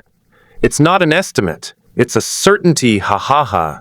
As they spoke, they waved the bracelets on their wrists, which were the near-death teleportation item. Anyway, in the dungeon, everyone comes from all over the world, and nobody knows anyone else, just like on the internet. Some people are just that inconsiderate. Luo Huai smiled at them, but did nothing. There are plot-protected elements on the plane, so you can't make any moves. Otherwise, you'll be violating the game rules. Perhaps they were tired of talking and satisfied with their sense of superiority. The two players finally quieted down. Of course, it could also be because they noticed some of the more experienced players around them were already showing signs of impatience. You reading www.youcanshoot.net. Those are not people they can mess with. If some big shot is petty and jumps out of the plane with them, they won't be able to escape. Players gradually walked to the rear of the plane, and the rear door slowly opened, revealing a parachute backpack that automatically appeared on the player's back. Subsequently, more and more players jumped off the plane, sometimes as many as dozens of players jumping off together. This usually happens because there is a large complex of buildings on the land below. The gameplay of Battle Royale games was probably inspired by these dungeons. This is the fantasy world, a real game that spans lifetimes. The cabin gradually emptied out, and Luo Huai sat down in his seat, facing the two sarcastic old players. Is this guy too scared to jump out of the plane? It's possible. He's just a newcomer who's too ambitious and wants to take advantage of others. The two guys were criticizing Luo Huai, but they didn't mention how cowardly they were every time they wanted to stand up. But as soon as they saw other players standing up, they would be so scared that they would quickly sit down. Finally, only Luo Huai and the two of them remained in the cabin. They could finally stand up without worry, no longer afraid of bumping into a big shot. If you play it safe, there's still hope of getting into the top few. It turns out they were the ones who were just trying to take advantage of the situation. When Luo Huai saw the two of them stand up, he stood up as well and followed them. What are you doing? You still want to follow us? Don't expect to latch onto our coattails. All three of them walked to the tail of the plane, already carrying parachute backpacks on their backs. No, no, no. Luo Huai finally uttered his first words, the wind blowing in his face and making his hair messy. He jumped down under their gazes. Is he stupid? He just jumped and immediately pulled up the parachute. Does he intend to float in the sky at the very end? Just a sitting duck. The two players, too lazy to care about Luo Huai's oddball behavior, jumped off the plane. The plane had reached the edge of the land, and in a little while, everyone else would be forced to parachute out. The two players are named 2D Horse and Escan Billion. They quickly overtook the Luo Huai, which was slowly drifting in the sky. Luo Huai looked down at them from the sky. It wasn't until they opened their umbrellas that Luo Huai took out the stone sword from his backpack and donned his iron armor. Without a moment's hesitation, he used the stone sword to sever the parachute's lines. With his hands clasped together at his sides, Luo Huai's descent accelerated as he chased after them. There's a small ruin down there. Let's go there. The two-dimensional horse pointed to a small hill below. Okay. Cao Yai Cao nodded. They maneuvered their parachutes and descended in that direction. They are still more than 100 meters high, and they have drifted to the right position on the hillside. Be careful. There are a lot of trees below. Don't get caught on them. Two-dimensional horse tried to warn its companion, but received no response. I could faintly hear a whooshing sound. He looked to the side but found only air there. Ah! Ah! A scream came from below, fading into the distance as he free-falled. What happened? How could he take off his parachute at such a high altitude? No way. How could the parachute be pulling him down? There's something pulling a parachute down below.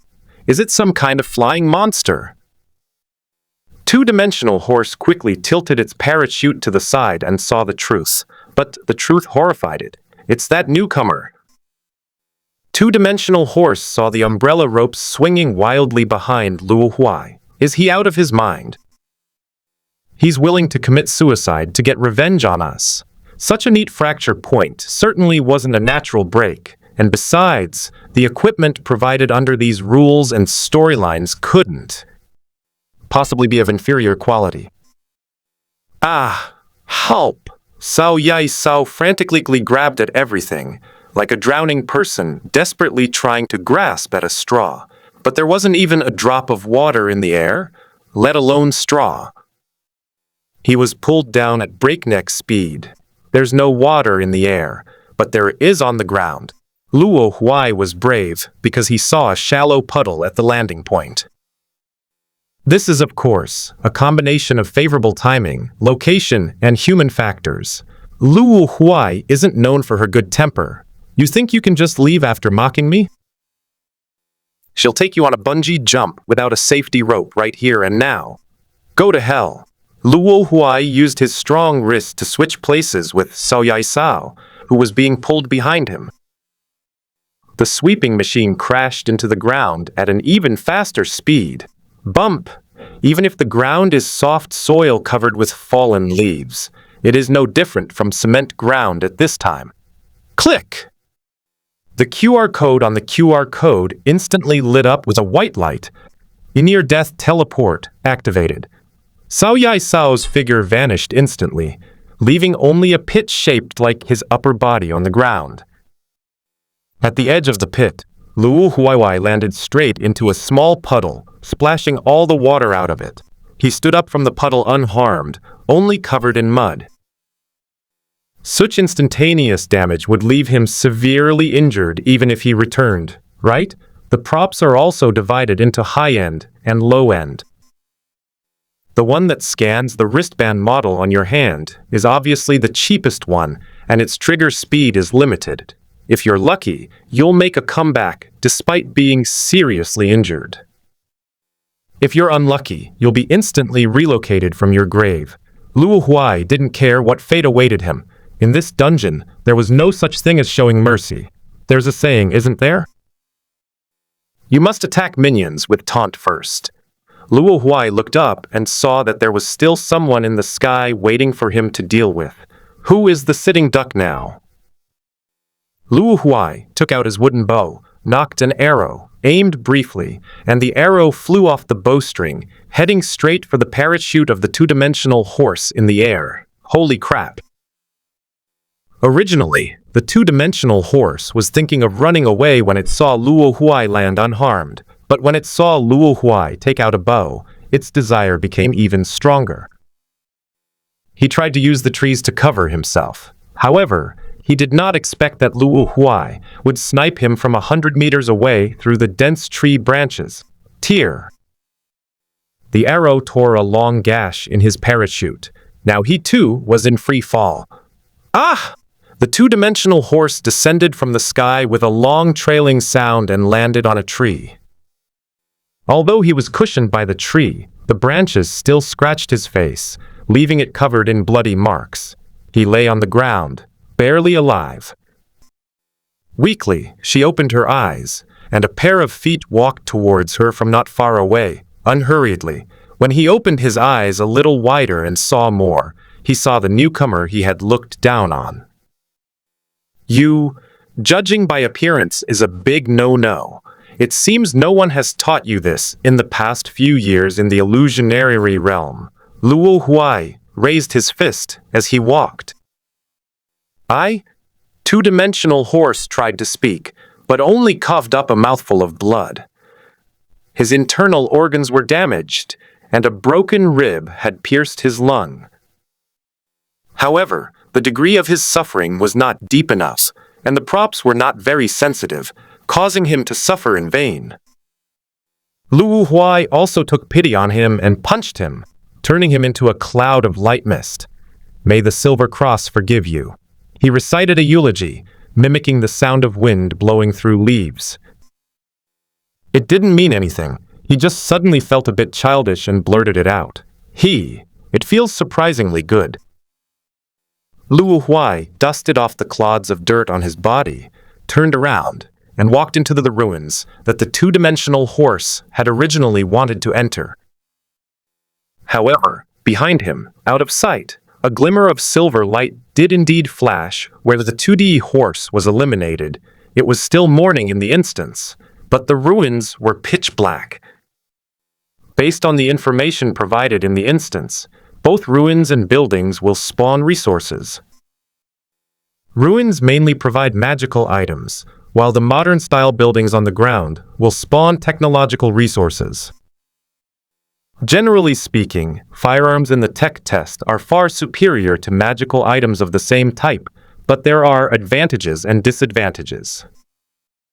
Firearms are often the target of most players, and the moment you get a gun, you are likely already in another player's sights. However, many experienced players also love magical resources and make full use of the characteristics of magic, which often has a surprising effect and can solve some problems that firearms cannot solve. Luo Huai walked through the ruins, holding a torch. In storylines where the theme is player versus player combat, monsters don't usually spawn, so the only obstacles players face from the ruins are darkness and complex structures. But none of these things mattered to him. In addition, he discovered that his backpack was sealed. Items obtained from previous dungeons are unusable, except for items related to Minecraft, which remain usable. He now has one more advantage over other players. But no matter how many advantages he had, it didn't stop him from getting lost in this tiny ruin. Left with no other choice, Luo Huai had to take out his stone pickaxe and start dismantling the wall. With a crash, a square hole suddenly appeared, and the stone wall, losing the balance between the stones, collapsed with a thunderous roar. Ruin's labyrinth. Young man, you lack martial ethics. As the last wall collapsed, the entire ruins crumbled, revealing a treasure chest within the rubble. Standing in front of the treasure chest, Luo Huai's thoughts were a jumbled mess. He didn't know how he managed to bypass all the correct directions, but in the end, he managed to demolish the entire ruin. The items in the treasure chest are random. He took out the only magical item from the chest, Summoning Stone of Doomsday. Epic.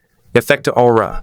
More monsters will spawn in the area around its owner. This thing. It's a menace to both sides. For ordinary players, this magical item is a mixed bag, harming both themselves and others. However, here's the problem. In Battle Royale dungeons, monsters don't spawn, so this item is essentially useless.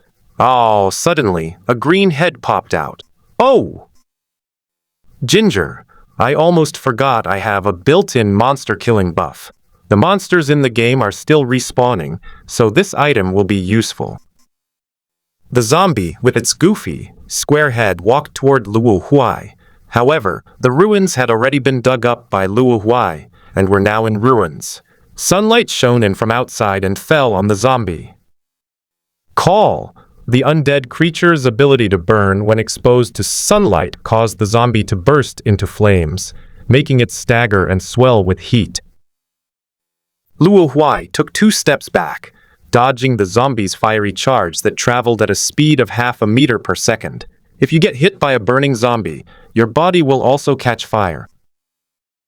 And this fire is from the Minecraft universe, so even if you're wearing a suit of armor, you'll still get set ablaze.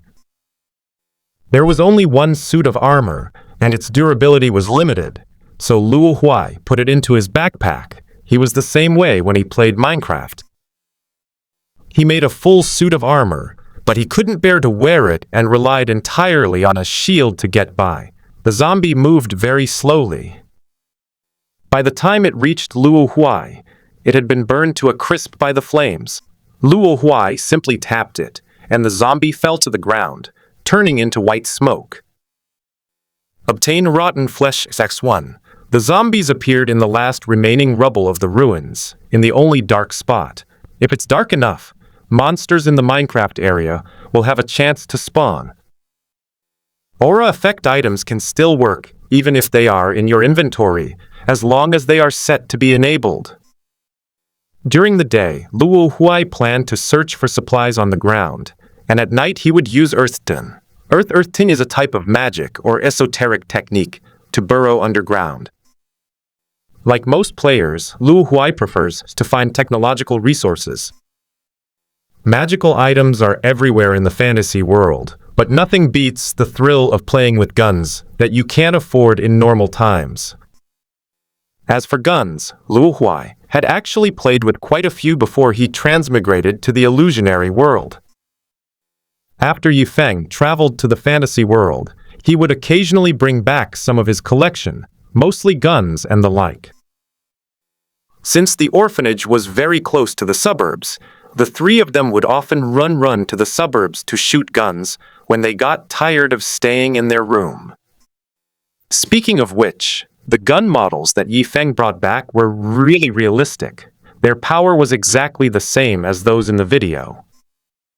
If Yifeng hadn't denied it, he and King Lin would have suspected that they were real guns. Luo Huai developed his ability to dodge bullets during that time. It's really not easy for me to have survived until now. Moving stealthily through the woods, Luo Huai remained in a semi-submerged state. This grove of trees happened to be located in a depression, so if he were spotted and targeted, no matter how well he could dodge bullets, it would be useless. It's one thing to withstand the bite of a dinosaur, but even its teeth can't compare to a sharpened blade, let alone a bullet. Unless you have reached at least grade A physique, you wouldn't dare to go head-to-head with a bullet. Even if one truly reaches an A-level physique or higher, they can only barely withstand the most ordinary bullets. If they encounter special bullets or guns, they will be doomed. Therefore, the firearms invented by intelligent beings are truly a bug-like existence. Fortunately, the metals used to make high-end firearms have always been scarce, and firearms are almost impossible to enchant. So although firearms have a high starting point in combat power, they are actually subject to many limitations and cannot be widely adopted. On the flat land outside the woods, there is a small town consisting of several 3- or 2-story bungalows where a group of players are engaged in a fierce battle. Da-da-da! Firelight flickered in the alleyways as bullets were fired as if they were free. Brothers, bullets are free in this dungeon. Fire them all! Players form teams of 2 or 3. The player who had just shouted the order set up a machine gun on the 3rd-floor balcony and started firing at any sign of people. This arrogant attitude shows those that he doesn't take his opponent seriously at all. Players at lower positions were indeed unable to raise their heads due to the overwhelming firepower. Where there is oppression, there is resistance. A hapless player, who didn't even have a gun, rushed out with his only grenade. He had just gotten up from behind the rubble when the machine gun barrel immediately turned towards him. He rolled to dodge the first barrage of bullets, then pulled the pin on a grenade, determined to end the machine gunner on the other side. He threw the grenade violently, and it rolled onto the opposite balcony. Boom! The machine gunner typed GG, and the player who threw the grenade was also headshot by a sniper in the shadows after revealing his position. Luo Huai originally intended to sneak into the town, but after seeing this scene from afar, he gave up the idea of traveling by land. Since he couldn't pinpoint the location underground, he decided to take the air route. Building roads in the sky has been a traditional skill for Minecraft players since the beginning of history. He found a blind spot in the view that would be hard for other players to notice, and Luo Huai placed blocks up to a height of 100 meters.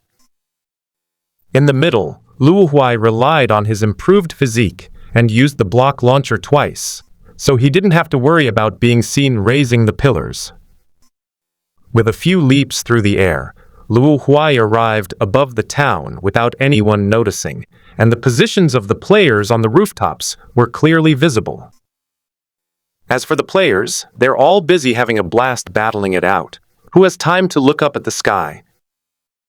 Luo Huai lay on a 4-square-meter round stone platform, eating some food to recover the health he had lost from being bounced off the blocks. Having finished replying to most of the questions, Luo Huai began to adjust his position, positioning himself directly above one of the players. Then, he pulled out a TNT. The one he got from the desert temple. Place it next to a standing cobblestone. An unlit TNT block is unaffected by gravity, but it's different when lit with a flint and steel. It flashes white light and hisses as the fuse burns before falling. Da-da! After the player with the machine gun was blown up, he triggered a near-death teleport and left the instance, and his teammates quickly took his place. Finally, it's my turn to have some fun. The player excitedly picked up the machine gun that had been blown askew, and upon checking, found it was still usable and was overjoyed. But before he could properly experience the man's romance, a large white cube suddenly fell in front of him. He was startled. What is this thing? However, TNT takes several seconds to explode, and young players wouldn't instinctively mistake such a square object for a bomb. And so, Luo Huai, who was perched in the sky, witnessed this perplexing scene of human behavior. The player leaned closer, and amidst the flickering white light, he saw the words on it, and muttered them aloud. T, holy crap! The player instantly realized what it was and tried to back away, but it was too late. An explosion sound effect unique to Minecraft plays. Snap! The shockwave from the explosion gave that player a loving hug. Holy crap! What is that? The TNT explosion blew up an entire floor, reducing a 3-story building to a 2-story structure, with concrete fragments from the 3rd floor flying everywhere. Players in the town who saw this scene were all speechless with astonishment. The explosion radius of TNT in the game is actually quite limited, because the impact of the shock wave is not taken into account. The damage diameter is only about 5 meters. But now that it's been brought into reality, TNT has unleashed its true power. Wow, so TNT is this powerful? Luo Huai's eyes gleamed with unprecedented excitement upon seeing this as well. He took out the remaining 8 TNTs, as if he could see his future destiny, a mobile arsenal. TNT is really not difficult to obtain. 5 sand blocks and 4 gunpowder blocks can be crafted at a crafting table to make one. Sand blocks can be dug up in any desert or beach and will last forever, while gunpowder is dropped by another common type of Minecraft monster, which is bitter, exhausting, fearful. It is entirely green, has no hands, and has a square head with only a pillar-like body and 4 short little feet. Its attack method is to quietly approach the player, and then bong. It self-destructs. The power is roughly equivalent to a TNT. Gunpowder is its only drop, and it usually drops 1 to 3 at a time. But for some reason, Luo Huai has not encountered a creeper yet. Could it be because he is always mining underground? To be honest, he hadn't actually encountered zombies or skeletons many times. Is it not the right time yet? Have my Minecraft traits not been fully loaded? It might really be true. Luo Huai thought about it for a moment and realized it was very likely. After all, among the 3 games, Minecraft's characteristics are most prominent. But now that he has the summoning stone of Doomsday, perhaps the situation will be different. Look! There's someone hiding up there. Holy crap! How did this guy get up to such a high place? Report it immediately. Someone's cheating! Report my ass! This is the illusionary realm. Could it be a player with a built-in flight backpack? But weren't the items inside the backpack sealed away? Players in the town discovered Luo Huai's small platform. Many people saw the TNT fall from the sky, so it's not surprising that they found it. But what can they do to Luo Huai? At Luo Huai's height, they could only see a small dot even with scopes, and this height difference was very unfavorable for shooting, so most bullets could only hit the square. But now that this has been discovered, using TNT no longer has a high hit rate. Luo Huai switched to a bow. It's time to show off your superb archery skills. Arrows were piled up at his feet, the bowstrings twanged, and arrows shot toward the player lying on the balcony. These arrows were made by Luo Huai using materials from the dungeon, so they are usable, but they are of poor quality, and their lethality is barely sufficient. Yang's eyesight during the day is comparable to that of an eagle, and Luo Huai can hit almost anything he points at. Oh! A player who was lying prone was suddenly pinned to the thigh by an arrow that fell from the sky. With the added force of gravity, the already lethal arrow pierced through his thigh without any obstruction. This player is only a D-level player. All stats are above D, and although his burst damage stat is C, it's useless in this situation. He was soon killed by a second arrow.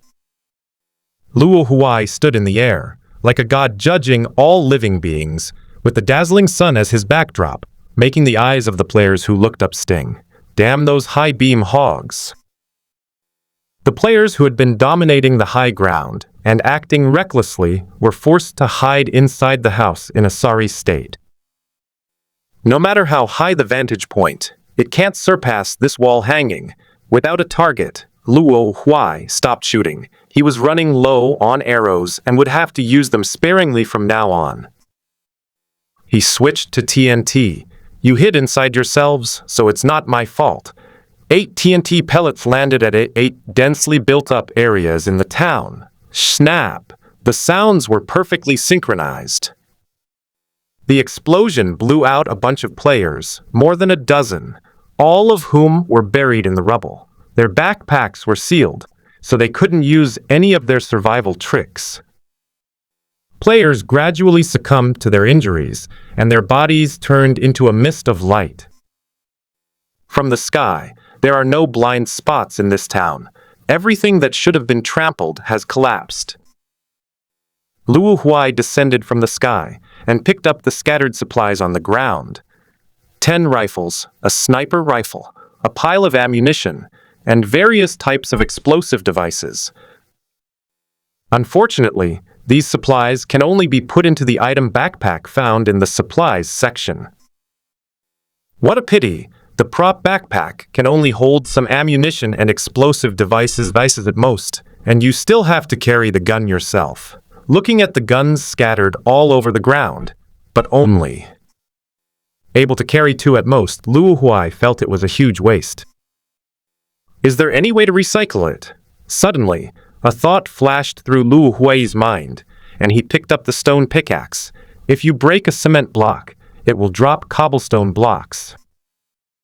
What do you drop if you break a metal object? He grabbed a gun, placed it on a stone slab to steady it, and then brought down a stone pickaxe. Square cracks suddenly appeared on the gun body. This looks promising. Bump. Finally, the gun made a sound like a tool breaking when it shattered, and Luo Huai obtained E1 iron ingot. It's not raw ore, but finished iron ingots that have been smelted directly. It seems like I've unexpectedly found a way to make money. A gun was reduced to a palm-sized iron ingot, which, to onlookers, seemed like a complete loss. But in Luo Huai's eyes, this was finding a bug to farm items. Items that would normally disappear after the battle royale ended can now be transformed into tangible objects and placed in his backpack. Take off immediately, no explanation needed. After Luo Huai finished disposing of all the supplies, he headed towards the center of the land. There aren't many resources to search on the edges of the map, so heading straight to the major cities in the center is the best course of action. Following the map provided by the instance, Luo Huai quickly approached the area with the highest concentration players. That's the center of the map, a large complex called V-City. On the other side of the battlefield of demons lies the true main battlefield. In the center of the continent lie mountains and dense forests, and on either side of the continent, which is divided in 2, lie the Crystal Heart and the territory of the demonized creatures. In recent days, the forces that have entered the instance have all descended into the mountains. This was such a large area that the major factions did not immediately encounter each other after entering the instance. Each faction immediately chose a suitable, secluded location as its base. The mountains became dangerous because different guilds showed no mercy to each other. They would start fighting without hesitation as soon as they saw a team from another guild.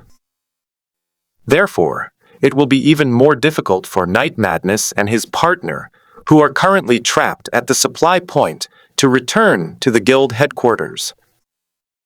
When ammunition and food are exhausted, this is almost impossible to accomplish. Not to mention that the mutated creatures never stopped searching for them, and Yi Feng encountered them several times while searching for supplies. Fortunately, he always spotted the other side first, which allowed him to evade the search in time. Sister Yu, we should go now. We've run out of food at the supply point. Yi Feng adjusted his equipment, loading the last remaining ammunition from the supply point into the arm gun on his arm. Sister Yu looked better than before.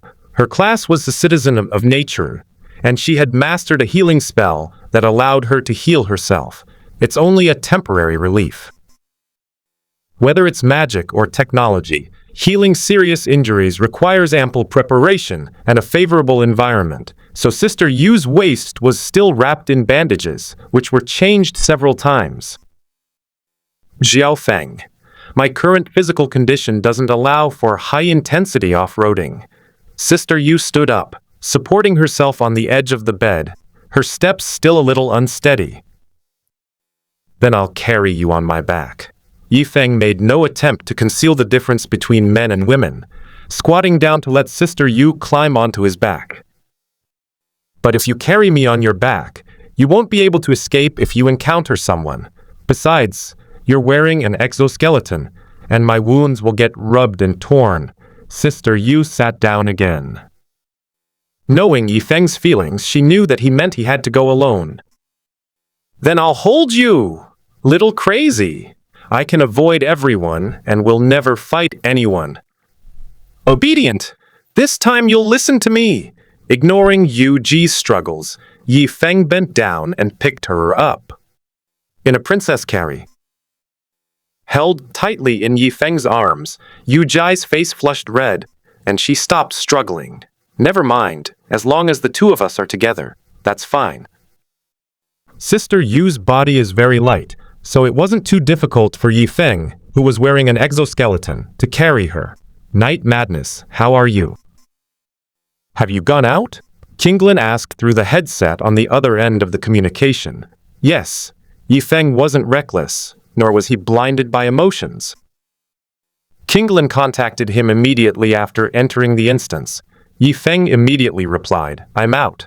I'm currently with a wounded soldier who can't fight. The wounded? Is that your partner? Right. So that means we can't abandon the wounded if necessary? No, you can't. You? I know. Qinglin sighed. When he mentioned abandoning the wounded, he could clearly hear Yifeng's breathing quicken. Of the three of us brothers, you're the one who's most deeply involved. Don't even mention me. Can you really let go of your three girls? That's true. Qinglin could only smile wryly when he thought of those three dramatic girls who always followed him. Let's not talk about that. I'm starting now. Okay. Yifeng hugged his partner, looked around, and darted into a clump of trees. Meanwhile, Qinglin was sitting on a rock. The task given to him by Ru Shuiji was to explore the surrounding area, which allowed him to contact Yifeng on his own. He stretched out his slender finger and hooked it in the air, drawing out a wisp of cloud. As more and more wisps of cloud were drawn out, the tangled wisps began to show a kind of obscure and incomprehensible pattern. The so-called fortune-telling, predicting fate, is exactly what Qinglin is doing now. He is predicting Yifeng's return to the Dao Guild, and the changes he may encounter along the way. He needs to see these things as clearly as possible, and then remind Yifeng in time through communication when he is about to encounter these changes. There are many ancient immortal techniques, and this is just one of them, yet it is something that others can only dream of their entire lives. One of the reasons he was specially recruited into the Soft Water Pavilion was that his unintentional act caught the attention of the guild leader, Xi Wutong, regarding this immortal technique. As a senior on the path of cultivation, Xi Wutong immediately realized the seriousness of the matter and, with a heart of protecting talent, recruited Qinglin. Haha! If President Xi Wutong hadn't approached him the very next day, asking him to tell her about her marriage prospects, he would have truly believed it. That's right. Like her young and beautiful appearance, Xi Wutong, the president of Ru Shuiji, has never been in a relationship. This issue and her age have always been the only two things that make her look younger than she is, and anyone who brings it up will be relentlessly criticized online. Several girls in the guild have already been slapped on the keyboard for complaining about this online. Ahem. Kinglin pulled himself back from his distant thoughts. Sure enough, no matter what you're calculating, it's easy to get distracted when you're doing math problems. Night Madman, be careful ahead, there's something there. Yifeng carried his partner and strode swiftly through the woods.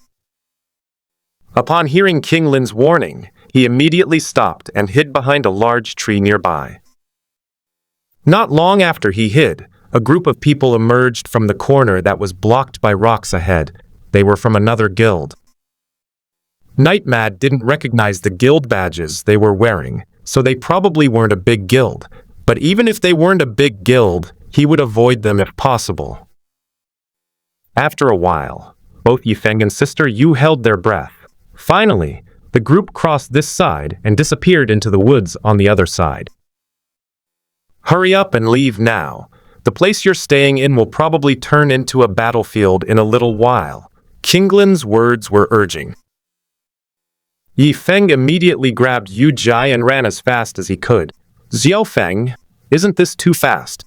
Sister Yu was worried that Yifeng was being exposed because he was running so fast. She had also learned about King Lin's situation on the way. Your friend, Lin, is just as important as you. I can trust him unconditionally, and he has the ability to do so. Sister Yu immediately fell silent, because Yifeng said that King Lin was just as important as her. So he must be very important, right? She had no doubt about how important she was to Yifeng. It's a little narcissistic, but it's the truth. Hopefully, when she finds out that Yifeng and King Lin are constantly bickering, she won't doubt her place in Yifeng's heart. King Lin, who had been calculating perfectly, suddenly frowned and stopped spinning his fingers. Seriously? How come I got a mouthful of dog food when I was just trying to have my fortune told? So frustrating. But he wasn't about to go crazy over this pitfall. He continued to help Yifeng avoid risks. With Kinglin's unparalleled navigation, Yifeng successfully emerged from the dense mountain forest without alerting any guilds. Sister Yu, the outpost is just ahead. Hang in there. We'll be there soon. Night Frenzy had tried to avoid bumps as much as possible, but when traversing terrain with significant elevation differences, it was still inevitable that Ji's wound would be aggravated. The white bandages began to turn red again, and Sister Yu's face turned pale at a visible speed. She gritted her teeth and endured the pain, and beads of cold sweat kept appearing on her forehead. Night Madness had no choice but to quicken his pace. Fortunately, the guild members at the outpost also spotted them and confirmed their guild insignia. A small team rushed over carrying a stretcher. Quick! She's lost too much blood. Her abdominal wound has ruptured. She needs emergency medical care. Watching the medical staff carry Sister Yu into the medical room, Yifeng finally felt relieved, leaned against the door frame, and sat down on the ground. Lin, thanks. King Lin had already hung up the call some time earlier, leaving only a message in the message box. You'll cover my meals next week.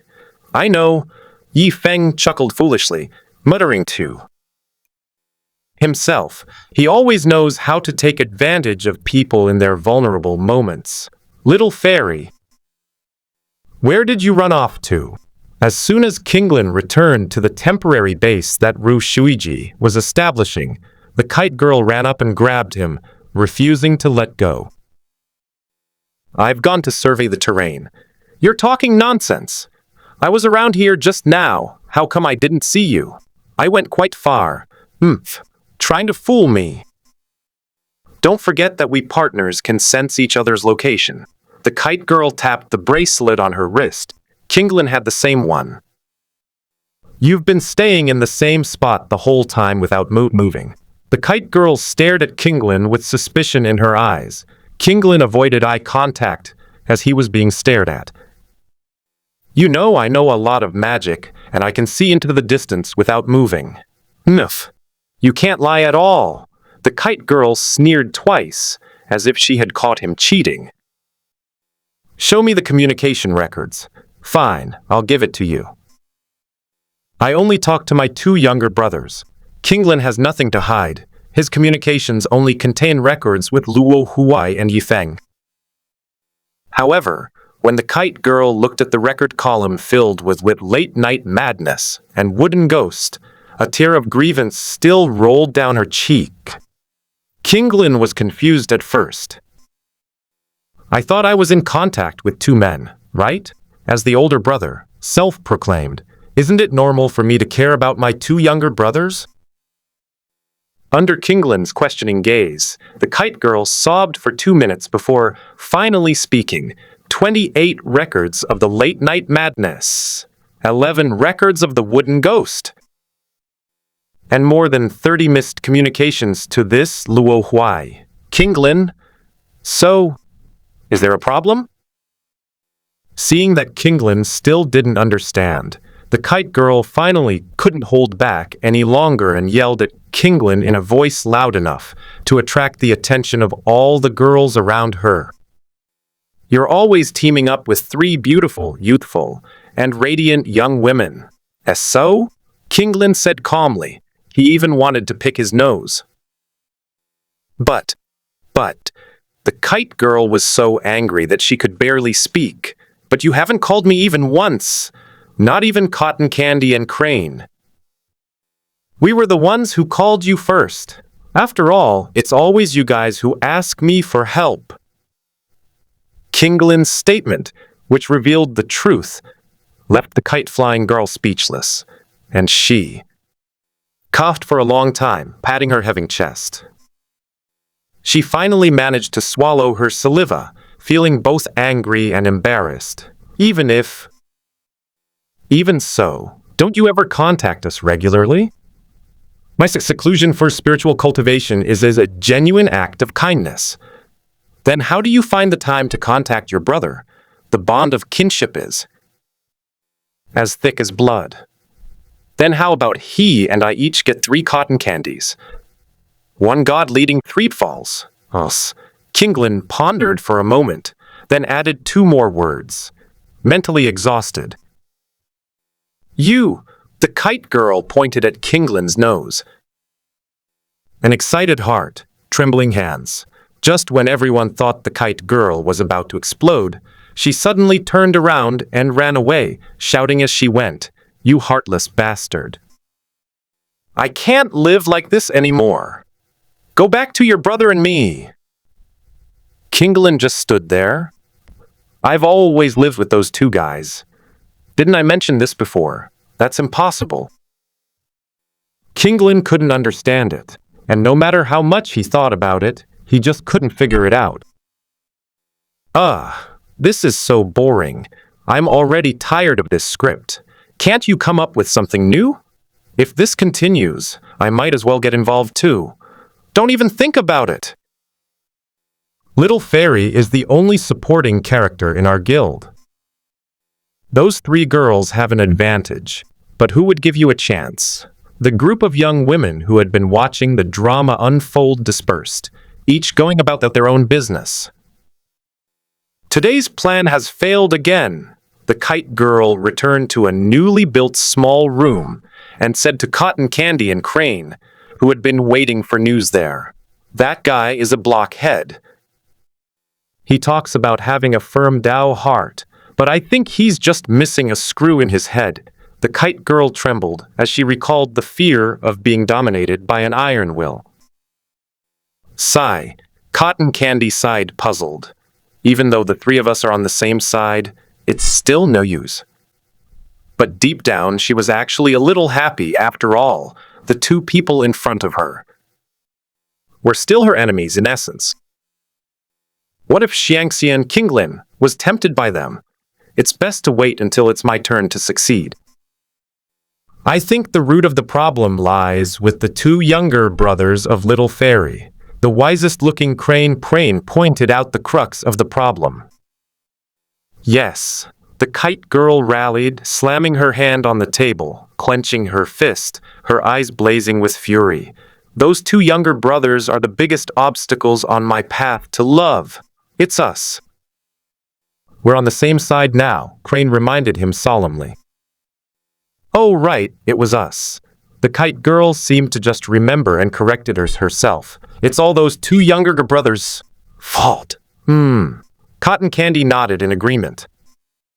But even with constant vigilance, it's hardest to defend against teammates sneaking into your base. Each of the three harbored their own ulterior motives. Ah, this fragile alliance. Achoo! Yi Feng, who had fallen asleep leaning against the emergency room door, suddenly sneezed. Some people will definitely ask me, is it Lin or Huai? At the same moment, Luo Huai, who was entering the V-City complex in the most shady way, suddenly sneezed. Who's insulting me? He touched his nose. It's either Yi Feng or King Lin. They truly are brothers. Forget it. Let's keep digging. We should be on the edge of V-City by now. Luo Huai opened the map and checked his location. He originally intended to go by air, but the moment he opened the map, he slapped himself hard. Yes, I can figure out the direction with the map, right? Then why don't I just go down there? And with so many building foundations, you should be able to dig up a lot of iron, right? The buildings in V-City suddenly tensed up. Dig! Dig! Dig! Dig! Dig! Luo Huai wielded 2 stone pickaxes. No, with a stable source of iron, stone tools had become obsolete for him. It's the age of the pickaxe. The excavation efficiency improved once again, and Luo Huai could now move forward at a normal walking speed underground. Choke! The pickaxe got stuck in several steel bars. Luo Huai glanced at the map and realized he had already penetrated deep into V-City, where there were many tall buildings with very deep foundations. I don't know if it can be converted into iron ingots, although I was quite confident. Practice is the only way to test the truth. Using a shovel to clear away the soil around the steel bars, Luo Huai took a pickaxe and began to tap the exposed steel bar with the tip of the pickaxe. The steel bars vibrated continuously as they were struck, producing a metallic clang. Above them, on the ground, stood several towering office buildings. That's the richest loot spawn point in the entire V-City. V-City, although it is the richest place in terms of resources on the entire map, is not as war-torn as those peripheral towns.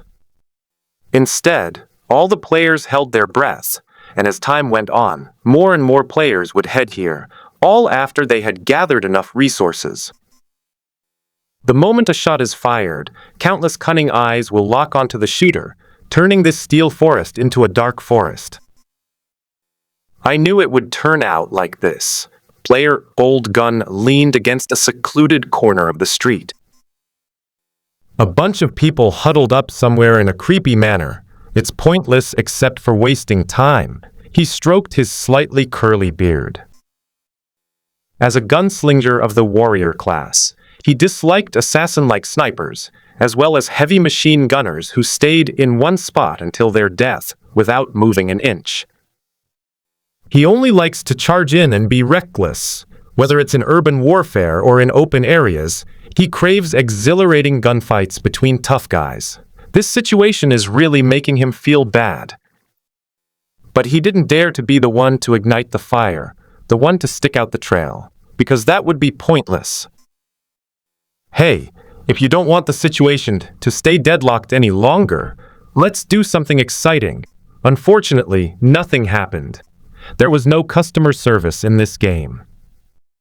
The dungeon's main force was busy causing trouble on the other side of the main battlefield, so the casual players here were just passing the time. Even as night fell, apart from a few skirmishes between players who arrived in the suburbs of V-City, no one fired a single shot in the central urban area. You'll never know how much patience a group of survival experts will have for victory. In shooting games, it's not about guns, it's all about who survives the longest. Actually, the situation wouldn't have been this extreme. Battle Royale scenarios are quite common, but maps as large as this one are relatively rare. Large-scale gunfights are common in the final circle, since ammunition is practically free. Unfortunately, there seem to be a lot of snipers in this round. A lot, well, a huge number. For some reason, sniper rifles have an unusually high spawn rate in this dungeon, especially in V City. Just how high is it? To put it simply, the initial wave of players who arrived here thought they were about to have a great time. In the end, it turned into one person carrying a sniper rifle and a group of people shooting at each other across the street. Good grief, this intense shooting game has turned into a turn-based game like DD Tank. Finally, the gunfire subsided and fell silent. Damn it, what a waste of time. Old Gun was furious. He had been squatting in a corner all day and finally managed to sneak into an empty little house at night. I fired the gun I got 3 times, and then I haven't used it before. Fortunately, the room comes with a bed, so you can lie down and rest. Although the players were prepared to stay in the illusory world for several days in the mortal realm, and their physical bodies were also fine. However, at night in the illusionary realm, the soul will still feel tired after a long period of activity, and sleeping properly in the illusionary realm can alleviate this fatigue. Old Gun blocked the doorway with some clutter, then lay down on the bed, feeling more at ease. Anyway, this round is basically over. Being eliminated is just bad luck for him. If you get a good rest, you might be able to dominate the battlefield again the next day. How the steel was tempered. Luo Huai's backpack was now filled with a huge amount of iron, making him seem like he was starting his own steel mill. After a busy day, Luo Huai had no idea how much work he had done or how many steel bars he had knocked down. However, he dared to assert with certainty that there was no more metal left for him to obtain in the vast underground of V City. To prevent himself from being buried in a landslide, he would first dig out the space above his head and then place several layers of blocks under each building. And every so often, Luo Huai would block the tunnel behind him. There aren't enough torches. If such a long, dark tunnel is left, it will become a natural monster spawning ground where monsters can bury him alive. Luo Huai tried to knock open a block blocking his back, and immediately dozens of scarlet eyes stared at him, scaring him so much that he quickly blocked it again. The Doomsday Summoning Stone truly lives up to its epic reputation. Luo Huai was unaware that it was already nighttime on the ground, and naturally, the brightness decreased at night. Thump! Thump! Old Gun was awakened by a knock on the door. His eyes were only confused for a moment before they immediately cleared. He rolled out of bed and picked up the pistol beside him. This small room is cramped and has no windows, with only one exit through the door. In the event of a fight, a pistol would be much more maneuverable. But which player would be foolish enough to knock on the door at a time like this? If they encounter a door that won't open, they'll just leave, right? In this city, which is as quiet as a ghost town, the sound of knocking on the door is almost as loud as firing a gun. Not only would it expose you, but it could also get you into trouble. Old Gun used his foot to slightly clear away some of the debris blocking the door, trying to open a crack. He wouldn't be foolish enough to peer inside. At most, he would just glance at it briefly, always ready to fire at any moment. Holy crap, what is this thing? A zombie? Outside the door, a zombie was repeatedly banging on the door like a machine. From Luo Huai's perspective, the square-shaped zombie appears as a grotesque zombie to other players. You reading www.ukanshu.net? Not cute at all. Why are zombies spawning in Battle Royale? Old Gun didn't rush to close the door. The zombies moved clumsily, like puppets manipulated by a novice puppeteer with poor skills, looking like they could fall apart at any moment. In the end, Old Gun didn't choose to fire. After all, judging from the zombie's weak appearance, it wouldn't be able to break through the metal door anyway. However, just as Old Gun was about to close the door and go back to sleep for a while, gunshots rang out from the surrounding buildings. Bang! Bang! Da! Gunfire increased, eventually interspersed with the sounds of grenades exploding. Why did they suddenly start fighting? Old Gun realized something was wrong. The gunfight has already begun. There's no need to be afraid of anything anymore. He raised his pistol, blew the zombie's head off in a few shots, grabbed the prop backpack from the bedside, and rushed out the door. As soon as he stepped out the door, before he could even bump into anyone, an arrow came hurtling towards his face. But Old Gun's B-level intelligence and C-level burst of power mean that his reflexes are exceptional. It was too late to tilt his head. Old Gun raised his hand and used his pistol to block the arrow. Under normal circumstances, this arrow would no longer pose a threat to him. However, more than one arrow was shot. Suddenly, 4 or 5 skeletons appeared in the surrounding streets and alleys, their bows already fully strung. Swoosh! Swoosh! Swoosh! Swoosh! 5 arrows were aimed straight at Old Gun's head. Where did all these undead come from? Old Gun let out one last, frustrated shout. Brush! 5 arrows struck his head, and he died instantly. Where did all these zombies come from? How did a perfectly good battle royale game turn into a biohazard? At the beginning, players only saw few scattered zombies. Although they found it strange, they didn't take it seriously, assuming that the dungeon's creators had forgotten to turn off the monster spawning mechanism. However, slowly, after more than 10 minutes, the increasingly dense groans of zombies rose and fell all around, and the knocking on the door became more and more frequent. The moment the players peeked out, it became outrageous. The streets were filled with mountains of corpses and a sea of zombies. Everywhere you looked, there were skeletons with bows and arrows standing. Occasionally, you could see some green monsters whose names you didn't know flashing by.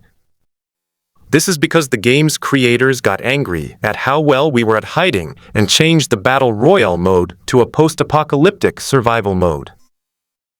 Because the collective behavior of players deviated too far from the storyline, the dungeon's plot underwent significant changes, a situation that has occurred in history. For example, a scenario involving a ship hijacking at sea is simply a group of players who are pirates trying to rob a ship. And then the players on board fight back. It's that simple. But who knew that among the players guarding the ship were a few expert players, not long after the story had begun, led their crew to utterly defeat the pirates. But the story ended before it even began. The will of the instance disagreed. Immediately, a divine light descended, and the merchant ship that had been robbed was transformed into a warship. The escaped pirates became the stranded crew members, and the identities of the two sides were instantly switched. Both sides of the players were completely bewildered. However, some players are able to adapt to this change. Bump! The first resounding gunshot rang out, and a zombie's head instantly exploded on the street. A sniper decisively treated this instance as a zombie shooting game. He was really bored during the whole day. As soon as the first shot rang out, the other players seemed to have a sudden realization and started firing their guns as well. Bang, bang, bang! The dazed zombies are the best targets. The gunmen take them down one by one, especially the snipers. They don't have to worry about being exposed. They can shoot one after another without any fear. The single-shot sniper is almost as good as an automatic rifle. The zombies became the target of the attack. As expected, whether in Minecraft or not, the zombies could not escape the fate of being beaten up. Players have come to regard this undead calamity as a bonus event within the dungeon.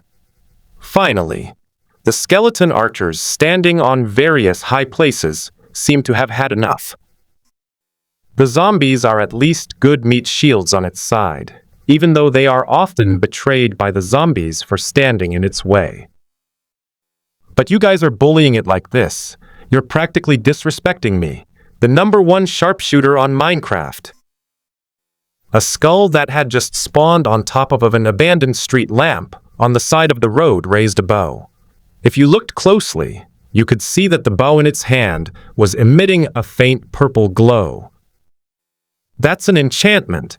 In Minecraft, enchanting is an equipment crafting technique that players can only achieve in the mid to late game, and it requires an enchanting table. The crafting recipe for the enchanting table is the 4 obsidian, or the 2 diamonds, key 1 book. Lapis lazuli is required for enchanting. Having a large number of books nearby can also improve the quality of the enchantment. In addition, there are a lot of other properties related to enchanting, which will not be mentioned here. Let's get back to the main topic. Now, this skull, which has the air of a street lamp king, is holding a bow. In the game, there is a chance that each time a monster spawns, there will be a unique, elite monster that comes with special equipment. The skeleton bow was drawn to its full extent, and the arrow was aimed at the sniper, who had just targeted it. The sniper actually had a very good aim, but there were too many gaps in the skeleton, and the bullet passed through the gaps in the ribs. A huge miss appeared above the skull's head. This skeleton thinks it can shoot me. My position is so high, and it's just a melee weapon with a broken wooden bow. The wind at high altitude could probably blow its arrow off course. The sniper missed his shot, but was not flustered at all. He was still disdainfully cursing the overconfident skeleton in his heart. The bow made a taut sound from being pulled so roughly. If it weren't for its lack of a face, the skeleton, knowing the sniper's thoughts, would probably have grinned and then let out a gleeful laugh. Because of the enchantment on its bow, its strength 2 doubles attack power. Modified. By the way, in Minecraft, the attack power of the basic bow is among the top of all basic weapons. If you shoot well, a few arrows can take down a player. Players not wearing Minecraft armor are seen as naked by the skeletons, meaning, skeleton, high burst damage plus true damage, interested. No matter how much health you have, even half a bar won't help, whoosh. Strength 2 makes the bowstring strong and powerful, and the arrows, protected by the Minecraft ability, do not deviate from their trajectory, despite the wind at high altitude. The sniper only saw a black dot that kept getting bigger through the scope. The sound of shattering glass rang out as the arrow pierced the sniper's scope and stabbed into the sniper's eye, which was plugging the scope. The high burst of true damage was so great that the sniper didn't even have time to trigger a near-death teleport before he was killed on the spot. The corpse was not teleported away. It became part of the background on the map. In this mid-lane sniper duel, the Streetlight King's skeleton wins. After killing the sniper, it seemed as if a restriction, a shackle, was lifted from the skeleton's body. Its bow-raising posture has become more agile. Oh! In a narrow alley, a player who was unfortunately cornered was firing at a horde of zombies with a submachine gun. However, there were just too many zombies, and the waves of them never seemed to end. Moreover, the zombies that were killed would immediately turn into a wisp of white smoke, which did not hinder the zombies behind them at all. He soon ran out of ammunition and supplies. The ammo spawn point is in the house diagonally opposite.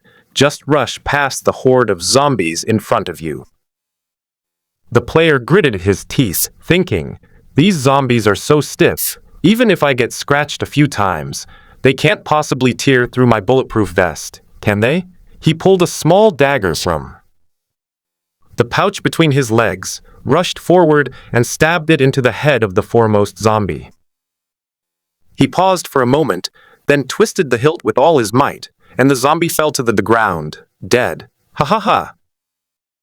This zombie is so weak, the damage it does to me is probably just scratching the surface. The player was surprised that the zombie could be killed instantly without a gun, which boosted their confidence. Perhaps it's precisely because other players don't have the Minecraft trait that fighting Minecraft monsters is much easier for them, without having to force themselves to follow the data. But, zombie, I'll stick to the data, laughs wildly. While the player was laughing and unaware for a moment, 5 zombies simultaneously touched him. In an instant, 5 instances of true damage caused the player's health bar to plummet 5 times. He only had time to utter a "huh?" before his health bar returned to 0. They also didn't have time to trigger the escape item. True burst damage, forever a god. The 5 zombies that worked together to kill the zombies were now more agile. Boom! An explosion adds a new element to V-City, where a zombie drama is unfolding. Finally, some player got themselves into trouble and messed with the creeper. This walking TNT. This all started after players casually shot and killed countless creepers, relegating them to a minor, insignificant role. The reason for this was that some players who lived far from the ammo spawn point started to have ulterior motives in order to save ammo. Watch as I deliver a perfect backstab. An assassin player put down his gun and went back to his old ways. Stealthy walking in the shadows to concealment. All assassin class skills activated. He quietly approached from behind a creeper that was turning its head adorably at a small crossroads. Backstab, piercing strike, ya final strike. 3 amplified, passive skills activated. Prick! The tip of the dagger pierced through the creeper's body, neck, and emerged from the front. The creeper tried to self-destruct, but in the end, it could only make 2 hissing sounds as the fuse burned, and it failed to explode.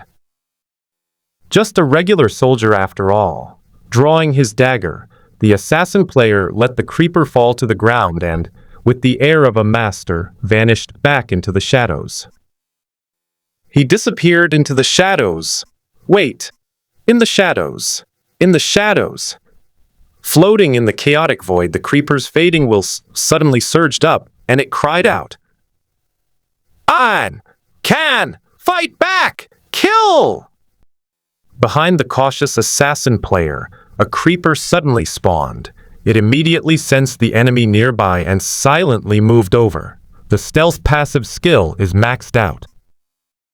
Before the assassin player could even realize the danger behind him, the creeper was already flashing with the same white light as burning TNT. Go! Another me! Inherit my will!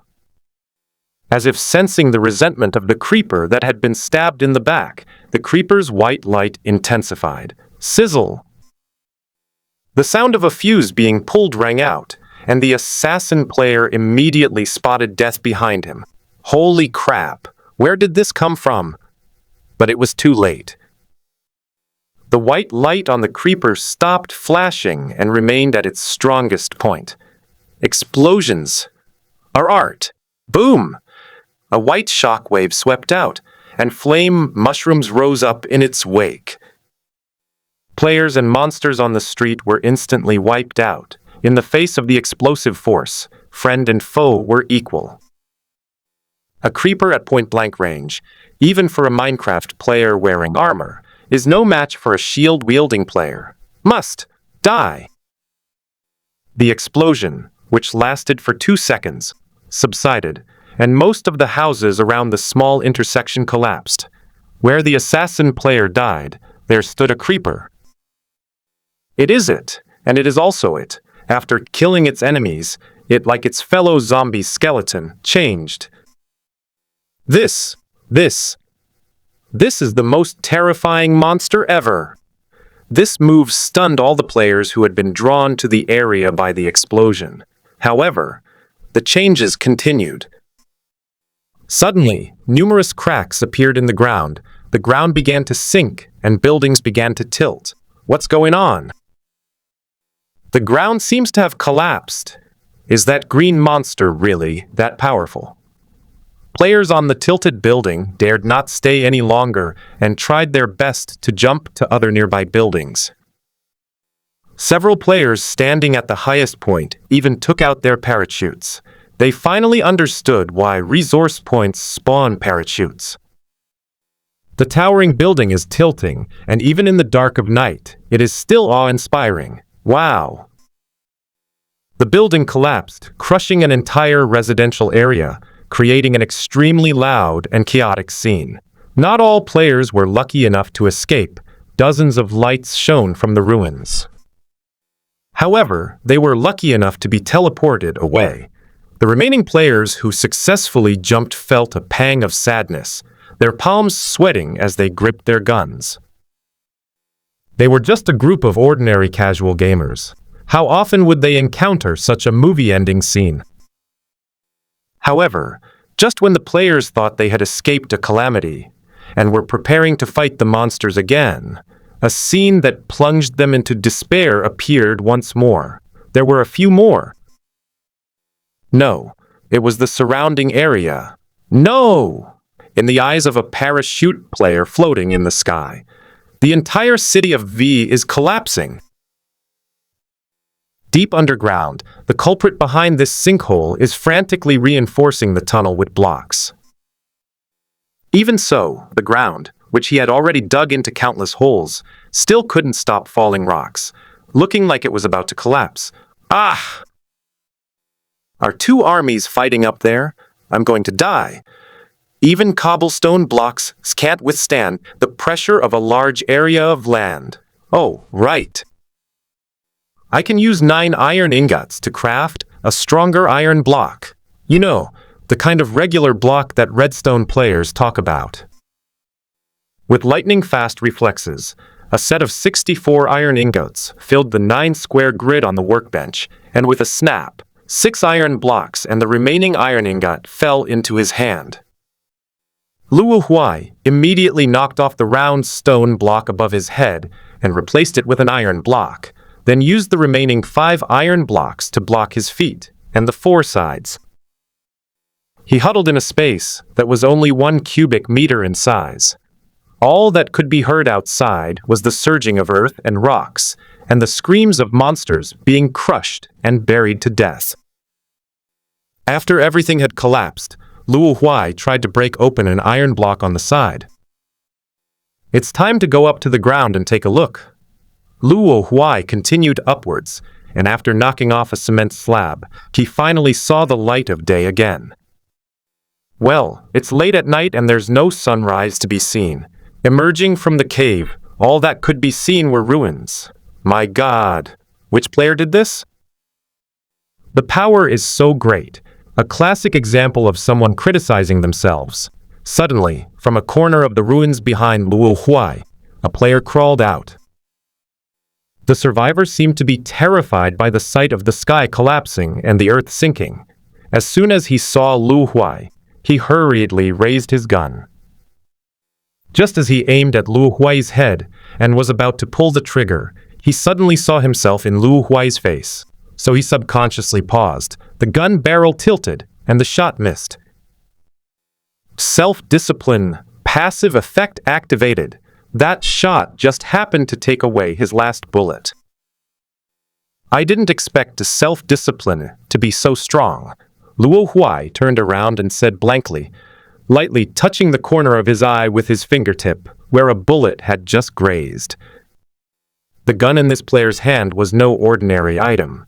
The bullets it fired did not produce any muzzle flash, making it impossible to predict their trajectory. Luo Huai's reaction was a little slow. If he hadn't missed, he might have had a piece of his face peeled off. I won't die, but it will hurt. This person should be below half health.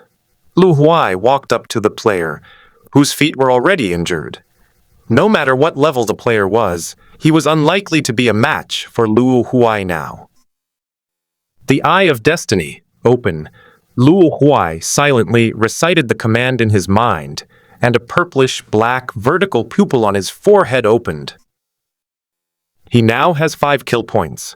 TNT kills don't count, so you can try using the second state of the Dagger of Destiny skill. If it consumes 1 kill point to mark a player with less than half health. Killing a player in this state will grant 1 fate point. Behind Luo Huai lies the deep night sky and desolate city ruins. To the players on the ground, his face was shrouded in darkness, except for his single vertical pupil, which was clearly visible. Ancient songs echoed from the depths of the abyss, and the whispers of the ancient gods murmured in my ears. Only madness is the final destination. Ah! The moment the player met the vertical pupil's gaze, his eyes widened as if they were about to burst. His eyeballs seemed to be under immense pressure, and blood vessels instantly filled the whites of his eyes. Before the god of death. Howl in agony. The whispers of the ancient gods, spoken through Luo Huai's mouth, were ancient and weathered, becoming the final straw that broke the player's will. Ah! Another scream rang out, but this one was closer to a scream than the last, bordering on madness. Luo Huai's iris had somehow become like a vertical pupil, and her round pupils were changing towards a pointed vertical shape. In the player's eyes, Luo Huai's eyes, hidden in the darkness, began to slowly become clear. The 3 vertical pupils suddenly turned to him, and endless fear overwhelmed his reason like a tidal wave. Monster! Monster! The player's limbs flared erratically, but it was clear he was trying to get up and escape. In his panic, his hand swept across the rubble beneath him, and he was accidentally cut by sharp fragments, but he seemed oblivious. After getting up and falling twice, he finally stood up and ran into the distance. As for which direction to escape to, he didn't care. All he wanted now was to get away from Luo Huai, and those 3 vertical pupils. Whoosh! An arrow flew across the sky from afar, ending his life. In the distance, a skeleton lowered its bow, and the player happened to run into its aggro range. Luo Huai didn't chase after the player. Instead, she covered her eyes and stood still. How come I was taken there too? The eyes brightened from darkness, the golden red hue dispelling the darkness. Luo Huai activated his yang eyes, which dispelled some of the coldness in his eyes. The moment he used the fate mark on the player, he himself entered a strange state. It wasn't good or bad, it just suddenly felt chilly, like being soaked in icy seawater. He didn't even have time to pay attention to the fleeing player, and by the time he came to his senses, the player had already been shot dead by the skeleton. Oh dear, what a loss! The head bearing the mark of fate was stolen by a skeleton. Luo Huai suddenly realized, "You scumbag!" He immediately drew his bow and nocked an arrow, determined to punish the skeleton. But after searching through his own backpack and the dungeon item backpack for a long time, he realized that he had long since run out of arrows. Holding the bow, Luo Huai stood there awkwardly for a long time, so awkward that even the skeletons in the distance couldn't bear to watch. Whoosh! An arrow traversed 100 meters and arrived in front of Luo Huai. Luo Huai jolted, and a shield appeared in front of him. The arrow struck it and bounced off to the ground with a thud. Luo Huai's eyes lit up, and he immediately bent down to pick up the arrow and knocked it on his bow. The arrow was fired, but it lacked the momentum it had shown earlier. It had only traveled halfway when it began to tire, and was pulled down by gravity, eventually becoming embedded in front of the skeleton's feet. How can this skeleton have such a long range? Luo Huai finally noticed something unusual. There was something wrong with the skeleton. Even if he saw the bow in the skeleton's hand, knew it was an enchanted bow, and instantly guessed that the enchantment was the strength which could increase the range. But something's still not right. It's not that the range is wrong, but the skeleton's aggro range is a bit too far. A normal skeleton's aggro range is only a few dozen meters, at most 30 meters, but this skeleton's field of vision is over 100 meters, and it's uncertain whether it will be even higher. Just then, several more arrows came from different directions, but were all blocked by Luo Huai's shield. What happened to these monsters while I was away? The skeletons in the distance moved nimbly, like masters of light-footed martial arts, leaping across the standing ruins. Oh! Several more piles of bricks and tiles in the ruins were violently torn up, and zombies crawled out of them. Their movements were no longer stiff, although they were still a little clumsy, but much better than before. The monsters that weren't killed by the sinkhole are all here. The deaths of numerous players around them seemed to provide them with significant growth potential. This growth even made Luo Huai feel threatened. With the zombies in front, they had formed a 20-meter encirclement around Luo Huai in just a few breaths. The skeletons were scattered in various locations, but their attack range covered an area of several hundred meters around Luo Huai. Although I don't know what happened, this is troublesome. Iron armor had already appeared on Luo Huai's body, and the bow had been replaced with an iron sword. With his feet firmly planted, Luo Huai prepared to meet the challenge. He could have directly used the Dig 3, Fill 1 method, but this was Luo Huai's first time encountering a mutated monster, and for the sake of the future, he still wanted to test the strength of these mutated monsters. The zombies' slow pace began to quicken, faster and faster, until it even started running. This zombie is so much less mobile that has nothing to do with the word zombie anymore.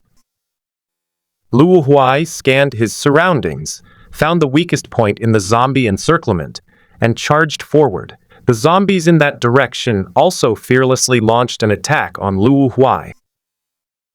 The three zombies simultaneously swung their square hands, forming a three-sided encirclement as they attacked Luo Huai.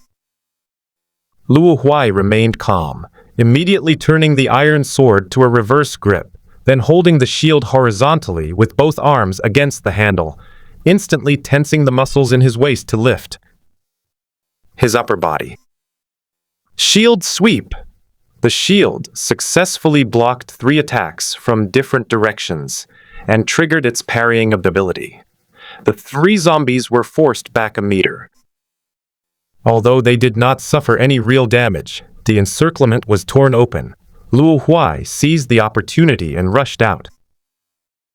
But every cloud has a silver lining. Luo Huai's breakthrough just happened to put him in the skeleton archer's field of vision.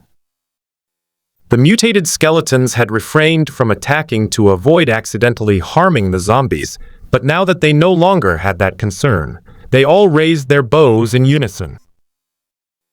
Led by the skeleton wielding the powerful bow, a seemingly sparse, but actually precise and deadly rain of arrows suddenly rose into the air, coming from all directions. It has no blind spots, unlike the kind of silly skeletons in games that often accidentally hit their teammates. One shield won't be enough to stop it. Luo Huai snorted and dropped the iron sword with his right hand. He then took out 1, 2, 3 shields from his backpack. When there's no shortage of iron, it becomes unrestrained. Shields, which only require 1 iron and a few planks to craft, are no longer something to be used sparingly. Cowering within the all-encompassing turtle shell fortress formed by the shields, Luo Huai felt a sense of triumph, despite his extremely cowardly posture. They could feel the slight pushing from the surrounding shields, and the rain of arrows was easily blocked. What appears to be true damage to ordinary players can be easily blocked here. This is restraint, the restraint of the source of natural disasters against natural disasters. In other words, call me Daddy. Dad, stop hitting me! I was wrong. The humiliating screams of someone being beaten echoed through the night sky. Of course, there were also the sounds of being slapped in the face.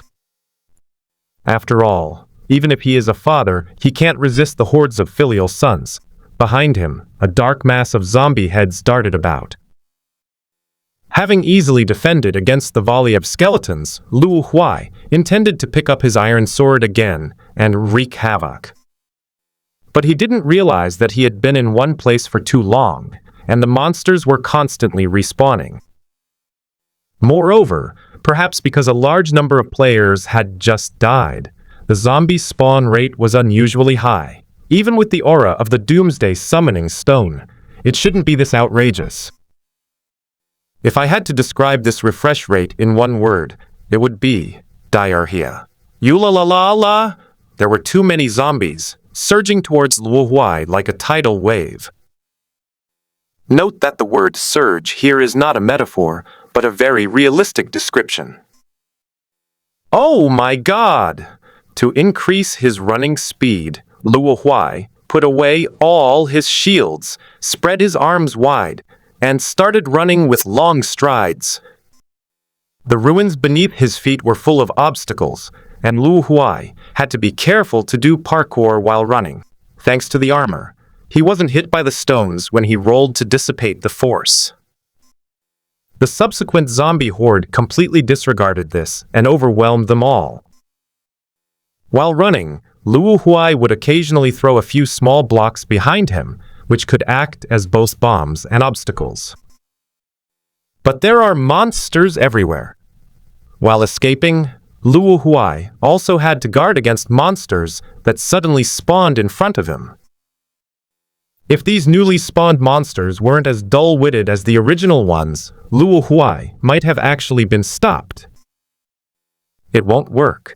After running for several blocks, the number of zombies around him increased, and Luo Huai had no choice but to give up the idea of escaping the zombies' aggro range. Digging down would most likely result in being buried by the zombies right next to him, so Luo Huai used Lock Launcher on himself. Bum! The expanding cube crashed into the armor, making a loud and clear sound. Luo Huai stepped onto the block beneath his feet, glancing with lingering fear at the horde of corpses below. Suddenly, a sharp pain shot through his chest, and blood welled up in his throat. The armor only reduces damage to the Minecraft, but it also plays another role in real-world collision damage. It transfers the force of the collision directly to the wearer. Cove. Blood seeped from the gaps in the helmet, looking rather eerie in the darkness. Luo Huai brought up his item inventory and turned off the aura of the Doomsday Summoning Stone. Luo Huai had left it on the whole time because he wanted to see if the number of monsters spawning was capped, just like in the game. Alright, the illusionary realm is infinite. Looking at the densely packed monsters, Luo Huai said. As soon as the effect was turned off, the monster horde immediately stopped increasing. Several skeletons shot arrows at him, so Luo Huai had no choice but to build another wall on the platform and then crouch down. Clearing out the monsters isn't difficult. With his lava bucket, he never worries about not being able to clear the monsters, as long as he doesn't mind the dropped items being burned. Oh well, let it burn. Crawling to the edge of the platform, Luo Huai collapsed onto the lava bucket. Lava flowed automatically down the edge, burning the monsters below that were only focused on pushing forward. Regardless of what those monsters were like, Luo Huai sat leaning against the wall behind him. Why did the mutation occur? Recalling the moment he locked eyes with the mutated monster, he had a strange feeling, as if the old zombie was standing right in front of him. It's that feeling, like the other person has a mind of their own. However, the zombies and skeletons here are not yet at the level of having thoughts. They only have some logical reasoning abilities. Monsters and players, what's the connection between them? Luo Huai instinctively felt that these things were related to the players who had died. Players kill monsters to improve themselves. Similarly, monsters also gain a boost when they kill players. It was established instantly. Otherwise, how could you explain that there wasn't a single player surviving after the city collapsed? Luo Huai ran all the way here, making a great commotion, but didn't see a single player. The player who was low on health, but hadn't had time to teleport away, was finished off by the spawned monsters. Luo Huai recalled the player who died in front of him. That skeleton with the enchanted bow must have killed quite a few players, so how much of a boost will it get? Luo Huai was a little curious about how much the monsters in Minecraft could grow in reality. If they were very strong, Luo Huai wouldn't mind playing the role of a necromancer in the future, even if the undead attacks him as well. Sizzle! Suddenly, to Luo Huai's ears, a strange sound came from afar. Creep! Luo Huai, who had been playing Minecraft for over 7 years, immediately recognized what kind of monster was making that sound. But I'm in the air, aren't I? Has the creeper evolved the ability to fly? Of course not. When Luo Huai rolled over and got up to look out, a creeper was being shot up, tied to an arrow. Luo Huai quickly looked down and saw the skeleton standing on the outer edge of the monster horde, sitting on a spider and holding an enchanted bow. It's that skeleton! It turned into a spider knight. A monster combination with an extremely low chance of appearing. But Luo Huai doesn't have time to worry about that right now. He needs to deal with the creeper that's about to land perfectly on his platform. The method is very simple. Just pick up the shield and push it down. But this laborer was no ordinary creature. It seemed to have anticipated Luo Huai's intentions and set itself ablaze beforehand. This way, it can blow up the platform before it is pushed aside. Even if Luo Huai is unharmed, without a foothold, he will be unable to place blocks in the aftershocks of the explosion and will die in the lava below. Ignorant players feel the fear of being dominated by wisdom. Of course, Luo Huai wouldn't let the creeper succeed. As soon as he saw that his plan had failed, he immediately turned around and jumped off the other side of the platform, and then placed the iron block. Boom! The creeper, who had learned of his mistake, died in the explosion, filled with resentment. The iron block is strong enough to withstand an explosion at this distance. After dealing with this matter, Luo Huai immediately turned his attention to the culprit, the Spider Knight. He can't do anything about that skeleton right now. The arrows he picked up were shot by the skeleton and don't count as drops. They'll respawn and disappear after a while. Oh, right! Aren't there a lot of guns in this dungeon? As if he had found a breakthrough, Luo Huai immediately opened his backpack, only to find a sea of iron ingots. No guns. This is the consequence of lacking a long-term vision. Luo Huai never expected that the Doomsday Stone would be so powerful. But come to think of it, I should be the only player left in this battle royale scenario, so why isn't it over yet?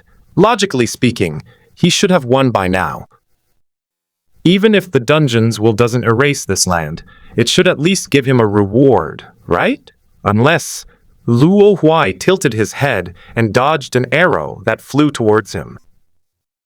He looked at the Spider Knight. Unless it no longer possesses simple logic. In less than a night, he has already developed wisdom. Less than one night, and it's still just a ghost. The undead scourge has only appeared 3 times in history. There are undead with high intelligence, but there has never been an undead with such high growth potential. Luo Huai knew that he was probably witnessing history this time, and while shocked, he also felt a little gratified. No matter how smart they are, they're still my child. A strange sense of pride welled up in his heart. Whoosh! He dodged another arrow. Sigh, this kid doesn't know how to be filial. He keeps wanting to shoot his dad. The burning horde of zombies below continued to roar noisily, but gradually thinned out. Luo Huai returned to the original platform, put away the lava, and then took out his bow again. No arrows? No problem, blocks are enough. He took out a round stone block and, using the same method as pinching an arrow fletcher, knocked it onto the bowstring. The hand holding the bow was slightly tilted to prevent the block that bounced off the bowstring from hitting the bow's waist. Slingshots, like guns and bows, are toys that Luo Huai is very good at. How proficient are they? To put it modestly, Luo Huai curled his lips. It's just the level that anyone with hands can do. Call.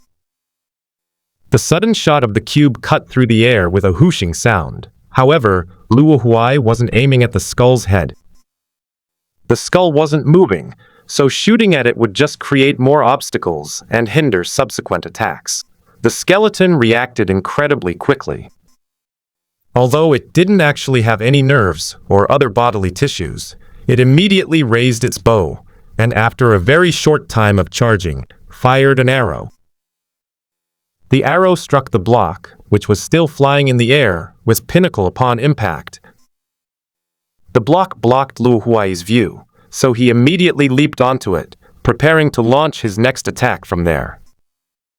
However, the skeleton anticipated his movement the moment he jumped and fired a second arrow first. Clang!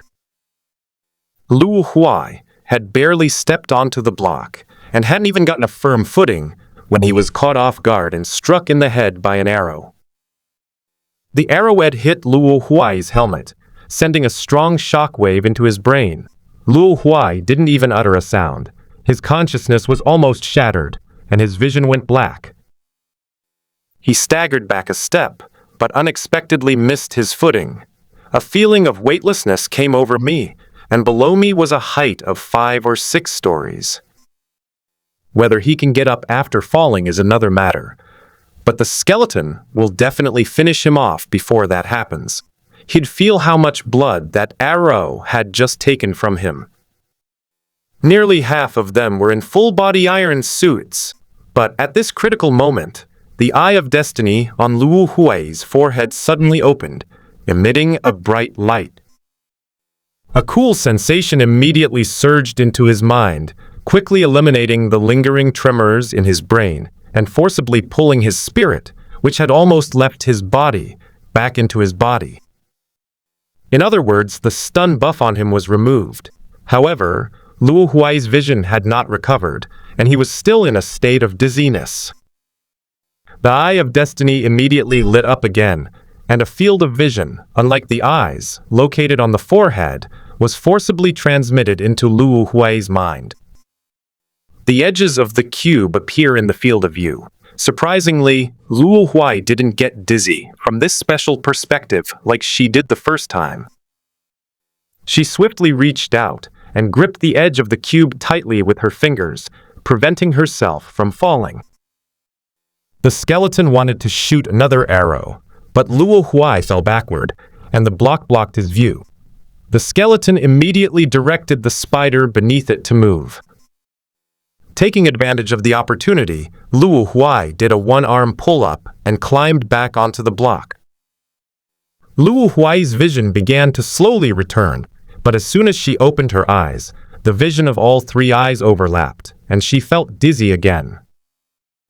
He quickly closed his eyes, taking the Eye of Destiny as his primary eye. The skeleton below had gone through a long and arduous journey, only to see Luo Huai climb up again. Realizing it had made a wasted trip, it was furious. However, it still dared not get too close.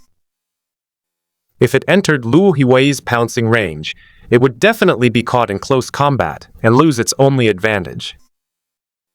Even with its extraordinary thinking abilities and more flexible body, it is still essentially a fragile skeleton, and the fixed values on its body cannot be changed in a short period of time.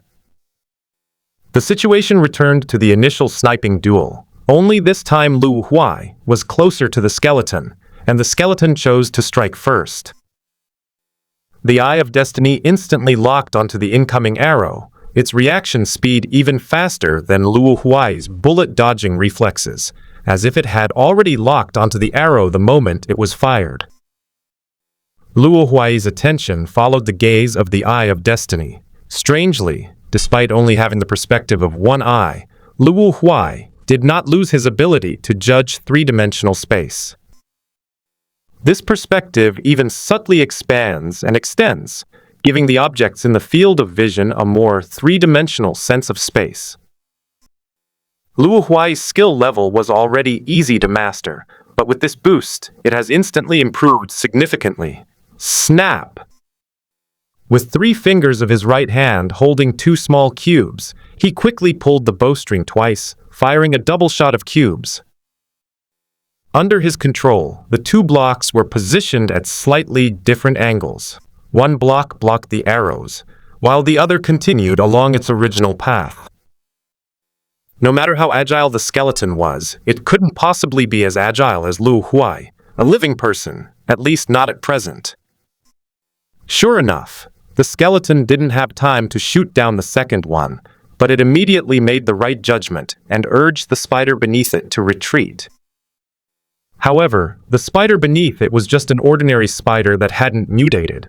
At most, it could spin silk, climb walls, and move around in speed blocks, making it about as tough as the skeleton itself.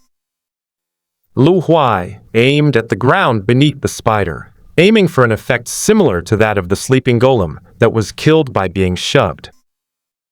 The moment the block touched the ground, it instantly enlarged.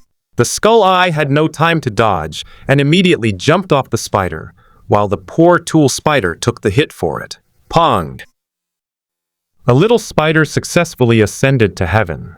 Spider, so does love disappear? Unfortunately, the skeleton had no feelings. After landing on the ground, it leaped around the ruins a few times and then mounted another spider. Sorry, forget about me? No! The tool spider, unwilling to accept its fate, turned into white smoke in midair, leaving only spider silk as one. I never imagined that the spread of this scum virus had become so widespread. Luo Huai admitted that the little drama he had just witnessed was something he had imagined. After the Eye of Destiny opened, his thinking speed increased significantly, to the point that the idea was automatically generated in his mind the moment he glanced at it. Then let me punish this scumbag skeleton. Release the bowstring, and the block will strike the skeleton's new mount, the spider, on its back. This way, even if the skeleton tries the same trick again, the block can hit it while it is off its mount and suspended in the air. Snap! One of the cube's edges hit the skull's lumbar vertebrae squarely. This caused the skeleton's lower body to fall apart, and it collapsed to the ground. Amazingly, it still didn't die. In the original Minecraft, creatures are not dismembered. If they are not dead, their bodies remain intact. If they run out of blood, they die and disappear. Like tools, the characteristics of monsters also changed after they came into reality. Luo Huai prepared to deliver the final blow to the skeleton. The skeleton lying on the ground had lost the ability to fight back, but it was still trying its best to draw the bow, fulfilling its destiny as a monster. Even in a different, unfamiliar world, the one and only player must be killed. This is the meaning of its existence, and this is the meaning of its embarking on the path of mutation. Snap! A block pierced through its still intact ribs and smashed into its spine. In the next instant, only the shattered bone fragments flew in all directions, finally rolling to the ground and becoming part of the ruins. The bow that fell to the ground was cracked, but it did not break, because the skeleton's bony hand was still gripping the bow tightly, even though its body was broken. The bone fragments did not dissipate into white smoke, indicating that the instance had acknowledged the skeleton. For some reason, the Eye of Fate slowed down this scene, making Luo Huai feel inexplicably sad. Perhaps this is fate, a realization was absorbed into Luo Huai's heart. With the only threat gone, the eye of fate closed automatically, and Luo Huai suddenly felt a wave of dizziness. He quickly squatted down. After a long while, he opened his eyes and his field of vision returned to normal. It seems that the dagger of destiny is far more complex than it is described. Automatic activation in emergencies, clearing abnormal mental states, enhanced concentration, and sudden states of enlightenment. These are all things not mentioned in the introduction. However, this is ultimately a good thing, and Luo Huai doesn't need to feel upset about it. Just then, the sudden notification sound also diverted his attention. Battle Royale? Survival successful. The police choose one of the two rewards. Reward 1. A slight increase in burst numerical value. Example, C++. Reward 2. Obtain an item acquired during the Battle Royale. Both rewards are very tempting, especially the first reward, which is extremely rare for ordinary players. The stat boosts are extremely difficult to obtain in normal dungeons, requiring A rank or even S rank. Even if you go out into the wild to hunt monsters and collect loot, like Luo Huai's bear paw, eating it will only give you a very small boost. Therefore, Luo Huai chose reward 2. Why not choose reward 1? Just kidding. He might have thought it was a display error on the panel before, but now that he knows his stats are judged according to the standards of the penalty world, how could he possibly choose reward 1? Keep in mind that this is the illusionary realm. If this is only considered a small improvement, then what would it be like in the punishment world? It would be tiny. Tiny under a microscope. Besides, how could Luo Huai possibly refuse such a wonderful item as the Doomsday Summoning Stone? He really loves it, and was just wondering how to take it with him. Actually, the original intention of Reward 2 was to give the winning player a gun. This item is a great choice, whether you sell it for money or use it as equipment. Moreover, it is definitely a prestigious thing for a solo player to have a gun. It's a pity we ran into such a weirdo. What will happen to this land after the story ends? Luo Huai stood up and gazed into the distance. Based on players' understanding of this instance, this continent was specifically generated for this battle royale. Now that it's over, how should it end? Those bugged resource spawn points obviously can't continue to exist, right? As if the will of the dungeon was answering this question, Luo Huai heard a loud noise coming from the horizon. Then, the earth began to collapse and sink. V City was destroyed by a sinkhole, and now the mainland is following in its footsteps. Seawater surged into the sunken land, submerging everything, including some zombies that were not yet dead. The item spawn point has not disappeared. Luo Huai suddenly imagined what this place would look like in the future. Countless adventurers would come here in search of treasures buried at the bottom of the sea. Monsters will respawn here, becoming a series of perilous obstacles for players. This is the process of replacing copies. Speaking of which, Luo Huai watched as the ground below slowly turned into the sea, and another question came to mind. Why didn't the dungeon storyline arrange for me to leave? If other players won, wouldn't they just drown? Or is it that the dungeon decides not to give him a proper ending since he won't drown? Surely it shouldn't be this hasty. Whoosh!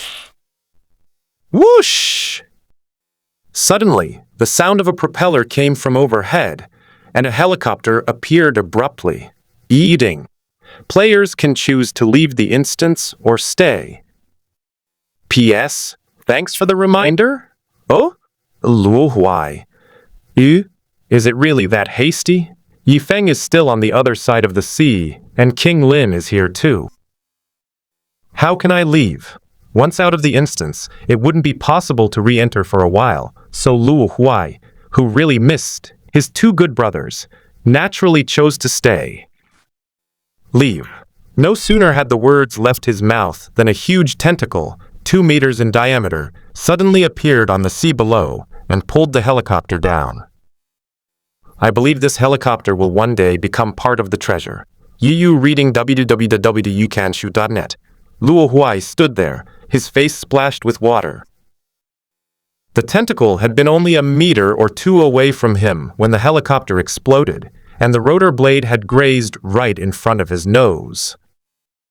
A normal person would probably be scared to death, but Luo Huai remained completely calm. Sigh, I've seen too many big shots, and this is how they are. They can be surprised by small things, but they become indifferent when it comes to big occasions. Let's think about how to get to the continent of night madness. Clearly, the exit animation just now was a warning from the dungeon, meaning something like, the script assigned to solo players has ended. Those who know what's good for them should stop getting involved in the team storyline, or a terrifying boss will spawn in the sea. This instance's Will is clearly too young, and it keeps forgetting things. The sea is dangerous, so why can't I go to the sky? Luo Huai has no shortage of blocks. Dungeon Will? I was careless. However, for the sake of logical consistency, it's not appropriate to openly attack the monsters in the sky. The instances Will could only allow Luo Huai to head towards the main battlefield. The main battlefield is located on a high mountain cliff at the base of the Ru Shuiji instance. Thanks to the efforts of the high-ranking nature people and Images squads, a cluster of wooden houses on the cliff face successfully appeared. Compared to other guilds, Ru Shuiji is really laid back. They seem to be on vacation. In particular, the swirling clouds and mist in the mountains perfectly match the temperament of immortals, and when paired with the flowing silks and satins, it creates a picture of a celestial palace. Absolutely stunning. However, a sudden sound disrupted everything. Don't mess with them. The guild leader was kidnapped by a demonic creature while he was out. What? The president has been arrested. What? The president can be arrested. A girl's startled cry echoed from the camp. Little fairy. The student council president has been arrested. In Kinglin's lounge, the kite girl rushed in, banging on the door. Huh? Cotton Candy, what are you doing here? Hostility instantly surged in her eyes. What happened to the alliance? You actually raided our base. No. Cotton Candy immediately saw through Kite Girl's misunderstanding. Although it wasn't exactly a misunderstanding, she still explained, I also came to inform Kinglin about this. I live nearby, so I came first. Really, where their eyes met, sparks seemed to fly. Kite Girl. Little girl. Don't think I don't know that Kinglin needs us to notify her to find out about this. Marshmallow. Aren't you the same? We're in the same boat. Snort. Neither of the two girls would give in to the other. Just then, Kinglin walked out of the bedroom with dark circles under her eyes. I said, Why are you two making such a racket in my room so early in the morning? Because the kite girl stepped forward to stop the cotton candy from speaking and answered first. Because of the president. But she immediately froze, and Cotton Candy stared blankly at Kinglin's back as well. Crane rubbed her sleepy eyes as she walked out of the bedroom. You guys. The kite girl and Cotton Candy collapsed to the ground as if they had lost their souls. We were careless. This isn't just a case of our base being raided. They've gone all the way to the spring. Hey, you're breaking the rules. The two girls who had taken 50 steps earlier were inwardly condemning their ally, who had taken 100 steps earlier. Kinglin yawned deeply. Looking at the two girls in front of him, who looked completely lost, he knew without even thinking that they were already imagining all sorts of dramatic scenarios in their minds. He stepped forward and snapped his fingers at one of them. Oh dear. After seeing the two girls clutching their heads in pain, too exhausted to even think, he slowly explained, "The crane came to me last night to ask me a question. And then you went to the bedroom to ask for advice?" Oh dear. As soon as the kite girl interrupted, Kinglin casually chopped her with a knife. You all know that the crane's class is also a cultivator. Our class requires guidance from predecessors. Otherwise we will go astray if we try to comprehend it on our own. You're lying. We've never seen you ask anyone for advice. Cotton Candy, who is usually gentle, actually mustered up the courage to refute Kinglin. Heh! Kinglin chuckled knowingly. I'm a genius. Isn't cultivating immortality just about having a brain? The crane behind him suffered a mental blow, and coupled with not having rested all night, it swayed and collapsed to the ground. However, Kinglin yawned halfway through his sentence. It's not recommended to stay up all night before you've cultivated to become an immortal. This was clearly said to the crane. Okay, I understand. Crane sat on the floor with her knees drawn up to her chest and nodded almost imperceptibly. So nothing really happened between you two last night? The kite girl was still a little incredulous. A man and a woman spending the night together, and they were actually discussing serious academic issues. She blinked her bright, watery eyes and carefully observed the little crane that was leaning against the corner of the wall. I couldn't believe it even more. That doesn't make sense. He is a well-known beauty in their area. Could it be that little fairy? The girl with the kite seemed to realize something, and her gaze towards Kinglin suddenly turned one of pity. Kinglin also looked at her. He had a premonition that this little girl must have thought of something very impolite, and sure enough, "Little fairy, it's okay. I don't mind." As she spoke, her gaze involuntarily drifted downwards, but before it could reach the main point, Kinglin grabbed her face and began to knead and rub it. You don't mind. What? Kinglin's eyes were full of threat and ill intent. Wah, I messed with you. I can't eat shrimp. The kite girl mumbled, unable to resist as her face was being rubbed. Marshmallow watched from the side and felt a little envious for some reason. The crane had fallen into a deep sleep. Once everything has calmed down and the misunderstandings have been cleared up well, they should be cleared up now. Kinglin and the three girls sat at the guest table. Due to limited space, all four of them were sitting directly on the floor. I just received the notification about the president's matter. Kinglin brewed a pot of tea from somewhere, took a leisurely sip, and acted as if what he had just said was just a trivial matter. So what should we do now? The guild is leaderless right now, and many of the older members are very worried. Unexpectedly, the kite girl really cared about the guild, and she was quite serious. But Kinglin remained unmoved, and even advised her not to get agitated. Calm down. So what if the president was captured? At worst, we just won't go out to fight. We're in a good spot on this mountaintop. We won't run into any enemies. Hey! Isn't it a big deal that the president has been kidnapped? The kite girl slammed her hand on the table and jumped up, as if she was about to go and rescue the president right now. Sit down. Oh. The momentum vanished instantly, and the girl sat up straight obediently. The three girls looked at him, waiting for his explanation. Kinglin finally put down his teacup and asked, "Does any of you know how the president was arrested? I heard from the older members of the guild that the guild leader flew to the area with the demonized creatures alone, but was shot down by anti-aircraft guns." Cotton Candy worriedly added, "The guild leader seemed to have been unconscious." She's so beautiful. What if those demons tried to harm her?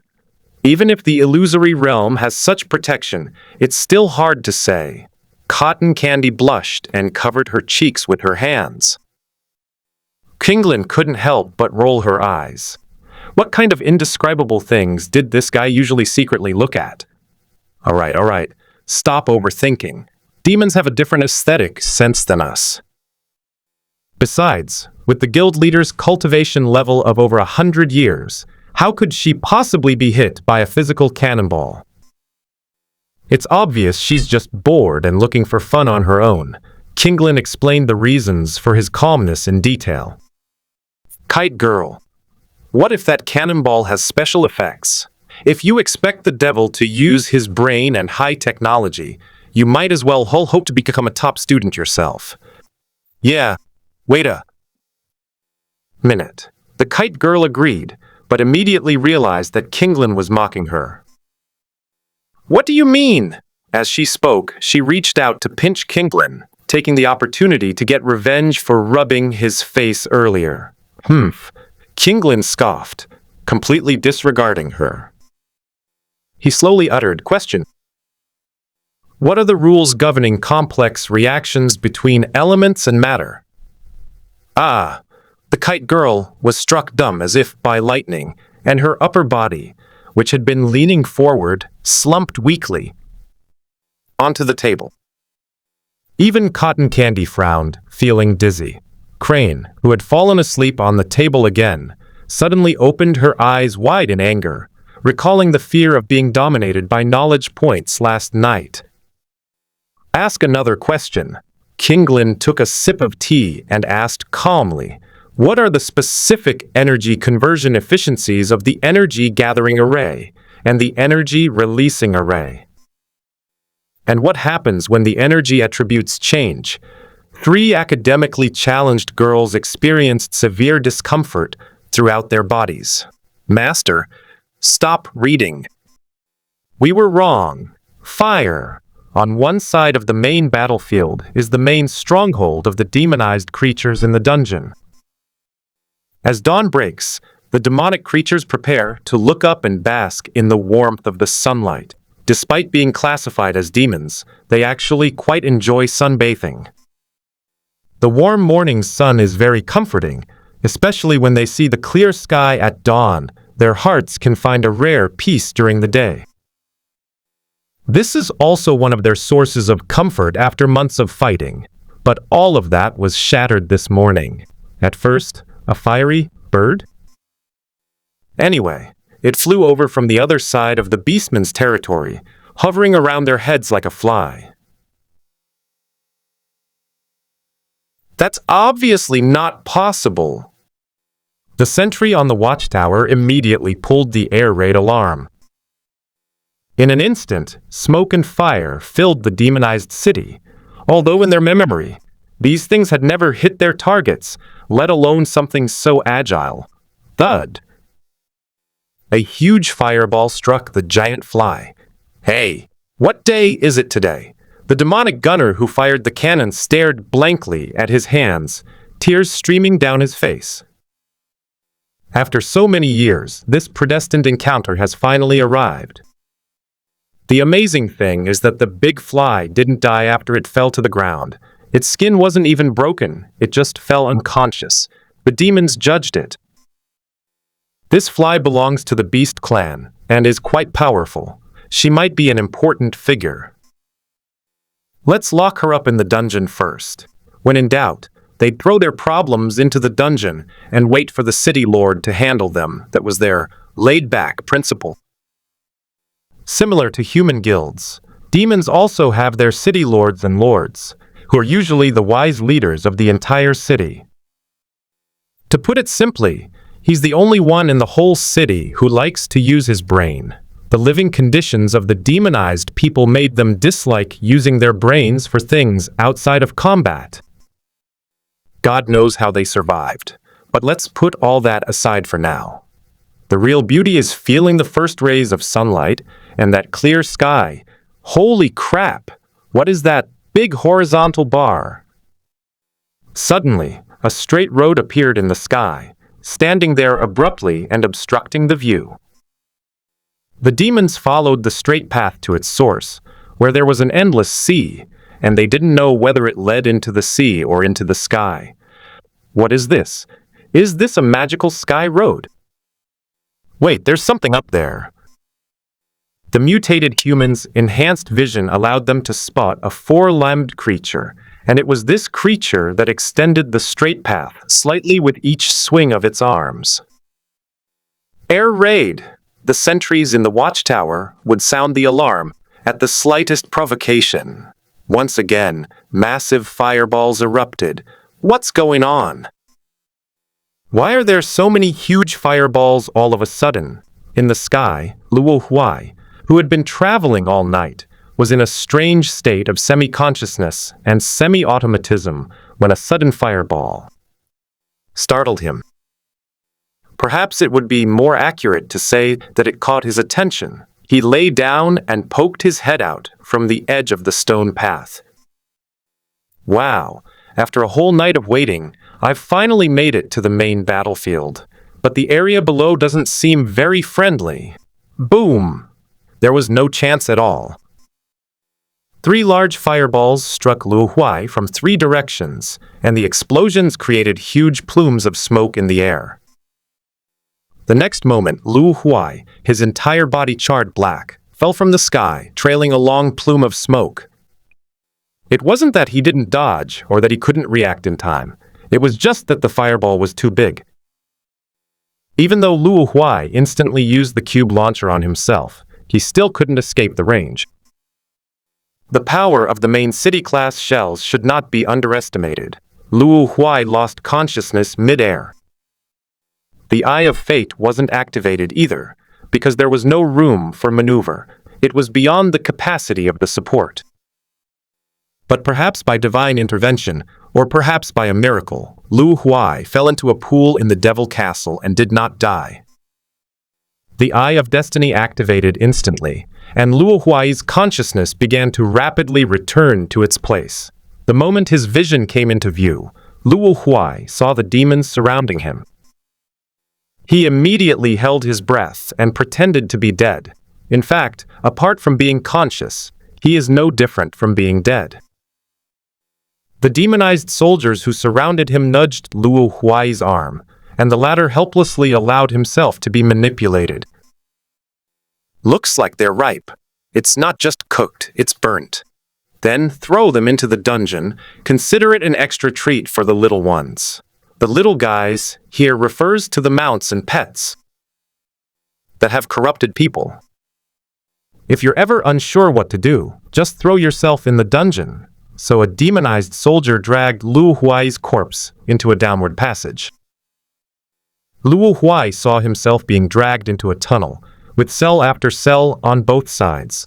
Each cell had a pale green candle burning on its ceiling, which was the only source of light in the tunnel. He dared not make any rash moves. He was currently low on health, and his hunger level was insufficient to repair his injuries. All 4 limbs were broken, and the body was limp as if it had no bones. It was impossible to eat food. If I get thrown into that pet room, I'll probably be dismembered or swallowed alive in no time. Having figured this out, Luo Huai decisively gave up on trying to save herself. There's no hope. Just wait to die. Sigh. He sighed inwardly. Ever since he crossed over into the illusionary world, there hadn't been a moment of peace. The burning pain seemed to have no effect on him. He glanced at the status bar, where radiation resistance was shining brightly. If not strictly defined, then the range of radiation covered by this term is actually quite broad. As we passed by a row of empty prison cells, heavy breathing began to emerge from the darkness ahead. We've arrived at the pet room. Through the dense iron bars, Luo Huai saw pairs of scarlet, bloodshot eyes behind them. They have wolf-like beastly eyes and spider-like insect compound eyes, but in either case, they all exude endless bloodlust. Judging from their size, the owners of these blood-red eyes are all demonic behemoths at least 2 stories tall. Luo Huai couldn't help but want to struggle again. Just thinking about being cut up and eaten by that kind of monster was terrifying and gave her goosebumps. What should we do? Is there any way to save ourselves? Roar! A pair of blood-red eyes slammed into the iron bar, allowing Luo Huai to see the monster's information. It has a wolf-like head, but spider-like compound eyes, and a pair of jaw blades at the corners of its mouth, which resemble a wolf's snout. A parasitic spider demon? Rare. Racy demon introduction. Never get bitten by it if you don't want to become one. Unlike demonic humans, these monsters of the demon race are the true source of inspiration for the evil creatures in film and television works. Deformed, evil, filthy. Just as people are afraid of monsters that are also beasts, the demonized soldier who dragged Luo Huai in was already afraid. When he was frightened like this, he turned around and ran away. Luo Huai was left in the passageway, flanked by hungry demons and monsters who smelled the aroma of burnt meat. Tentacles and claws, organs that could reach through the iron bars, reached out to grab Luo Huai, but each time they were about to grab him, they were blocked by other attacks coming from the other side. The monstrous demons are doing everything they can to fight for this one, and only meal. It's only a matter of time before things continue like this. Luo Huai looked thoughtfully at the sharp claws that seemed to come from afar, and then approach. Monster. Maybe I have a way. A faint red ripple spread outwards. The summoning stone of doomsday activate. Skeleton zombies appear at once. They've come to the rescue. The dungeon was so dark that, apart from the light in the passageway where Luo Huai was lying, the rest of the place was pitch black. Without a doubt, this is a natural monster-slaying ground. Less than 10 seconds after it started, Luo Huai could vaguely hear the roars of zombies. As expected of the zombie with the highest refresh rate, it appeared so quickly. Soon, the creaking sound of the skeleton moving could be heard. The monsters began to spawn in the various cells in a diarrhea-like manner. The parasitic spider demon and the other demonic beasts noticed the strangeness behind them, temporarily abandoned Luo Huai, and turned to face the suddenly appearing undead. The squeaks of spiders mingled with the roars of beasts, and the towering demon beast showed no fear of these tiny undead that were only slightly taller than its ankles. A gash appeared on its back, and a long, thin tentacle suddenly shot out like lightning, lashing out at the zombie horde like a whip.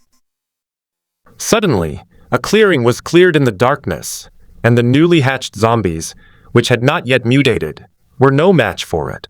Only skeletons standing at a distance can deal any damage. A volley of arrows hitting a demon beast will deal true damage, just like arrows hitting a player.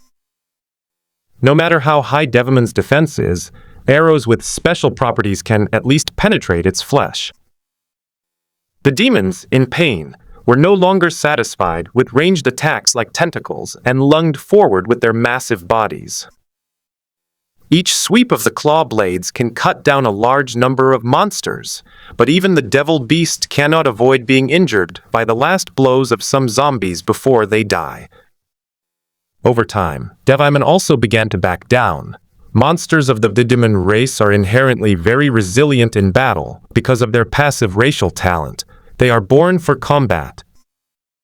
For every creature they kill, they gain a portion of soul energy to help them recover and temporarily enhance their strengths. Even the last embers of the soul of the undead cannot escape the fate of being drained. However, the undead they are facing now are an exception. External cheat products, devoid of soul.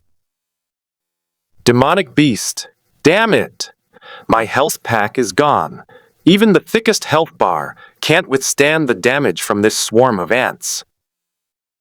Gradually, the giant demons, who had an absolute advantage in size, were no longer able to be confined to the deepest part of the prison.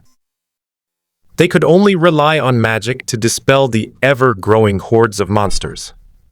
Even the tentacles are useless, because they are also part of their bodies and will drain their health. This feeling is strange.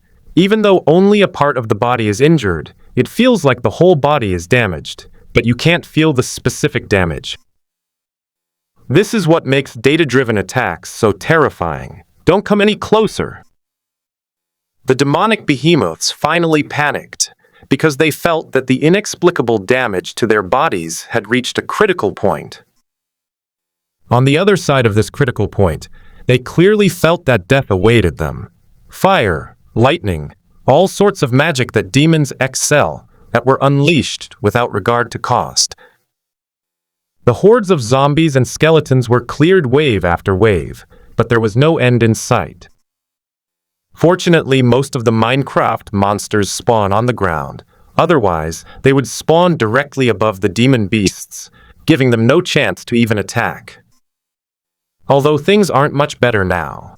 Not long after, the demonic behemoths, having lost their ability to sustain themselves, finally let out one after another resentful howls.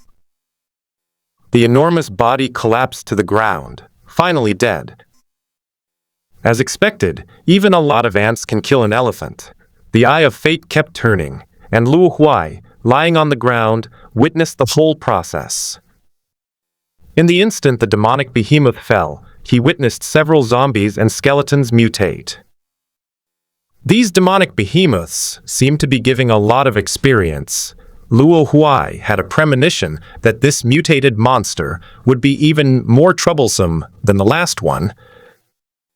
Sure enough, one of the mutated zombies in the horde waved its hand, and the surrounding horde immediately stirred.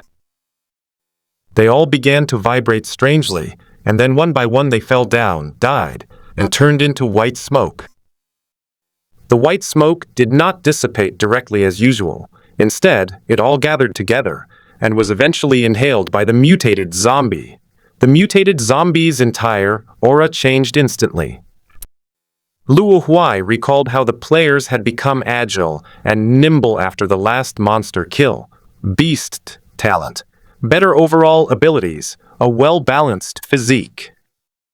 Edmund talent, harvest the overflowing energy generated by the violent fluctuations of surrounding souls and use it for your own purposes. He immediately made the connection. The monsters' mutations were probably related to the races they had killed. Now, because the other zombies have no souls, they have directly become devourers. As Luo Huai pondered, the mutated zombie also looked at him. Roar! Having dealt with the excess beings present, it's time to fulfill its mission as a monster. Luo Huai happened to be right in front of its cell, separated from it by only a few iron bars. Luo Huai actually saw the corner of its mouth curl up. The mutated zombie placed its hand on the iron bar, and the bar began to bend. This power is stronger than mine. Luo Huai's gaze passed over the mutated zombie and reached behind it. Zombies keep respawning there, then turn into white smoke and merge into the mutated zombies. Even if the mutated zombies do nothing now, they are constantly getting stronger. However, Luo Huai did not turn off the aura of the Doomsday Summoning Stone. Since he's going to die anyway, leaving some good stuff for the enemy camp can be considered a small help he can give Yi Feng and his group. Thinking about it this way, Luo Huai felt it was pretty good. Anyway, if he died, he would just return to the punishment world, and there would be no punishment for dying. The mutated zombie had bent the iron bars on the cell door into a C shape. It walked out and stood next to Luo Huai's head, raising its hand. He shielded his face from the dim green light, casting a shadow over Luo Huai's face. Luo Huai voluntarily withdrew the Eye of Destiny and shut down his consciousness. Brother Jiang, be quicker with your move. Luo Huai had already prepared her last words in her heart. But just then, the sound of footsteps treading on the stairs came from the end of the corridor. The mutated zombie paused as it was about to land, then jumped back and hid in the darkness behind it. What's going on in the dungeon? Why is the alarm going off? The priest said that there was a riot in the animal cage. How is that possible? Those demon beasts are all of the same species. They won't fight each other. Who knows?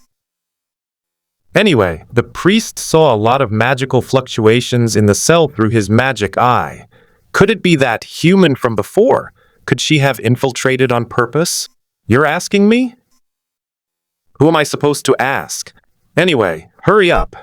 It took the city lord a lot of effort to catch those spider demons, and they're the key to our victory this time. That's right. The city lord dared to monopolize the dungeon and prevent other city lords from interfering, even after it was made public, precisely because of these spider demons. A small squad of demonized soldiers approached Luo Huai as they spoke. Huh? Nothing seems out of the ordinary. Are you blind? Didn't you see that big hole in the cell? The demonized soldier then noticed the locust tree on the ground. Could the spider demon be fighting over this little bit of food? That's quite possible. Our food hasn't been very good these past few months. With a glutton like the spider demon, it's quite possible that they'd fight tooth and nail over this little bit of food. The demonized soldier walked to the corner of the cell door and pressed a button, which was the reset button for the cell door. Cells used to hold such large, ferocious creatures are often damaged, hence this feature. The iron rod that had been bent by the mutated zombie quickly straightened out. Why is the spider demon so quiet? The demonized soldier stood in front of the iron bars, his head sticking out into the cell, but unfortunately, he could only see the darkness. They were all coated with the spray that the spider demon hated most, so they weren't worried about the spider demon's attack at all. Perhaps it's entering a period of fatigue after casting the spell. The demonized soldiers didn't take it seriously either. What should we do with this guy? Luo Huai felt himself being kicked. Opening the cell door is too much trouble. Anyway, he's dead, so just leave him here. Luo Huai was released, but the demonized soldiers were still there. Let's go and take another look at that human prisoner from before. Why are you still going? The priests sent us there. What can we do? Oh, Luo Huai. Take me with you! There's a bunch of monsters staring at me. Are you blind? This demonstrates just how powerful the eye of destiny's night vision is. Luo Huai couldn't possibly shout it out, so he could only close his eyes again and peacefully await his death. The demonized soldiers walked to the other end of the corridor, where there were steps leading to the next level of the dungeon. Suddenly, a dark figure slipped through the gap in the iron bar and quietly followed. The sense of crisis in Luo Huai's heart vanished instantly. He opened his eyes and saw the departing figure of the mutated zombie. Zombie, stay here and don't move. I'll go collect a few heads for you. The back view Shaw. What kind of weird illusion is this? Creak, dot creak. Luo Huai looked over upon hearing the sound. Okay, it wasn't that the mutated zombies let him go. It was simply because he couldn't escape. It's not that he can't move, but that he's currently being forcefully surrounded by 4 skeletons, and of course, along with the skeletons' faces, there are 4 arrows pointing at him. They are all mutated. It's clear the skeletons were extremely cautious. Otherwise, they wouldn't have stuffed the arrowheads directly into Luo Huai's mouth to prevent them from going astray. Oral sex. A sense of humiliation welled up in Luo Huai's heart, but the skeleton hesitated to shoot, putting immense psychological pressure on Luo Huai, who was on the verge of death. A tiger fallen into the plains is bullied by dogs. If I could stand up now and hold up a shield, you wouldn't humiliate me like this. Luo Huai wished she could bite off all the arrows from the skull in one bite. Where's the miracle? Come out and treat me with some respect. Miracle. All right. Suddenly, Luo Huai felt as if he had regained consciousness, and he could feel all parts of his body except his brain once again. At the same time, a notification sound appeared in his mind. Due to prolonged disability, he experienced a passive, last gasp of life. The last stand consumes the remaining life force, bursting forth for 10 seconds. 10 seconds? That's enough! A burst of energy suddenly erupted from Luo Huai's body, and cracks appeared on his charred skin, which then peeled off, revealing his fair and rosy skin. Luo Huai opened all 3 eyes, emitting 3 beams of light, and he temporarily returned to his prime. I don't care about the perspective dizziness anymore, since it's only for 10 seconds anyway. Skeletons, prepare to face my wrath. However, bang, bang, bang, bang! 4 thuds, faster than a pile driver, resounded. 4 arrows pierced Luo Huai's dog's head. Luo Huai died. Miracle. I'm coming. Oh, not here yet. It was so flashy and exaggerated that it startled us. The skeletons calmly put away their power-enchanted bows, and then chased after the mutated zombies. Ugh! I'm so angry. Waking up in the shelter's bed, Luo Huai's face flushed red, and she angrily picked up the computer tower next to her. Computer, what's it to me? Luo Huai finally put down the computer. Although he looked cool when he smashed the computer, he looked really pathetic while crying and trying to fix it. Why add another sorrowful person to this place? After working hard for many days, now that he's home, he should relax and lie in bed for a while. Then, another miracle happened. The soft bed beneath me suddenly hardened. That familiar touch. Luo Huai opened his eyes. Ah, the familiar dim green light. He was back, where he had died. This isn't how you work overtime. Not only were they transported to the fantasy world, but they were also directly teleported into a dungeon. They really don't let people rest. However, it's not necessarily a bad thing. You 4 skeletons, you just wait. But the first thing Luo Huai did was to turn off the Doomsday Summoning Stone. He then crawled into the cell where the demonic beasts were imprisoned. Since it was a cell specifically for holding giant beasts, Luo Huai could easily squeeze in by turning sideways. The purpose of going inside is to kill monsters. Zombies are not the main focus. The main focus is on skeletons, as they drop some arrows to fill the gap in your ranged attack capabilities. While block bullets are useful, they also have many drawbacks. If used well, they can be fatal. If used poorly, they can only cause you trouble. Click, click, click. The darkness was filled with the crisp sound of iron swords striking skulls. Luo Huai, shielded and clad in iron armor, fought his way through the skeletons and zombies, killing them one by one. Soon, all the monsters in the cells were cleared out. The spider demon's preference for darkness brought great convenience to Luo Huai. The cell was pitch black, and it did not disturb any of the demonized priests monitoring the cell. In reality, as long as there are no magical fluctuations, the priest won't care what's happening here at all. I now have 20 arrows in my backpack. If I use them sparingly, they'll be just enough. 2 or 3 can take down a skeleton. The rest can be used to deal with mutated zombies. Luo Huai calculated the mutated skeleton's health based on that of ordinary skeletons, because he noticed that all 4 of the mutated skeletons were holding enchanted bows when he was shot to death. If it's a natural refresh, even if there are many refreshes, the chance of 4 appearing at the same time is extremely small. He deduced that after the skeleton devoured other skeletons, it did not choose to strengthen itself, but instead strengthened the bow and arrow in its hand. Monsters with only rudimentary intelligence do not have such a long-term vision. Sheathing the bow and temporarily putting away the shield, Luo Huai, holding only an iron sword in reverse, tiptoed and crouched down to the next level of the dungeon. The lowest level of the dungeon is located on the 3rd underground floor. The only source of light, the eerie green lamp, was extinguished. The demonized human squad stood back to back in a circle, their eyes nervously fixed on the surrounding darkness.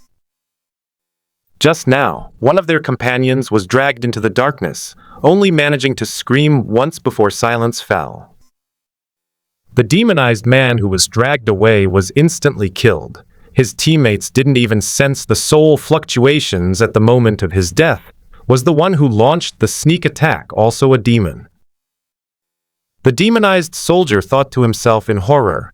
The mutated zombie stood silently in the dark corridor, only 5 meters away from the demonized human squad.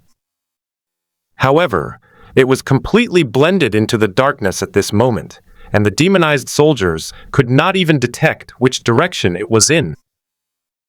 Its hand, covered in rotting flesh, dragged a shriveled, demonized human corpse. After the demonized man died, his soul returned to the mortal realm where he lived. The remaining soul energy in his body was absorbed by the mutated zombie, which is why his body was shriveled. The mutated zombie had become even stronger. It had learned to be patient and wait for the right opportunity, instead of charging straight in like before. If it weren't for the fact that the fuel for this layer of lights was soul energy, and that the mutated zombie instinctively absorbed this energy, extinguishing the lights in the corridor, demonized human team would probably have killed it already. This dungeon was used to imprison prisoners, and each glowing, eerie green light represented a prisoner. The enemy prisoners of war have been held here for the past few months, but their lights were turned off a few months ago.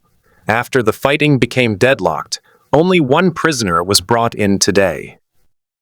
Now even this last lamp has been extinguished. The dungeon was a temporary structure built within the instance and lacked a proper lighting system, so it was now completely dark. The demonized soldier touched a crystal embedded in his armor, which emitted a soft white light that illuminated the surroundings. They wore magical equipment, unlike the human race who used both magic and technology. The mutated zombie quickly jumped back and hid behind the corner of the corridor before the light could catch up with it, leaving the corpse of the demonized soldier behind. Alternatively, the demonized soldiers were immediately drawn to the corpses of their teammates. It really is soul harvesting. There's not a trace of soul energy on the corpse. The demonized soldiers had already identified the attacker's race, and then began to deduce their identity. Is he an inside man? No, it might be a disguise. They're probably here to rescue the guy we shot down this morning. Call for help. Upon hearing this, the demonized soldier immediately took out an amethyst and smashed it to pieces. Immediately, all the demonized priests in the city responsible for information transmission received an alarm. But before reinforcements arrived, the demonized soldiers in the dungeon were already facing a predicament. The light from the luminescent crystal was very limited, only enough to illuminate the size of a small room, and since the surrounding area was filled with prison cells, the illuminated area was even smaller. This dungeon is very large, with rows of individual cells, making the passageways resemble dense alleyways in a bustling city. The mutated zombies use this to move around and avoid the light. It doesn't need its eyes to determine the location of the demonized soldiers, so it can maintain a proper distance from them while hiding. They were just waiting for an opportunity to make their move. Finally, the opportunity came. After searching in vain, the soldier squad began to consider retreating. Anyway, the murderer is hiding in the dungeon, and the dungeon only has one exit. They can simply go out first, wait for reinforcements, and then guard the door. They were just ordinary soldiers after all, and they never imagined how amazing magic could be. There were so many spells they could use to escape a secret room. They began to feel their way back in the dark, following the direction they had come from. As they rounded a bend, the last demonic soldier fell a meter or two behind. It was just that 1 or 2 meters that allowed him to briefly slip out of his teammates' sight on this bend. He never imagined that this separation would be forever. Ah! The mutated zombie crouching in the shadows struck swiftly. The demonized soldier in front immediately turned around, but could only see the light on the other side of the bend flicker violently twice, and two fighting shadows stretched long on the ground. They quickly drew their knives and ran back to help. However, in the end they only saw a glowing crystal lying on the ground. Their teammates were gone, and there were no bodies either. On the ground, a long drag mark led into the darkness. It all felt like an immersive horror movie, sending chills down the spines of the remaining demonized soldiers. Go quickly. We can't stop any longer, or we'll all die here. No longer maintaining formation, they were merely guards taking advantage of the chaos in the city, not elite warriors fighting on the front lines. Lacking a strong and unwavering will, they now only wanted to escape. Although they disdained using a near-death teleportation, it didn't mean they enjoyed the feeling of death. Aside from the undead, no one can fully adapt. Yes, the undead, they love death the most. Ah! The roar that sounded like a true demon rang out again. After the mutated zombie had undergone another mutation and growth, it was no longer afraid of the remaining few small soldiers. The demonized soldier, terrified, used his ultimate technique, tumbling and crawling towards the stairs leading to the second level of the dungeon. If they can escape to the place where the spider demon is imprisoned, they can release the spider demon to protect them from this terrible murderer. But heaven never seals off all paths, yet it does seal off all paths for demons. 4 emaciated figures appeared at the exit of the stairs. At first, they were wondering, what is this? A skeleton? Is it reinforcements summoned by the priest? But when they saw the bow in the skeleton's hand pointed at them, despair crept onto their faces. Is this hell? Why is it so despairing? No! They're just 4 skeletons. If they dare to block our way, aren't they courting death? A soldier who still retained a shred of reason suddenly realized. After being reminded of this, the soldiers, who had been terrified by the mutated zombies, suddenly realized that they had become easily frightened. But they didn't know that what was chasing them was an undead.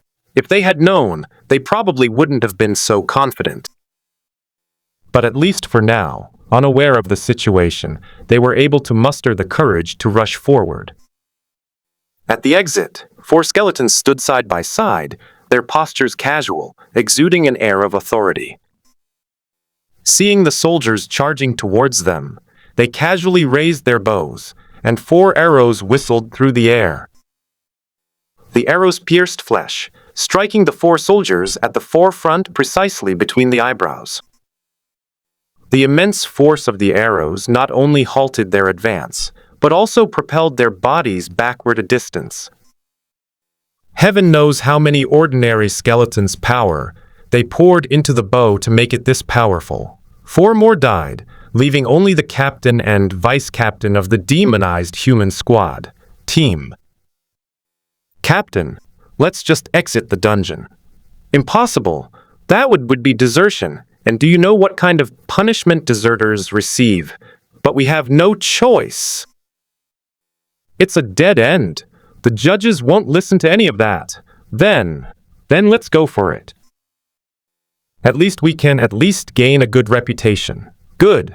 After a period of internal struggle, the 2 demonized beings were ignited with the ambition befitting demons. Rush! Their backs stood so straight at that moment. Swish, swish, swish, swish. The mutated skeleton put away its bow, and 2 more neatly arranged corpses appeared on the steps. Pshaw, it's free. Tch, I thought these guys were pretty tough. I thought they'd be really strong, but they just got wiped out like this. Luo Huai, who was hiding on a high place, witnessed this scene. He used blocks to build a platform that was attached to the ceiling, about 10 meters above the dungeon. He originally intended to snipe the skeletons standing at the top of the stairs, But after seeing a few unlucky guys test the waters for him first, he decided to wait and see. To everyone's surprise, there was such a weakling in this base camp. The skeleton was killed instantly before its strength could even be tested. However, according to the habits of demonized humans, top combatants are usually on the front lines. If they are attacked at their doorstep, they basically have no chance to fight back. Now that they've taken care of these outsiders, they'll probably take care of me next, right? Luo Huai never expected to be able to ambush these mutated skeletons, because they never relied on whether they could see Luo Huai or not. As long as he entered their aggro range, it was a precise location. Luo Huai drew his bow, preparing to block the line of sight, but to his surprise, the skeletons ignored him and went up the stairs without looking back, heading towards the lowest dungeon floor. This means that there are outsiders around. The monsters are locked up upstairs, and the place downstairs isn't for holding prisoners, is it? Other factions just arrived. They can't be captured immediately. They're not stupid. So that means only the Crystal Heart members are left, right? And those who are imprisoned instead of killed must be very important. Oh dear, Luo Huai thought to himself that this was bad. If his abilities were to eliminate important personnel of Crystal Heart, he would be doing more harm than good. If it caused any strategic impact, wouldn't that be jeopardizing Yi Feng's future? Regardless of the consequences, since there was a chance of resurrection, Luo Huai jumped off the platform. As soon as he jumped down, he shouted, "Let go of that person, come at me!" But the dungeon was completely dark, and the monsters ignored him completely. Luo Huai quickly closed his eyes, and as soon as the Eye of Destiny opened, he rushed into the darkness. In the darkness, he saw as if it were daytime. His senses expanded. After turning several corners, he found the monster, and at the same time, he sensed a figure surrounded by the monster's aura. The monster had broken open the cell where the prisoner was being held, and a mutated zombie was trying to crawl inside. The prisoner sat there motionless, as if he were frozen in terror. The zombie's claws were about to grab the man's face. "No! No! Yamit!" Luo Huai ran up, stretched out a hand, and shouted to stop him. But the next scene left both Luo Huai and the monster completely dumbfounded. Of course, Luo Huai was the most confused, because the monsters were all killed instantly. Flames erupted from the seemingly frail prisoner, instantly reducing the mutated monsters and their cell to ashes. Oh! Luo Huai's mouth formed an O shape as he tried to gasp for air, but the air in the area was scorching hot under the blazing flames. Although it's 1,000,000,000 points less than brothers, it's still quite remarkable. How come there are undead in this place? They seem quite unusual. After casually burning the undead monster that had invaded her, Qi Wutong frowned slightly. Seeing that the prison cell had also melted away, she simply covered her face with her hand, and the pale red carried her curvaceous body into the air. She deliberately got herself arrested. Her purpose was simply to have some fun. She discovered that she was the only one who had been captured and brought into the entire dungeon. Well, I guess I'll just consider this a quiet place to rest and take a nap. But before I could even sleep, meditate, for long, several more spirits appeared. Oh, not just the undead, there seems to be a little guy too. Their eyes met, and for some reason, neither of them spoke. Although Luo Huai was wearing iron armor, his eyesight was not obstructed. He could feel that the other party seemed to be able to see through his heart. However, because of this, he was able to see what the other person looked like. Wow, she's a stunningly beautiful woman with an amazing figure, the kind that could bring ruin to a country. Qi Wutong also looked at him with a mysterious smile on her face. She suddenly wanted to tease Luo Huai. Countless young men, filled with youthful innocence, were captivated by her beauty. But a moment later, Luo Huai took a half step back with one foot. Xi Wutong's smile froze, and three words flashed through her mind. He wanted to slip away. Sure enough, the next moment, Luo Huai took off running. "Hey! Why are you running?" Xi Wutong, who rarely suffered a blow to her appearance, shouted angrily. "You're standing in front of a great beauty. Goodbye, boss. Until we meet again." Luo Huai abandoned Xi Wutong and ran away without looking back. Imagine a powerful figure of unknown identity giving you a meaningful look the first time you meet. Just thinking about it is terrifying, isn't it? What? The big boss is a beautiful woman. That's even more terrifying. What if she's lusting after me? Wouldn't I lose my chastity then? It is truly one of the greatest fears in life. Xi Wutong. She floated in the air, lost in thought. A moment later, she sat back in her cell, and under her control, the cell, which had turned to ashes, miraculously returned to its original state. "I'm feeling withdrawn and need some peace and quiet." Meanwhile, Luo Huai, who had escaped from the dungeon, ran into the rescue team of the demonized humans. "Battle is imminent. Grab him." "Don't let him get away." The leading priest commanded the vicious hounds, as tall as his thighs, to pounce on Luo Huai. Luo Huai deflected the attack with a shield.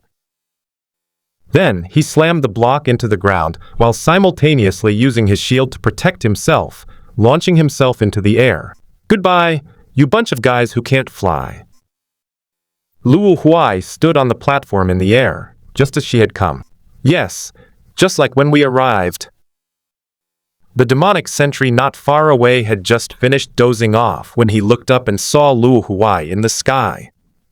So he decisively sounded the air raid alarm for the third time that day. "Air strike. Fire the city cannons."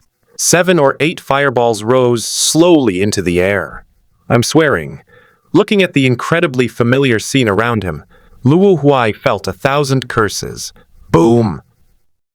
Luo Huai descended from the sky again, trailing a long plume of black smoke. This time, however, he was less fortunate. He landed on the stone bricks beside the pool and immediately lost consciousness. Even the eye of fate could not wake him up for the time being. The demons on the ground also felt inexplicably that this scene seemed to have happened not long ago. It feels like this is the same person who blew up the bomb this morning. They're probably just similar in ability. After all, the first one was blown to bits, so the second one must be his brother. There is a famous historical anecdote about this situation, known as Ji Xingsen. And so Luo Huai was carried back to the dungeon. Surprisingly, when the demon passed by the spider demon's cell, he didn't realize that the spider demon had already died and thought it was just sleeping. Therefore, this time, Luo Huai was dutifully sent to the dungeon by the very demonized person. When he slowly woke up, he saw Xi Wutong's breathtakingly beautiful face smiling at him. "Run! Why aren't you running anymore? Didn't you have the guts to leave me, a girl? Just kidding. And run away all by yourself?" Xi Wutong's melodious voice lingered in Luo Huai's ears, carrying a hint of melancholy. Then Luo Huai's eyes rolled back, and she really suffocated. Luo Huai, charred beyond recognition, lay silently on the ground to the side. "You can't see me. You can't see me." "Stop pretending. I know you're awake." Xi Wutong sat down next to him, her two shapely, long legs crossed. Luo Huai's mind went blank for a moment. She sighed silently and opened her eyes. "Auntie, I'm just passing by." "What did you call me, Auntie?" Xi Wutong couldn't believe her ears. "Do I look like an old person? May I ask how I should address you?" "Call me sister." "Hello, elder sister." "She's the older sister, not the eldest sister," Xi Wutong emphasized. "Sister, stop pretending." Anyone would believe that someone who looks like an adult has this kind of ability. Luo Huai's injuries are slowly healing. He had eaten his fill before coming to the illusionary realm. Can't someone be strong just because they're young? It is possible, but the way you are using it is clearly that of a cultivator. Shi Wutong's face showed surprise. You know about cultivators? That's a very niche class. You must have learned it well in school. But even if I am a cultivator, that doesn't prove my age. Isn't your vehement defense the best proof? Luo Huai thought to himself, but said another reason aloud. To be honest, I have a genius younger brother who entered the illusionary realm several years earlier, and by chance, also embarked on this path. He told me that anyone who is a cultivator and sees a beautiful woman with some strength will always address her as auntie or higher. Now you know how much face I've given you, right? Not instinctively calling out grandma was already the limit. What? Which brat dares to spread rumors like this? Shi Wutong was furious. If this rumor were to spread, wouldn't her long-awaited marriage be forever turned into a bubble and become truly out of reach? What's your brother's name? She didn't even try to be tactful, asking Luo Huai directly, wishing she could silence that liar right now. No way. How could I possibly harm my own brother? Luo Huai refused outright. You're already looking like you want to eat someone alive. How could I possibly be stupid enough to tell you? I'll add more money. Shi Wutong waved his hand and threw out a handful of gold coins, real gold coins. His nickname is Immortal Demon Boy. Yes, the one who's #1 on the newbie leaderboard. Tempted by the gold coins, Luo Huai stopped pretending and sat up abruptly. After collecting the gold coins, Luo Huai wondered if he could squeeze some more value out of his good brother, so he looked at Shi Wutong. But what I saw was a suspicious look in her eyes. What's wrong? You just sold your brother like that. And is the Immortal Demon Boy really your brother? Of course, in our family. It's always been the case that I say one thing, and he wouldn't dare say another, Luo Huai said confidently. Because when opinions differ, they will resort to violence. You are such a heartless person. It's all right, he's very skilled. Besides, it's not the first time he's sold something like this. If he doesn't review it soon, he'll become rusty. Luo Huai said this, but in reality, this was also because he didn't sense any real malice from Shi Wutong. It's just the big shots playing around, so selling it will be no problem at all. This can also be considered revenge for Kinglin, selling his game privately. Shi Wutong certainly recognized the name, Immortal Demon Boy, because it was she who recruited this guy into the soft water pavilion. Her thoughts drifted into memories. When I first saw such a rare and outstanding junior, I took him on a whim. Actually, she had some other ulterior motives, but, never mind. Fortune-telling results are all fake. We should just believe in science. She would never accept the conclusion that there are no marriages under heaven. Considering her beauty and charm, but why is it that nobody wants it? Shi Wutong's nose tingled with emotion. The Immortal Demon Boy, right? I'll remember that. Just wait. When we get back, I'll throw you a matchmaking event so you can experience what it's like to be in a chaotic situation. The whole guild knew about Kinglin and his 3 girls, and Shi Wutong, who was always being fed dog food, a Chinese slang term for witnessing public displays of affection, had long been annoyed with them. Why is it that even though we're all cultivators, the young immortal demon gets to have companions? All I did was cultivate a little too intensely in the early stages and neglect social interactions. Is this the retribution I'm getting? As she thought about it, she grew angrier, and flames began to rise from Shi Wutong's body. Luo Huai quickly braced himself on the ground and used all 4 limbs to retreat a considerable distance. But instead of retreating, this move directly provoked Shi Wutong. Why are you running? You won't get burned. As soon as she raised her hand, Luo Huai was pulled back. Her fingers, which had turned crimson from the high temperature, pierced directly into Luo Huai's armor, gripping him firmly. Those hands were filled with immense strength. Luo Huai tried to struggle for a moment, but then gave up. "Big sister, be gentle, my lungs are going to be burned through." But Shi Wutong seemed not to hear. "Big sister, you haven't developed a mental demon, have you? Logically speaking, a person who cultivates themselves should not be absolutely calm at all times, but they should not be so easily swayed by reason."